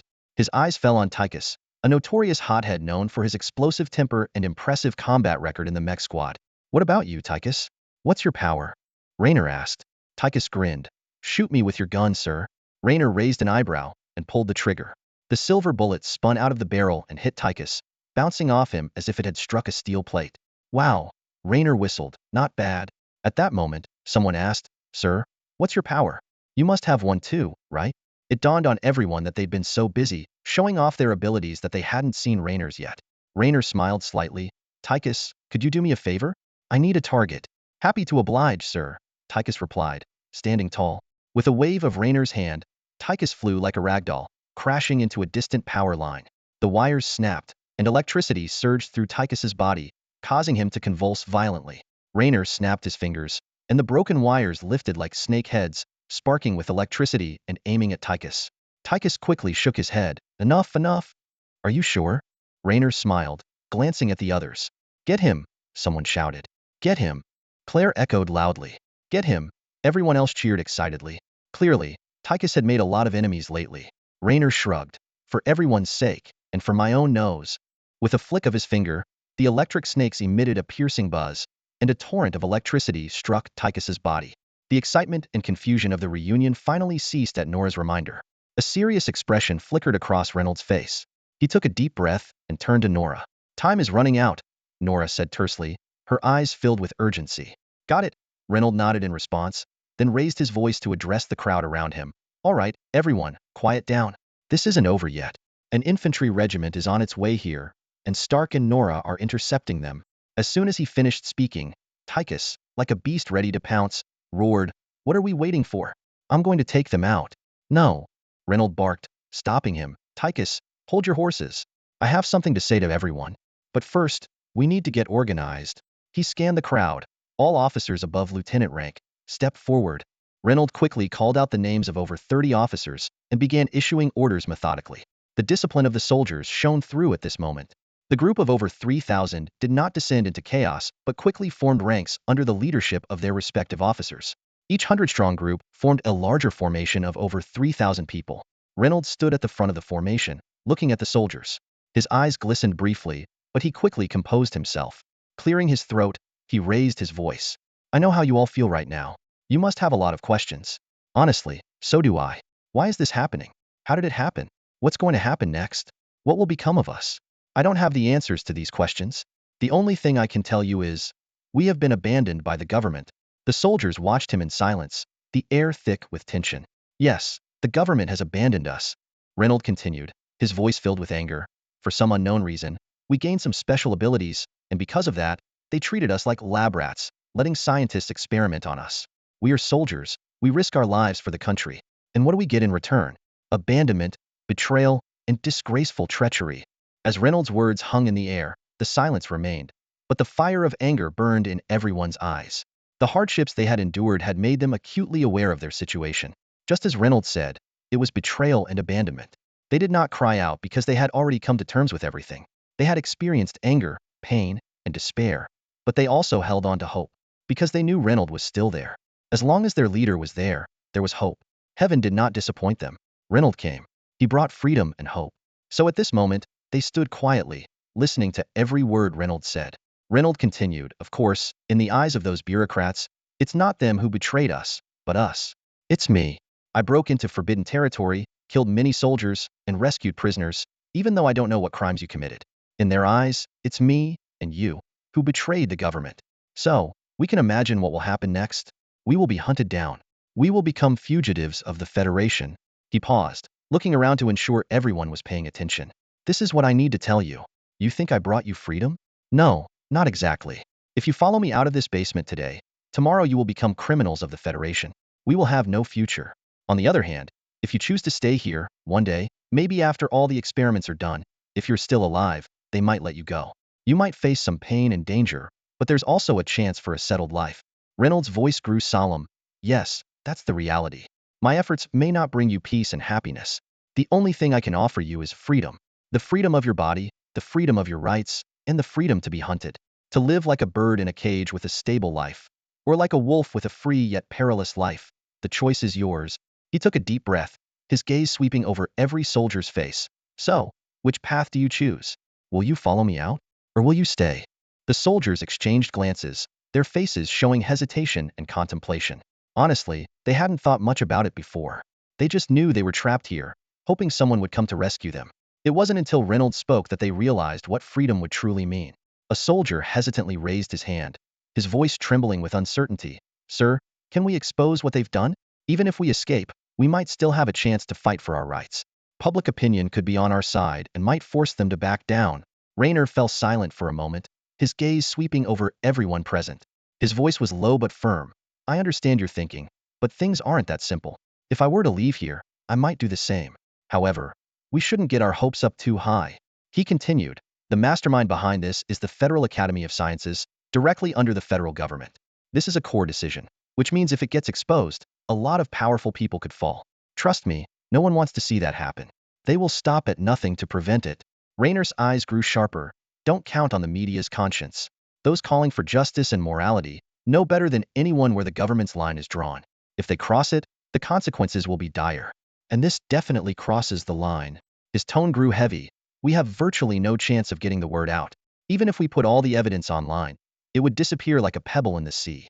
No one but us will ever know what happened here. Raynor looked around, seeing shock and disappointment etched on every face. He took a deep breath and continued, now, it's time to make a choice. If you stay here, you might survive, though the future will be tough, but the risk is lower. If you follow me, you might gain a brief taste of freedom, but the road ahead will be full of hardship and danger. It's a dark path with no return. His voice softened. I hope you consider carefully and make your own decision. Whatever you choose, I will respect it. Silence enveloped the room. Suddenly, a soldier with a pale face spoke up. I'm sorry, sir. I respect you, but I can't go with you. I have a family. Raynor nodded. I understand. One by one, soldiers stepped forward to declare their intent to stay. Raynor did not blame them. He simply waited quietly. In the end, about 300 soldiers chose to stay. Raynor directed them back to the cryo chambers. Looking at those who remained, Raynor smiled. I didn't expect so many of you to stay. You all understand what this choice means, right? Tychus grinned. It's just fighting, sir. Fighting Protoss, fighting Zerg, fighting humans, it's all the same. I've had enough of those bastards. If they come for us, they'll regret it. Yeah, let's fight them, others echoed. Freedom, freedom, freedom. The room resonated with their shouts. Raynor's eyes grew moist. He had risked everything to save them for this moment. Though not everyone understood his efforts, having the support of the majority was enough. Raynor took a deep breath, his voice booming. From this moment on, those who stand with me, we live and die together. We no longer fight for them. We fight for freedom. We no longer belong to the federal government. We belong to ourselves. From now on, we have a new identity, heart of freedom. In the grand hall, Raynor's impassioned speech was still echoing when Nora's voice suddenly cut in, interrupting the fervent address. What is it? Raynor asked, frowning slightly. Nora's voice was urgent. A new unit is approaching, likely armed with heavy weapons. If we don't retreat now, the fortress might be overrun. Before she could finish, Stark's thunderous roar shook the hall. No, the iron wall stands forever. The fortress will never fall. Don't worry, Commander. I'll hold the line. Amid his furious shout, the hissing of flamethrowers and the booming of explosions filled the air. Raynor instinctively touched his ears, numbed by the noise, and scanned the room. Looks like we need to speed things up. Everyone, prepare to evacuate. I'll send the location and the next steps to your terminals. Check them and ask if you have any questions. With that, Raynor quickly sent the pre-prepared information to everyone present. The soldiers' terminals, which had been locked for security reasons, were now unlocked and ready to receive the details. What about her, Commander? A soldier pointed to Sarah, asking. Raynor glanced at Sarah and, after a brief pause, said, Take her with us. No, you can't take me. Sarah shouted in terror.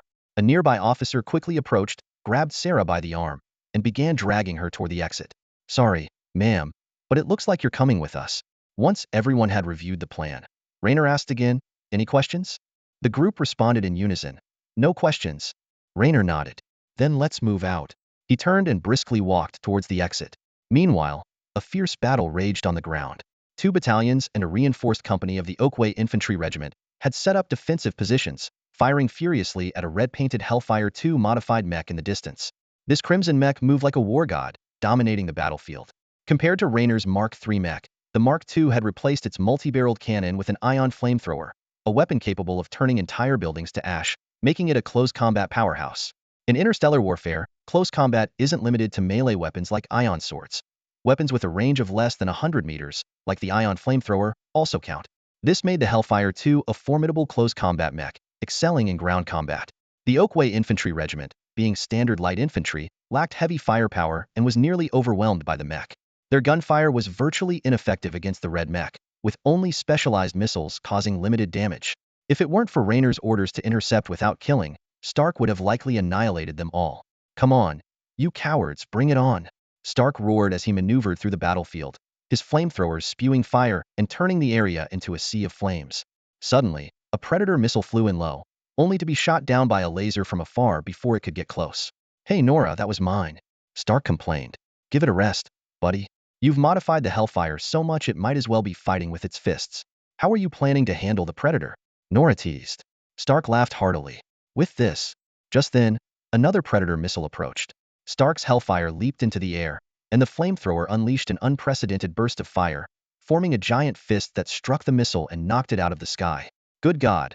The Oakway Infantry Regiment's commander exclaimed in disbelief. Even Nora was momentarily stunned. How did you do that? Heh, surprised, aren't you? Stark said smugly.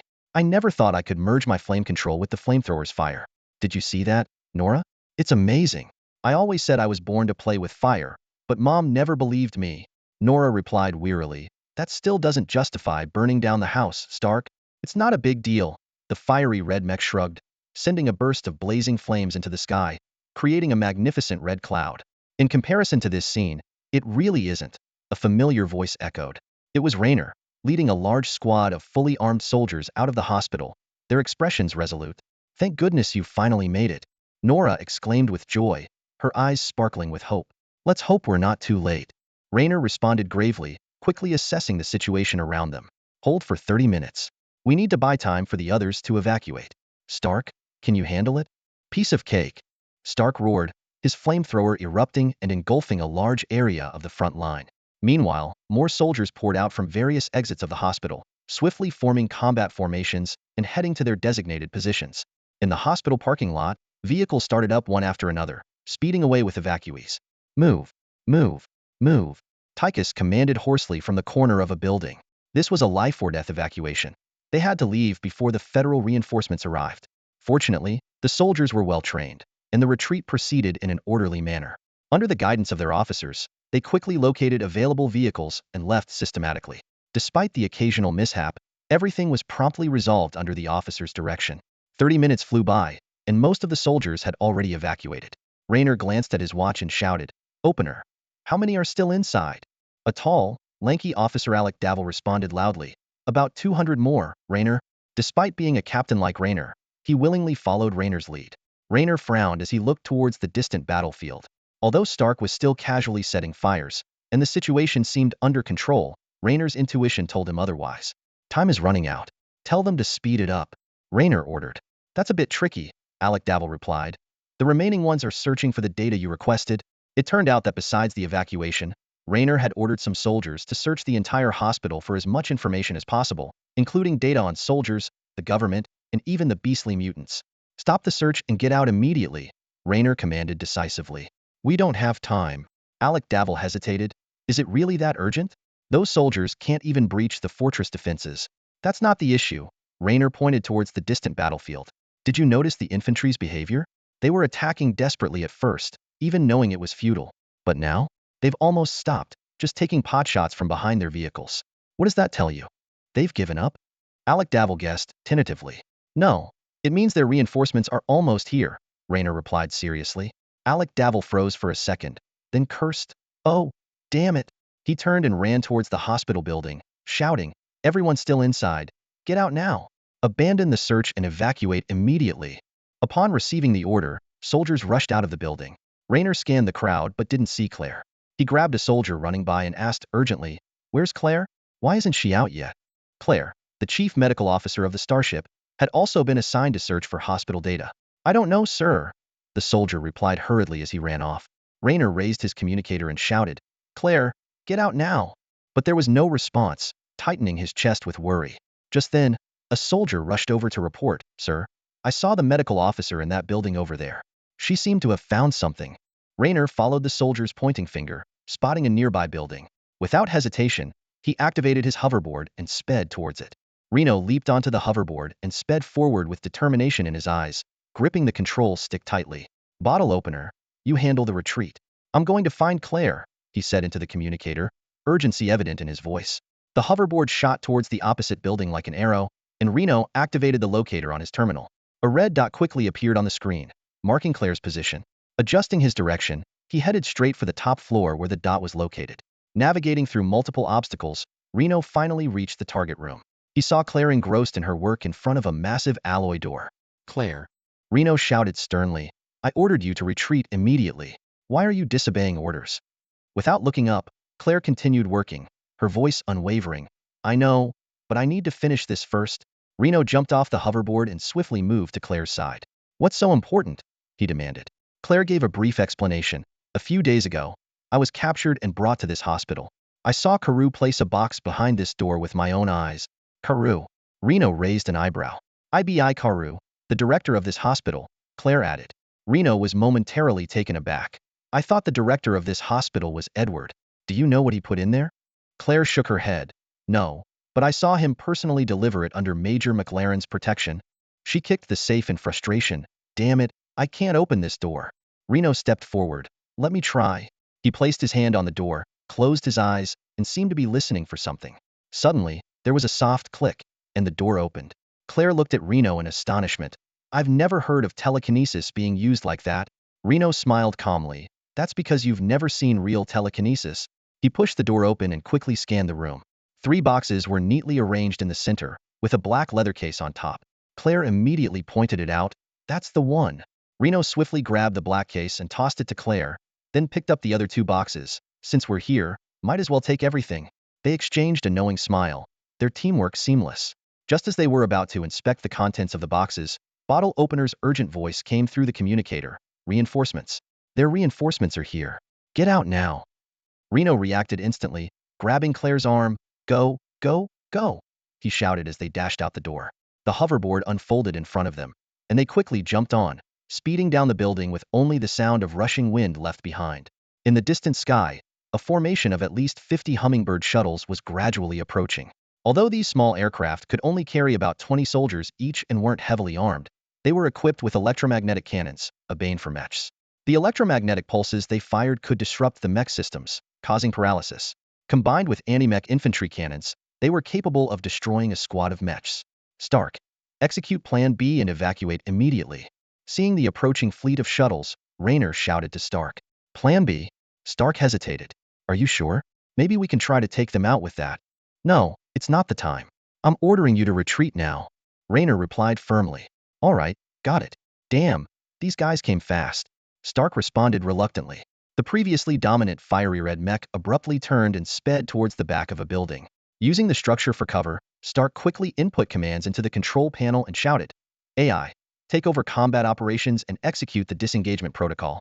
Vulcan 6 acknowledges, taking over combat operations, searching for combat targets, executing combat commands. The mech's AI responded in a monotonous electronic voice, while a stream of data scrolled rapidly across the display. Stark's position began to descend into the ejection pod. A cold metal capsule enveloped him and launched towards the hospital like a projectile, landing heavily on the ground. As the ejection pod opened and Stark emerged, Tychus gave him an enthusiastic bear hug. Hey buddy. All right, enough chit-chat, let's get out of here, Raynor ordered loudly. At that moment, a figure came flying from a distance, running and shouting, Johnny Raynor, you untrustworthy bastard. You're not leaving me behind. Hill? Raynor looked surprised as the Starship investigator, riding a stolen hoverbike, sped towards them. Raynor turned to Stark. I thought I told you to find him a hotel. Stark shrugged. I did. But I forgot to give him an extra punch to make sure he stayed asleep. Raynor shook his head in exasperation.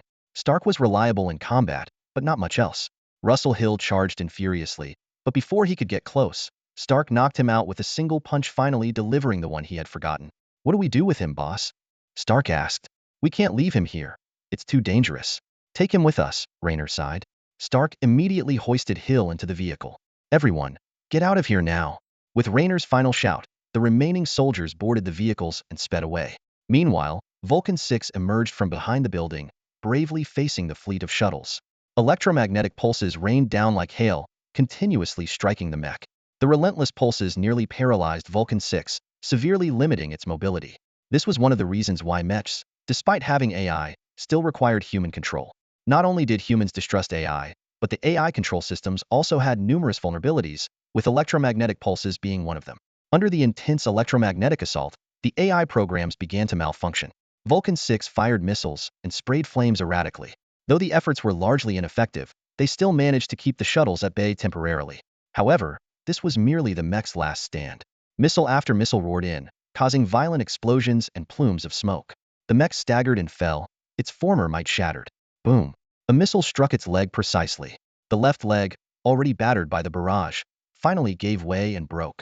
Vulcan 6 collapsed to the ground, unable to rise again. The cold, mechanical voice of the AI announced the imminent demise of Vulcan 6. Energy shield completely compromised. Left leg actuator severely damaged. Auto repair system failure. One by one, the systems of the mech began to fail, and energy continued to leak. The AI's voice grew increasingly distorted with static until it was nothing but noise. Inside the flying car, Stark gazed at the towering flames in the distance and murmured, "Goodbye, old friend." His voice was filled with sorrow and regret. "Don't be sad, Fort." Reno's deep, comforting voice broke the silence, trying to console his companion. "I promise you, there will be another mech in your future, but it won't be Vulcan 6, Stark said wistfully, a hint of pain in his eyes. "What's lost is lost forever." Reno was silent for a moment before softly saying, "I'm really sorry, Stark." "No, it's not your fault." Stark's voice turned grim. "It's the damned government. They forced this on us." The flying car sped away, leaving the valiant mech behind. Even in the face of inevitable doom, it remained defiant until a distant artillery shell shattered it into pieces, bringing it crashing down. A shuttle descended and landed nearby. A young officer with a hooked nose, dressed in military police uniform, stepped out. It was Matthew. He removed his white gloves, calmly surveyed the surroundings, and signaled his men. Fully armed military police quickly spread out, meticulously searching the mech's wreckage. Soon, one soldier reported, "Sir, there's no one inside the mech." "I knew it," Matthew scoffed, then issued orders. "Report to headquarters that Johnny Reno and his men have escaped. Also, send a team to search the hospital for any clues." A soldier hesitantly reminded him, "But sir, our mission is to provide nearby support. Searching the hospital isn't within our scope, nor do we have authorization." "Shut up," Matthew snapped. "Just follow orders. I'll take responsibility for any consequences." "Yes, sir." The soldier quickly ran off to execute the command. While the search for Reno continued, the hospital team made an unexpected discovery. "What did you say? 300 soldiers in the basement? All from the Aphrodite?" Matthew asked in disbelief. "Yes, sir," the military police captain confirmed. "We've awakened some of them. They voluntarily entered cryopods to avoid capture. We got some information from them." The captain leaned in and whispered a few words into Matthew's ear. Matthew's eyes widened in shock, and he whispered back, "Are you sure?" "We've verified it," the captain assured him. "The Dawn Project is real." "Oh my God!" Matthew exclaimed softly. He finally understood why the Aphrodite crew had been detained at this hospital and why Reno had suddenly defected. Overcoming his initial shock, Matthew quickly regained his composure. After a moment of thought, he asked, "You said they volunteered to stay behind?" "Yes, sir." Matthew paced a few steps, a glint of cunning in his eyes. "These soldiers have special abilities. Whoever controls them, controls a formidable force. Perhaps we should keep some for ourselves." "You mean, take them all, interrogate and test them. Ask if they want to join the military police. Those who agree can stay. And those who don't?" Matthew put his white gloves back on and said nonchalantly, "They were experimental subjects of the academy anyway. If they don't want to be human, they can continue being test subjects." "But sir, this might offend some people." "On the contrary, it won't offend anyone," Matthew replied confidently. "The Dawn Project never existed, and Edward Research Hospital never conducted any secret experiments, right? The higher-ups don't even know some soldiers chose to stay behind. There's a lot of room to maneuver here. And if someone does find out, we can just share some of the benefits. These soldiers are valuable assets. Whoever gets them will profit immensely." "So Johnny Reno hit the jackpot?" "Yes, but he won't get to enjoy it," Matthew sneered, a ruthless glint in his eyes. "He can't escape. He won't even make it off Earth." North Hudson Port, a hidden corner in paradise. This colossal port, standing tall on the pampas, is connected to a low-orbit space station by a 500-kilometer-long space elevator, forming a spectacular tower reaching the heavens. The port's transport capacity far exceeds that of near-Earth orbit spacecraft, with an annual throughput of over 300 billion units, nearly a quarter of which consists of smuggled goods. In this breeding ground of crime, smugglers, shady merchants, thugs, and hooligans roam freely. Contraband flows in endlessly. Drugs, weapons, minerals, cutting-edge technology, and even women of various ethnicities. Human trafficking, this ancient evil, still thrives here. A space elevator roared down to Plaza 4. Clarice and a uniquely styled young woman exited the elevator and boarded a shuttle. They navigated through towering buildings to a dark corner. Clarice cautiously looked around and called out softly, "Hey, Jia, are you there?" Of course, Nora's voice suddenly sounded from behind Clarice, startling her. "Damn it, don't sneak up on me like that." Clarice complained, clutching her chest. Where's everyone else? Where's Reno? Nora explained. To avoid pursuers, we split up. It'll take some time for everyone to get here. I came ahead to make sure everything's smooth. How's the ship? Clarice gestured to the woman in the trench coat beside her. I brought the captain. Hello. I'm Cerny, captain of the Thunderbolt. The trenchcoat woman introduced herself. Nora raised an eyebrow in surprise. A female smuggler, captain? Cerny chuckled. If there can be female traders, there can be female smugglers. I didn't betray my country. My country betrayed me, Nora said seriously. Cerny was unfazed. To a smuggler, that doesn't matter. The only thing that matters is money. She made a money gesture with her hand. Nora frowned. I thought Austin already settled things with you. Cerny smiled. Darling, we're talking about 3,000 nationally wanted fugitives. Do you think the authority of a frigate's third officer is worth that? If you want me to risk getting you out, it'll cost more. How much do you want? Nora asked reluctantly, thinking that in the worst case, they could use the 2 stolen mechas to settle the debt. 100,000 per person, Cerny stated. Nora gasped. Nearly 3 billion Federation credits? That's insane. We don't have that kind of money. Cerny remained unmoved. The price is fair. Nora protested. We really don't have that much. Austin should have told you that. If you weren't willing, why did you have me come here? Then there's nothing I can do, Cerny shrugged. Damn it, you're wasting our time. Nora shouted angrily, turning to leave. Clarice quickly intervened. Don't be like that. Can't we talk this out? She turned to Cerny. Cerny, you promised to help me with this favor. Celine frowned as she listened to Nora's request. After a moment of thought, she replied, I understand your predicament, but 3,000 people is no small number. Without sufficient compensation, it's hard for me to justify this to the crew. Clarice interjected urgently. Maybe we can find a way? Like a promise to pay later? Trust me, these are excellent soldiers. They'll definitely earn a lot of money. If not, they could work for you. One of them as a guard is worth 10, right? Nora? She gave Nora a meaningful look, suggesting they agree first. Nora nodded reluctantly, agreeing softly. Celine stroked her chin thoughtfully. That's not impossible. However, if we do it this way, I'll need to add interest. Additionally, until the debt is cleared, they must follow my orders. Nora hesitated. Seeing this, Clarice quickly urged, say yes, Nora. This is our only option. Celine is the only one who can get you out. Without her, you won't even find a spaceship. Her terms are reasonable. Nora looked at Clarice, then at Celine, and finally nodded in agreement. Clarice sighed in relief. Celine smiled in satisfaction and extended her hand to Clarice. Well then, looking forward to our cooperation. Honestly, it's not exactly pleasant, Nora replied, but still shook Celine's hand. With the terms settled, the next step was to get everyone on board. Celine led Nora and Clarice to the other end of the ground station, explaining as they flew, we want use the space elevator. The Thunderbolt has a private hangar here, with a shuttle for transporting sensitive cargo. Have your people go to Hangar 46 in Zone 12. We'll wait there until everyone arrives. Once we're on the Thunderbolt, freedom is within reach. Nora tapped a few commands into her terminal, saying, the message is sent. Clarice asked in surprise, isn't your terminal being monitored? Nora explained, the software on this terminal has been modified. They can't track it. Clarice nodded, reassured. The vehicle quickly arrived at Hangar 46. As they got off, Celine said, well, wait here. Hopefully, your people will arrive soon. They will, Nora replied. She walked to a shaded area, seemingly fiddling with her terminal nonchalantly.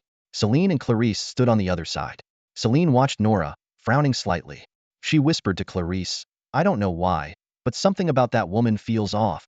What do you mean? Clarice asked. Her demeanor? It doesn't seem like someone preparing to escape.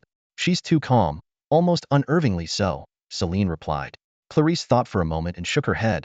Honestly, I don't know her well either. You know, I haven't known her for long. Before that, she seemed cold and arrogant. As for being calm, she's a sniper. Snipers have strong mental fortitude, don't they? Not this kind of calm, Celine said. Clarice, I have a strange feeling as if... She paused, thinking for a moment, as if danger is approaching. Danger? Clarice's eyes widened. What kind of danger? I can't say. Celine shook her head. She focused on Nora, who was now trimming her nails with a nail clipper, her terminal glowing softly on her wrist. Celine's eyes widened and she said, Clarice, what is it? I think you've messed things up. Clarice was stunned. She looked at Nora, who met her gaze with a peculiar smile. Nora spoke, Clarice, I have a few questions I've been meaning to ask. Can you answer them for me? What questions? Clarice asked. Nora put down the nail clipper and said slowly, if you're married, why do you never correct Reynaud when he calls you Miss Austin instead of Mrs.? How does an environmental investigator have such advanced hacking skills? And why would you dare to associate with a group of wanted criminals? If you only just met the captain, don't you think your relationship is unusually close? And although the deal seemed to have some twists, it was actually finalized surprisingly quickly. Lastly, I doubt you've thoroughly investigated, but the third officer on the Lakrazov ground patrol ship, although indeed a man, is actually gay. Clarice's face turned pale. Celine lunged forward, shouting, "Grab her!" Nora chuckled, retreating into the shadows and gradually fading away. At the same time, a piercing alarm sounded outside the hangar. The alarm pierced through the silence, causing Celine to flinch. She turned and dashed out of the hangar, spotting a convoy speeding towards them in the distance. The uniform paint and distinctive markings made her pupils contract. "Aerial security squad," Celine shouted. "Damn it," Clarice cursed, bolting back into the hangar. Moments later, she re-emerged with a 50-kilogram aircraft cannon as if it were weightless. A thick ammo belt trailed from her, extending to the rail ship behind. "Die!" Clarice roared as she opened fire. The cannon spat out massive tongues of flame, weaving a deadly web of bullets in the sky, bombarding the convoy. Her muscles bulged with astonishing power, a stark contrast to her earlier gentle demeanor. The security squad was caught off guard. The lead vehicle was instantly shredded, exploding into a massive fireball. The remaining vehicles scattered in panic, and some squad members with jetpacks leaped out, only to be torn apart by the barrage of bullets. Clarice showed no mercy, her strikes brutal and relentless. Meanwhile, Celine silently walked towards a transport vehicle. Without a word, she got in and started to drive away. Clarice glanced at her, but continued her frenzied assault, determined to cover Celine's escape. However, just as Celine's vehicle lifted off, a laser beam descended from the sky, precisely piercing the engine. The transport vehicle stalled and plummeted. In the critical moment, Celine slapped the vehicle's side and leaped out like a nimble fish, gracefully flipping in the air to land on one knee, striking a stylish pose. The transport vehicle crashed with a thunderous roar, debris flying everywhere. A piece of metal hurtled towards Celine, but she effortlessly caught it between her fingers. With a swift motion, she flung it towards the left front, shouting, "Come out!" The metal shard crackled with electricity as it flew, followed by a muffled grunt from the shadows. Blood splattered as Nora's figure emerged, the shard embedded in her shoulder, the residual electricity paralyzing her. "You!" Nora stared at Celine in shock. "Surprised?" Celine sneered. "Don't think you're the only special ones." She removed her coat, revealing a dark green combat suit. With a swift motion, she produced a shuriken from her left hand. "I thought we could be friends, but too bad." The shuriken flew towards Nora, crackling with electricity. Nora instinctively ducked, but the shuriken boomeranged back. Hearing its whistling approach, she turned just in time to see it stop inches from her face. Celine froze, then screamed, "Johnny Reynolds." A figure stepped out from behind a building. It was Reynolds. Clarice hesitated for a moment. A security squad member seized the chance, a laser beam hitting her shoulder and creating a gaping hole. "Ah!" Clarice cried out in pain, her arm trembling slightly, but she immediately raised the cannon again, unleashing a torrent of bullets that pinned the security squad down, as if the pain had never existed. The sky was a chaotic tapestry of bullet trails and laser beams, painting a spectacular scene. On the other side of the hangar, Reynolds and Celine faced off. He glanced at Clarice with a complicated expression before turning to Celine. "I thought you were just another spy organization, the Intelligence Bureau, Security Bureau, or some other agency. Lately, it seems I've become a target for every spy out there." Renault's questioning shattered the calm atmosphere. He stared directly at Celine, a hint of discontent in his tone. "But now it seems I was wrong. May I boldly ask, who exactly are you?" Celine's lips curled into a mocking smile, her eyes glinting with cunning. "If you asked more gently, maybe I'd answer. But calling in the security team doesn't show much sincerity." Renault spread his hands helplessly, defending himself. "You can't blame me for that. You were the ones hiding your identities. At least we haven't harmed you." Celine suddenly raised her voice, anger blazing in her eyes. Renault frowned, pondering for a moment before slowly voicing his suspicion. "I'll admit that. But if tricking us into forced labor until our debts are paid off doesn't count as harm, it's a clever plan, controlling all of us without us realizing it, making us work for you while keeping your identities hidden. Is that your goal?" His words were filled with curiosity, but he quickly shook his head, dismissing his own theory. "No, that wasn't the initial goal. Who are you? And why did you approach me?" Celine narrowed her eyes, proposing a trade. "If you tell me how you discovered Clarice's problem, I might tell you the answer." Clarice was an actress. Her acting has always been top-notch. Before you, no one had ever seen through her. Renault chuckled, revealing his observation. "Her acting was indeed good, but you lacked a good scriptwriter." climbing a wall just to catch a glimpse of her husband on a warship. Creative, but illogical. Clarice was taken aback, incredulous. You noticed something was off from the start? Renaud shrugged, calmly replying, just a suspicion. But once you start, you can follow up. Celine's face twisted with displeasure, her tone filled with irritation. I wrote that script, damn it. I gave you a chance to play the hero, and you question its logic. You don't understand romance at all. I only understand survival. Renaud replied coolly, then pressed on. Now it's your turn. Who are you? And why did you approach me? Celine suddenly flashed a sly grin. I remember saying maybe I tell you, right? Your answer was disappointing, so I've decided not to tell you. Before Renaud could react, Celine spun around and shot off like a lightning bolt. His face changed drastically as he reached out to stop her, but sparks erupted from her body, making her untouchable. In a blink, Celine had dashed into a shuttle nearby. Her laughter echoed from the shuttle. Johnny Renaud, you may have one today, but I'll get my revenge. And I'd like to see how you plan to leave this planet after crossing me. The shuttle streaked through the sky like a flash of lightning, rapidly disappearing. Renaud muttered under his breath, I never said you could leave. He made a gesture, and the shuttle froze midair. In that critical moment, Clarice spun around, aiming a gun at Renaud. He was startled and dodged to the side. Bullets exploded at his feet, raising clouds of smoke.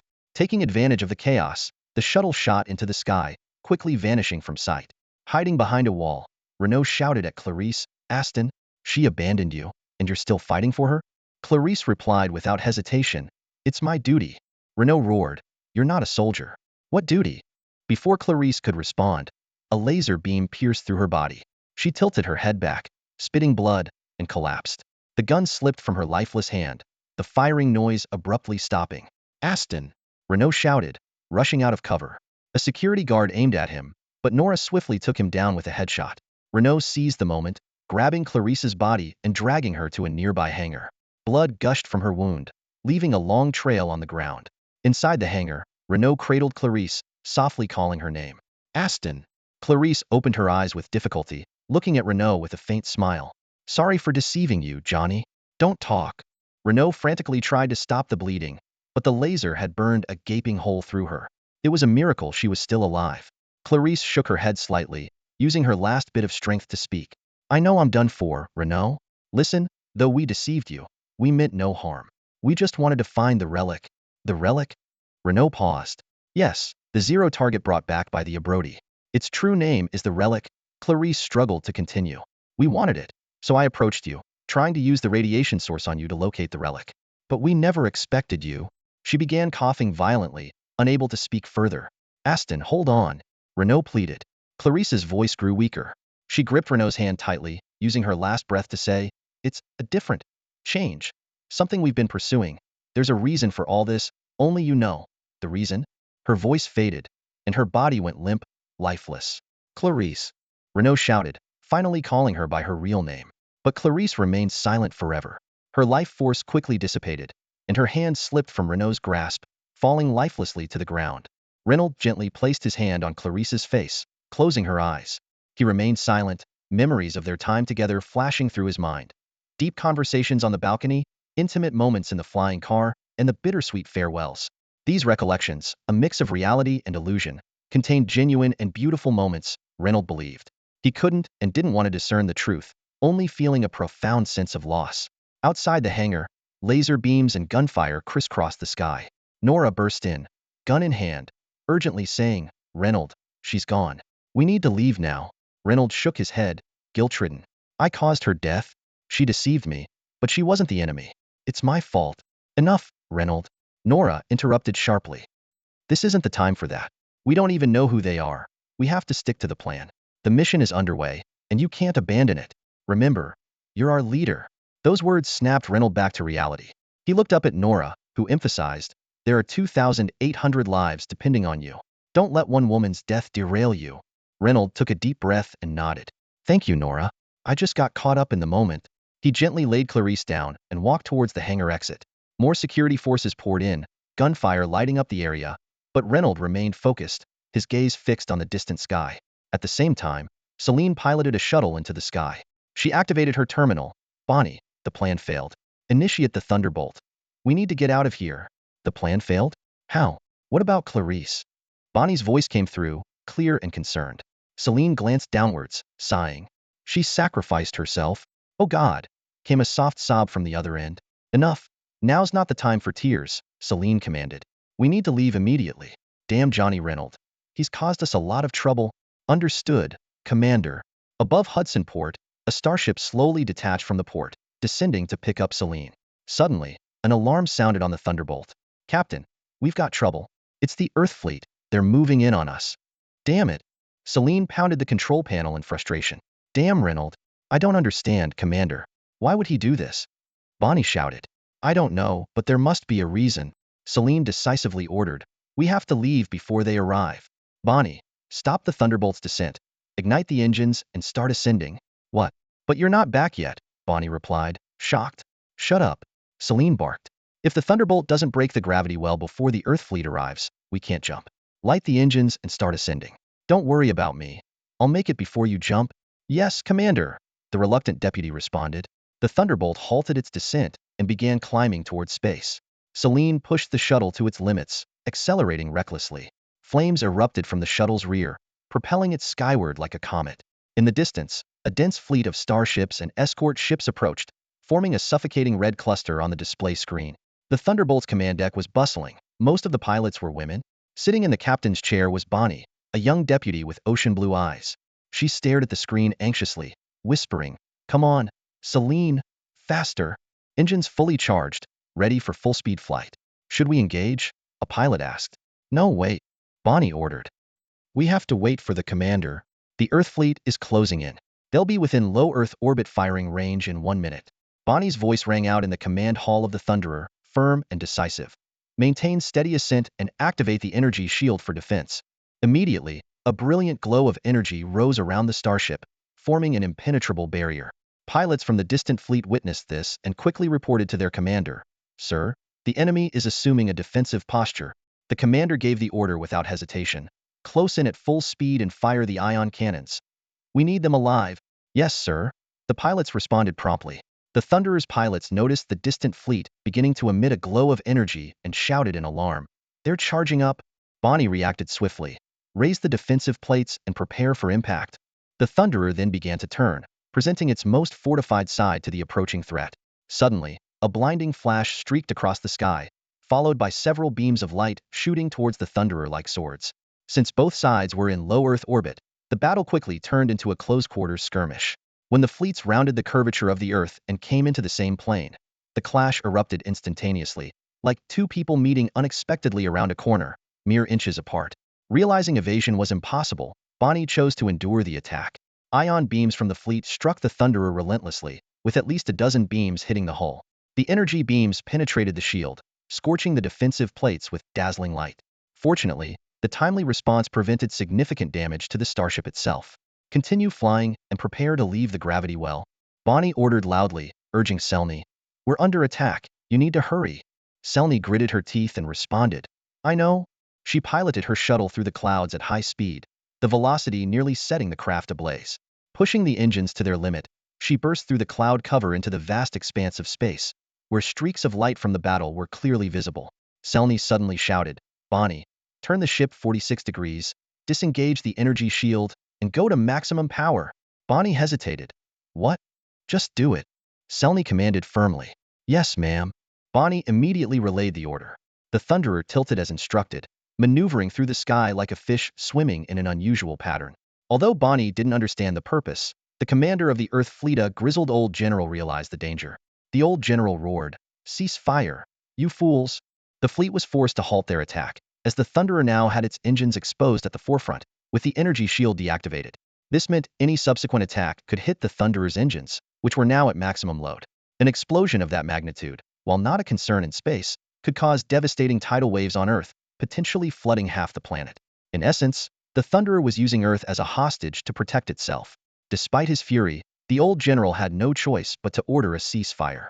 Cheers of excitement erupted from the Thunderer's crew. Selny quickly ordered, full speed ahead. Open the rear bay doors and prepare for warp. Bonnie excitedly relayed the command. Accelerate. Open the rear bay doors and prepare for warp.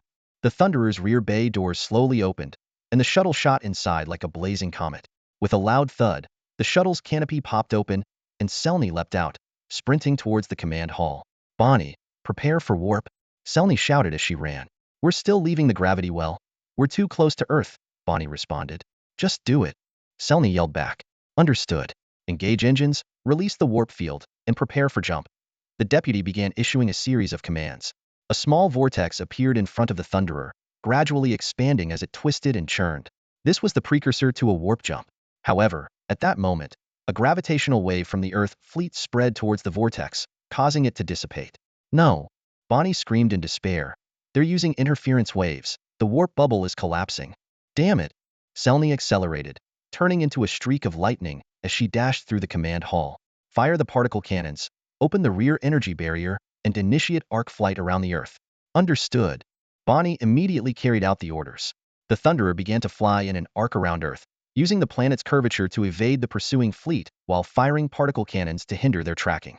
If they could shake off the Earth fleet, the Thunderer would be able to reinitiate warp and escape. However, the Earth fleet was relentless, understanding their strategy. An intense and thrilling chase ensued. North Hudson Ground Station, Hangar 46 in Sector 12. Reno stood at the hangar door, watching as the shuttle piloted by Celia gradually disappeared from view. He pulled out his communicator and spoke softly, Eagle calling Alpha. The bait has been deployed. What's your status? A gentle, melodious voice responded from the other end. Alpha here. All personnel have arrived at the designated target point and are taking over operations. She paused, her tone slightly tense. You'd better hurry. No one knows how long those women can hold out. Got it. You all come back quickly too, Reno replied succinctly. Putting down the communicator, Reno turned to face the port. The scene before him was bustling. A massive starship, the Aphrodite, was docked there, with numerous soldiers in blue-green uniforms bustling about on the deck. The soldiers, formerly of the Aphrodite, had completely taken over maintenance dock 4 at Armenia Spaceport. They weren't conducting repairs but were instead urgently restoring the starship to its original state, reassembling dismantled parts, covering exposed areas, and removing maintenance equipment and moorings. In short, the repairs on this ship were now complete. On the other side of the dock, the original maintenance crew, including the chief engineer Amon Palma, were bound and thrown on the platform, closely guarded by armed soldiers. Suddenly, a loud crash shattered the tense atmosphere. A crane had accidentally hit the ship's hull. Watch it, you idiot! Engineer Palma shouted angrily. You'll damage the diverter. That thing handles the distribution for 43 power lines. Any malfunction could cause an overload in the energy circuits, potentially leading to a pressure drop or even an explosion. You're playing with fire. Taking an unrepaired ship out is practically a death wish. Claire walked up slowly, smiling. No need to be so tense, Mr. Palma. If we could bring her in, we can take her out. The ship may not be fully repaired, but it's in no worse shape than when it arrived. Besides, haven't you already fixed the most critical core components? Huh.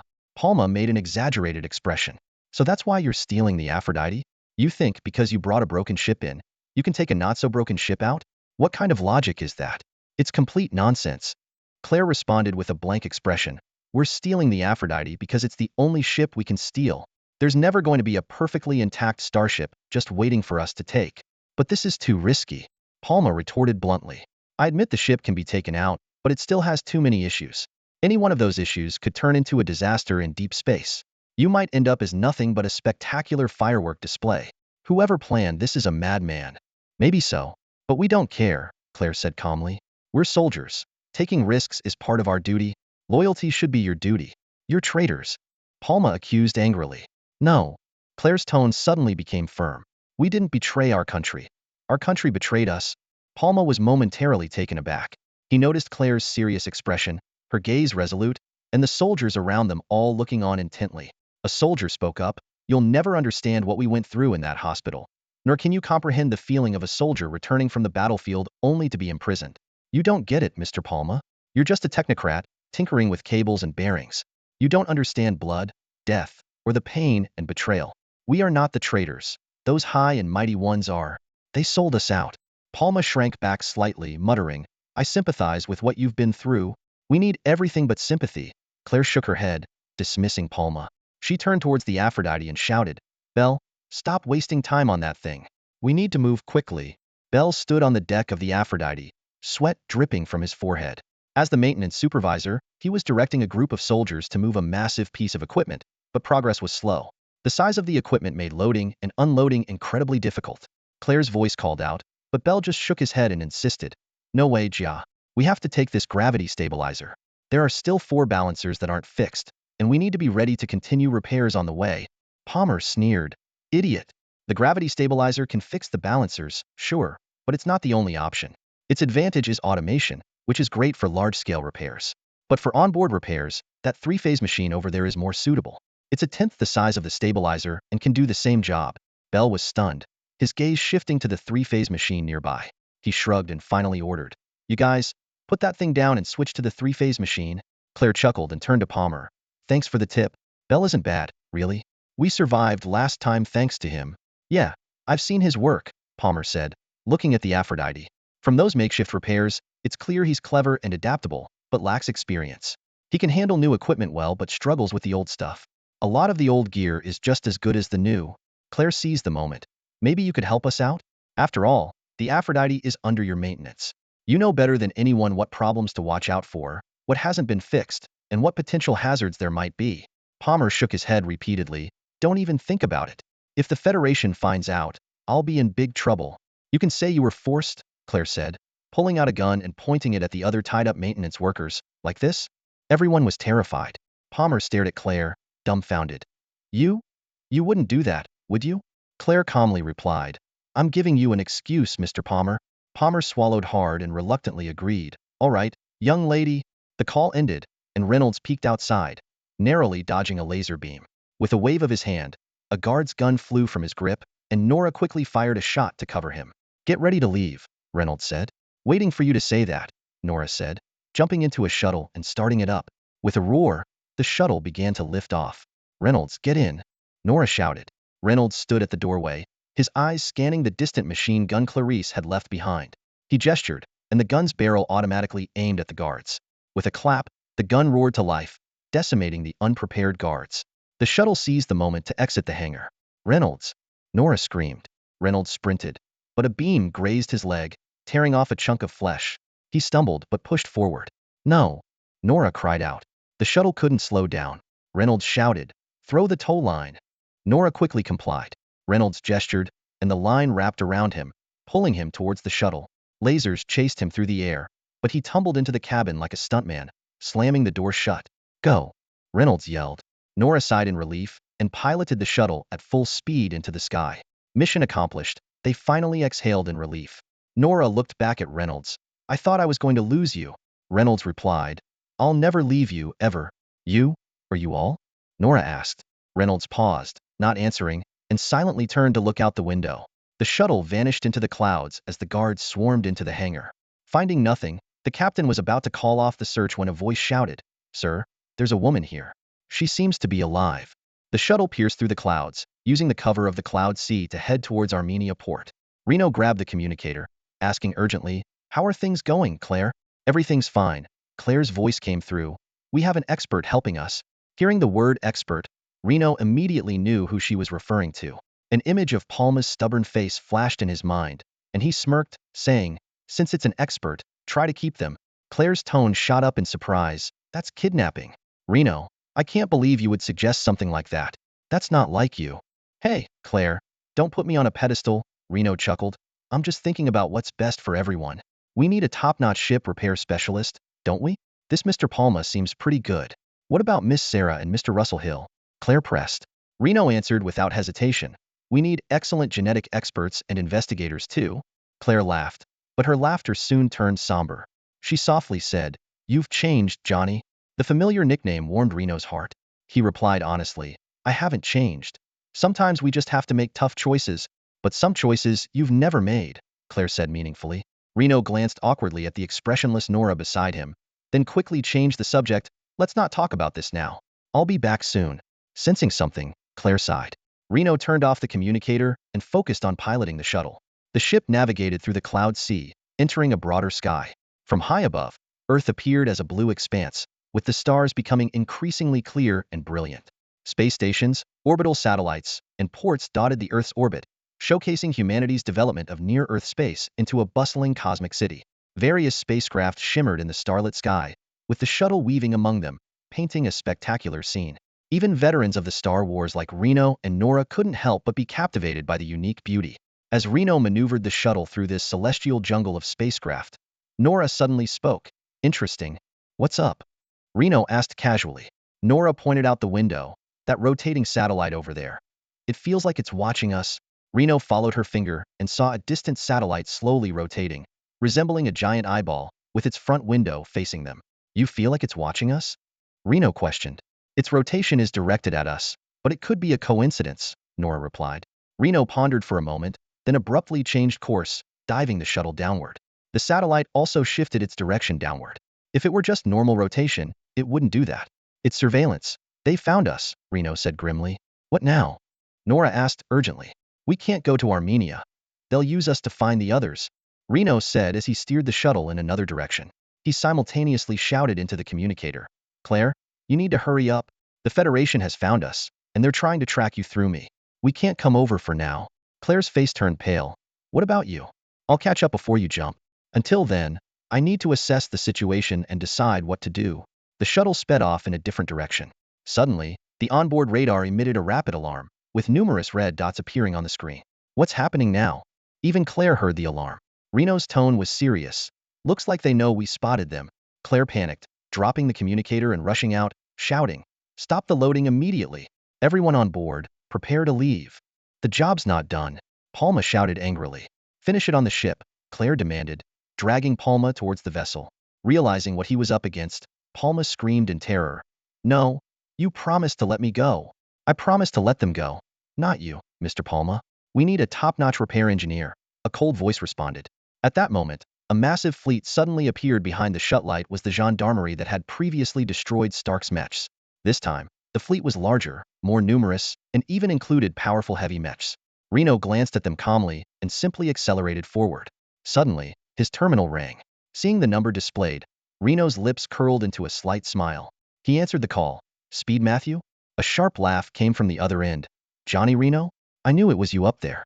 Only you could detect our tracking, and only you would think to divert us in that situation. You're always like this, playing the hero. But no matter what, I'm glad to hear your voice again and to know you're still kicking. I knew that one day, you'd fall into my hands, and finally, that day has come. This time I've won. Reno replied coolly, You've never beaten me, Matthew. Not before, and not now. Do you really think you have any chance of turning the tables? Matthew laughed loudly. No, you're just bluffing. If you thought you could win, you wouldn't be running away. But do you think I can't find your soldiers? I'll catch you first, then I'll catch them. You're mistaken, Matthew, Reno said calmly. What? Matthew was taken aback, a sense of unease rising within him. Reno's voice came through slowly. The reason I'm running is indeed to avoid leading the pursuers to the ship, but that doesn't mean just anyone can scare me. In fact, when I saw it was you and your troops chasing me, I felt genuinely relieved, just like seeing a lightly armed squad guarding Edward Hospital. I will eliminate you just as I eliminated them. Oh, by the way, I'm not a saint. I've already taken over 500 lives, and I don't mind adding another 500. Matthew's heart trembled slightly. The gendarmerie is not a lightly armed squad. A few mechs can't take us on. Is that so? Reno chuckled softly. Then how about this? He pressed a button on his terminal. Suddenly, a sharp sound echoed from the Aberdite. The recently closed hatch reopened. Claire was first shocked, then delighted.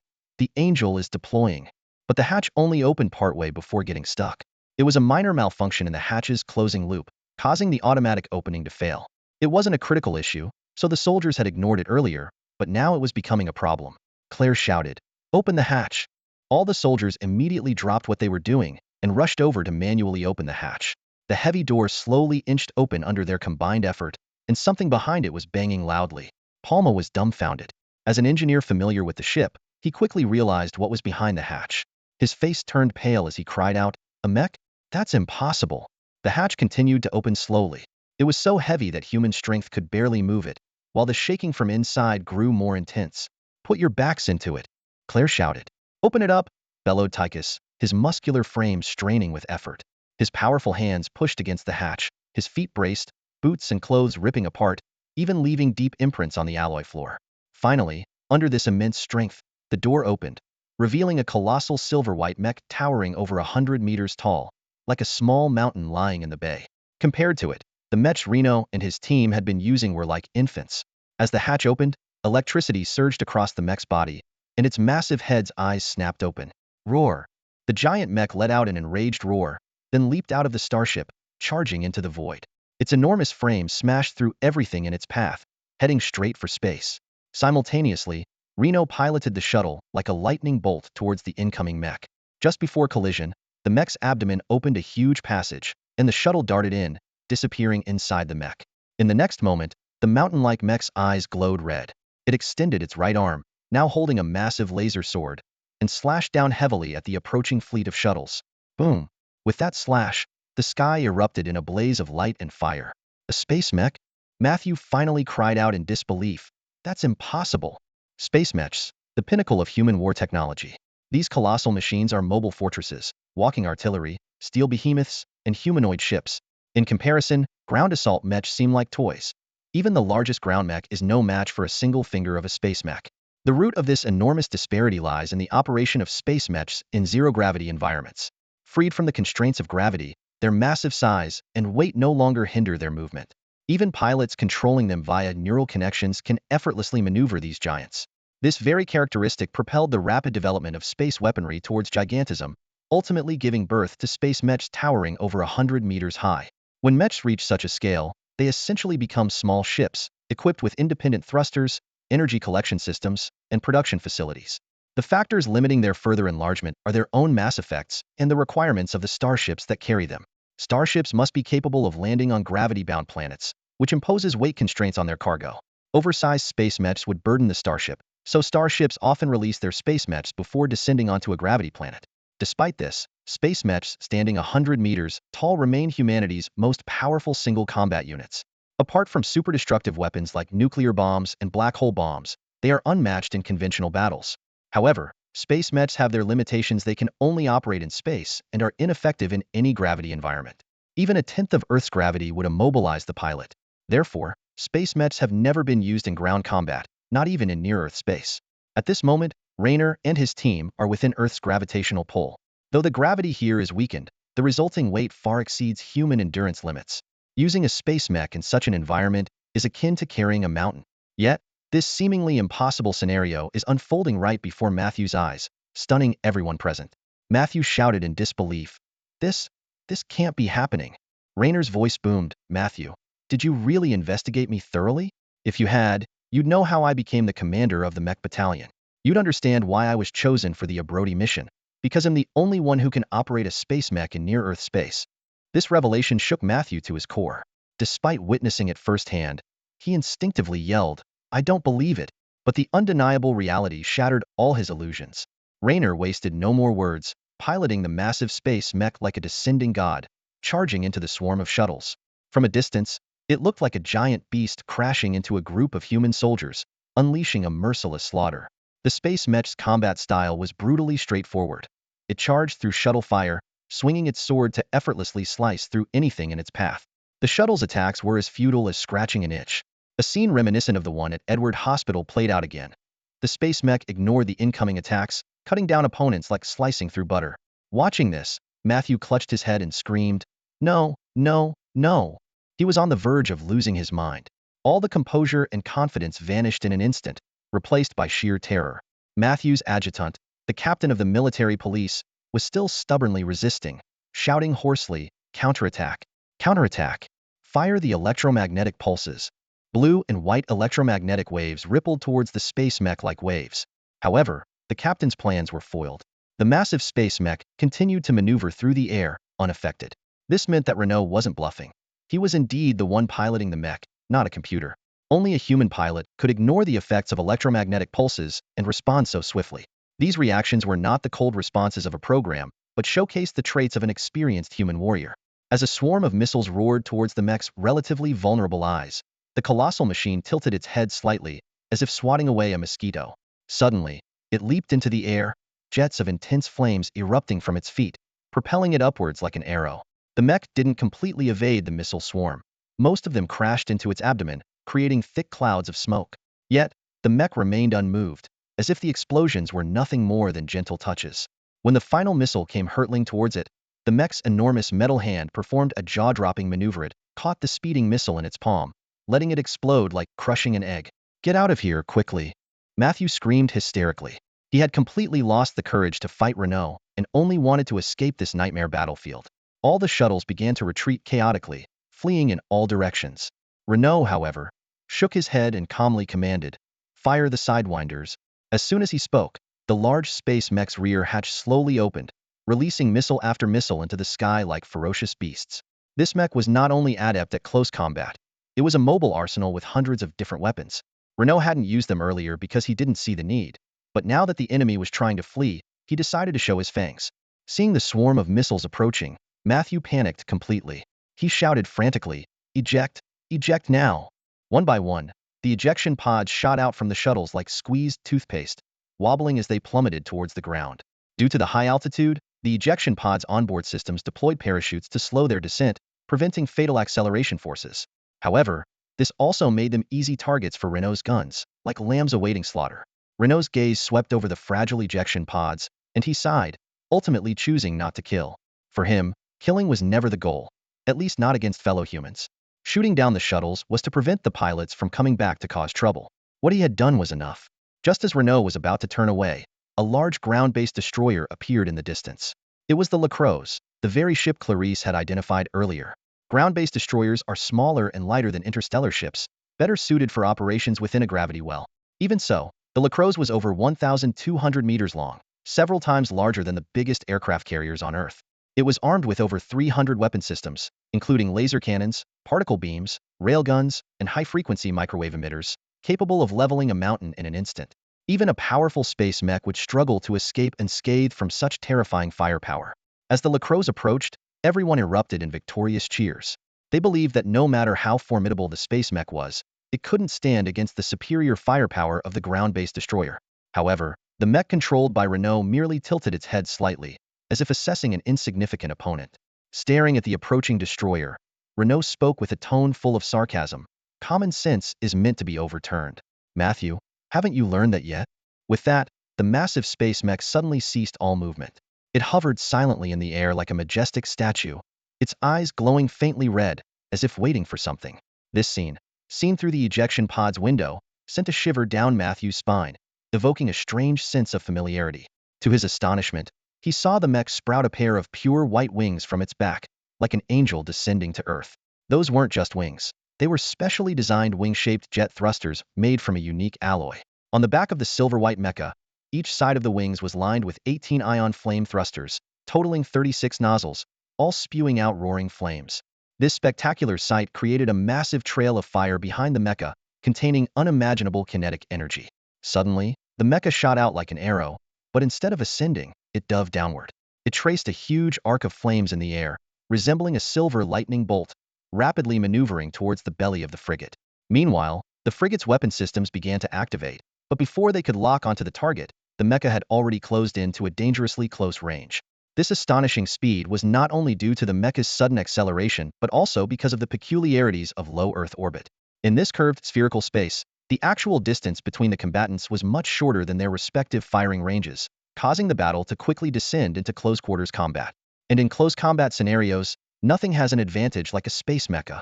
The silver-white space mecha roared past the underside of the frigate, then abruptly changed direction and began a rapid ascent. It spun at a dizzying speed, performing maneuvers that would be impossible for a normal mecha to execute at such high velocity. As it spun, the mecha's arm raised, revealing a massive energy spear that gleamed white under the starlight. Using its high-speed rotation, the mecha transformed into a sharp drill, aimed directly at the soft underbelly of the frigate fleet. This area was the ship's weak spot, with the least defense and firepower. The space mecha strike was like a powerful uppercut, targeting the opponent's vital point. Witnessing this, Max suddenly remembered something and cried out in shock, "Silver-winged angel. It's you. It's really you." As Max's shout of fear and disbelief echoed, the space mecha known as the Silver-winged angel surged upward with unstoppable force. The massive energy spear plunged into the belly of the La Classe frigate, instantly triggering a burst of dazzling light. A direct hit. Life is like a box of chocolates. You never know what you're gonna get. Forrest Gump. Ever since that absurd night in the 12th basement level of the academy, Reno's world had turned upside down. He immediately explained everything to Claire. He and Nora had just fallen asleep after drinking, and nothing had happened. Claire accepted the explanation calmly, without blame or reproach, merely saying, "I understand." Reno thought that would be the end of it, but everything began to change quietly. Claire stopped reaching out to him, and Nora also started to distance herself. During the training sessions on the 12th basement level, Nora's wild shouts and stern reprimands were no longer heard. nor were Claire's concerned visit seen. It was as if the sisters had simultaneously erased Reno from their lives, and their relationships grew distant and unfamiliar. This sudden change troubled the young Reno, who couldn't comprehend the complex emotional entanglements. 7 days later, Alpha Academy went on break, and Claire quietly left, choosing not to accompany Reno. Alone, Reno packed his bags and bid farewell to Alpha Academy, where he had spent over 300 days and nights learning and living. He set off for Shigwani City in the Honglar Great Lakes region. This renowned mech city was the pride of the Central Star and the headquarters of the Storm Corporation. Shigwani City is a paradise for mech enthusiasts. There are countless mech brands here, with hundreds of mechs flying through the sky every day. The annual mech competition attracts billions of viewers, with prize money totaling in the billions. The city is filled with mech sales companies and repair shops, attracting tens of thousands of mech enthusiasts. On this sunny day, Reno arrived at the first mech repair shop he approached in Shigwani City, carrying his simple luggage. Facing the suit-clad interviewer, the young Reno couldn't hide his nervousness as he listened attentively to the introduction, trying to capture every bit of information that might benefit him. The interviewer proudly introduced Longcourt Company's long history and excellent reputation, emphasizing that hundreds of young people come here every year. When asked what attracted Reno to choose Longcourt, Reno didn't respond immediately. The interviewer, masking a hint of displeasure, patiently repeated the question with a touch of smugness in his tone. After a moment of thought, Reno honestly replied, "I'm sorry, but I think you might have misunderstood. The reason I came here isn't because I had heard of Longcourt. To be honest, I didn't even know this company existed before I walked in."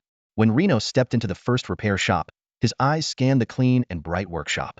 He took a deep breath and bluntly told the interviewer, "The only reason I'm here for this job is because this is the first repair shop I saw, and it looks somewhat impressive." The interviewer's face froze instantly, and a slight frown appeared. Reno's young and innocent face was full of sincerity and a sense of justice, but he lacked the tact to navigate the professional world. Unsurprisingly, he was rejected outright, not even given the chance to take the written test. Reno didn't have time to be discouraged. He immediately moved on to the next repair shop. This time, he was more cautious with his answers, avoiding statements like, "I just walked in because it was on my way." The atmosphere at the second repair shop was entirely different from Longcoat Company. There was no air of self-glory. The interviewer was a slightly overweight middle-aged woman who scrutinized Reno with a suspicious gaze, as if examining a suspect. "Your resume says you're a student at the Alpha Military Academy Ship Division?" she asked. "Yes, I'm looking for a part-time job here," Reno replied. "Then why did you choose mech repair instead of ship repair?" Reno explained, "Ship repair is very specialized, usually focusing on a specific part of the ship rather than the entire vessel.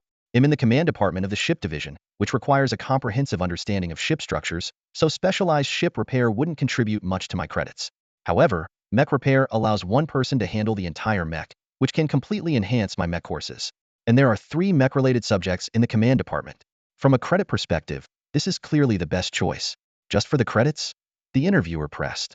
Reno answered honestly, "I know that solely chasing credits isn't right, but as a student, I think the priority is to boost my credits. As for practical skills, sometimes thinking too far ahead isn't beneficial. Besides, I need a full scholarship to continue my studies. Then why not become a pilot instead of a repair technician?" Reno shrugged. "I'd love to be a pilot, but first, I need to afford a mech." The woman's expression changed dramatically. Reno didn't realize he had touched a sensitive nerve. This interviewer was a firm believer in the importance of attitude, convinced that attitude determines success. Rena's answer suggested he didn't have a passion for repair, which was unacceptable to her. He was rejected again. However, Reno didn't give up. Young people may lack tact and the ability to read the room, but they also possess a tenacity and drive that keeps them going. Soon, he was knocking on the doors of the 3rd, 4th, and even more repair shops. Without exception, Reno faced rejection each time. At the 7th repair shop, Reno encountered the first person willing to hire him. "We can hire you, but you must sign a 10-year contract," the interviewer said. 10 years? Rena's eyes widened in surprise. No, sir, I think you misunderstood. I'm just looking for a part-time job. I'm not looking to sell my life away." "Sorry, but that's a core condition of our company. You need to understand that you currently know nothing and can't contribute to the company right away. We have to invest a lot of effort in training you." "Invest a lot of effort in training me?" Reno stood up angrily. "I admit I may not contribute much initially, but I don't think my learning process will require much effort from you. I can just observe, occasionally ask questions, and do the tasks of an apprentice like fetching tea or moving things. Once I'm trained, I'll contribute based on my abilities. Why use the term effort to describe my training? I don't see what you're investing that warrants such a term." The interviewer replied expressionlessly, "The technology you'll learn, the tools you'll use, And the mentors whole teach you are all our company's resources. They can't be used for free. Reno realized the situation, his voice filled with anger. You just want to exploit people, don't you? An apprentice contract for 10 years? That's insane. If you perform well, there's a chance to become a full-time employee, the interviewer added. Reno scoffed. Is that the bait on the shackles? No formal agreement, no legal constraints, just verbal promises? The contract is nothing but bindings. I want to agree to this. No problem, there are plenty of others who will, the interviewer said indifferently. No matter how desperate I get, I won't sell myself. Reno stormed out. This was the first time he actively rejected an offer. In the following days, Reno continued to face rejection at various repair shops, but he never gave up, persistently searching for the right opportunity. In the blink of an eye, the day had passed, and Reno returned to the cheapest hostel, utterly exhausted. He lay on the hard bed, staring blankly at the peeling ceiling, and let out a deep sigh. Despite his physical and mental fatigue, he forced himself to turn over and sleep, gathering strength for tomorrow's challenges. The next morning, Reno mustered his energy and set out again. That day, he visited 18 companies, double the number from the previous day, like a wind-up robot tirelessly making rounds. However, the results were still disheartening. With each rejection, he could feel the flame of hope slowly dying out. Through constant setbacks, Reno gradually realized the primary reason for his failures. His status as a student at Alpha Academy was his biggest stumbling block. This status meant he couldn't sign long-term contracts, making it hard for companies to see a future working with him. Worse yet, students only had a 60-day break. This period was just enough for Reno to get familiar with the job and start creating value for the company, only to have to leave again. For most repair companies, this was an unacceptable investment loss. Despite this, Reno refused to give up. For 3 consecutive days, he visited over 100 companies, but still couldn't find one willing to take him in. Every night, he dragged his weary body back to the hostel, only to pick himself up again the next morning. He firmly believed that there had to be one company that would be an exception. Later, when Claire asked what kept him going, Reno gave a wry smile. There are tens of thousands of repair companies in Sigvani. Even if it's just charity, finding one shouldn't be that hard, right? I've only visited a little over 100, just 1%. Why would I give up? Hearing this, Claire's eyes softened once more. On the 4th day, the wheel of fate finally began to turn. Though Reno spent the entire day running around with disappointing results, he didn't stop. As night fell, he continued down a tree-lined avenue and suddenly spotted an inconspicuous factory building. The factory wasn't large, hidden behind the trees. Through the sparse foliage, Reno could vaguely see a few mechs sitting quietly in the open space. He walked through the shade to the unguarded gate and stepped inside without hesitation. Before him was a wide yard with several old, damaged mechs standing silently. On one of the mechs, Reno saw a figure engrossed in work. The person was wielding an ion welder, repairing the mech's damaged parts. Hey! Reno couldn't help but shout. The person turned at the sound, removed their goggles, revealing a face full of wrinkles, with silver hair glinting in the twilight. Who are you? The old man asked, puzzled. Hello, my name is Reno, Johnny Reno. I was wondering if you're hiring, Reno said eagerly. Hiring? The old man smiled slightly. You want to work here? Specifically, as a repair apprentice, Reno replied. The old man agilely jumped down from the mech and approached Reno in a few quick strides. He held out a calloused hand. Let me see your resume. Reno handed over his resume. The old man skimmed through it quickly. I see, an Alpha Academy student. How much do you know about mechs? Not much, Reno admitted honestly. I've only had about 10 days of Hansen experience, but I can operate small mechs and understand the structure and main functions of larger ones. My resume includes a video of me piloting a mech. The old man nodded. I see that. 10 days? Your progress is quite impressive. Reno smiled. After countless failures, he had learned a few things. He knew his practical experience was far from enough, so emphasizing his quick learning became his only advantage. I think I know why you ended up here, the old man mused. Tell me, how many repair companies have you visited? Reno looked down, embarrassed. About 100 or so. I've been at it for 4 days. The old man glanced at Reno's tired legs. You walked here? The academy doesn't allow the use of transport vehicles, Reno explained. They believe too much reliance on convenience makes us lazy, weak-willed, and unmotivated. The old man nodded. I know that, but I also know most students don't follow that rule outside the academy. Reno shrugged. I did it because I believe it's right.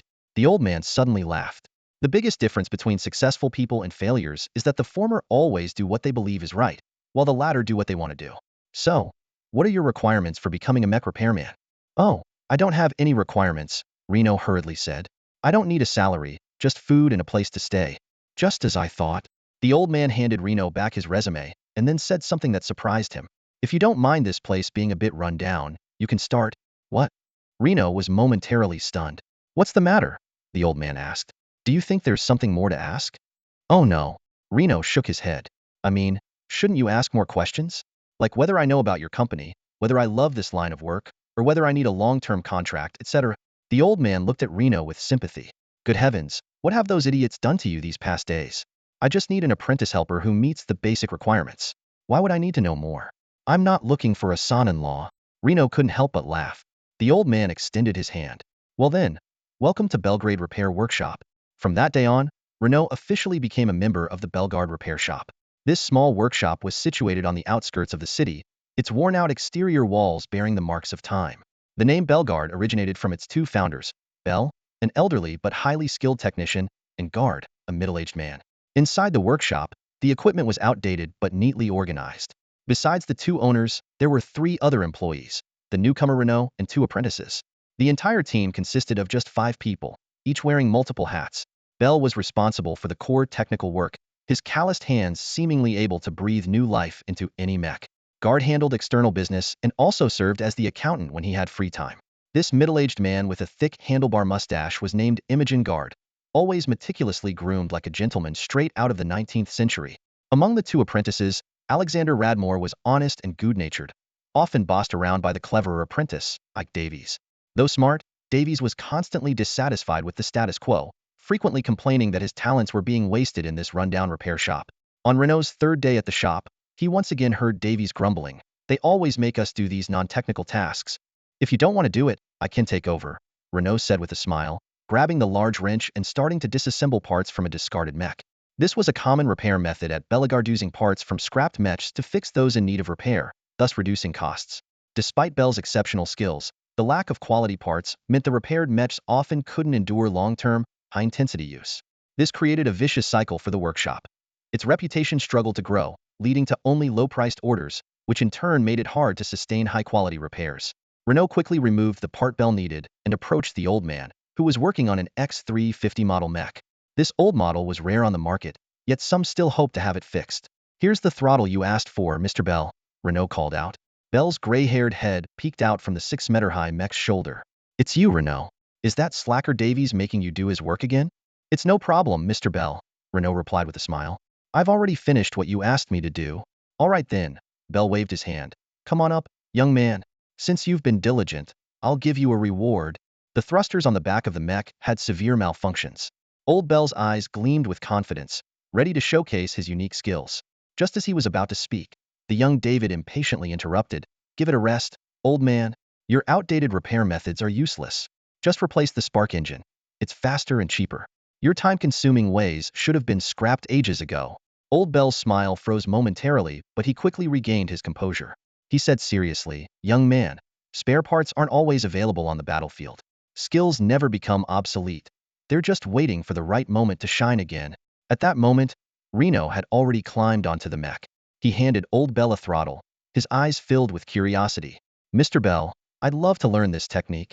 Old Bell took the tool, his smile returning. He began explaining the structure and operating principles of the thruster in detail, while deftly performing the complex repair steps. Reno listened intently, occasionally asking questions. Time flew by, and before they knew it, dusk was approaching. Old Bell finally completed the repair. Wiping his greasy hands, he asked, "How much did you grasp?"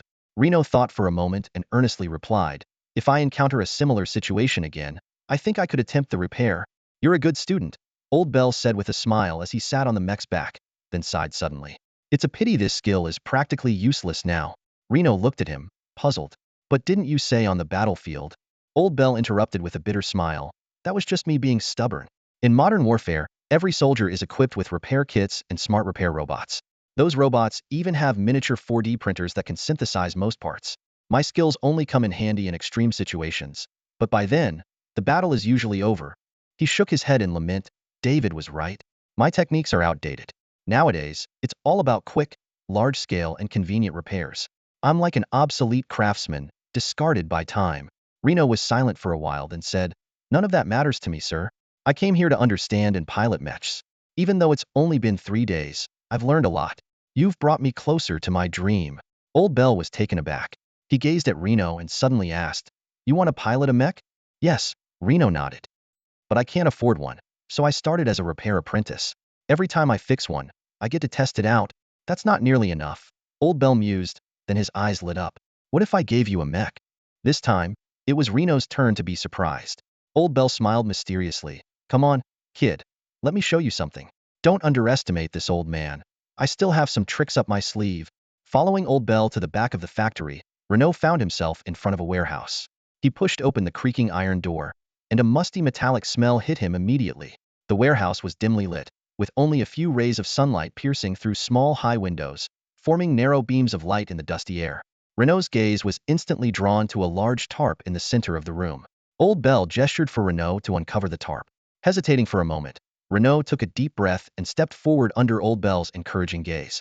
Gripping the edge of the tarp with both hands, Renault gave it a sharp tug, sending dust flying.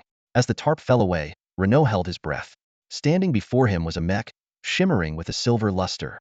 It stood about 8 meters tall, its surface adorned with intricate patterns, each curve exuding an artistic flair. Most astonishingly, the mech had a pair of lifelike wings on its back. It didn't look like a cold killing machine but rather a meticulously crafted piece of art. "Silver Wing Angel," Old Bell said softly, as if introducing an old friend. "Its name?"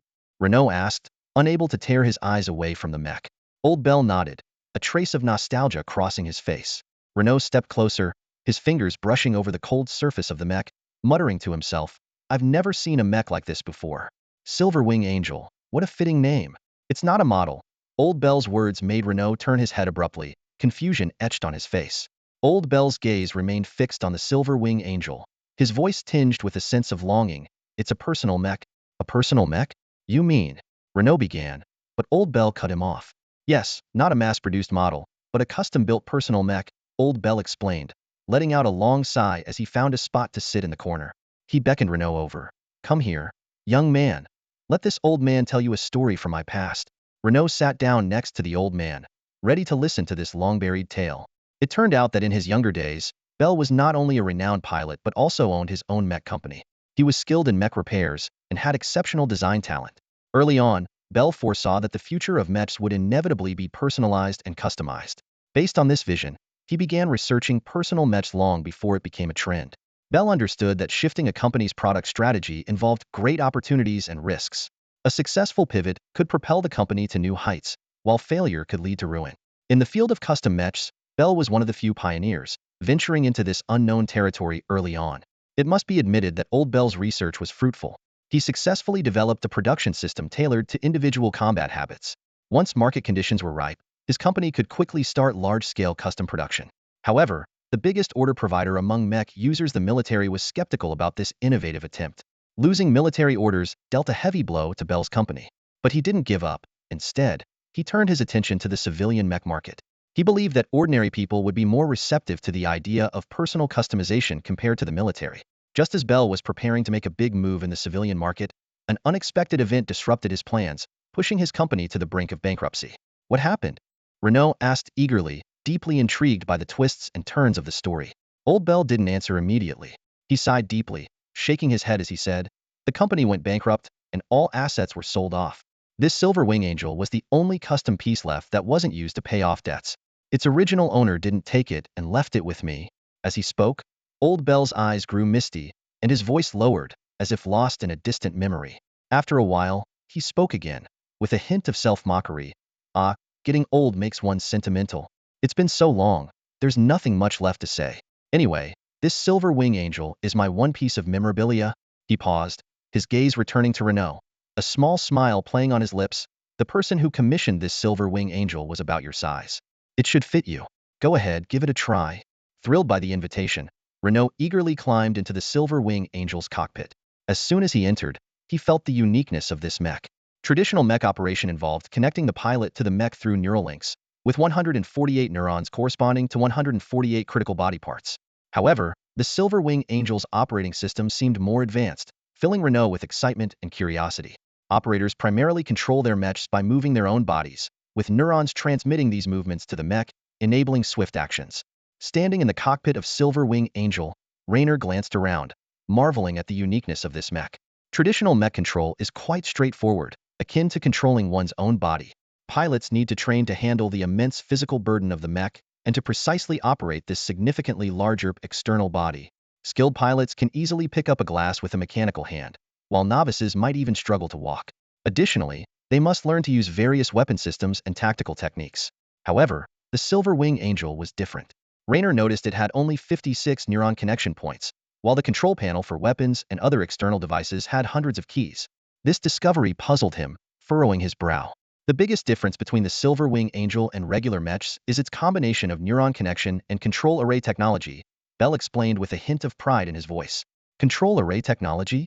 Raynor murmured, recalling this ancient technique. Control array technology was used in the early days of mech development when neuron connection technology was still underdeveloped. Except for small mechs like the Iron Man suit, slightly larger mechs couldn't be directly controlled by neurons. To solve this, manufacturers invented control array technology, using extensive keyboard operations to control large mechs. Raynor remembered the complexity of this technology. Human movements can be broken down into thousands of actions, easy to use but hard to master fully. The essence of a mech lies in its large size, yet high flexibility. Without this, a mech loses its purpose. As a result, early mech pilot training was extremely challenging, making mechs exclusive to a few elites. It wasn't until the advent of neuron technology that humans could control mechs as easily as their own limbs. This technology greatly enhanced the versatility and combat style of mechs, making them the mainstay for heavy soldiers. The significance of the neuron system is that it drastically lowered the barrier for humans to master mechs, allowing them to be used in large formations. Yet now, Raynor saw this outdated control array technology in this advanced mech, leaving him both surprised and puzzled. Noticing Raynor's expression, Bell continued, "This was a special request from my client. Honestly, I was just as surprised as you when I first heard it. But I must admit, he had a point." "A point?" Raynor asked, confused. "Yes," Bell nodded. "First, using control array technology significantly reduces the number of neurons needed to control the mech. This brings several clear benefits. Most importantly, it greatly lessens the physical burden on the pilot." Bell explained that connecting the human body to a mech via neurons imposes substantial stress on soldiers. The only way to address this is through rigorous training and adaptation. Every mech soldier must develop strong physical fitness, training extra hours like Nora. Reducing from 148 neurons to 56 cuts the physical strain to about one-third of the original, which is quite remarkable, Bell emphasized. This massive reduction in physical load doesn't just triple the endurance time. It multiplies it by 10, Reno nodded in agreement.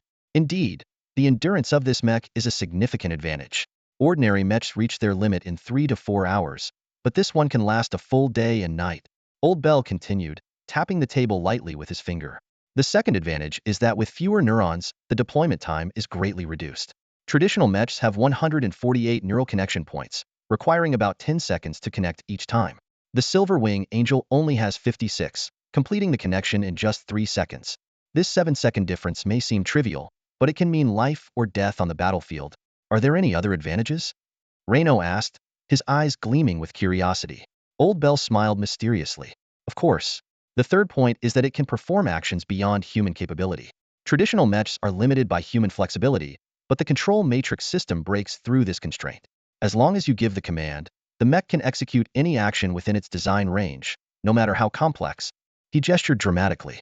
Imagine the left hand reaching behind to touch the navel, the right hand wielding a laser sword, the chest spewing fire, the legs launching missiles, even turning its head to face backward. All these actions can be completed within a second. Lastly, Old Bell said seriously, its performance ceiling is higher. Traditional mechs are limited by the pilot's physical condition, whereas the control matrix system bears the burden itself. This is why space mechs cannot be used near the ground. Gravity would crush the pilot. But the control matrix system doesn't have this problem. He concluded, more enduring, faster, more tactical options, more complex maneuvers, and greater potential for improvement. That's the strength of this system. Reno pondered for a moment. I see. But this also means the pilot must be extremely skilled to take advantage of these benefits. Otherwise, even basic operations would be difficult, and the advantages would become meaningless. Even if basic actions are possible, they might not match the efficiency of the neuron system. Old Bell nodded in agreement. Exactly. The control matrix system demands a higher level of precision than the neuron system and has greater potential. But the training period is long, and in the short term, it can't surpass the neuron system, making it unsuitable for mass production and rapid deployment, which is why it was abandoned. He continued to explain. My client proposed combining the two systems, reducing neuron and key operations, merging them into a new operating system. It's not easy, but it's a very innovative idea. Old Bell recalled his client. He was a talented young man, but his physical condition was poor, preventing him from becoming a mech pilot. So he conceived this dual system combination and paid me a substantial amount to develop it. This is far from a simple 11, he emphasized. When a pilot uses the neuron system, they are constantly moving. Simultaneously operating the control matrix system is a challenge, like trying to punch and type at the same time. Moreover, it requires quicker reactions, more complex movements, and stronger combat capabilities. In the client's eyes, this mech should be an unrivaled champion. Reno asked curiously, so why didn't the client take it in the end? Old Bell sighed. Because I actually failed. I did achieve more functions, faster speed, and stronger combat power. The two systems were perfectly integrated, allowing the pilot to perform multiple actions simultaneously, like firing missiles while swinging an arm. But this also made the operation extremely complex, even more so than the original control matrix system, he admitted with a bitter smile. I thought I had simplified the steps, but overlooked the higher technical demands on the pilot. Not many people can throw a punch and play rock, paper, scissors at the same time. Old Bell's tone turned dejected. The client tried it, was disappointed, and left without taking the mech or paying the final installment. I had staked everything on this mech and ended up suffering a devastating blow, ultimately going bankrupt. Old Bell lent the Silver Wing Angel to Reno. This exquisite silver mech not only had a beautiful appearance, but also boasted a complex divine system. Although Old Bell didn't expect Reno to fully master this system, he believed that controlling 56 neural connections would be a valuable experience for Reno. In the backlit of the Bellegarde repair shop, an amusing scene often unfolded. The silver mech, like a toddler learning to walk, stumbled and staggered around. It would trip, bump into things, and occasionally fall heavily to the ground. This clumsy behavior starkly contrasted with the mech's elegant design, drawing chuckles from onlookers. David was the most sarcastic among these onlookers. He always sat on the edge of a flower bed, legs dangling, and let out disdainful laughs. I bet he'll never master that piece of junk, he would scoff. To David, Old Bell's gesture of goodwill seemed like nothing more than torture for Reno. However, Reno paid no mind to these taunts. Each time he fell, he gritted his teeth, fought through the dizziness and soreness, and got back up to try again. Despite being encased in the heavy mech, the impact from each fall left him feeling dazed. With limited neural connections, Reno couldn't yet utilize the control system, making it even more exhausting than operating a regular mech. Even so, Reno refused to give up.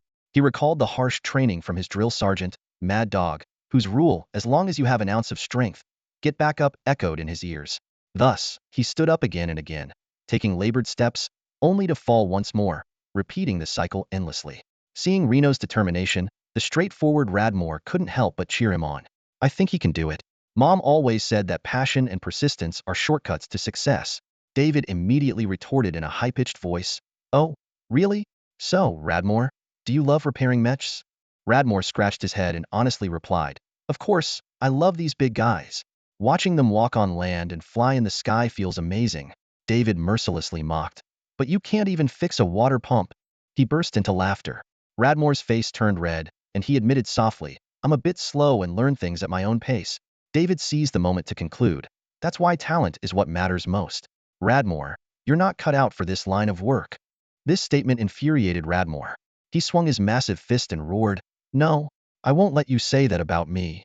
Just as the tension escalated, a refined voice interrupted, hey, kids, what are you arguing about now?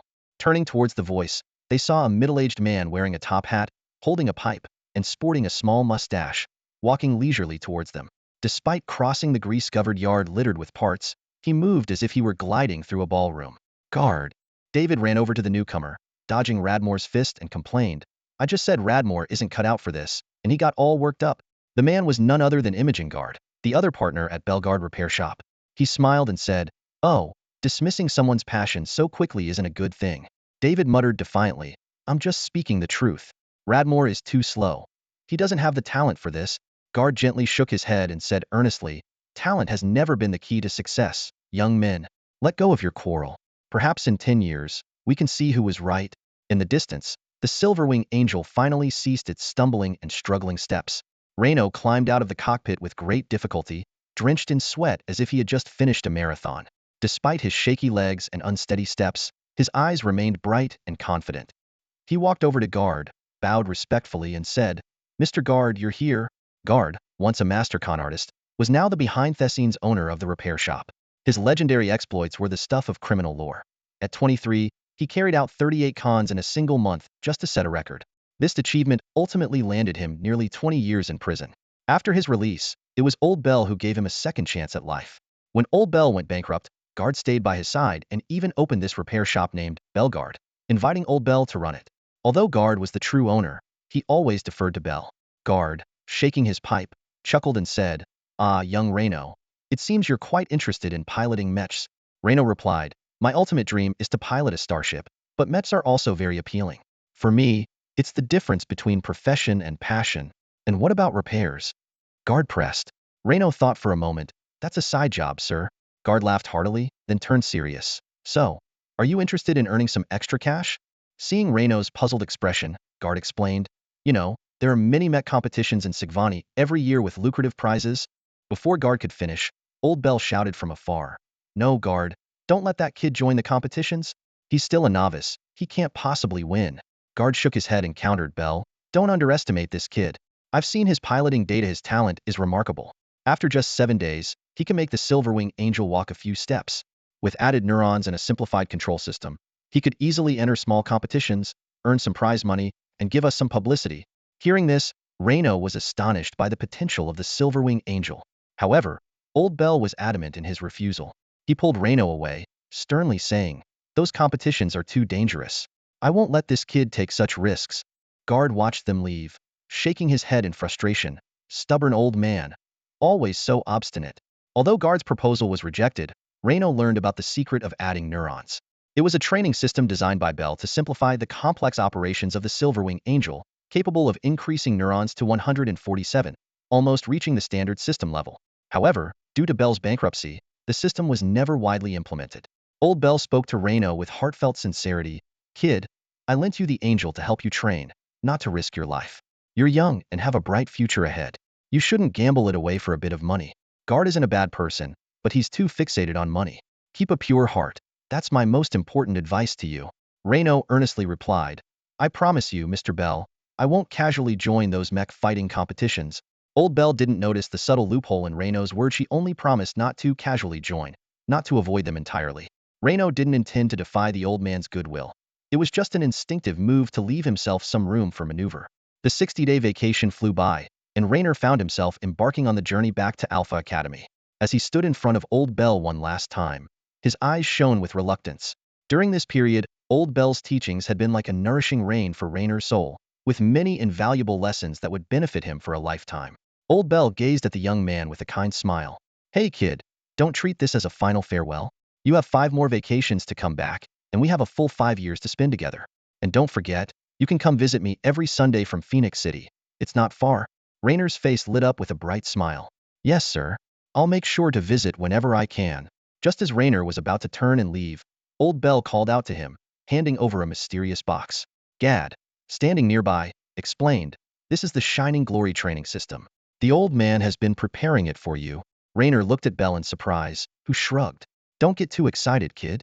It's a tough system and might distract you, making you accomplish nothing. I hesitated for 3 days before deciding to give you the choice. If you have confidence, take it and train. If not, give it up early. What if I succeed in training?" Raynor asked, his eyes gleaming with anticipation. The old man paused for a moment, then solemnly said, "Then the angel will be yours." Raynor's face beamed with joy. The Silverwing Angel, that untamed and powerful steed, was difficult to control yet so desirable. He longed for the day he could truly master it, like conquering a king. After a deep bow, Raynor turned and left. Old Bell watched his back, shaking his head with a sigh. "Maybe I really shouldn't have given him that system." Gad chuckled. "Bell, you've already made your choice. From the beginning, you saw the potential in this young man. Trust me, one day, he'll appear in the mech combat arena." "No." Old Bell growled angrily. "I won't let him go there." "That's not up to you," Gad replied calmly. "Trust me, one day, he'll pilot the Silverwing Angel, defeating opponent after opponent, becoming the king of underground combat." Back at Alpha Academy, Raynor's life fell back into the monotonous and busy rhythm of study. As a student in the Fleet Command Department, he and Claire were both swamped with work, making their interactions rare but understandable. Sometimes Raynor wanted to get closer to Claire but didn't know what to say. Their communication still existed but felt more like casual exchanges between classmates, lacking a sense of closeness. The events of the past seemed like an invisible barrier, distancing the two who had not yet formally established a relationship, and their busy academic lives only widened the gap. This troubled Raynor, but he felt powerless to change it. 3 months into the semester, the mech courses for the command department officially began. Thanks to his previous training, Rayner's performance in class was outstanding, drawing both admiration and frustration from his classmates, who privately dubbed him a genius. However, no one knew the sweat behind this genius. Every night upon returning to the king's apartment, Rayner would spend 4 hours training in the simulation pod equipped with Old Bell's training system. Starting with reducing a single neuron unit, he continuously lowered the number of neurons while increasing the complexity of the control matrix. The initial neuron replacement was relatively simple, and in just a week, Rayner successfully completed the first neuron system replacement. Though it seemed insignificant, for Rayner, it was the first step towards a higher realm. A single neuron's difference doesn't show any practical effect in real combat. Instead, occasional system operation errors can lead to unpredictable consequences. Reno stood before the mech simulation pod, his fingers flying over the control panel, eyes fixed on the fluctuating data on the screen. He knew that even if he reduced the error rate to less than 1 in 10,000, his control stability was still far inferior to the neural system. In every 10,000 actions, there's always one tiny mistake. These seemingly trivial errors can sometimes lead to catastrophic outcomes. Reno recalled Old Bell's decision to reduce the number of neurons to 56 and finally understood its deeper meaning. Only by such a reduction could the functional differences between the two systems truly manifest. However, this also meant an exponential increase in operational difficulty. Time flew by. A month later, Reno completed the replacement of the third neuron. 3 months later, the fifth. 6 months later, the seventh. Over an entire year, he successfully replaced 10 neurons, marking his fastest progress. However, this came with a rise in the error rate, now at 4 in 10,000. By the end of the second semester break, Reno once again topped his class and earned a full scholarship. During the break, he returned to Belgrade Mech Workshop, spending a busy and fulfilling time there. Entering his third year at Alpha Academy, Reno noticeably felt the increasing difficulty of neuron reduction. That year, he only replaced 7 neurons, with his error rate climbing to 1 in 1,000. The fourth year was even tougher. He managed to replace just 4 neurons, with an error rate of 3 in 1,000. The reduction of 21 neurons finally made Reno's mech exhibit a unique side. His mech could perform maneuvers that conventional mechs couldn't, with more varied tactics. However, these advantages were offset by relatively slower reactions and inevitable errors. If the combat strength of other mechs was quantified as 10, Reno's fluctuated between 5 and 15. 3 years of grueling training hadn't given Reno a clear advantage in mech control. Considering the effort he put in, the result was disheartening. His distraction also caused his performance in other courses to decline, costing him his top position. This situation made Matthew smug. He went around proclaiming that Reno was just an arrogant guy who had stopped progressing and wasn't worth paying attention to. He conveniently ignored the fact that Reno still ranked in the top 5 overall and continued to receive scholarships. Despite this, Reno persisted in his training. He wasn't aiming for any specific goal. He simply believed that once he started, he shouldn't give up easily. 3 years of training gradually revealed the system's potential to him. It held infinite possibilities and could theoretically enable the use of space mechs within gravitational fields. Reno began to love this hand-brain coordination control method, becoming addicted to challenging his limits. However, deep down, there was another, more hidden reason driving him: Claire. Over 4 years, his relationship with Claire had stayed stagnant, neither distancing nor growing closer, as if they were just ordinary acquaintances or friends. Whenever he saw Claire joking with other male students, Reno felt an indescribable pain. He wanted to intervene but found no reason to, so he endured it silently. In contrast, Reno had even less contact with Nora. She always hid herself within the heavy mech, training hard underground, aiming her sniper rifle at anyone who might threaten her sister. However, she never pointed the barrel at Reno again, nor did she utter any more threats. Facing this inexplicable heartache, Reno could only throw himself entirely into training, seeking solace in this seemingly endless challenge. Perhaps, this was the real reason he chose this path initially. As the 4th year was about to end, Reno was nearly in despair, thinking he had no chance with Claire. At that moment, something significant happened at the academy. Dean Marshall was retiring. General Hamilton Marshall was born in the year 7109 and is currently 140 years old. As the soul of Alpha Academy, his life has been nothing short of an epic saga. In his youth, Marshall attended Alpha Academy and graduated with honors at the age of 26, embarking on his military career. He began his journey in the Army as a second lieutenant. In 7140, during the Battle of Bigmastar, Marshall demonstrated extraordinary military prowess, earning a promotion to lieutenant and taking command of the assault team. The following year, he led his team on a daring raid behind enemy lines, achieving a stunning success that catapulted him to fame. By 7152, Marshall had risen to the rank of major and was ordered to South Enelber Star. En route, His unit was ambushed by the enemy, who had 3 times their numbers. Remaining calm under pressure, he directed his light fleet in a thrilling counterattack. By the end of the battle, 2 enemy warships were destroyed and 1 was captured, making Marshall's name echo across the stars. 16 years later, during the Battle of Deptun, now Colonel Marshall commanded his starship to sink 4 enemy vessels and capture 3 more, achieving great military acclaim. The next year, at the age of 59, Marshall welcomed the birth of his son, adding a touch of warmth to his illustrious life. In 7187, the Lemelian Rebellion erupted, with rebels launching a fierce assault on Rasher Fortress. Facing an enemy force 7 times larger, now Major General Marshall showcased his superior tactical acumen. He skillfully maneuvered his troops to delay the enemy until reinforcements arrived, successfully defending the strategic stronghold. At the age of 100, General Marshall announced his retirement and transitioned to a political career, successfully being elected as a sector councilor. However, his political journey was not smooth. 5 years later, he resigned in the wake of the Tumon incident. The battlefield hero had met his Waterloo on the political stage. In 7215, General Marshall was invited to return to Alpha Military Academy as its president. Under his leadership, the academy flourished, becoming the most outstanding military institution in nearly a century. Countless distinguished officers emerged from its ranks, including General Hannibal of the 7th Fleet, General Brisbane of the Scarlet Fortress, and General Hargis of the Federal Expeditionary Force. However, in 7236, fate dealt General Marshall a heavy blow. In the Battle of Lac-Merto against the Divine Tribe, his son and daughter-in-law were tragically killed. This devastating conflict not only claimed numerous lives, but also shattered the Federation's hopes of decisively defeating the Divine Tribe. The loss nearly broke the elderly Marshall, but he persevered, continuing to contribute his wisdom and experience to the Academy. Now, at the age of 140, General Marshall has suddenly announced his retirement, a decision that has surprised and saddened many. For 30 years, his influence has been deeply ingrained in every corner of Alpha Academy. His strength, courage, wisdom, and indomitable spirit have become synonymous with the institution. The cadets of the Naval Command Department, in particular, are reluctant to see this legendary figure depart. General Marshall's retirement marks the end of an era, but his spirit will continue to inspire generations of military talent. At the moment they heard the news, some cadets even broke down in tears. To honor the outstanding contributions of the old dean, the Academy held a grand farewell banquet on the day of his departure. Exceptional cadets, especially the top students from the Naval Command Department, were all invited. At the banquet, General Marshall undoubtedly became the center of attention.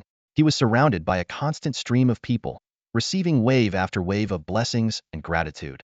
This veteran, who had spent his life breaking through countless encirclements, could finally let his guard down and fully enjoy the respect coming from all directions. However, there was another person who also drew everyone's attention. It was a middle-aged man with a neatly trimmed mustache, dressed in a meticulously pressed suit, every crease perfectly ironed, and his hair gleamed with a touch of pomade. He wore a friendly smile, appearing approachable. "Who is that?" Sfield asked curiously. Reno replied, "That's Alexander Courtman, our new dean." Li Zhonghan came over and added, "It's a classic case of out with the old, in with the new." The farewell party for the old dean also serves as a meet and greet for the new one. "Hey, buddy, you don't sound too happy." Tiny keenly noticed the dissatisfaction in Li Zhonghan's tone. "Do you not like the new dean?" Li Zhonghan's words piqued everyone's interest, and the cadets gathered around.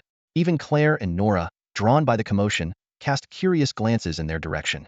Li Zhonghan looked deeply at the middle-aged man and lowered his voice. "Alexander Courtman isn't a military man. He's never been in any combat." "What?"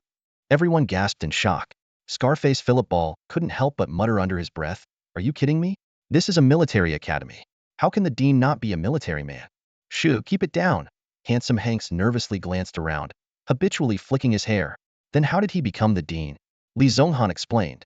"It's the decision of the Academy Committee. General Marshall has trained countless excellent soldiers for the Federation over the past 30 years, but he has also brought some troubles to the Academy. The committee believes that the military academy needs not only a dean who understands warfare but also a leader who understands politics, the bigger picture, and the art of compromise, someone who can think about the future of the academy. So they brought in Courtman's a senator, a bona fide politician." Damn it, everyone couldn't help but curse under their breath. A leader is like the soul of an organization, directly determining its character and nature. No one knew what kind of outcome having a politician lead the military academy would bring. Reno thought the changes would take time to manifest, but he didn't expect them to come so quickly. As the farewell party neared its end, Marshall and Courtman were invited on stage to give speeches. Marshall spoke first. When Marshall stepped onto the stage, the audience erupted into enthusiastic applause. This applause was heartfelt, a genuine acknowledgement of the elderly man's 30 years of governance. Marshall stood at the podium, smiled, and waved to the crowd before beginning his speech. Thank you, Chairman Pandazev and Officer Anna, for arranging this special evening, allowing me to say farewell in such a manner. Marshall's voice was gentle yet firm. In fact, this is not my first time standing here. 114 years ago, I stood in this very spot as a student representative delivering a speech. At that time, I thought it would be my last speech at the academy, never imagining that fate would bring me back to my alma mater to teach for 3 decades. Marshall's gaze swept across the familiar faces in the audience as he continued. These 30 years have been the best of my life.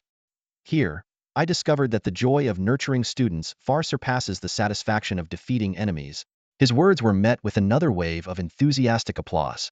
As the applause subsided, Marshall went on, Alpha is an outstanding military academy, gathering the best talents from across the universe and providing them with the most rigorous training.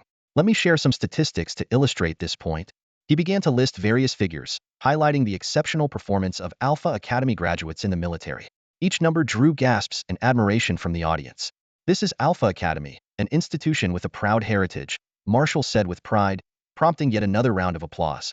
He gently gestured for the audience to quiet down. We take pride in this glorious history, and tomorrow, as you leave this academy, you will write new chapters.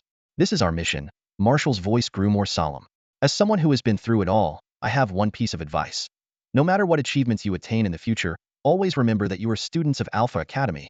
Marshall's gaze deepened. If one day you feel lost, despondent, successful, or in pain, no matter the circumstances, if you ever feel you have nowhere to go, come back here. Revisit the classrooms you once sat in. Walk the fields where you shed sweat, and recall the teachings of your professors. You might find new insights and the answers you seek in life. This is my only expectation of you. As Marshall stepped down from the podium, the new dean, Courtman, took the stage. He stood there, his voice brimming with enthusiasm. We have just witnessed the farewell speech of a hero. It must be said, this is a significant loss for Alpha Academy. General Hamilton Marshall has led an extraordinary life, and his transformative impact on Alpha Academy is evident to all. Courtman's tone was filled with respect and a hint of pressure. To succeed such a hero and become the new dean of Alpha Academy is both an honor and a heavy responsibility. But I do not fear this pressure. Rather, I am invigorated by it, as the achievements of our predecessors inspire us to strive for greatness. His voice grew more resolute. Over the past 30 years, Alpha Academy has experienced a golden era of prosperity. Yet, like a high-speed starship entering faster-than-light travel, it inevitably leaves deep space trails and causes some degree of irreversible damage to its engines. Almost every rapidly developing organization faces such issues. These issues may seem minor at first, but over time, they can grow significantly. This is where a person with a meticulous mind is needed to address them step by step. Dean Courtman's voice echoed through the auditorium as his gaze swept across every attentive face in the audience. And this is precisely my approach to managing the academy, he continued with a tone of determination. In the days ahead, I promise to bring something different to the table. More precision, more detail, and more humanity, turning the academy into a true home for every student. As he finished speaking, the auditorium erupted in applause. The students reacted in various ways. Some clapped enthusiastically, some remained expressionless, and others whispered among themselves. Regardless of their opinions about the new dean, basic courtesy was extended to the position. In the midst of the applause, Li Zhonghan whispered to his companion, "The old looks back at history. The new looks to the future." Acknowledging achievements often implies a critique of the past. Xiaobudian leaned in curiously. "I know you respect the old dean, but aren't you being a bit biased against this guy?" Li Zhonghan replied calmly, "We'll see if there's bias soon enough." With that, he suddenly raised his hand. Courtman noticed Li Zhonghan's gesture and signaled for him to speak. "Do you have a question?" Standing up, Li Zhonghan asked loudly, "You mentioned that Alpha Academy's rapid development has inevitably led to some issues, and you hope to make the academy more precise, detailed, and humane in the future. Could you elaborate on your specific plans?" Courtman nodded, a glint of determination in his eyes. "Certainly. For instance, I've heard reports of violence against students during classes, even to the point of causing serious injuries. Some teachers have been repeatedly complained about, yet no action has been taken. One such teacher is Dandy Bagger, whose complaint file is overflowing." Before Courtman could finish, Reno stood up and defended loudly, "Dandy Bagger is a good teacher." Courtman responded with a smile, "Perhaps, but clearly not every student feels the same. While Alpha Academy is a military institution, it must also be humane. We cannot allow violence to pervade our campus, and we must respect the opinions of the majority. Therefore, I have decided to dismiss Dandy Bagger." a decision that has been unanimously approved by the committee. This announcement caused an uproar in the auditorium. Students whispered and chatted amongst themselves. Marshall turned angrily to look at Chairman Pendesev and Officer Anna, who both wore expressions of discomfort. They hadn't expected Cortman to announce this decision now, but realized it was likely intentional. Marshall's influence at the academy was significant, and with him gone, there was no need for his influence to linger. Firing Dandy Bagger was a unanimous decision, as his teaching methods had long sparked backlash among students. If not for Marshall's protection, Bagger would have been dismissed earlier. This was one of the reasons the committee was dissatisfied with Marshall. His overly violent training methods led to numerous dropouts, each costing the academy financially. Alpha Academy needed a good reputation and enough students to sustain itself, so hiring someone politically savvy to manage the academy made sense. However, Cortman's first action was to undermine Marshall's influence. Though his words sounded noble, his actions were clearly a power move to shift the committee entirely against Marshall. Marshall had anticipated that Bagger wouldn't last long after his departure, but he hadn't expected it to happen so soon. Yet the matter was far from over. Cortman continued, additionally, certain student activities will be restricted. I recently learned that some students from the Mecha Division participated in an unauthorized mecha competition at Sigvani and tragically lost their lives. This is unacceptable. You are all exceptional students and should not perish in such events. The Academy has a duty to protect its students, and therefore, I will prohibit all students from participating in similar mecha competitions until you have completed your training. Once again, the auditorium was thrown into chaos. Students from the Command Division were relatively calm, but those from the Mecha Division stood up in agitation, some even voicing their protests. Alpha Academy's Mecha Division students were regular participants in mecha competitions, using these events to hone their skills, earn money, and improve their abilities. Cortman's decision effectively cut off a crucial avenue for their development. Although the mech tournament indeed carries a certain level of danger, this risk is controlled to a manageable extent. Reno stood in the Grand Hall of Alpha Academy, listening to the inaugural speech of the new dean, Cortman. He glanced around and saw the faces of students and staff filled with surprise and confusion. Cortman's voice echoed through the hall. Unless it's an unrestricted event, most competitions have pretty good safety measures. After all, no organizer wants fatalities in their tournaments. Reno frowned. He knew that Alpha Academy had always banned unrestricted events, but now Cortman was proposing a complete ban on mech tournaments. This decision made him uneasy, hinting at significant changes ahead for the Academy. However, this was just the beginning. Cortman continued, his voice filled with confidence. We have much more to do. His gaze swept across the audience. Alpha Academy has always upheld a strict admission and graduation policy. Under this policy, many talented individuals who aspire to join Alpha Academy are excluded due to a single poor performance, and those who manage to get in might be expelled for minor mistakes. The atmosphere in the hall grew heavier. Cortman went on. While this strict policy has significantly increased the Academy's elite rate, it is not beneficial for the long-term development of the Academy. Every graduate, when they become generals, often form close bonds with their alumni. He paused, his eyes sharp. The biggest problem with Alpha Academy is the scarcity of alumni, preventing us from forming a strong faction within the military. Look at these people, General Hannibal, General Brisbane, General Hadgies.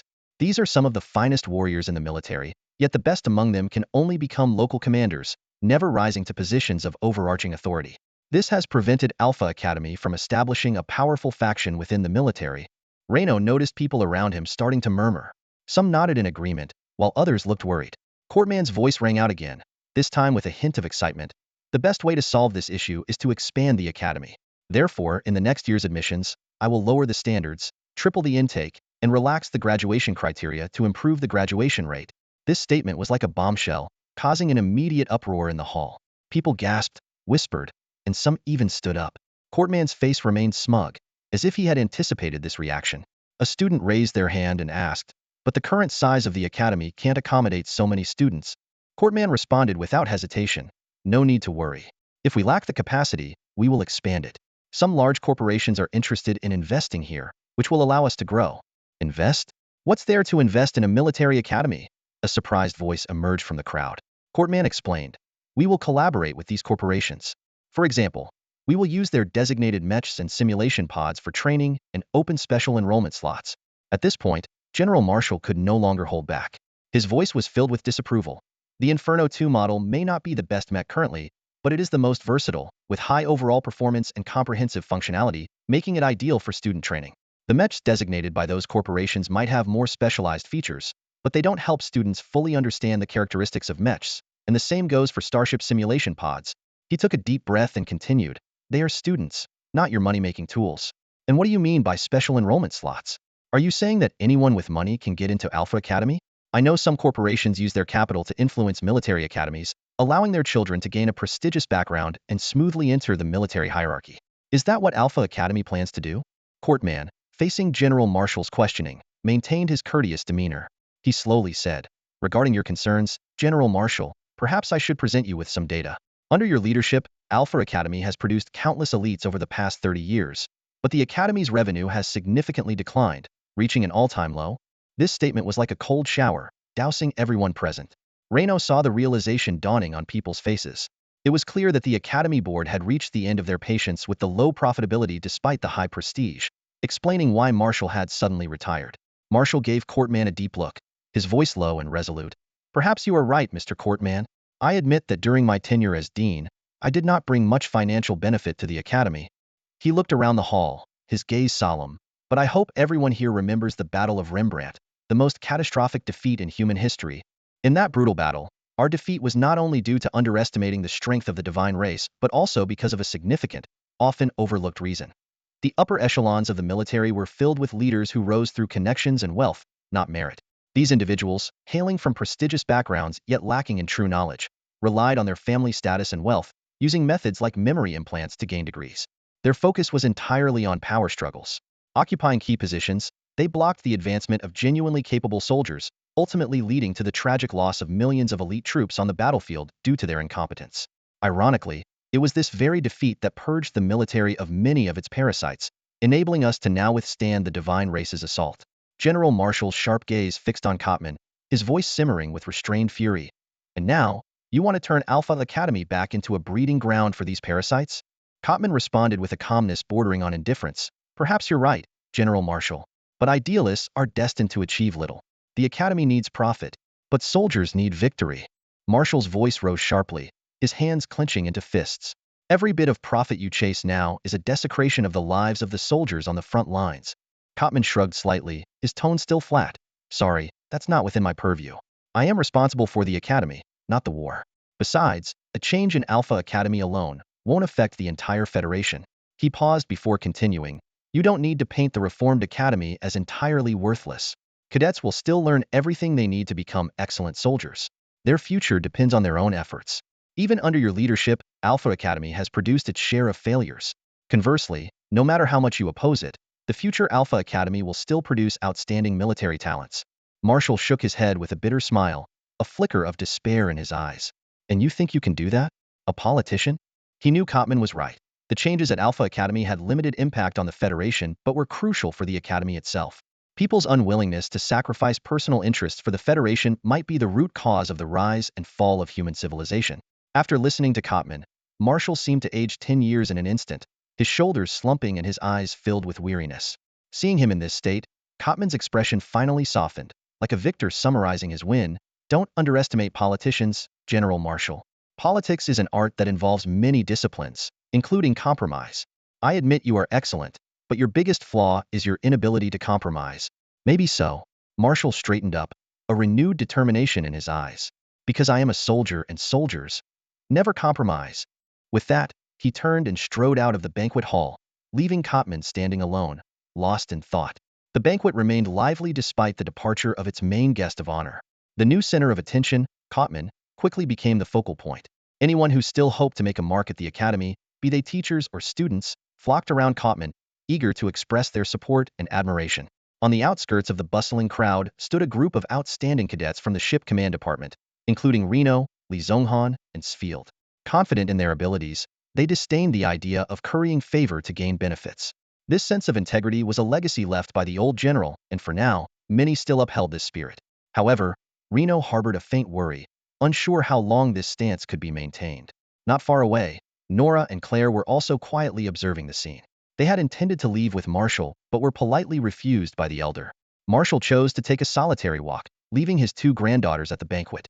Reno noticed the concern on their faces not for losing the dean's position, but for the potential impact of the remarks on Marshall's aging body and mind. As Reno hesitated whether to approach and offer comfort, Matthew appeared beside Claire. As the general's son, Matthew naturally had the right to attend the banquet. Though slightly less impressive than Reno, he had earned his place at the Academy through his own efforts, particularly excelling in memorizing regulations and tactics. Reno keenly sensed a shift in the atmosphere and discreetly retreated behind a pillar, eavesdropping on Matthew's words. In a few days, I'm hosting a party at my house and inviting some friends. Claire, I hope you can come, Matthew said straightforwardly. Claire looked slightly surprised. Sorry, we're not well acquainted. I don't understand why you're inviting me. Matthew glanced around, seemingly searching for someone but finding no one. He looked slightly disappointed. He turned back to Claire and lowered his voice. Dean Cotman will be attending as well. Claire frowned. So what? That has nothing to do with me. Matthew chuckled softly. Don't pretend, Claire. It's quite relevant. You and your sister used to be the dean's granddaughters, free to act as you pleased in the academy. But things have changed now. You can't flaunt your status anymore. Oh, and by the way, Cotman and my father are friends. He raised his glass in Cotman's direction, who responded with a polite smile. Claire suddenly understood. You think we've lost power, so you're here to cause trouble. No, to trouble Reno. She turned to look for Reno. He hid further behind the pillar. Matthew pretended not to notice, continuing, think what you like. I just want you to face reality. Claire, allow me to call you that. You're a smart girl. If you want to continue enjoying your time at the academy, it's best not to cross me. Claire angrily whispered. I've never abused my grandfather's power. Even if he's no longer the dean, it won't affect me at all. Oh, come on. Do you really think you're innocent? Matthew's words cut through Claire like a knife. He sneered as he listed a series of privileges. Who else gets to stay in the library after it closes? Who has unrestricted access to the underground training room in the mech department? Which pair of sisters can freely enter and leave the administrative building? Each sentence made Claire's face grow paler. You've enjoyed these privileges for so long that you think they're your birthright, don't you? But I'm sorry to say, that's not the case. Claire was speechless. Matthew was right. Both she and Nora had indeed violated academy rules to some extent. Even though these rules were meant to facilitate better learning and didn't harm anyone, a violation was still a violation. With Marshall's departure, these benefits were bound to disappear. They could no longer enjoy the same freedoms they once had. Claire shrugged, trying to appear calm. So what? They're just extra perks. Losing them won't really affect us. Matthew's smile grew more sinister. The problem is, you might lose more than just perks. Who's to say you won't lose even more in the coming days? He continued. We all know the starship simulators and training mechs are always in high demand. Everyone has to take turns using them. You used to get top priority, but now you might be last in line, or not even get a turn at all. Matthew's words dripped with schadenfreude. You see, sometimes life is fair in its own way. You were once the Academy's darlings, getting more than anyone else, but when you lose it, you might pay a higher price. You bastard. Nora couldn't hold back any longer, shouting through gritted teeth. She lunged at Matthew, eyes blazing with anger, but Claire held her back just in time. Let go of me, Claire. Nora struggled. Nora, you need to control yourself. This isn't the place for a fight. Claire whispered urgently, noticing that others were starting to look their way. Nora reluctantly stopped, but her eyes still burned with hostility.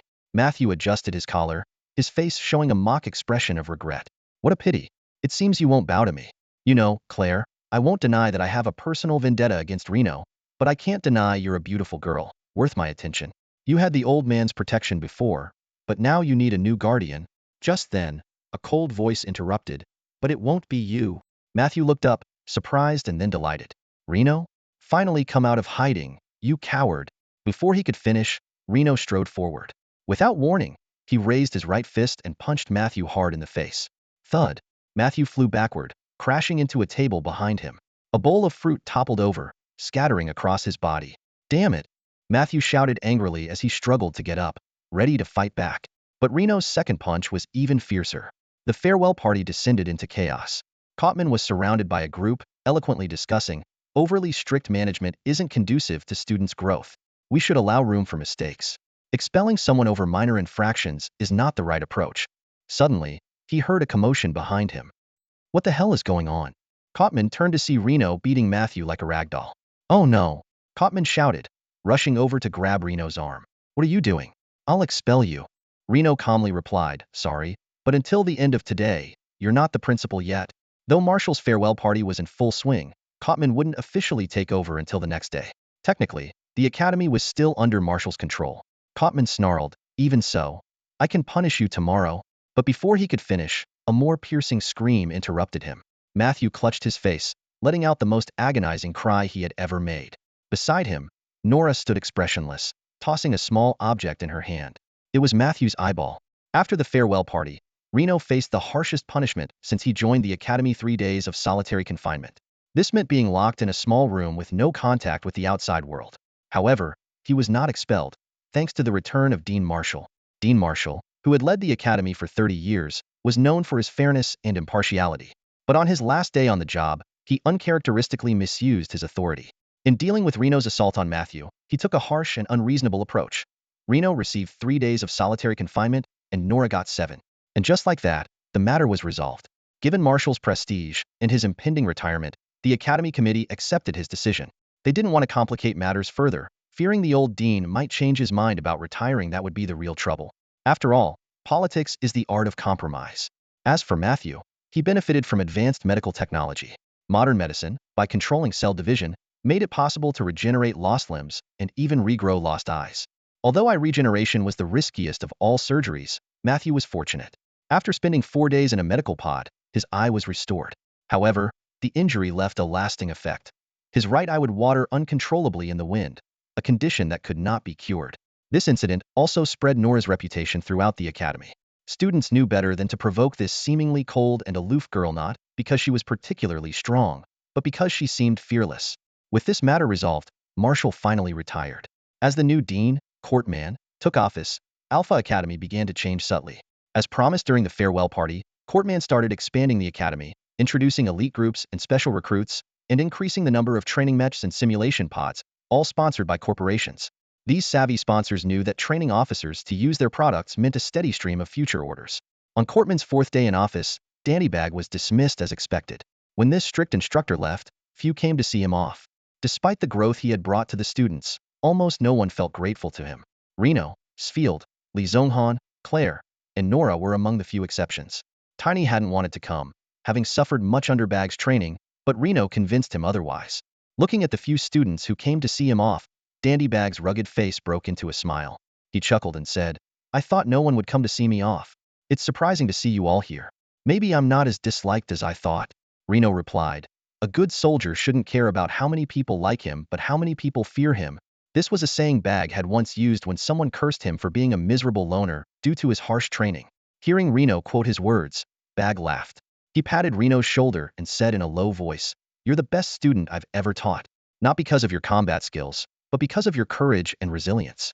Remember, kid, no matter how dire the situation, never give up. A soldier's mission is to fight on, no matter what." "Yes, sir, I will remember," Reno replied earnestly. Bag looked around and said with a smile, "All right, kids, no more farewells. Let me leave quietly. Don't worry about me. Even without this job, I have my veteran's disability pension to get by. Now, I'm off to find a peaceful place and enjoy myself with some ladies. Hell, ever since I started training you brats, I haven't had any fun. Now I'm finally free." He laughed heartily, waved to everyone, and turned to leave, disappearing from sight as the students watched with mixed emotions. "Remember to stay in touch, instructor." Li Zonghan pointed to the terminal, reminding them, everyone has Cripple's numbers saved in their terminals. Cripple let out a hearty laugh, but as he turned to leave, his back seemed a bit lonely. Raynor and the others watched him walk away in silence, each feeling a mix of emotions. Sphere suddenly broke the silence. "He's feeling really down. Obviously. We can all see that," Little One murmured. Li Zonghan sighed. "Cripple was a good instructor." "It's a shame," Claire added. "I hope time will heal his wounds." Nora said nothing, just gazed quietly into the distance. After a final glance at Dandybag, they turned and headed back to the academy. Unbeknownst to them, Dandybag had also stopped in his tracks. He looked back at them, a hint of relief in his eyes. Then, dragging his injured leg, he walked away into the distance. He walked for an entire day, from the bright sunlight of day to the starry night. Occasionally, kind-hearted people stopped to offer him a ride, but Dandybag always shook his head and declined. Carrying a small bag, he trudged along the long, lonely road like a primitive man emerging from an ancient forest, walking alone on the deserted highway. As night fell, Dandybag sat down on the grass by the roadside. He skillfully started a campfire and sat quietly by the flames. The flickering light illuminated his face, casting shadows that seemed to tell untold stories. As the flames danced, vivid scenes of battle flashed before his eyes. On the battlefield of the gods, laser guns blazed, energy beams pierced the sky, and the thunderous roar of artillery was deafening. The dying cries of his comrades echoed in his ears. "The gods are here. It's their dark warriors. Oh God, I can't see it. Retreat. There are too many of them. The place is swarming with bugs. Hold the line. Remember, we are the Hard Men Mech Squad. Hard men never compromise, never surrender. The energy plant is destroyed. I'm out of ammo. My leg. God. Help me. My leg is broken. Commander. Commander. Where are the reinforcements? Why haven't they arrived yet? There won't be any reinforcements, will there, Commander? Dandy Bag closed his eyes, his body trembling slightly. He whispered names one by one. L. Jolly, Bradney, Barrowman, Chandler. It took a long time for him to stop murmuring. Then, as if making a resolute decision, he took out a small black notebook. It was made of real paper, not electronic paper, and it looked rough, like a handmade artifact from a desolate time. Dandy Bag pulled out a pen and began to write slowly in the notebook. After he finished writing, he placed the pen and notebook in a bag, weighed it down with a stone, and set it beside him. Then, he pulled out a gun and pointed it under his chin. Looking into the distance, he said, Hard Men Mech Squad. All members are Kia. With that, he pulled the trigger. Raynor received the news of Bag's death during a physical training class. He was in the middle of a combat drill, and a fierce move had just knocked his sparring partner unconscious. The new physical training instructor was not pleased and sternly reprimanded him, demanding he go easier next time. Go easier. Damn it. This is a military academy, and we're all soldiers. Raynor fumed inwardly, but had no choice but to comply. Just then, a cadet ran over from a distance, shouting, Who's Johnny Raynor? That's me, Raynor responded. The cadet gave him a once-over and then said, Come with me, a lawyer needs to see you. The words made everyone stop what they were doing, and the training ground fell silent. May I ask what this is about? Raynor asked, trying to stay calm. The cadet replied, Dandy Bag is dead. He committed suicide. Johnny Reno? A gaunt lawyer sat across from Reno, his cheeks sunken and eyes weary, as if he hadn't had a proper meal in days. Yes, that's me, Reno responded curtly. The lawyer leaned forward slightly. My name is Kennard, from Langton Law Firm. The Sheriff's Department of Siren Town has asked me to deliver this to you. With that, he retrieved a small black notebook from his personal luggage robot and slid it across the table to Reno. Reno eyed the notebook suspiciously. What is this? It's from Dandy Bag, Kennard explained. It has your name on it and instructions to give it to you. Reno took the notebook and opened the cover. Sure enough, it clearly read, Please give this to Johnny Reno, with his address written below. Instead of flipping through it, he looked up at the lawyer. Can you tell me what happened to him? Kennard's expression turned grave. His body was found yesterday evening beside Route 27. It was confirmed as a suicide, with the time of death estimated to be 3 days ago. 3 days before anyone found him? Reno frowned. It's not surprising, Kennard explained. Most people don't drive on the ground anymore. Route 27 sees a car pass by only once every 7 days on average. The lawyer continued, he didn't leave behind any other possessions, just this notebook. Inside, there's a will stating that he left his estate to you. His estate? Reno was taken aback. Yes, Kennard nodded. Dandy Bag had no family, never married, and had no children. But he didn't have much in terms of assets either. His drinking habit had nearly depleted his savings. The lawyer paused, then added, except for a small house in Newland City. He handed over a key. As Reno reached out to take it, Kennard added, but you'll need to pay 80,000 credits for it. Reno's hand stopped midair. 80,000? Why so much? Kennard explained, the house is valued at around 300,000.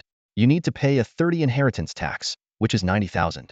Considering you're a cadet at the military academy, I managed to get you a reduction of 20,000, but you still need to pay me a 10,000 fee? Reno shook his head. I don't have that kind of money. I'm not surprised, Kennard replied. I've looked into your background. You're from Zerlaton Star. Your parents were soldiers who died at the hands of pirates after retiring. You grew up on welfare, got into Alpha Academy, and now live on a scholarship. Quite the outstanding student. Reno stared coldly at him. If you know all this, why did you come to me? I'm just fulfilling my duty, Kennard answered. And there is a way out of this. What way? Sell the house. I can personally offer you 200,000 credits for it. That way, you'll get some cash and won't have to worry about the taxes. You just need to sign a statement transferring the inheritance rights to me. Reno didn't respond immediately. Instead, he opened the notebook. Inside was Dandy's final message. Johnny Reno, by the time you read this, I will be gone. Don't grieve for me. Life has an end, and I have simply reached mine. My soul died on the battlefield long ago. Now, it's time for my body to follow. Thank Marshall for everything he did for me.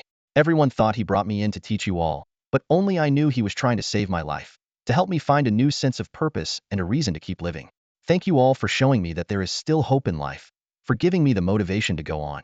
But now, I am no longer your instructor. I can lay down all my burdens and freely head towards the edge of the universe. I know my comrades are waiting for me there. Do you believe in an afterlife for the soul? I'm not sure, but the gods believe there is. They say every god has their own resting place after death. Perhaps they are right. I seem to hear my comrades calling. They are waiting for me. I have no family, Reno. Reynolds picked up the black leather notebook and slowly unfolded Dandybag's will. The messy handwriting on the paper caught his eye. I leave you my house in Nolensville, 162, Sinsun Street. I traded an eye and a leg for it. There are some things inside that might be useful to you. The key is in my pocket. I think the police will help you find it. Goodbye, kid. Dandybag. Reynolds looked up, his gaze landing on Kennard, the smiling lawyer sitting across from him. Kennard spoke. So, have you given it some thought? Reynolds shook his head, his tone firm. Sorry, but I'm not planning to sell the house. Kennard shrugged nonchalantly. All right, I admit 20,000 was a bit low, but who would buy it without getting a bargain? He paused. How about 21,000? Reynolds still shook his head, a hint of emotion in his voice. Dandy traded his life for that house, and he said he left me some things in the will. I'm not selling it. Kennard laughed with a tinge of contempt. He was just a poor guy. He had nothing but that house. He couldn't have left you anything valuable. Fine. I'll offer 25,000. Reynolds said flatly, 80,000. Right? I'll find a way to come up with the money. Kennard, growing more agitated, raised his voice. Hey kid, I'm trying to help you. You can't possibly come up with that much money. That's my business, Mr. Kennard. Reynolds put away the black leather notebook and the key, making a gesture indicating the meeting was over. Damn it, Kennard exclaimed. All right, I'm a generous man. How about 28,000? Reynolds stood up and walked towards the door. Kennard jumped up, desperate. 30,000. I'll give you 30,000. Reynolds stopped, turned back to Kennard, and a knowing look crossed his eyes. I think I understand now. What? Kennard was taken aback. That house is worth more than 30,000, isn't it? Kennard's face froze. After a moment, he chuckled, his tone threatening. You're smart, kid. But that's not necessarily good for you. You should know, the higher the price of the house, the more tax you'll have to pay. I'll manage, Reynolds replied calmly and continued towards the door. You can't do it, Kennard shouted. The will's execution period is 3 months. You can't possibly come up with 1 million federal credits in that time. What did you say? Reynolds turned back, shocked. Kennard shrugged, a smug look on his face. You heard me right. That house is worth over 3 million. You're a lucky and unlucky guy. Without my help, you'll have to take it at face value. Reynolds gritted his teeth. You're a greedy scoundrel. Leaving the lawyer's office, Reynolds walked home, his mind racing. Suddenly, a familiar figure blocked his path. It was Courtman. I heard about Dandybag. It's truly unfortunate, Courtman began, his tone carrying a hint of regret. Reynolds stared at him coldly, saying nothing. Courtman continued. I know what you're thinking. You think I caused his death? Damn it, I didn't know he would do that. If I had known, I never would have fired him. How could I know an old soldier would commit suicide? That's because you never understood soldiers, Mr. Courtman. You're not one of us, Reynolds replied coldly, trying to bypass Courtman.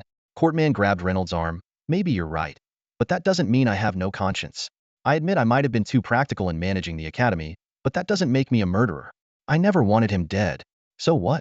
He's dead, and telling me this doesn't change anything, Reynolds responded, his tone impatient. At least I can gain some forgiveness and understanding from you, Courtman said earnestly.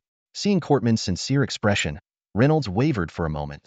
But then Kennard's image flashed through his mind.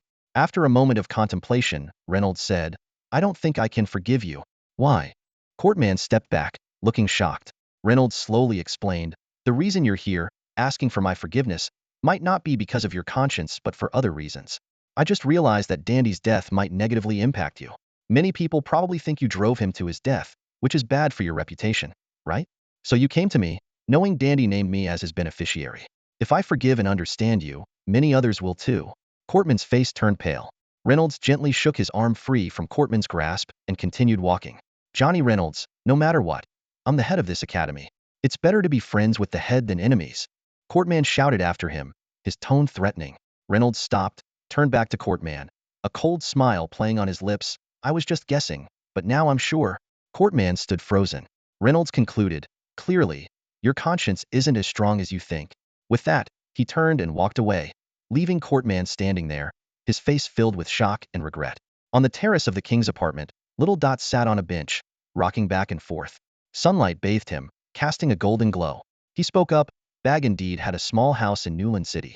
It wasn't big, bought with his disability pension after he got injured. Back then, since Sun Street was just an ordinary street. But now it's the most bustling area in town. A company offered $3.4 million to buy it, but Bag never sold. He doesn't care about money, muttered the handsome Hank, sitting nearby. Of course, he doesn't even care about his own life. These words immediately drew angry glares from Sfield and Li Zhonghan. A tense atmosphere filled the air. Bag's inheritance had brought this group of friends from the Fleet Command Department together, racking their brains over the problem Reno faced. Despite being future elite officers, they couldn't come up with a good solution. Claire broke the silence, suggesting, "Why not talk to that lawyer? He mentioned he could manipulate the house's price, setting it low enough to avoid hefty inheritance taxes." "That's impossible."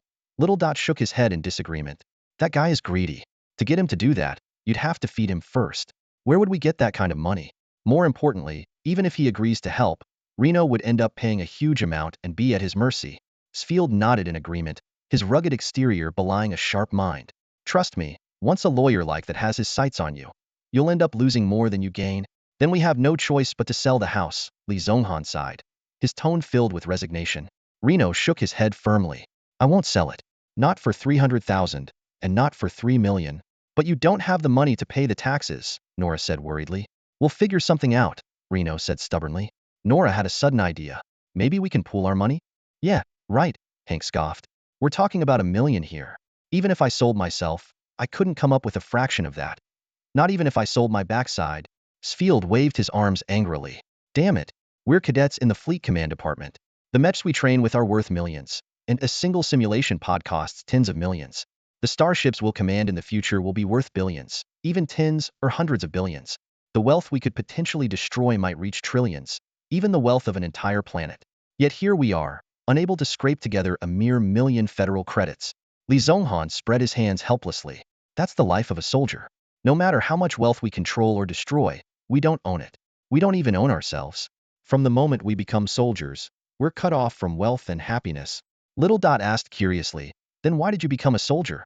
Li Zhonghan's eyes gleamed with anticipation. "I love the feeling of piloting a starship through the galaxy, exploring the unknown. That's the ultimate dream of humanity." "I thought the ultimate dream of humanity was immortality," interjected the short, feely Beau. "I thought it was having endless food," said the chubby Coughlin, patting his round belly. Claire quickly steered the conversation back on track. "Guys, can we stay focused? Let's be practical. If we all chip in, maybe we can gather enough. Nora and I have some money. We can lend 30,000. Wow, 30,000. That's a lot." Little Dot whistled. "I can only offer 5,000. Hey, don't look at me like that. It took me 2 years to save up, and I was planning to use it for a nice vacation with a certain lady." Hank raised his hand. "I have 6,000, but I can borrow some more from a few lady friends. Maybe I can come up with 15,000. I don't spend money on dating." Feely Beau looked a bit embarrassed. "I recently bought a new model spectrum analyzer, so I'm short on cash. I can only contribute 1,000, sorry. But Reno doesn't have to pay me back." Coughlin patted his belly. "I still have 8,000. I guess I can eat less for a while." The Shy Aiden spoke softly. "I can offer 6,000. Li Zhonghan thought for a moment. "I have 20,000. Wow, everyone exclaimed in unison, clearly surprised he could come up with so much. Li Zhonghan explained a bit sheepishly. "We Asians have a habit of being frugal from our genes." Sfield snorted and made a surprising statement. "I can contribute 80,000. Everyone was stunned, their eyes turning collectively to the bald man. The air seemed to freeze, and only the gentle breeze on the terrace moved their clothes. Little Dot jumped up excitedly and questioned, "Parlon, you're not joking, right?" Sfield replied smugly, "Of course not. This money is from last year when I participated in underground fighting matches. Remember, buddy, saving will never beat earning." He turned to Li Zhonghan, eyes gleaming with provocation. Li Zhonghan snorted in disdain and chose to ignore him. Aiden frowned as he calculated. "But even then, it's only 165,000 bucks. Not even a fifth of what we need." His voice was filled with frustration. Claire's eyes lit up with a glimmer of hope. She suggested, "Maybe we could ask Grandpa for some more." Reno shook his head decisively. "I don't think Dean Marshall can come up with that kind of money, and even if he could, I don't want it. This has already troubled too many people." He paused and continued, "Honestly, even if you all help me borrow it, I'd still need to pay it back eventually. If I can't repay it, and you end up burdened with debt or losses, I'd rather sell the house." A silence enveloped the room. Claire looked at Reno with concern and softly said, "There has to be a way to solve this." Since the farewell party, her relationship with Reno had noticeably improved. Their common enemy, Matthew, had become a catalyst for their bond. In contrast, Nora had become much more silent, barely interacting with Reno privately, though occasional glances showed she still cared. Reno scanned the room, finally fixing his gaze on the bald man. Parlon is right. Money is made, not borrowed or saved. I can work and earn it. Little Dot immediately pointed out the time constraint. You don't have that much time.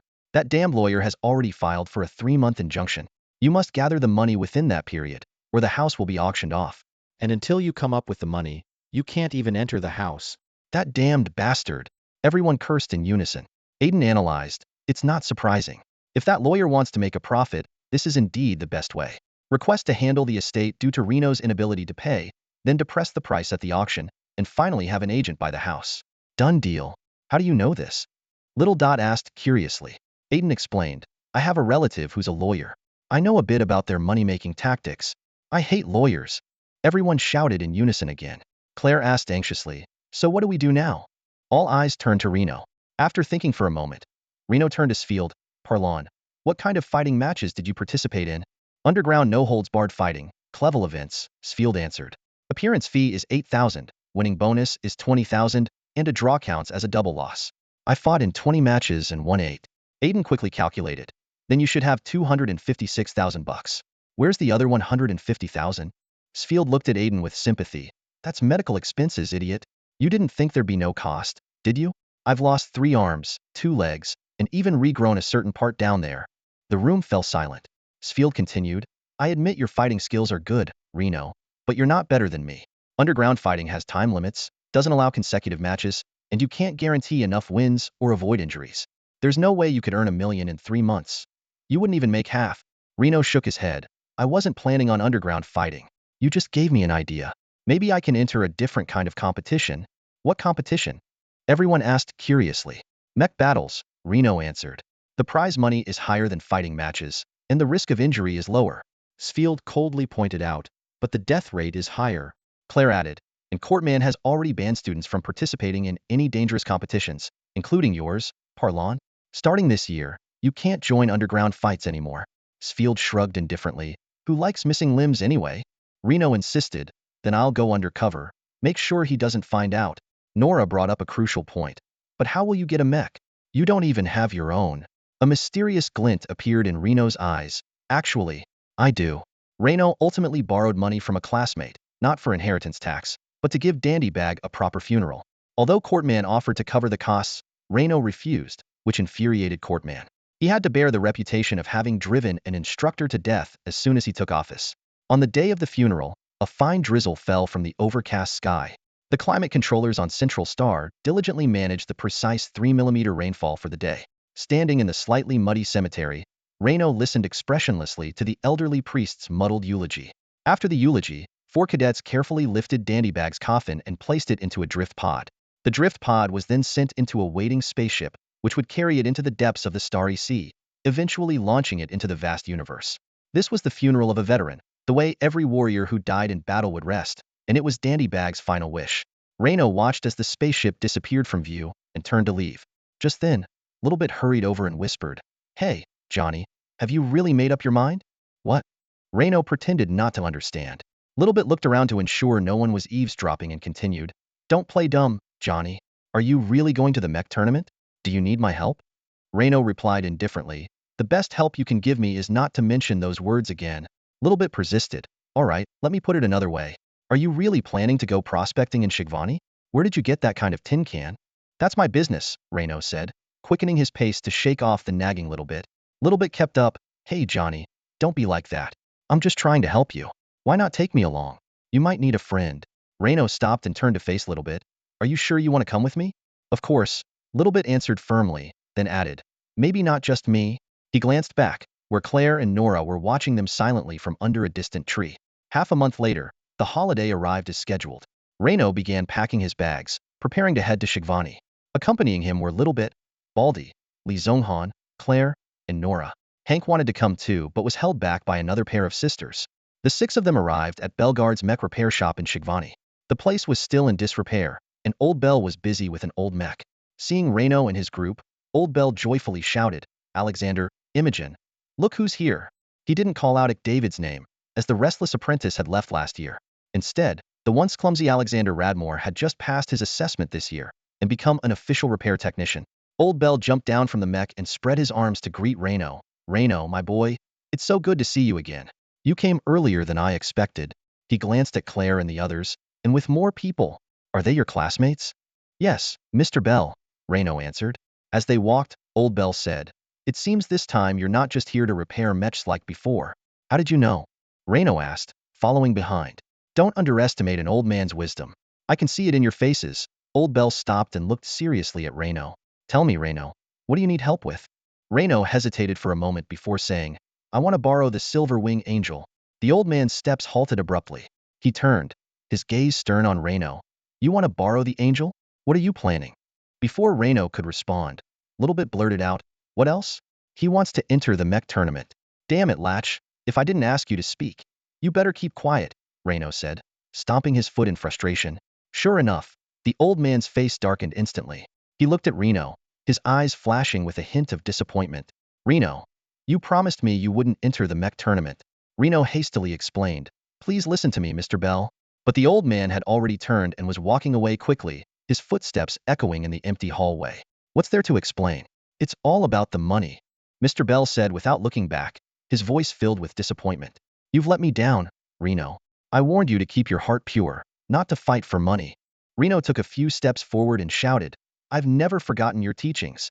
The old man stopped and slowly turned around. Reno seized the moment to approach and began to explain the situation. He stood there, his words simple but filled with genuine emotion. He was so focused on his explanation that he didn't notice Alexander Radmore and Imogen Guard quietly gathering around, listening intently. Dandy is dead, and that house is his only legacy. I don't want to let him down.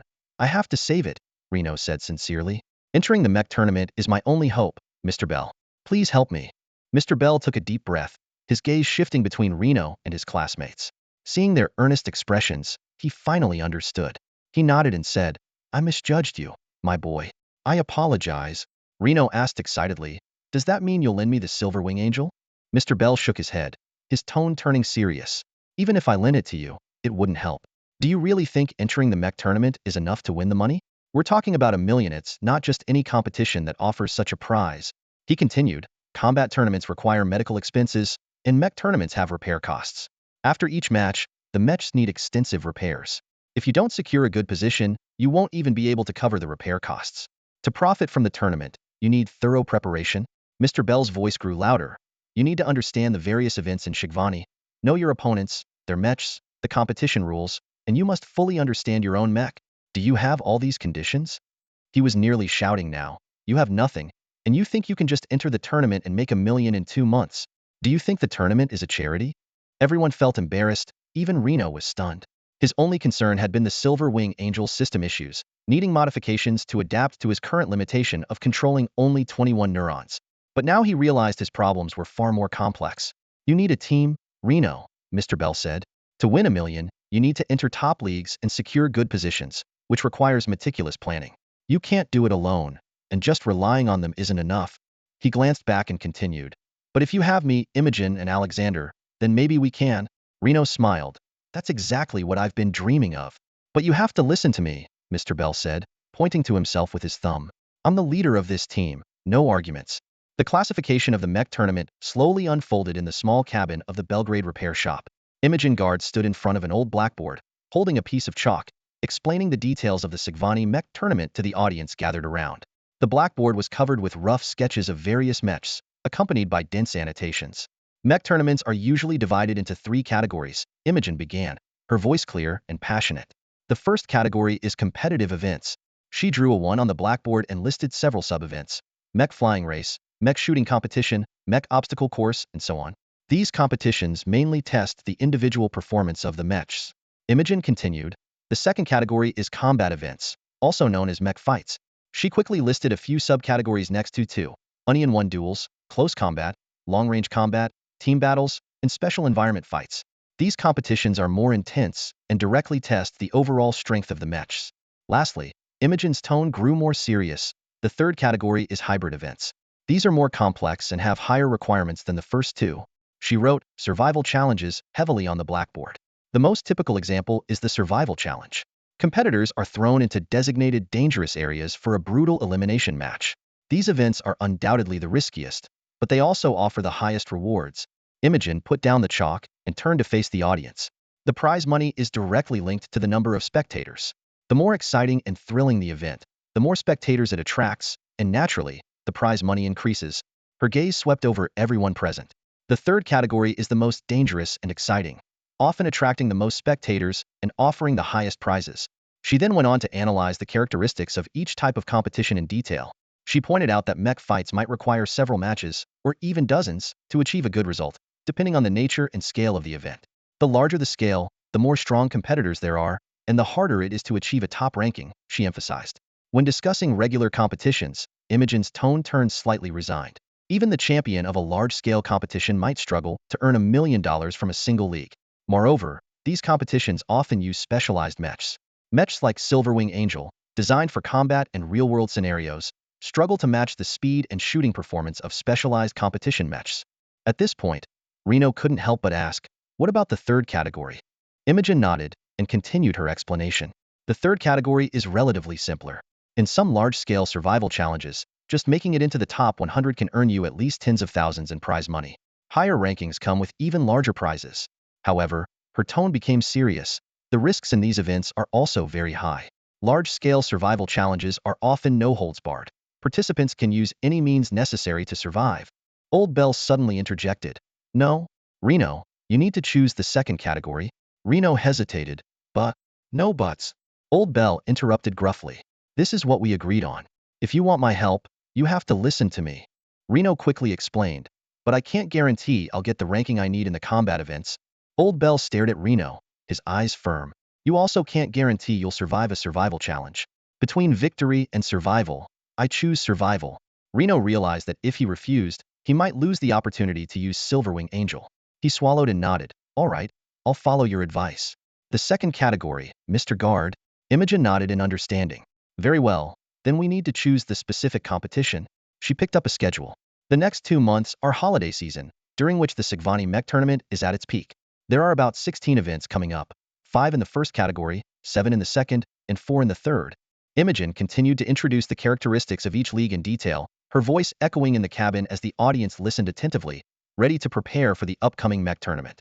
The Cosmos League is a team competition, but since we only have one mech, we can't really count on that. Reynolds listened intently as Guard analyzed the characteristics of various leagues, his pen moving swiftly across his notebook. Guard explained in detail that the Silver Star League focuses on close-quarters combat, requiring mechs to discard missile-type weapons and retain only basic laser guns, relying primarily on laser swords for victory. Although the battles in this league are visually spectacular, they demand a high level of neuron system integration, which doesn't suit the characteristics of Silverwing Angel. Guard continued to analyze other leagues until they found the most suitable option for Reinolf Winston Red Scorpion League. This is a unknown, multi-arena free combat mech competition sponsored by Red Scorpion Corporation, with the battlegrounds located in Winston Red Square. Silverwing Angel's inherently versatile tactical style is well-suited to complex terrains, allowing it to operate effectively in almost any environment. Although the Red Scorpion League is smaller in scale and the championship prize is only 1 million, the opponents are relatively weaker, giving them a glimmer of hope. Having identified the league, Guard began assigning team tasks. With a humorous tone, he introduced everyone's responsibilities. Bell, as the financier, would be responsible for providing and modifying the mech, with Alexander as his assistant. Tiny would gather data on opponent mechs. Zhonghanli would handle pilot tactical analysis. Claire Jia would take care of logistics. Nora Jia and Sfield would serve as sparring partners. Guard himself would oversee the overall arrangements and seek sponsorship. However, when Guard mentioned using the prestige of Alpha Academy graduates to attract sponsors, Reynolds shook his head, indicating that he couldn't reveal his identity. This unexpected situation made Guard frown, as league registration required identity verification, and sponsors also needed relevant information. The team began brainstorming. Nora suggested using a fake identity, and Tiny proposed wearing a mask to add an element of mystery. Guard found the idea of a mysterious style intriguing, thinking that if managed properly, it might attract the attention of some companies. He thoughtfully stroked his chin, recalling a friend who specialized in such matters, and decided to seek help to perfect this plan. A pink Shuelon flying car parked in front of the repair shop, drawing the curious gazes of passers-by. The car door opened, and a tall, elegant woman stepped out. She was dressed in a luxurious coat made of blue spirit fox fur from the planet Sombat, wore diamond-studded boots, and carried a striped handbag from the Montan Company. She walked into the repair shop with a cat-like grace, each step exuding charm. May I know where Imogen Guard is? Her voice was soft but magnetic, instantly capturing everyone's attention. The workers paused, staring in surprise at the unexpected visitor. Though she appeared to be of a certain age, she was undeniably captivating, her eyes filled with allure. "You're looking for guard?" "He's in the back room," said a bald man named Sfield, pointing inside. "Thank you." The woman nodded slightly at Sfield and sashayed inside. "Wow, she's a stunner," Sfield whistled, his eyes following the sway of her hips. "Look at that rear, so firm. I wouldn't mind getting a feel." "Too bad she's a bit older," piped up a shorter man. "No worries, I like them mature," Sfield replied, drawing laughter from the others. Moments later, Imogen Guard emerged with the woman. Guard called out, "Reno, come over here." Reno, who was working with Old Bell on the Silver Wing Angel system upgrade, walked over. Guard pointed at Reno and said to the woman, "Here he is. What do you think?" The woman's gaze lingered on Reno, and a charming smile spread across her face. "So, you're Johnny Reno? Quite the handsome young man. It's a shame you don't want to show that face to the public. Do you know how many fans you're missing out on?" Reno looked puzzled, glancing between Guard and the woman. "May I ask who you are?" "My name is Annette Bayard, but you can call me the Countess," she introduced herself gracefully. "Imogen invited me to give you a makeover and help you become a public icon." Seeing the confusion on Reno's face, Guard explained with a smile, "Don't doubt it. If there's a top 10 list of stylists on Central Star, Annette would definitely be on it." The Countess circled around Reno, lightly touching his shoulder and patting his waist, like a playful tease. "You're a bit on the slim side," she remarked with a smile. "When the public can't see your face, your physique is all they can focus on. You need to start bodybuilding." Reno was a bit flustered by the Countess's behavior. "I'm sorry, but I never intended to become an idol. I just want to do well in the mecha competition. But that won't earn you a million credits, will it?" The Countess leaned in, her smile mischievous. "To get enough money, you need investment, and to get investment, you need attention. To get attention, you need to listen to me. Trust me, darling. I'll make you a superstar." She gave his face another playful touch. Turning to Guard, she said, 6 hours of physique training daily, strict adherence to the diet plan I provide, and wearing the clothes I design." Guard quickly interrupted, "The diet and clothes are fine, but he also needs time for his mecha training. If he doesn't have enough time, he might not even make it past the preliminaries." "All right, 4 hours then, but no less," the Countess conceded. "No, you can only have 2 hours," Old Bell interjected. "That's not enough." The Countess's voice grew sharp. "I need to work on his image, which includes not just shaping his body but also teaching him etiquette, fashion, and conversation skills. He must appear in the public eye before the mecha competition. I've even planned his image. He'll wear the shadow armor, with black void patterns on his arms and a custom scythe in hand." "The Shadow Blade?" Old Bell exclaimed. "The Shadow Blade, one of the most powerful warriors of the divine race," the Countess explained. "As humanity's war with the divine race progressed, we learned more about them. The Shadow Blade is one of the most formidable divine warriors we've encountered. They are walkers of the dark, with the power of dark invisibility, appearing and disappearing at will, assassins on the battlefield, often killing without being seen, and a nightmare for human armies." Now, the Countess had designed Reno's look to resemble this dark warrior. As soon as the Countess finished speaking, a look of displeasure immediately appeared on Old Bell's face. He furrowed his brow, his gaze shifting between the Countess and Reno, finally settling on Reno. "They will like him," the Countess continued with a hint of arrogance in her voice, "but only if you give me enough time. It's not just about looks. He needs the right demeanor and poise, and he must know how to handle the public." Old Bell shook his head firmly. "That's not possible. It will interfere with his training. I can give you 3 hours at most." The Countess's face turned red with anger. She raised her voice sharply. "Nonsense," she snapped. "If we do it your way, he might end up with nothing." "Don't think I'm clueless, Old Bell." She stepped closer, her eyes blazing. "Do you really believe this kid can defeat countless skilled fighters in the tournament and win the grand prize? Who are you trying to fool? He's just a student, a cadet in ship command. Even if he's a prodigy, he's only been studying for 3 years. How can he compete with those who have been piloting mechs for decades?" She took a deep breath and continued, "Give me time, and even if he doesn't place high, I can make him a public darling, someone people will cheer for. He doesn't have the skill to win the tournament. Becoming an idol is his best chance." Old Bell couldn't hold back any longer. He spun around and shouted, "Enough!" At that moment, he noticed Reno staring at him, eyes filled with doubt and disappointment. Old Bell's heart sank, realizing the gravity of the situation.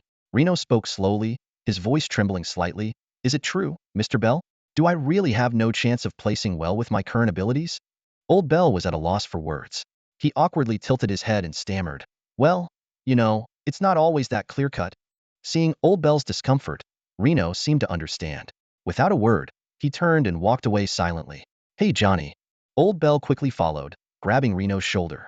Reno shook off Bell's hand and took a few steps back. He looked Bell straight in the eyes, his voice low and steady. You never believed I could win, did you? Hey, Johnny. Bell called out urgently. You need to understand you're still a kid. His tone was filled with helplessness and sympathy. I know you're a good kid, and you want to save that instructor's house. It's a noble dream, and you can strive for it, and I won't stop you. But you have to understand, not everything you work for turns out the way you want, especially not always with good results. Sometimes, you put in all your effort and get nothing, or you achieve something but still fall short of your goal. We call that failure, and it's something everyone must go through to grow. Reno remained silent, quietly watching Old Bell. Everyone around had stopped working, all eyes fixed on them, the air thick with tension. Old Bell took a deep breath and continued, I don't want to deceive you. I promise I will do everything I can to help you win. But you need to understand, determination and effort alone aren't always enough.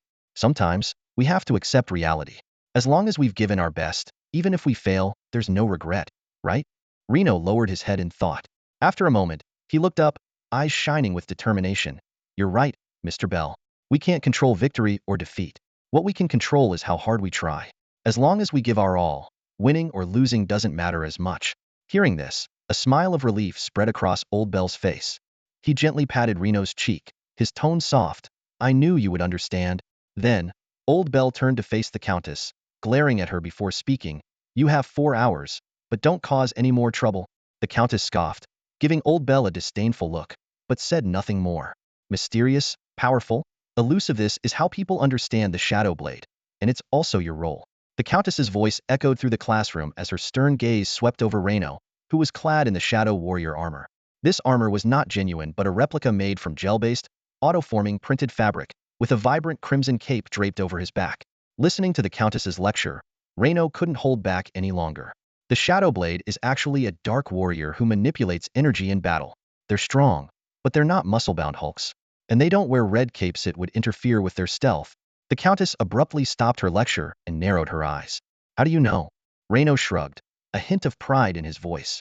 I'm a military academy student. Understanding the enemy is our basic requirement. We have specialized courses on divine races. Shut up, the Countess snapped. The public never needs to know the truth. They only care about what interests them. Your job is not to present reality, but to bring them entertainment. I'm a competitor, not a monkey. Reno protested.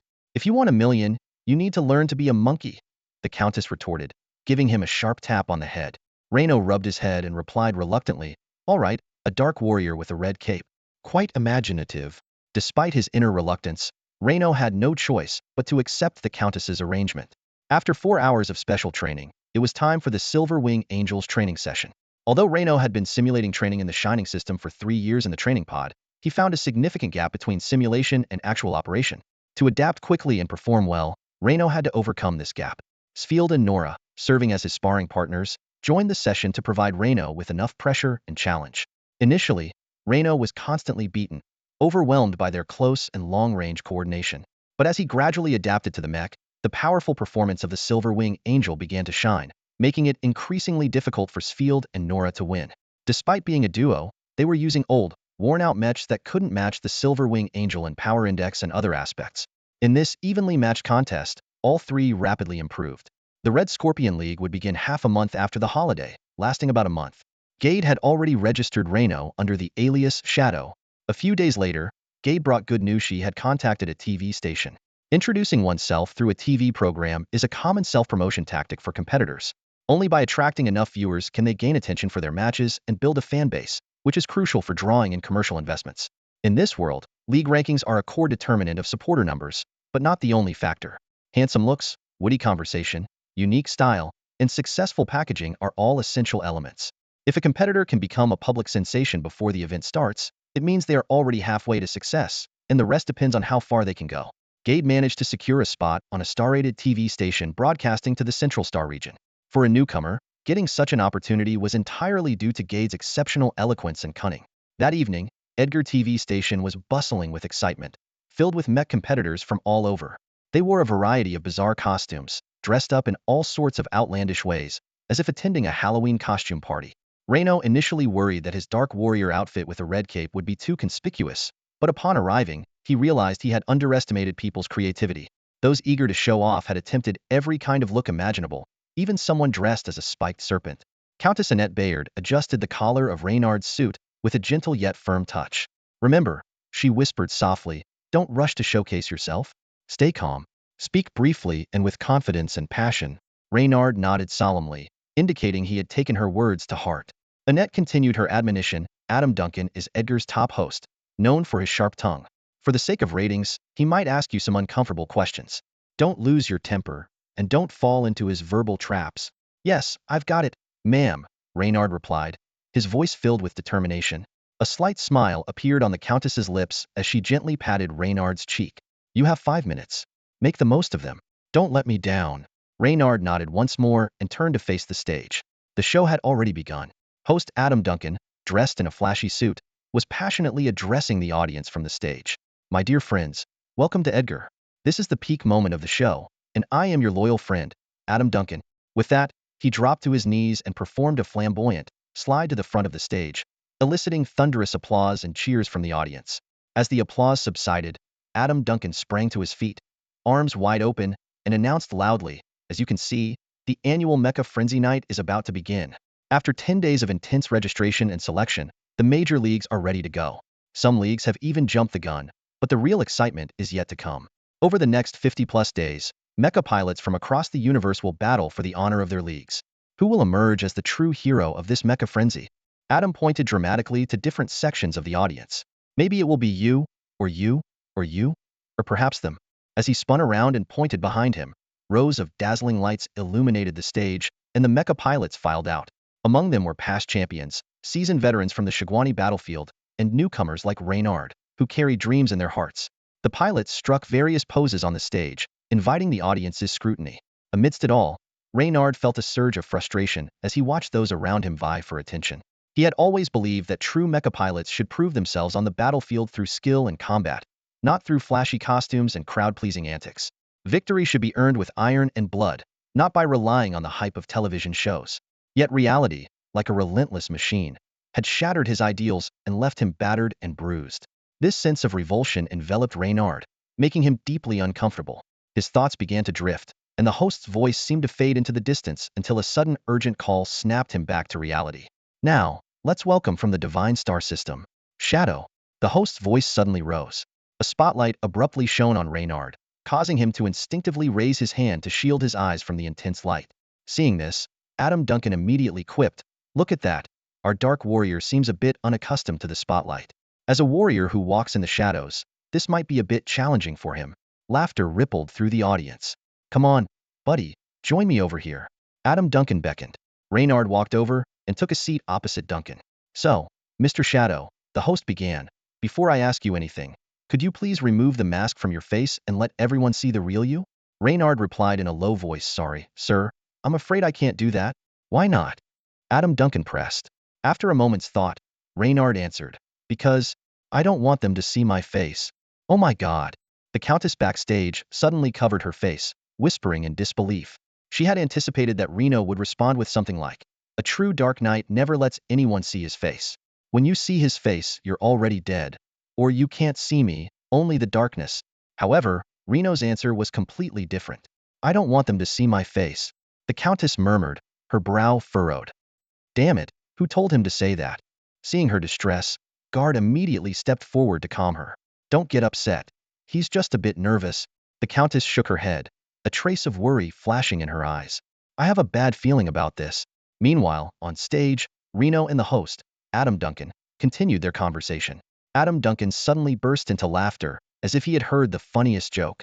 His exaggerated laugh echoed throughout the hall. "You don't want them to see your face?" Adam Duncan chuckled, his eyes gleaming with mischief.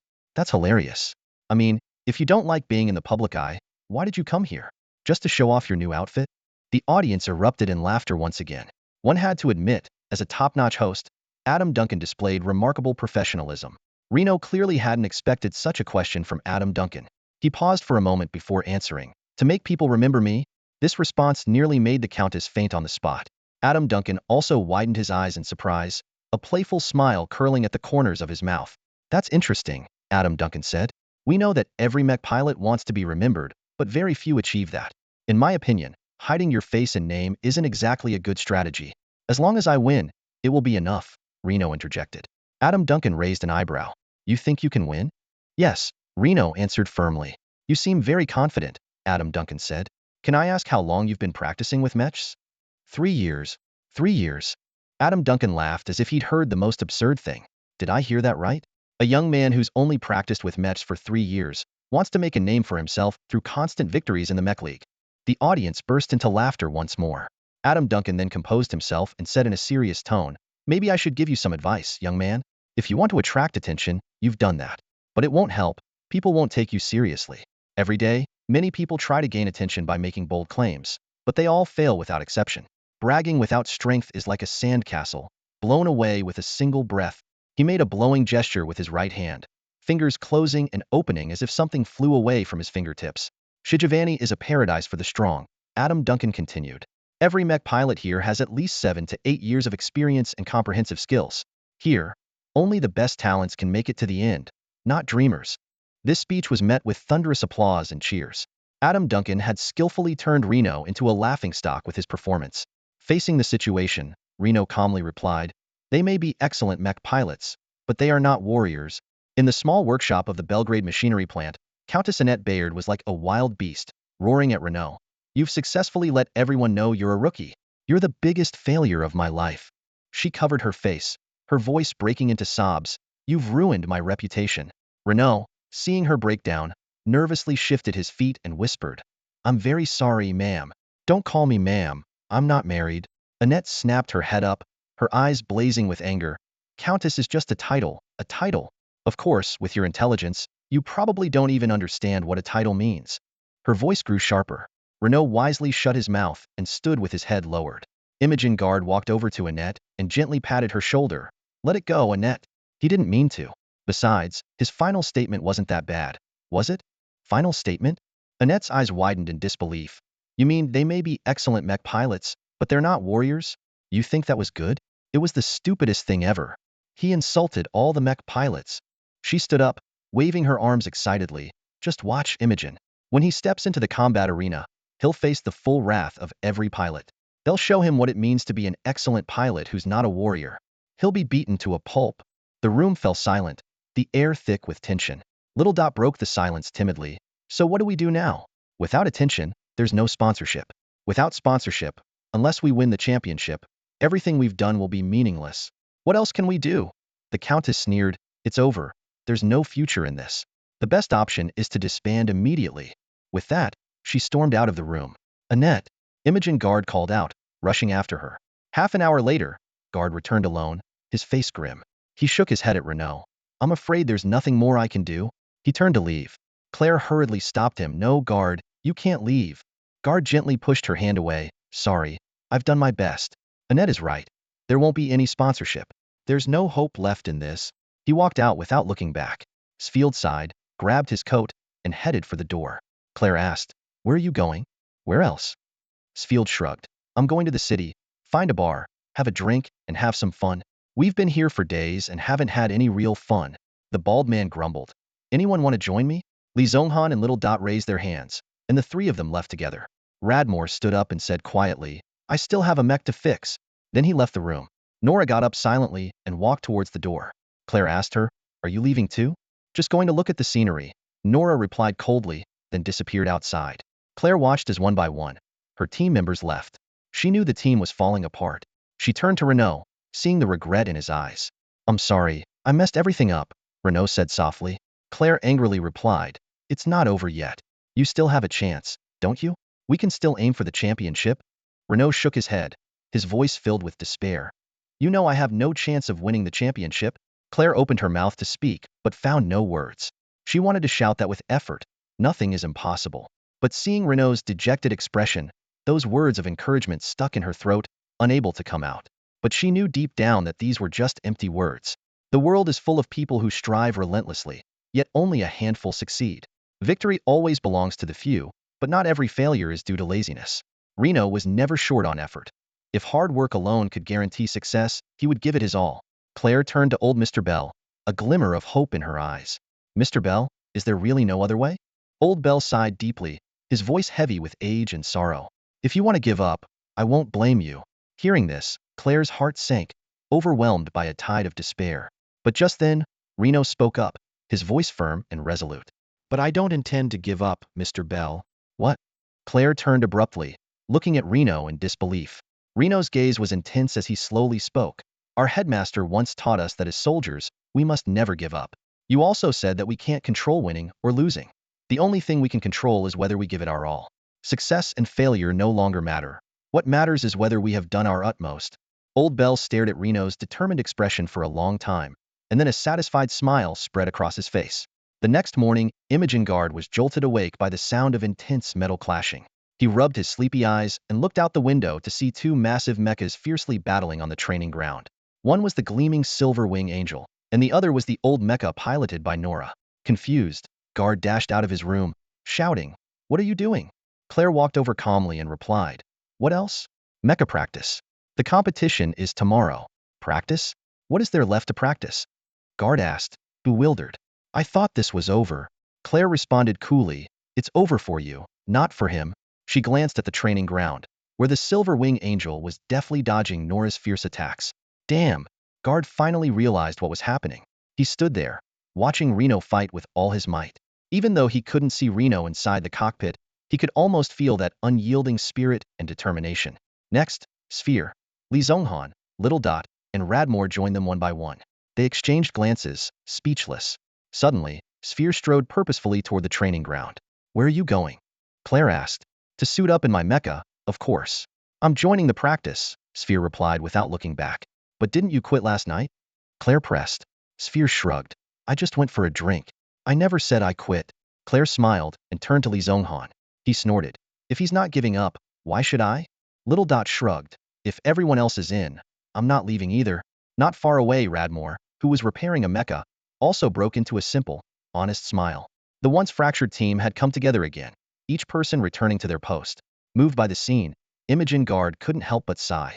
He turned to Claire and said sincerely, "I must apologize for what I said last night. You all are incredible." With that, he gave Claire a deep bow, a gentleman's gesture of respect. Claire accepted the apology gracefully. 3 days later, the Red Scorpion tournament officially began. That morning, Winston Square was packed with people, and banners with the names of favored contestants were everywhere. As a mechanic, old Mr. Bell arrived early to wait. But even as the tournament commenced, there was no sign of Reno. This made Mr. Bell anxious. He tried to contact Reno but found that he couldn't reach him. After waiting for a long time, he finally saw Claire hurrying over. He anxiously approached her. "Why isn't Reno here yet?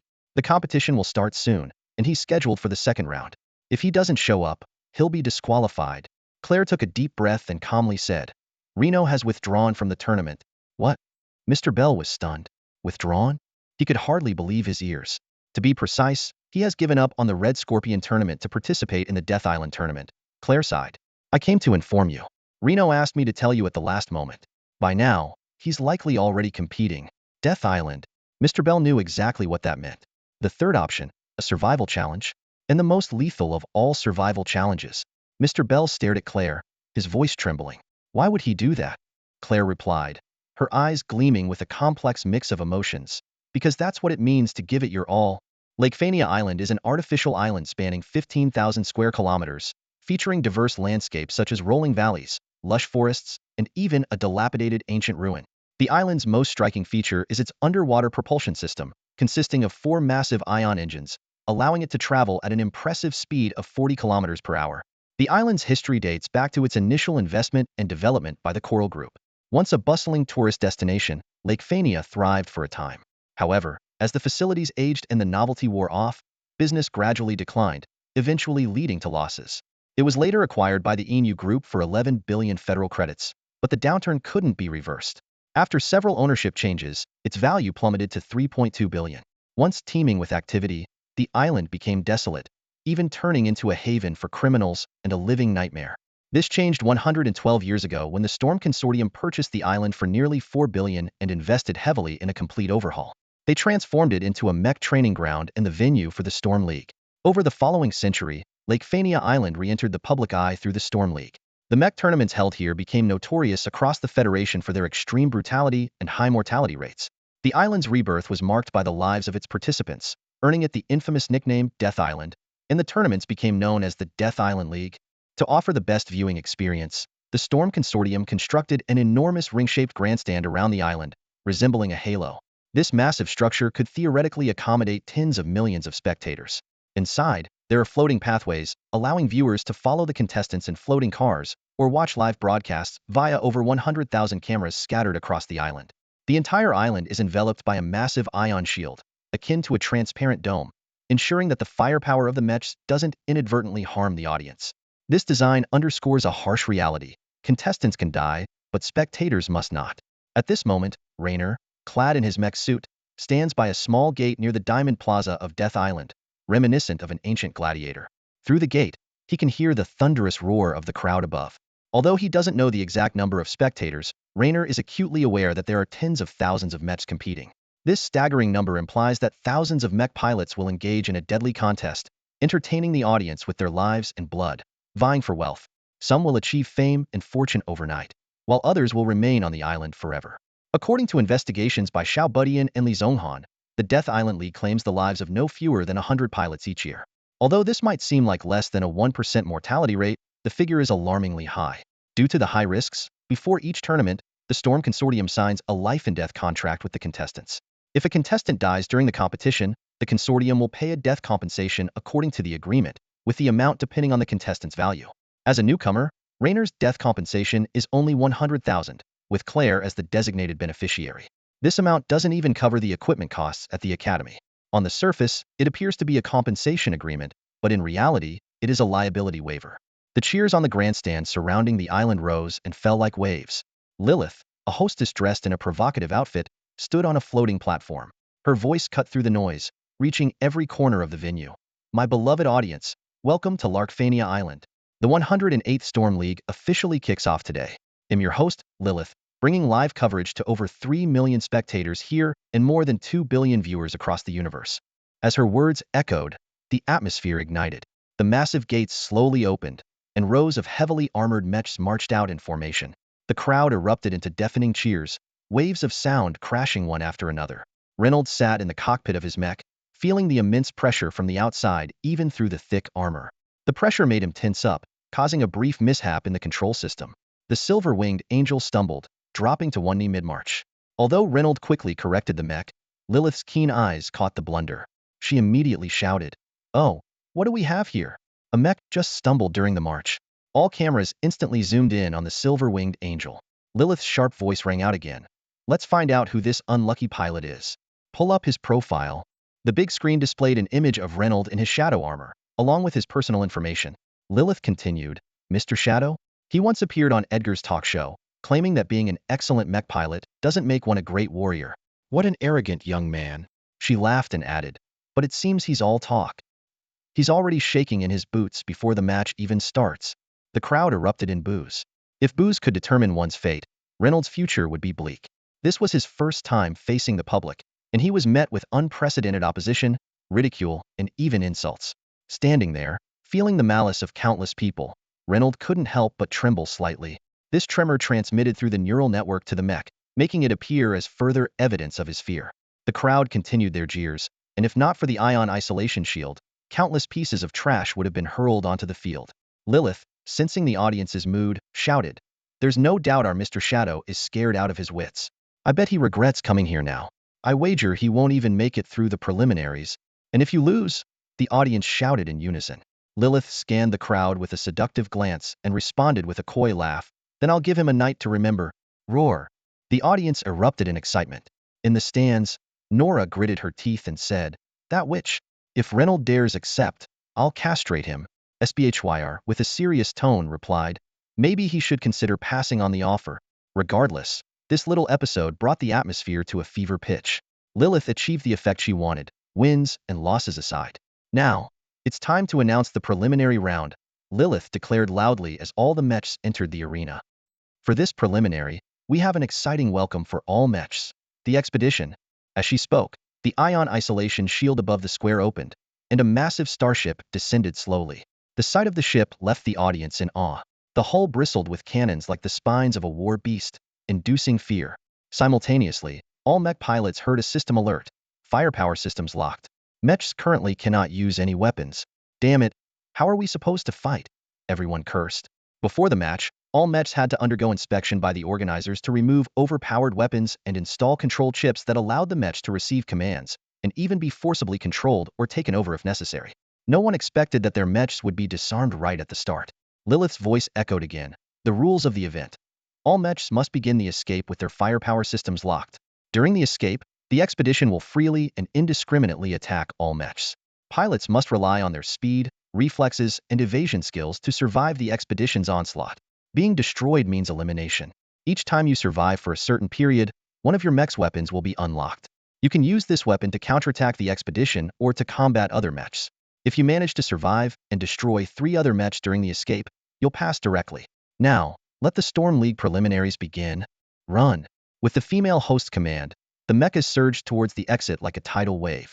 The diamond-shaped plaza was surrounded by walls on all sides, leaving the only escape route through the plaza into the heart of the island. Meanwhile, the starship in the sky slowly adjusted its cannons, the dark barrels aimed at the mechas below like the gaze of death, slow yet unstoppable. The mechas scrambled towards the exit, the sound of metal clashing filling the air. Get out of the way. Don't block the path. Move it. Angry shouts and violent collisions echoed as the pilots, with their weapons locked, resorted to the most primitive method, pushing and shoving with the mecha's arms. Suddenly, a thick beam of energy descended from the sky, striking a mecha that failed to dodge in time. The blinding light engulfed it instantly, causing the mecha to collapse with sparks flying, rendering it completely immobile. The pilot, though not dead, was out of the game. This was the starship's electromagnetic cannon, designed to target the mecha itself. It wasn't lethal but was enough to make life unbearable. More cannon fire rained down like a storm, each strike causing chaos among the mechas. One mecha, charging forward, was hit by a beam, shaking violently before erupting in a bright flash and exploding. The shockwave from the explosion rippled outwards, pushing the surrounding mechas away. Fortunately, they had activated their energy shields in time, significantly depleting their energy but sparing them from destruction. At the center of the explosion, only scattered mecha fragments and bits of flesh remained. The female host's voice chimed in, offering an explanation for the accident and smoothly pitching the Storm Mecha Corporation's Hurricane Series engines. However, no one paid attention to the marketing spiel. All focus was on the life-and-death escape at hand. The pursuit continued, with energy beams relentlessly sweeping the plaza. The mechas closer to the exit had an advantage, but those at the front became easy targets for the starship's concentrated fire. Reno was among these unfortunate ones and realized that being placed at the front was not a favor but a blatant trap. As an elimination round, the organizers clearly wouldn't let the strong contenders get knocked out easily. The mechs that had performed outstandingly in previous battles were positioned closest to the exit, while the newcomers had to fight their way through the square. As time went on, more and more mechs crowded near the exit, creating a chaotic scene. The limited space at the exit, combined with the massive size of the mechs, drastically reduced the efficiency of leaving, forming a severe bottleneck. In the sky, starships continued to launch electromagnetic cannons in an orderly manner, while chaos reigned below. Mechs were packed together, and each shot from the cannons hit multiple targets simultaneously. The square was filled with the sounds of anguished cries, the glow of electromagnetic waves, the flashes of exploding mechs, and clouds of smoke. On the global grandstand, spectators cheered wildly at the thrilling spectacle. Some die-hard fans of the Storm League shouted excitedly, "I knew it! The Storm League never disappoints. Take them down, those bastards!" At this moment, Speed Matthew was sitting on a sofa, staring at the images on the projection wall. He let out a hysterical scream and hurled the bottle of liquor in his hand at the wall. The bottle shattered against the wall, and the liquid splattered like blood across the screen. Matthew then grabbed a syringe containing a blue fluorescent substance from a nearby box and unhesitatingly injected it into his arm. A moan of pleasure escaped his lips, and his eyes grew hazy and unfocused. In the space age, drugs had been stripped of their addictive properties, becoming purely mental anesthetics. Although they no longer caused physical dependence, prolonged use still weakened one's willpower, which is why true soldiers often steered clear of them. The frantic escape continued in Death Island Square. From the sky, Lilith let out a wild laugh. "Ha ha ha. It seems the exit is too small, and it's hard for everyone to get out. In that case, Expedition, widen the exit for them." Following her command, a thick cannon barrel on the Expedition starship began to lower. Someone shouted in despair, "It's a particle beam cannon." This weapon's destructive power far surpassed that of the electromagnetic cannon, possessing immense destructive capabilities. Panic ensued among everyone. The cannon aimed at the passage, and a powerful shockwave blasted out. The alloy walls above the passage began to collapse, with massive chunks falling like rain, sweeping away the mechs crowded at the entrance. Immediately afterward, the starship's electromagnetic cannons resumed firing, precisely targeting the mechs near the passage. One by one, the mechs were hit, and the pilots, unable to dodge, could only watch in horror as they were crushed and buried. However, the more dangerous the environment, the more it showcased the skills of excellent pilots.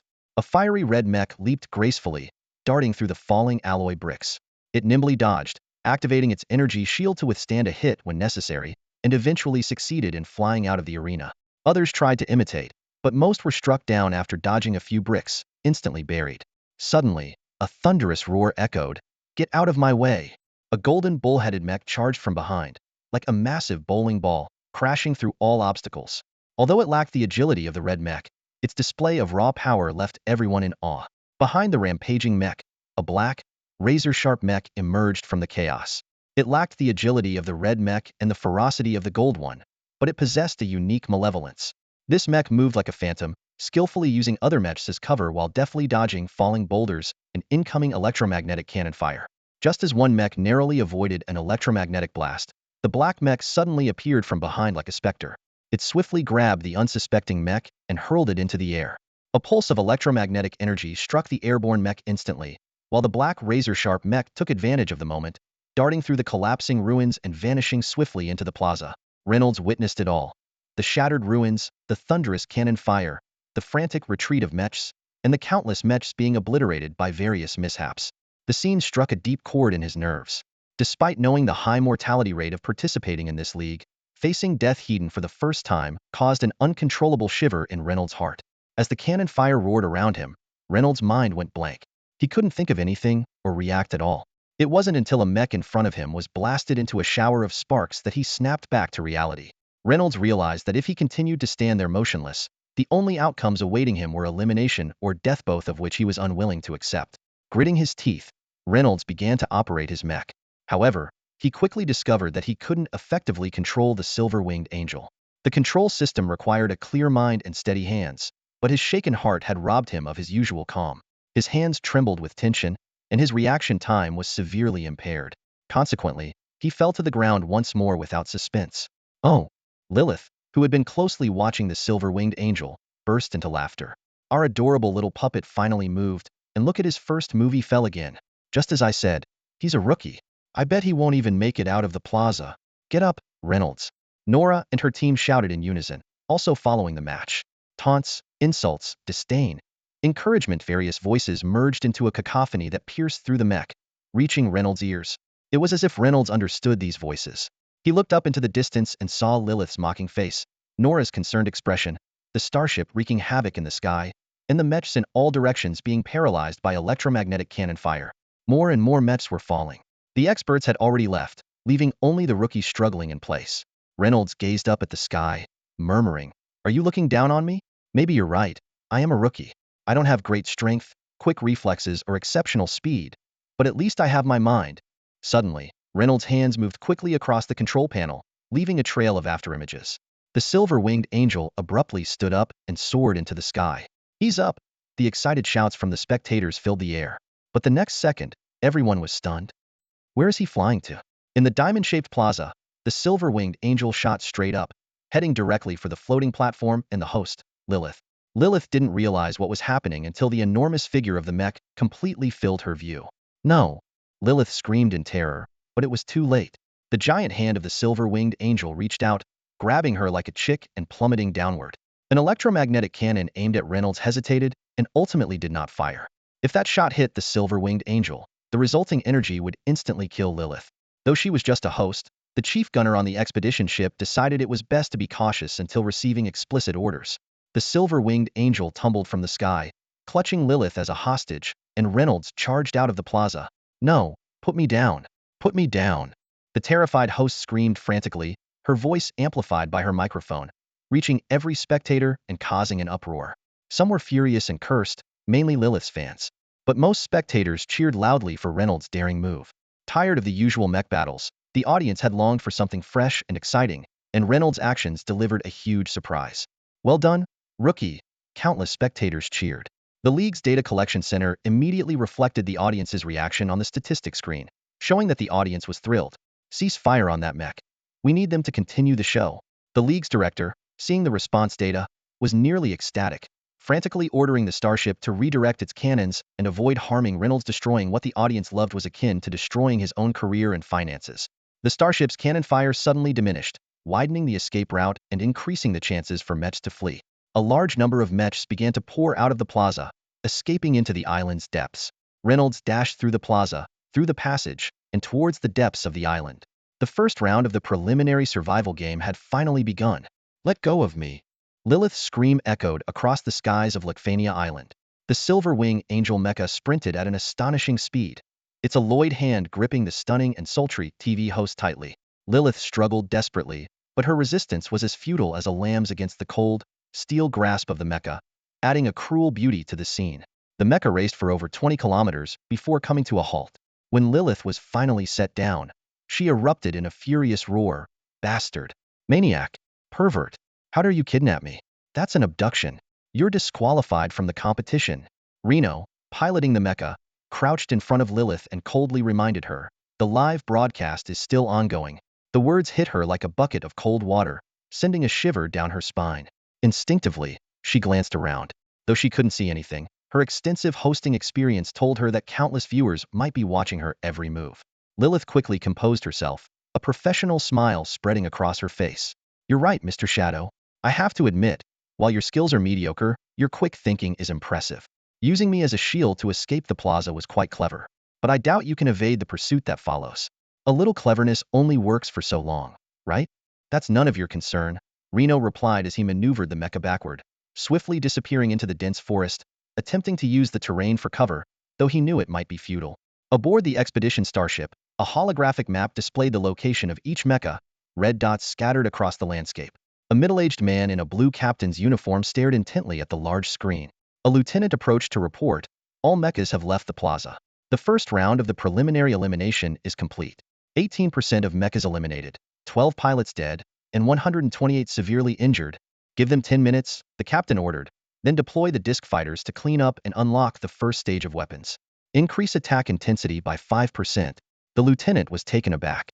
"Increase attack intensity by 5%? That will cause more casualties," the captain replied nonchalantly. Because of that damned host, the firepower was reduced, leading to a lower death rate. Without a sufficient death rate, there's not enough excitement. But the audience satisfaction is high due to the host being kidnapped.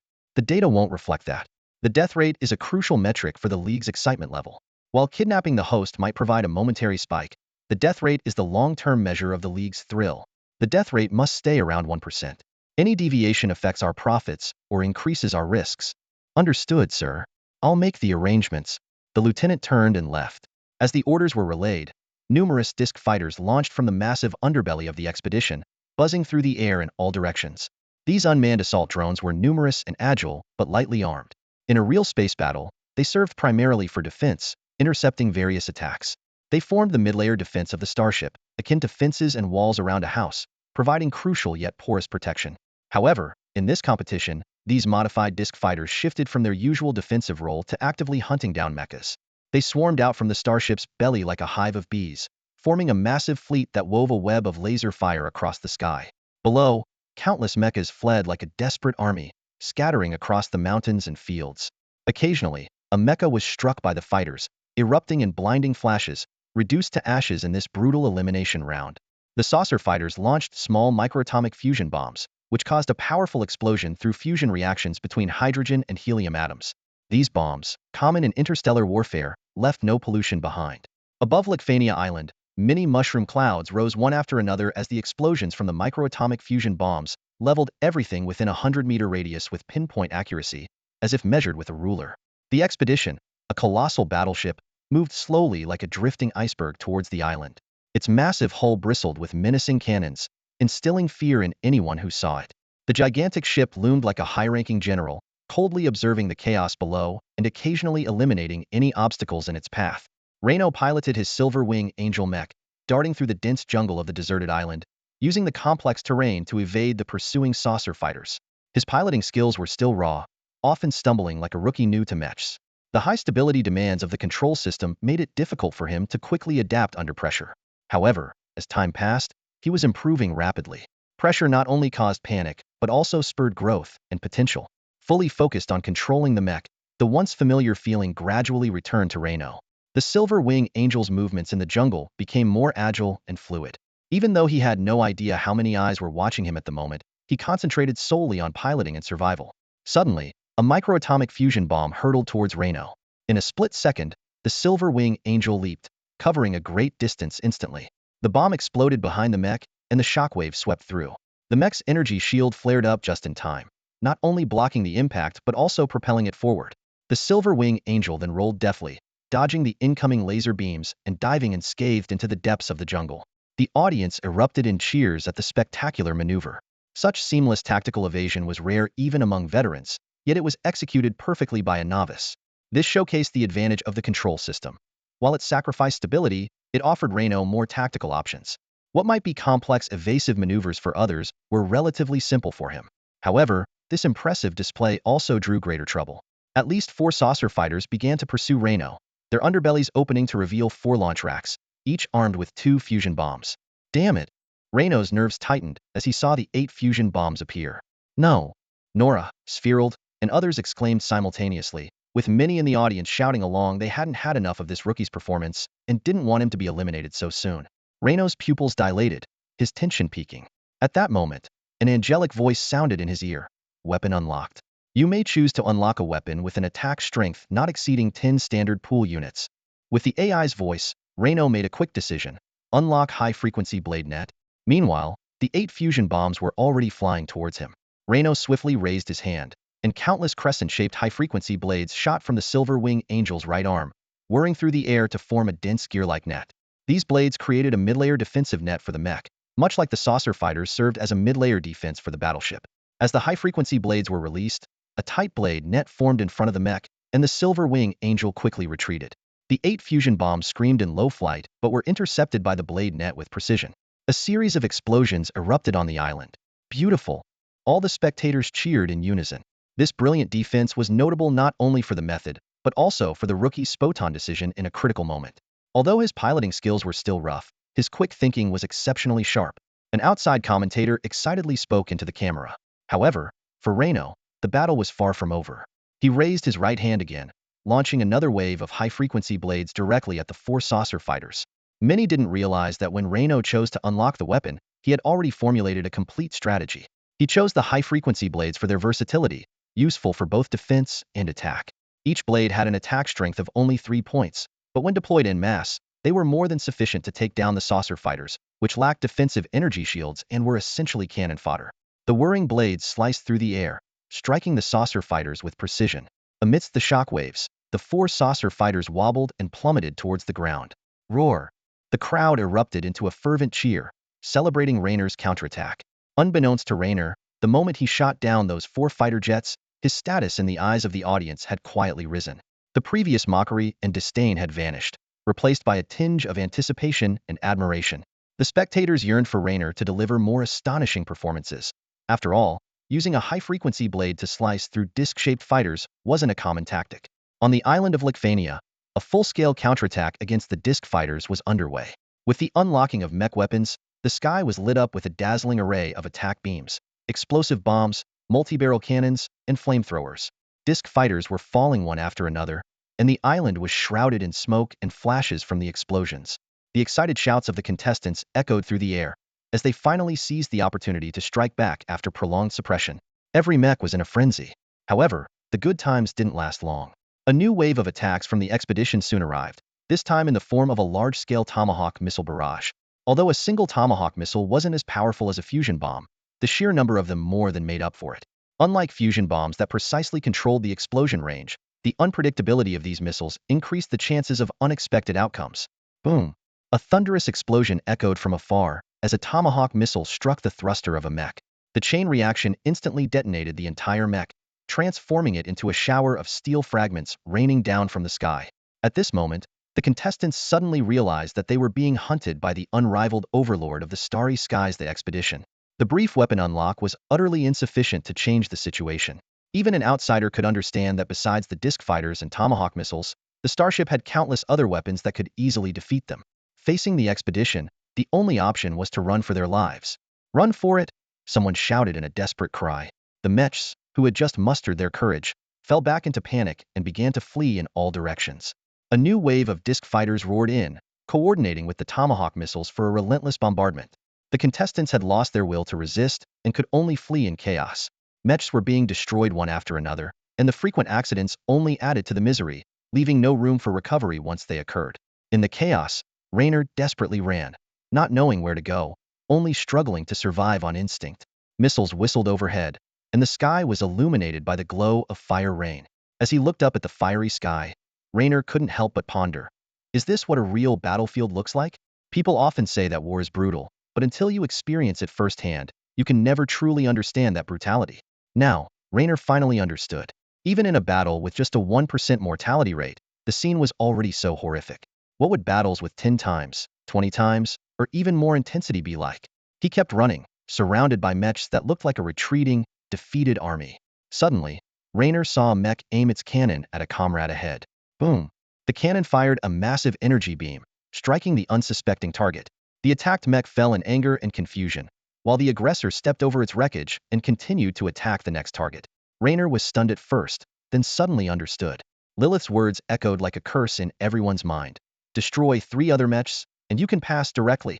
When the expedition displayed its unbeatable power, external attacks became futile, and all the mechs inevitably turned to internal slaughter, eliminating each other to seize a chance at survival.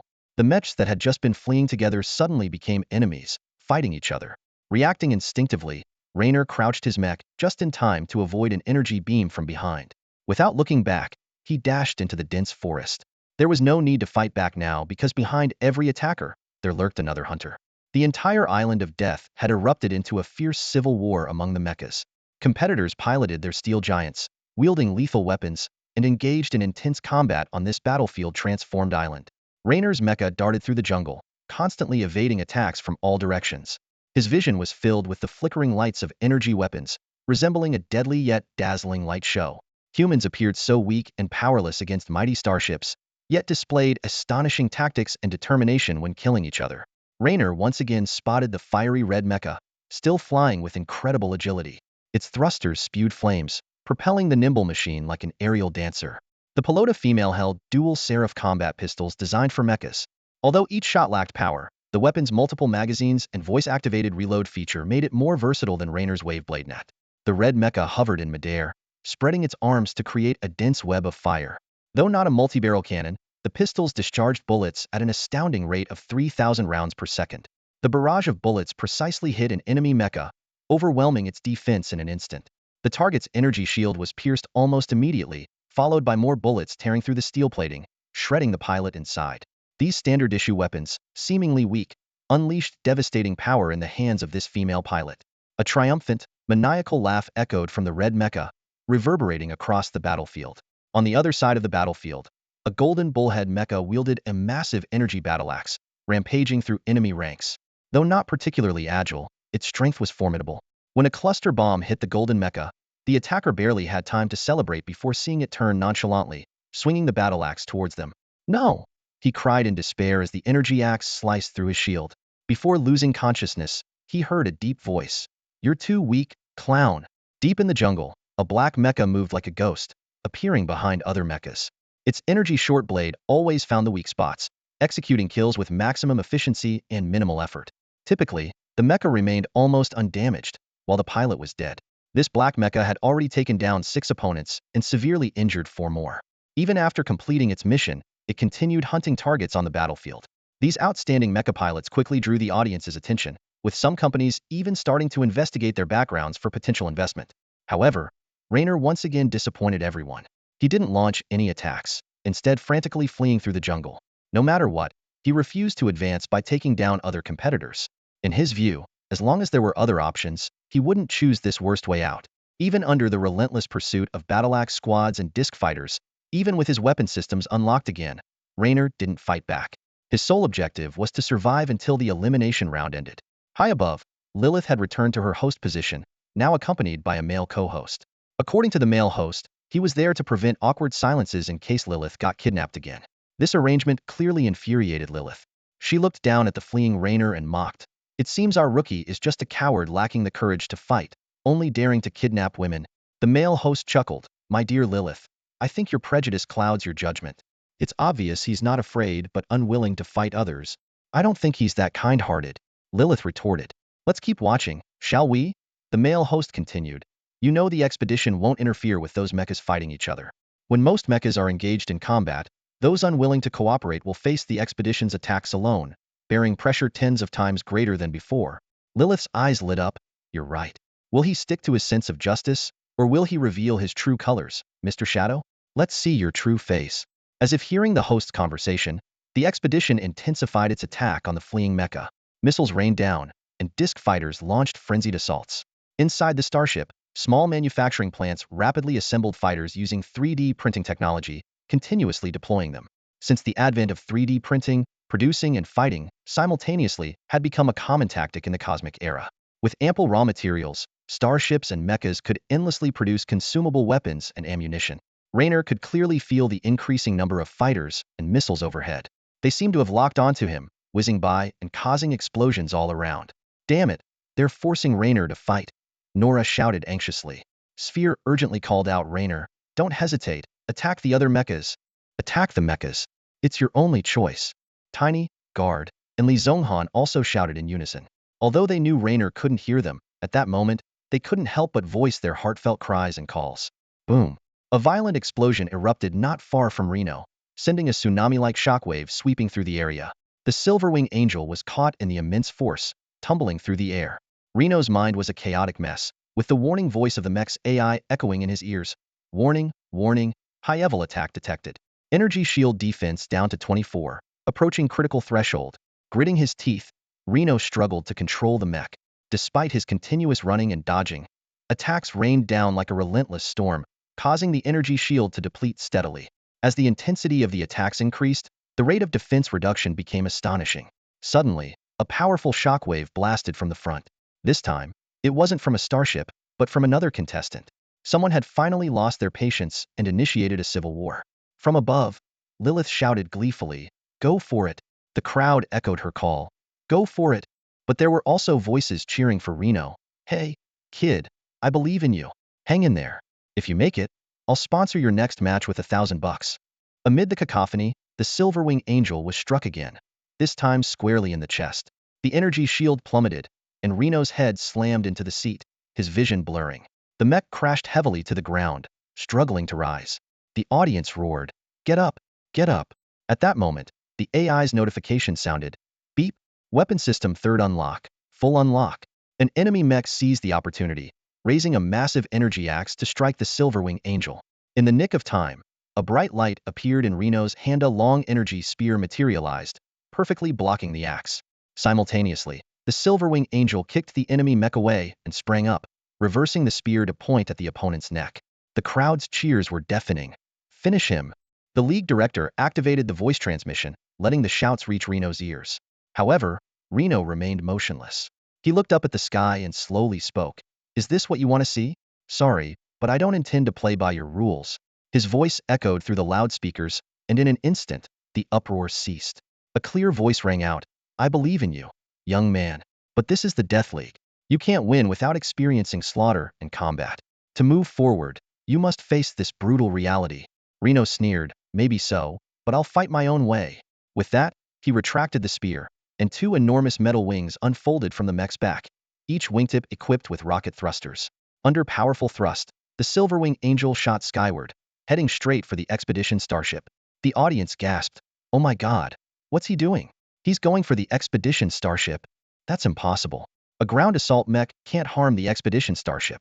Even without its energy shield, it can't breach the superalloy armor." Lilith gritted her teeth. He's on a suicide mission. He can't harm the expedition starship. Then, the male commentator suddenly spoke. Theoretically, this mech might have a chance. He explained to the camera, we all know that due to its proximity to the ground, the starship can't activate its energy shield. Although the starship has thick decks for protection, not all equipment is shielded due to the unique structure of the vessel. Some critical components, such as the rear thrusters and ion engine exhaust ports, are actually exposed on the exterior. These exposed areas become potential weak points. If they suffer a powerful enough attack, it could cause significant damage to the starship, potentially leading to its downfall. As this explanation was being given, the Silverwing Angel shot towards the expedition like an arrow. The expedition seemed to sense what was about to happen, and Reno's actions infuriated them. Instead of dispatching saucer fighters to intercept, the fleet chose to fire photon energy cannons directly, attempting to crush this seemingly foolhardy attack in the most forceful way possible. Despite the controlled intensity of the attack, the Silver Wing Angel displayed unprecedented agility. In high-speed flight, it carved a graceful arc through the sky, like a nimble swallow, effortlessly dodging all incoming attacks. The Silver Wing Angel headed straight for the underside of the starship, raising its energy spear and spinning towards the ship's belly at a dazzling speed. The expedition tried to counterattack, but found that the Silver Wing Angel was positioned perfectly in their blind spot. This was no coincidence. Reno had precisely exploited the slow movement of the cannon turrets, first guiding them to aim at other positions before swiftly changing direction to create this blind spot. Under normal circumstances, such a strategy would be nearly impossible to pull off. However, due to League regulations prohibiting the use of high-power cannons, most of the expedition's offensive weapons were actually idle, leading to significant vulnerabilities in their defense system. Reno aimed the energy spear at one of the ion engine exhaust ports on the ship's belly, spinning and soaring through the air like a silver dragon. This was not a tactic he had practiced before. It was a desperate gamble in the face of the enormous starship. Despite never having rehearsed this move, Reno felt an unusual clarity in the moment of execution. In his high-speed spin, Reno transcended the concept of success or failure. He didn't know or care about the consequences. He only knew to give his all, regardless of the outcome. Like a medieval knight wielding a lance, he charged bravely and fearlessly at the enemy's weak point. Before the dazzling beams of light could reach him, Reno had already flown to the underside of the ship. He put all his strength into ramming the energy spear into the engine. With a thunderous crash, the belly of the expedition erupted in a blinding flash. Immediately afterward, Reno unleashed all his weapons, heavy cannons, laser cannons, missiles, pouring out every bit of ammunition and energy. In the deafening explosions, the expedition shook violently, and personnel inside were thrown off balance. It was hit. The fact stunned everyone on board. The shrill red alarm instantly filled the command hall, and a flood of emergency information rushed to the commander. Fourth engine damaged, energy overload, energy levels rising uncontrollably. The ship is losing control. Under gravitational influence, the starship is descending. Damn it, we're going to crash. Cries of alarm echoed. Under normal circumstances, a starship in space wouldn't crash even if heavily damaged. As long as it didn't explode on the spot, there was always a chance for repairs. But in near-Earth space, the situation was entirely different. The massive weight exerted enormous pressure on the starship, requiring powerful engines to sustain low-altitude flight. The energy consumption per second was staggering. Once energy control was lost, the overload would force the starship to reduce energy support, unable to bear its own weight and thus plummeting. Unless they risked energy overload and explosion to force a climb, they could only watch helplessly as the starship fell. Such a scenario was extremely rare, but today, it had indeed happened. Reno's precise strike hit the expedition's Achilles heel, like toppling an elephant with a toothpick. Unbelievable yet real. System reports we will crash into the ground in 30 seconds. Everyone, brace yourselves and prepare for impact. The captain shouted frantically. Are we going to crash? A soldier asked, seemingly still in shock. The captain responded despairingly, no, the expedition won't crash. It's just that we will lose all our dignity. In the sky over Lacphania Island, a massive starship descended slowly. Accompanying it was a tiny silver dot. It seemed insignificant but held the hearts of billions. All eyes were on the Silver Wing Angel, breaths held. Watching from afar, the male commentator said softly, "This is a true hero. Let's give the hero a round of applause." Thunderous applause erupted from the grandstands around the island. Across the universe, scattered applause followed. It was the most sincere tribute to a hero. Boom. The energy spear pierced through the Lakrazaf frigate, sending a massive shockwave rippling through the ship. The deafening roar of explosions echoed from within, and in a blaze of fire, the entire frigate shattered into pieces, debris scattering like paper in the vacuum of space. As the smoke cleared, a colossal space mech slowly ascended, standing majestically in low Earth orbit, like a god descending to the mortal realm. Everyone held their breath, eyes fixed on the towering figure that had suddenly appeared. The Shadow. So you are the Shadow, Matthew moaned in despair, memories flooding back like a tidal wave. 6 years ago, during the storming elimination match of the Galactic Tournament, the Shadow's stunning shot still haunted many. Numerous attempts had been made to uncover the true identity of the Shadow, but all had failed. He was like a brilliant comet, dazzling the universe before mysteriously vanishing. Matthew's escape pod drifted aimlessly in space, his heart sinking into an abyss. He watched helplessly as Reno's figure grew smaller and eventually disappeared from view. The Silverwing Angel, the massive space mech, coldly surveyed its surroundings. Its shoulder compartments suddenly shook, unleashing hundreds of missiles. The target. the densely packed satellites and space stations in low Earth orbit. The missiles swarmed towards their targets like locusts, instantly reducing all spacecraft in the vicinity to dust. After completing this devastating strike, the silver giant flew directly to the spaceport, eventually landing on the Abrodi. The mech automatically entered the hangar, and the cockpit slowly opened, allowing two figures to stumble out. Claire, come quick. Save him. Nora shouted, disregarding her previous agreement to keep her distance from Reno. She clung tightly to Reno, whose face was covered in blood and who was barely conscious. Claire rushed over, supporting Reno with one hand, while placing the other on his forehead. Oh my God, what happened? She asked urgently. He used the rising dragon, Nora replied succinctly. The rising dragon? Claire exclaimed, turning to Reno. You can't fully control the mech yet. Complex tactical maneuvers can increase the pressure and crush you. Despite the assistance of the control system, Reno could operate the space mech in low Earth orbit, but complex tactical maneuvers still placed immense strain on him, potentially fatal. Therefore, Reno usually relied on the mech's defense and weapon systems, rarely performing intricate tactical moves. Using the rising dragon in this situation shocked Claire. This time was different. Reno grinned, blood seeping from the corner of his mouth, but his face was filled with excitement. He grasped Claire's hand tightly. My mental strength. It's increased. What did you say? Claire asked, momentarily stunned. The mental power. The mental strength needed to control the mech. It's increased. Reno explained excitedly. Claire hesitated for a moment, then cautiously asked, Are you saying your mental strength has reached 11 points? Previously, Reno's mental strength had been 10 points, a 3-point increase from when he first started learning to pilot the mech. Reno shook his head. No, not just 1 point. Not just one. Nora's face also showed surprise. How much then? Claire's gentle hand remained on Reno's forehead, her brows furrowing slightly. I don't know, but I feel incredible, Reno said with excitement. It's like the world has opened a window for me, showing me a world I never imagined. It's a feeling you can't understand, a feeling of advancement. It's like the previous upgrades, but much stronger and clearer. Under Claire's treatment, Reno's condition visibly improved, and he spoke more fluently. How many times stronger? Nora asked eagerly. Reno pondered for a moment. I'm not sure, but I guess at least 5 or 6 times. Nora and Claire exchanged a look, both showing expressions of disbelief.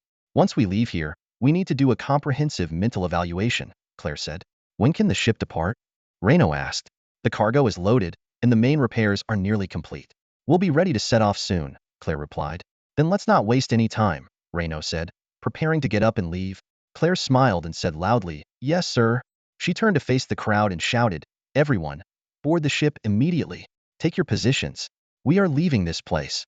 Roar. The warriors of the Heart of Freedom erupted in enthusiastic cheers as their hoverboards soared through the air, carrying them towards the Abrodi. They rushed to their stations. Meanwhile, Raynor, Claire, and Nora quickly headed to the command hall. Inside the command hall, the pilots were already in position. A young officer, Snyder, the handsome deputy of the Abrodi, saluted Raynor and reported, Sir, all personnel are in place, awaiting your orders. Raynor strode to the captain's seat and activated the command screen. Data cascaded before him like a waterfall. Claire handed him a steaming cup of coffee. Raynor quickly issued a series of commands. Retract all external equipment. Start engines 3 and 4. Release the docking anchors. Open the flight path. Target the signal transmission tower and cut off communication. Deploy security droids to guard the rear passage. Mech squad, stand by. The deputy immediately relayed and executed the orders. The Abrodi's external equipment began to retract, and the engines roared to life. The massive starship slowly departed the repair dock, ascending into the vastness of space. Behind them, clouds of dust rose from the spaceport and repair facility. Destroying the signal transmission tower and spacecraft plunged the Armenia spaceport into a communications blackout. Although this state would soon be restored, the Abrodi would have enough time to escape the gravity well and enter warp. Since human technology mostly fails in wormholes, pursuit and combat in such conditions are impossible. This meant that once in warp, the starship could easily evade capture. The only way to stop them was to prevent the warp. However, with the thunderclap drawing attention, Earth's fleet was pursuing it. By the time they realized something was amiss, the Abrodi would be long gone. Shut down engines 3 and 4, turn off all lights, and enter stealth mode, Raynor commanded. Stealth mode is a special term for covert flight. In this state, the starship shuts down anything that might reveal its presence, including roaring engines, high-power energy flows, and ubiquitous communication signals. The starship would glide through the dark void like a silent fish, evading enemy detection. Even communications would revert to the most primitive method, relaying messages by hand. At this moment, The Abrodi moved silently through the darkness, with only the distant starlight and the flames from the spaceport below visible. Earth's communication blackout, caused by the destruction of numerous spacecraft, provided the Abrodi the opportunity to slowly escape the gravitational pull and head toward the distant stars. We've entered deep space, 2 minutes and 30 seconds until we completely exit the gravity well, the deputy reported. At that moment, a young communications officer ran into the command hall, panting, "Also, it took me 1 minute and 40 seconds to run here." Roar. Everyone in the command hall erupted in a victorious cheer. Rayner ordered, "Prepare to restart the engines and restore internal communications." Announced to the entire ship, "We are free." He leisurely took a sip from his coffee cup, finally having a moment to enjoy it. The message spread quickly throughout the ship, and cheers erupted everywhere. "We're free. We are free. Long live freedom. Long live the heart of freedom. Long live Johnny Rayner." Claire and Rayner exchanged smiles, while Nora quietly left the hall. Everything seemed to return to normal. With the starship out of stealth mode, signals from Earth reappeared on the Abrodi screens.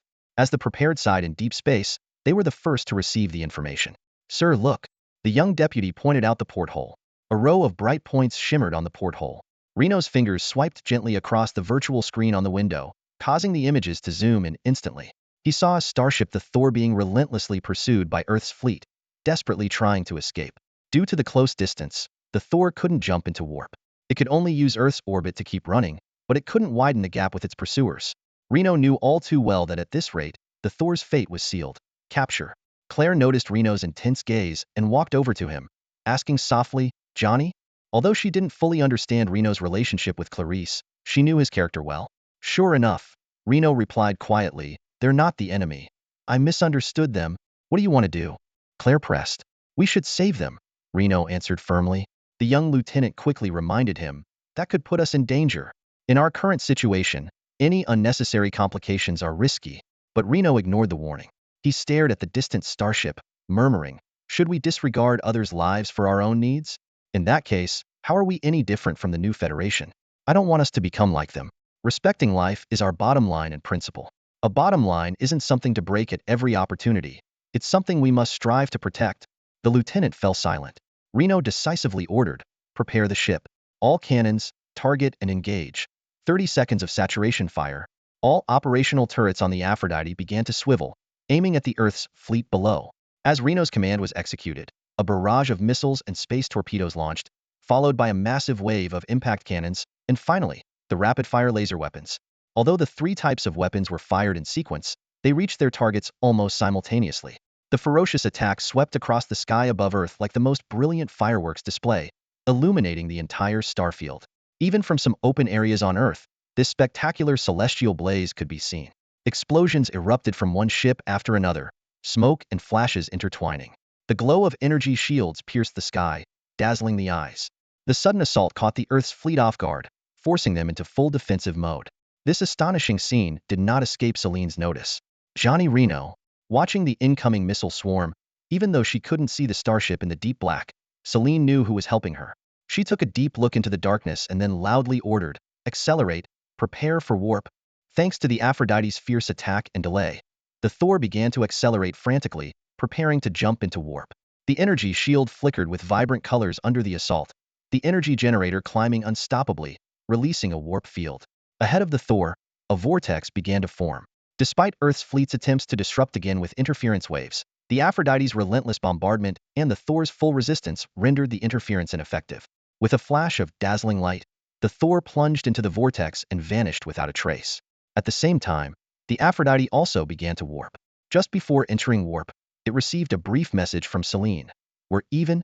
Seeing the message, Reno smiled, his mind inevitably drifting to thoughts of Clarice. That's all for today. Thank you so much for watching. I hope you guys enjoyed. If you wish to have another part of this recap, please give us at least 1,000 likes. Please don't forget to comment and subscribe to our channel for more content like this. Until next time.